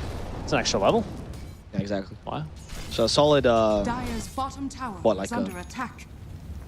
20%, 25%? 33 almost, actually. Top lane, Force is dying. Oh, Force stab. Yeah, Force likes dying, though, so it's... Oh, Vapor Gems! Oh my god, that was like an action movie right there. Dota is a real-time game. That's true. Yeah, so it tends to be like an action movie. There comes Meepo. That's like the sound of your death doorbell ringing. Do. Oh, now you hear the Stormhammers. Boomy's confused. Where's my Sven? There's the Gleipnir, though. That's a big Gleipnir. Oh, okay. That might actually kill Sven. Oh, he's not he's dug. Yeah, he's fine now. And Bucket will die as Doom activates the BKB. He has Doom in 4 seconds. Dude, these heal numbers are going to be insane from Zhao at the end of this game. Oh, right, because he's healing 4 Eagles at once every time. It's the good stuff right Does there. Does Scam get healing for every time he uses Dig? Scam probably gets, healing, that's true. Because then his healing's probably the biggest. Scam also has, by the way, two Dragon Lances. Oh, we're seeing the hookshot again? That's very satisfying. I cannot believe it. It looks like he only canceled 2 with the hookshot, and then he got a 3rd with... Oh, did the Emperor cancel manually? I thought maybe it was battery assault. No, I think they all canceled. I'm pretty sure that it got canceled on 3. But it is hard to tell. Yeah, well, look for it at the end of the day highlights. I've never heard that laugh from Meepo again. And now I will never sleep. I see you have never gone up against a Meepo spammer. No, because these days Smurfs don't use Meepos anymore. No, you're right. Emperor Storms now. I remember a day where I would get riggedy wrecked by some Meepos, though. I got very good at dealing with Meepos, so it wasn't that hard. Because he just gets countered by, honestly, you knowing how to play. That's why Smurfs use him. It's true. I mean, there is a point to this hero where just kind of gets a little bit too much farm. Narman. Okay. Yeah, Akashi activates the BKB just to kill off Narman, but he's being chased down by Meepos. So I don't know if this was a good trade. Akashi's losing his BKB now. Earthbound. Killed. Boom me the next target. Earthbind. Is that the Meepo with Earthbind? He does have Earthbind. And he misses it. That was sad. I think they're using Flings now. I think. Another Earthbind. Pretty long range. Also misses.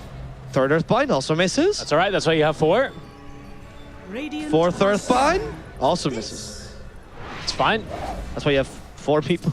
Yep. So you can miss all 4. You can miss all 4 of them, and then blame your team when it goes wrong. Team no stun. Team no cancel TP. This is, let me take a look at the levels for everyone else. Yeah, I mean, as expected, the levels are pretty normal distribution. A lot of the times when you end up seeing a Meepo pop off like this, it usually ends up really affecting the rest of his team, which is another reason why you tend to not, I mean, of the many reasons why you tend to not see Meepo, especially in like a tri-core-rich meta. You know, a hero that is this greedy and does steal farm from almost anyone else on the map, especially with the way that XP share works among Divided We Stand, is another big reason you don't see this hero. I will say Geek Slate have drafted pretty well with it, given that they've got basically 2 offlaners, well, 2 high utility cores, and the Meepo hyper carry, right? So it has worked out really nicely for them. For sure.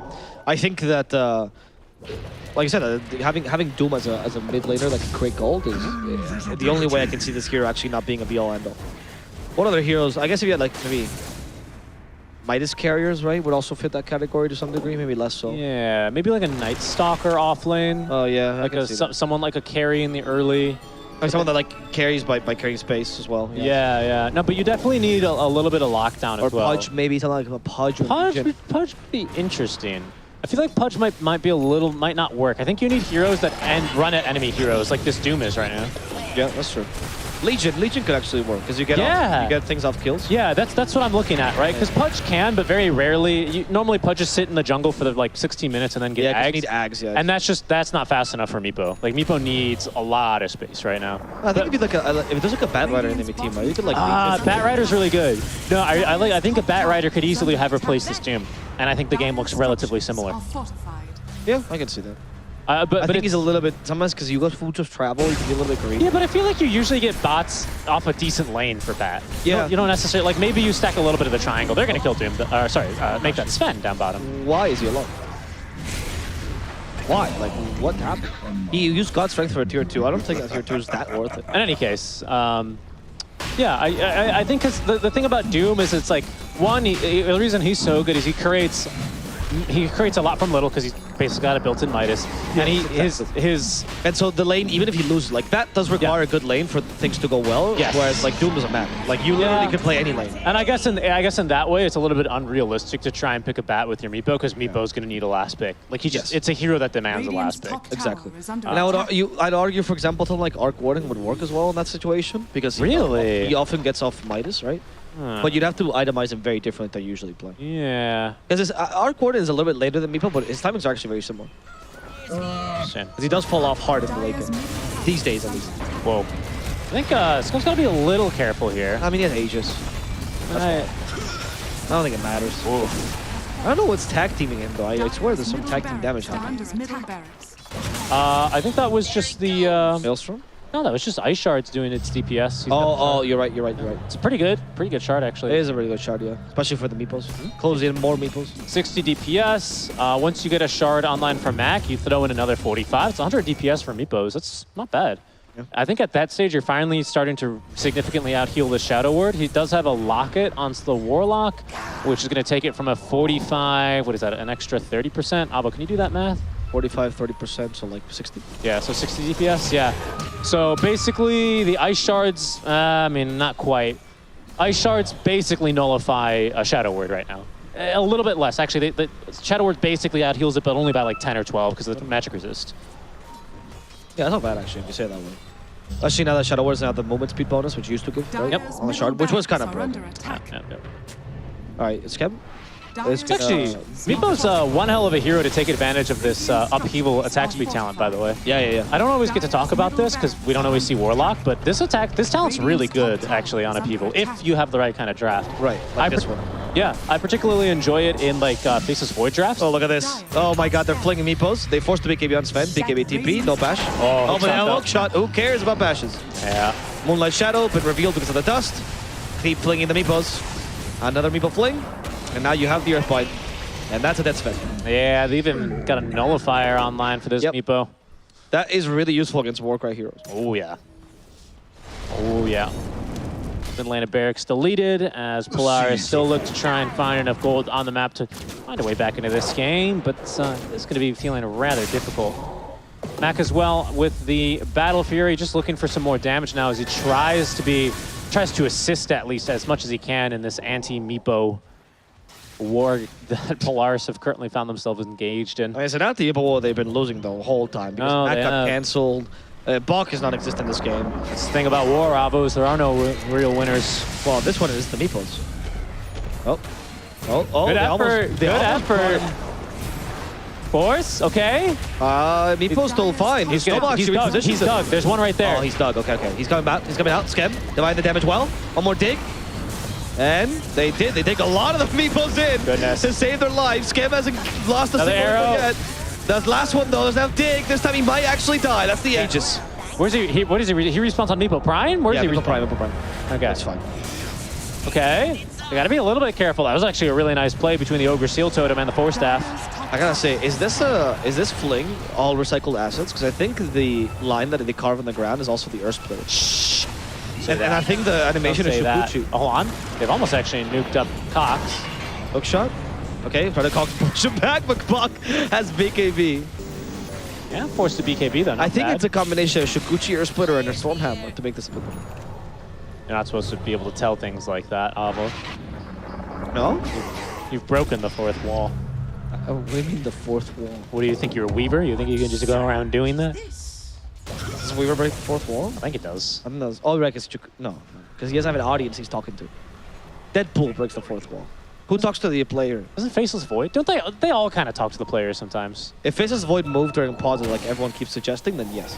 He would break the His face moves, his jaw moves, Akashi's been scouted. Everyone's jaw moves. Okay, they surely knew that Earthbind was going to miss. Wisps. Yes. Just don't see the small little face. It's very cute. I just love hearing the Stormhammers. There's no buyback on Akashi. The almost Stormhammers. That might be it here. I wonder if he's. I mean, you probably take the Divided We Stand clone. Yeah. Do you care about the pack rat? Not really. Not this game. I mean, you're already done. You just want the extra clone. Any item into neutral slot. That seems so good though. Go tier 3s. What do you want to put in there? Avery earlier was suggesting stat items like a Scotty or yeah, that's probably SNY.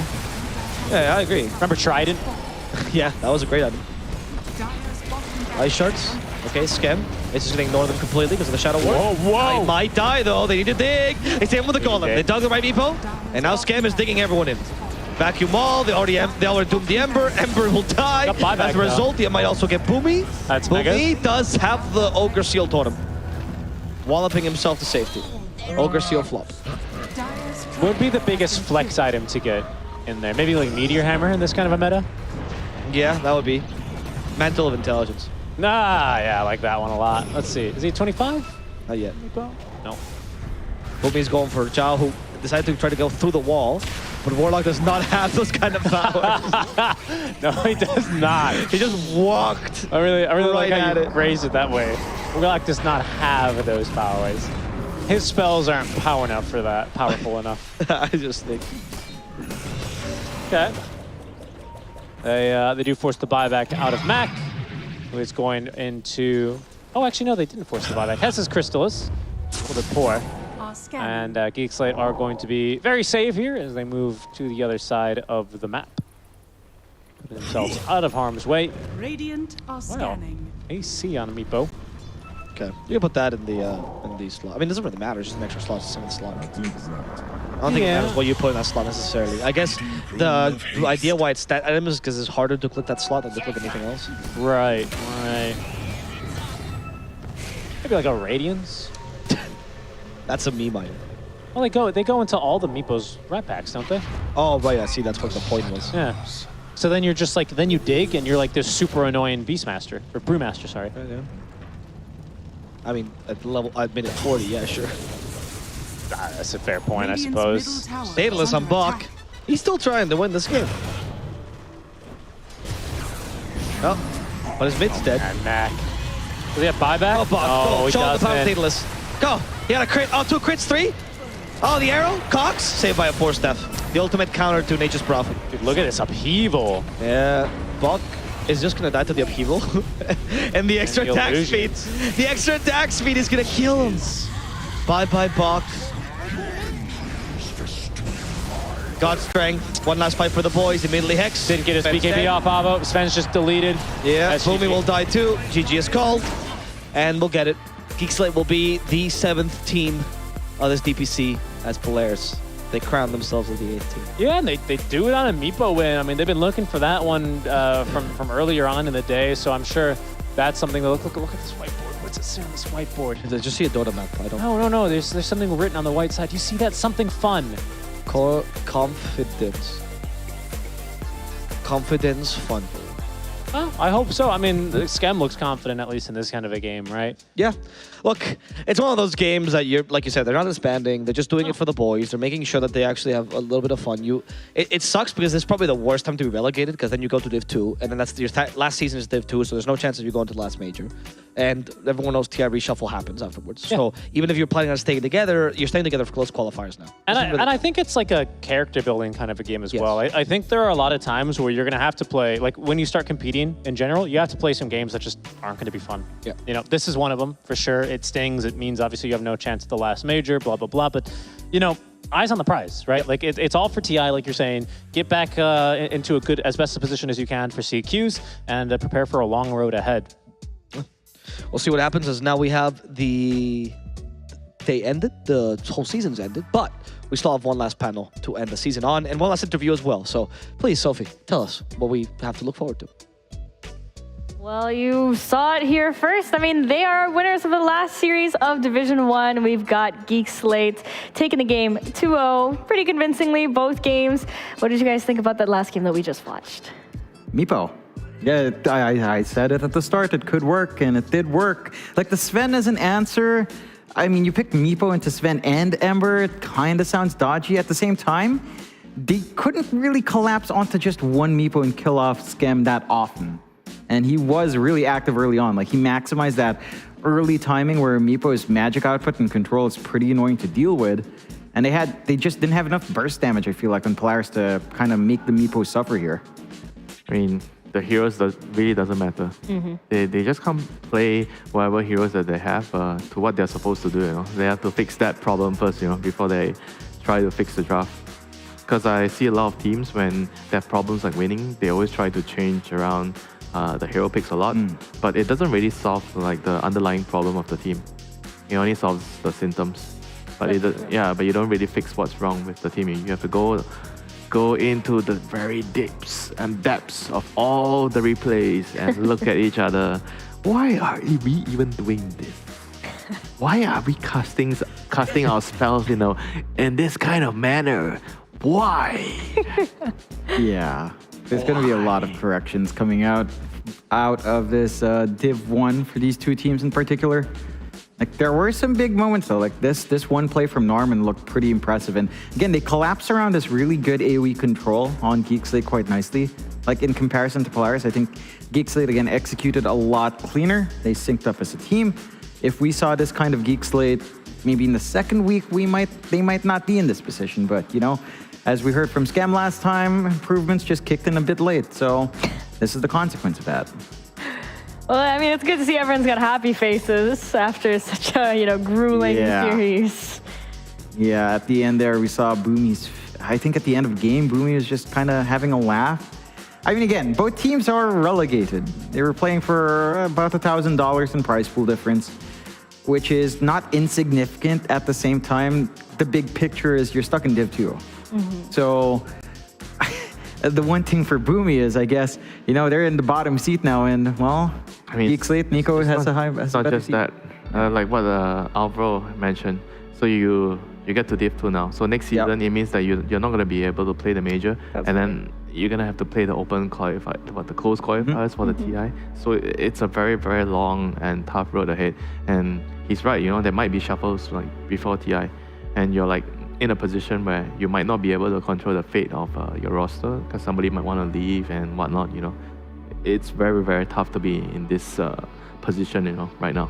That's true. We have Skem here as our match MVP on Meepo, 16, 0, and 8. He did really well. We finally got to see the fling. Yep. It's quite entertaining to watch. Yeah, we've been talking about that so long. It finally kicks in here, and I have to say the animation reminded me of like Sven Ags, right? Yeah, me too. Oh, kind of. He was just flying forward, Yeah. so that was interesting. I thought there would be a sound effect when he hits. I can't wait for the level 25 Talon. Where you can equip the neutral. Yeah. And Oh yeah. every one of your meeple have pirate hat. You keep digging. Oh yeah. Yeah, that'd be pretty funny if we did get it, but didn't pop out that game. Oh yeah, that would be pretty funny. But yeah, I mean, I feel like as our last series of the season, I would say it's a decent, very calming closer. It's nothing crazy. Yeah. Just a Meepo game. Yeah, just a Meepo game. I mean, personally, I thought we would be seeing, I don't know, some kind of crazy draft where people pick some super random, like your favorite Grimstroke that we've never seen anymore. Sad, right? Sad, super sad. Dark Portrait. Who doesn't love Dark Portrait? Yeah. Terribly. That is. Yeah. And Phantom Lancer also doesn't like it.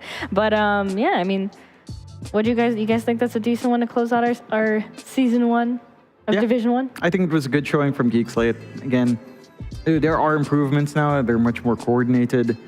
And I think for them, it's just shaping into Div 2. Like, this is a team that went to a major that isn't in a major now, won't be in a major in 2 or 3. So they've got to really just put in all that prep work for those regional quals, because it could end up being a bloodbath, depending on how many slots Southeast Asia gets. It could be pretty bloody in there. Yeah, they better pray that apart from Talon, somebody else gets enough points. Yeah. Yeah, that's true. I do think, though, that, like, out of Division 2, I feel like Geek Slate do have a better shot of coming out of Division 2 and back to Division 1 next season. I feel like they just seem like a team that is skilled enough. But as for Polaris, I mean, they're showing during Season 1, it's just honestly kind of lackluster. I think I expected a lot more from them. Yeah, but again, this is Polaris where they kind of ping pong up and down. That's true. So I wouldn't be too surprised if they rallied in Div 2 somehow and just come out on top again. But again, that's after TI, when they potentially come back here. So it's a long time. A lot of things change then. Well, let's take a look at today's results. Unfortunately, we don't have an interview. But let's take a look at today, what our scores were, what games we had. In just a bit. Yeah.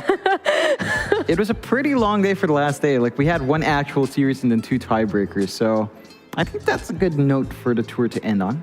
Yeah. It is quite the good note. Okay, here we go. This is what we got today. So we got Geek Slate versus Talon. Unfortunately, Geek Slate had to play twice today. It's so painful. But they also lost versus Talon 1-2. Execration versus SMG, where Execration took a really strong 2-0, putting them in 2nd place in our Division 1 bracket. And last to finish off the day, we just watched Geek Slate versus Polaris, where Geek Slate beat Polaris 2-0. Quite a quick match as well. Relatively quick. I think the first game did last a little bit longer than we expected, but game 2 was a little bit quicker out from Slate and pretty much dominating from Geek Slate in both games. Yeah. I think I was a bit more surprised by Execration SMG. Like, I expected SMG to kind of show some weaknesses from Execration, but it just didn't come out. Yeah, that's true. I feel like the match would have been at least a 3-game series. They didn't expect Execration. They were pretty convincing, the way they beat SMG. They really were. Let's take a look at the standings of our Division 1, our season, our spring tour. We got Talon in first, followed by Execration, SMG, and Army Geniuses. And secondly, we got Blacklist, followed by Bleed, Geek Slate, and Polaris. So those are your top 4 and your bottom 4. And Geek Slate and Polaris will be getting relegated to Division 2 for next season. Kind of very hard to beat them, especially having to play the last series today. Yeah, it's going to be interesting to see the 2 teams that do replace them, though. Like, potentially we're looking at someone like Boom coming up, right? Or Fnatic. Oh, wait, no, Fnatic's gone. So, oh my God, Boom, I always forget. I think MAG could be decent, but I think Myth Avenue Gaming. Yeah. Yeah, they have a very big roster change for this season. Yep. Miracle's playing Pos 5. They play hard. The coach Yamate is actually playing this time. So just gonna have to see, how well they mesh together, because it's a pretty huge change for the whole team. That's true. Let's take a look at Wednesday's schedule as well, because we still have games. We've got Division 2 games, so don't need to go anywhere. We got, for our first game, QWE versus Horizon. The second series is Team Tough versus Zersha. And the last series is Boom versus Spawn. Oh, so, that's a spicy game. That is, yeah, that's the spicy one. You've got the old Boom, a few old Dream players on. Dreamosel against Boom. That's going to be a fun one to watch. And I'm keen to see. That's an actual Indo fight. You don't get that too often. Yeah. So what do we call an Indo fight? You call the Pinoy fight a Rambulan? We have to come up with some new names. I don't know. I was about to say something really bad, so I have no clue. But turns out we actually do have an interview. We have an interview with Force from Geek Slate. Whoa, who would have known? Yeah. Hello, Force. Congratulations on your win versus Polaris. Were you guys confident going into that game? Yeah, we were also confident going against Talon, but didn't work out for us. Wow. I like the self-awareness. Do you feel like it's kind of extra exhausting to have to play 2 series in one day, or do you feel like the first series kind of gave you a leverage, like a warm-up? Not really. Like, kind of used to it, especially with our Scream schedule, so... Right. Yeah. Hello, sir. Hello, guys. I miss you too. Hey, where's my dinner? You promised to take me out for dinner. I thought you promised me. You're the one that promised to go dinner. Yeah, but every time I ask you, you're like, I'm busy, you got Scream. Of course. I'm busy winning Scream, but busy losing in the playoffs. I'm curious about one thing, Kuya Nico. It's been a while. I think the last time we saw each other was in Japan. I'm curious. I've seen your Facebook posts with Kuya Marvin. What's up with this thing about being classmates? Where does allegory come from? This comparison of being classmates in Section 2 come from? I think it's just me and Chuplak and Boomy kind of started this, so it was kind of funny. Like, we thought like Division 2 being like Section 2, and like we're in the same class and something like that. It just came in, so I thought it was funny, so I get along with it. I mean, so who's the teacher in the class? I don't know. I don't know. I am curious though. You know, it's been a rough tour for you guys here. You end with a pretty good bang at the least. Throwing down your former team in Polaris, that must have felt great as well. But going into the next tour, you know, being in Div 2, what do you think Geek Slate has to improve on? Like, what's the one thing that you think really stands out that you as a team need to kind of work on here? For me, I think communication is probably the biggest problem right now. Mechanically speaking, we're all good. And like, I think the only problem we have is like we're very inconsistent as a team. So we're looking forward to Division 2 at like working it out in the process and like playing for the TI qualifiers. Yeah, how about the coach? Is he going to be on site next time, or is he going to be... maybe. I'm not entirely sure. I mean, do you feel like it's a bit hard for him to do his job if he's not on the boot camp, not in the boot camp? Not really. I feel like it's very easy to talk to him, even though like we're too far away, because he's a very great coach to be with, inside and outside. I see. Do you guys feel like there's something really big that changed from Season 1 to Season 2? Season 1 to Season 2, I think when we first started the Season 1, we were going like 4-0. And after that, we lost like 2 and almost lost to Blacklist. That secured us the spot for the major. So I think in the first week we had, it was very strong. Like our heroes and all that, like we're very confident. And then as time goes on, it's like a graph, you know, like it goes up and down, like the spike. Sometimes it goes up, sometimes it just goes down way too far. So I'd say like we're very inconsistent as a team. So that's the only problem we have right now. There is one thing I wanted to make note. Like, this isn't really a question, it's more of like an observation. You know, I know we're all friends, like the Cebuano gang's all friends. Natsu, we went to Div 2. Polaris is in Div 2, you're joining them. What do you think is going on? What's happening to all of the Cebu boys? I don't know. Maybe it's like fun. in our blood to be inconsistent, I guess. Maybe, but hopefully, you get some food in, everyone gathers up and comes out stronger. Yeah, I hope so. Yeah, I hope they're gonna be better in the next tour. But for us, for the Geek Slate, we're gonna be doing super well and like super disciplined in the next season. That's good. We'd love to hear that. Thank you so much, Forrest, for joining us on this interview, and congratulations again on your win versus Polaris. Take care. Thank you. Bye-bye. Take care. Aw, man. What a long day it's been for them. I'm sure it's been like very emotionally draining. It's not that long. You're meant to play like 3 BO3s. Well, yeah, I guess technically when you go to back in LAN. time, I played like from a qualifier, like I think it was the Stockholm qualifier. We were from losers bracket round 1. We played from morning until midnight. Oh my gosh. That used to be the thing. Yeah. Used to be way more. 2 series is like whatever, you play like 5-6 games of pubs every day. And Yeah, that's true. That's true. I guess they're just so spoiled from DPC, You just get 2 games a week, basically. Sometimes even 1 game a week, right? Yeah, some teams end up that way, and they have to catch up later on. But them's the breaks. I think for Geek Slate, it's not as emotionally damaging or draining because you kind of see it coming by week 2 as to where your standings are and where you're cemented in.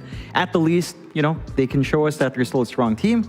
And we heard from Force, they're going to put in the work and come out stronger by next tour. So we'll just have to see if those words hold up. May the Force be with them. Yes. May the Force be with them indeed. And that's all from us here for Season 1, Division 1 of the SCA DPC. I'm Sophie, and I'm here with Winter and John, and we're going to bid thee adieu. But we still got games on Wednesday, so continue to tune in on ePulse, and we'll see you then.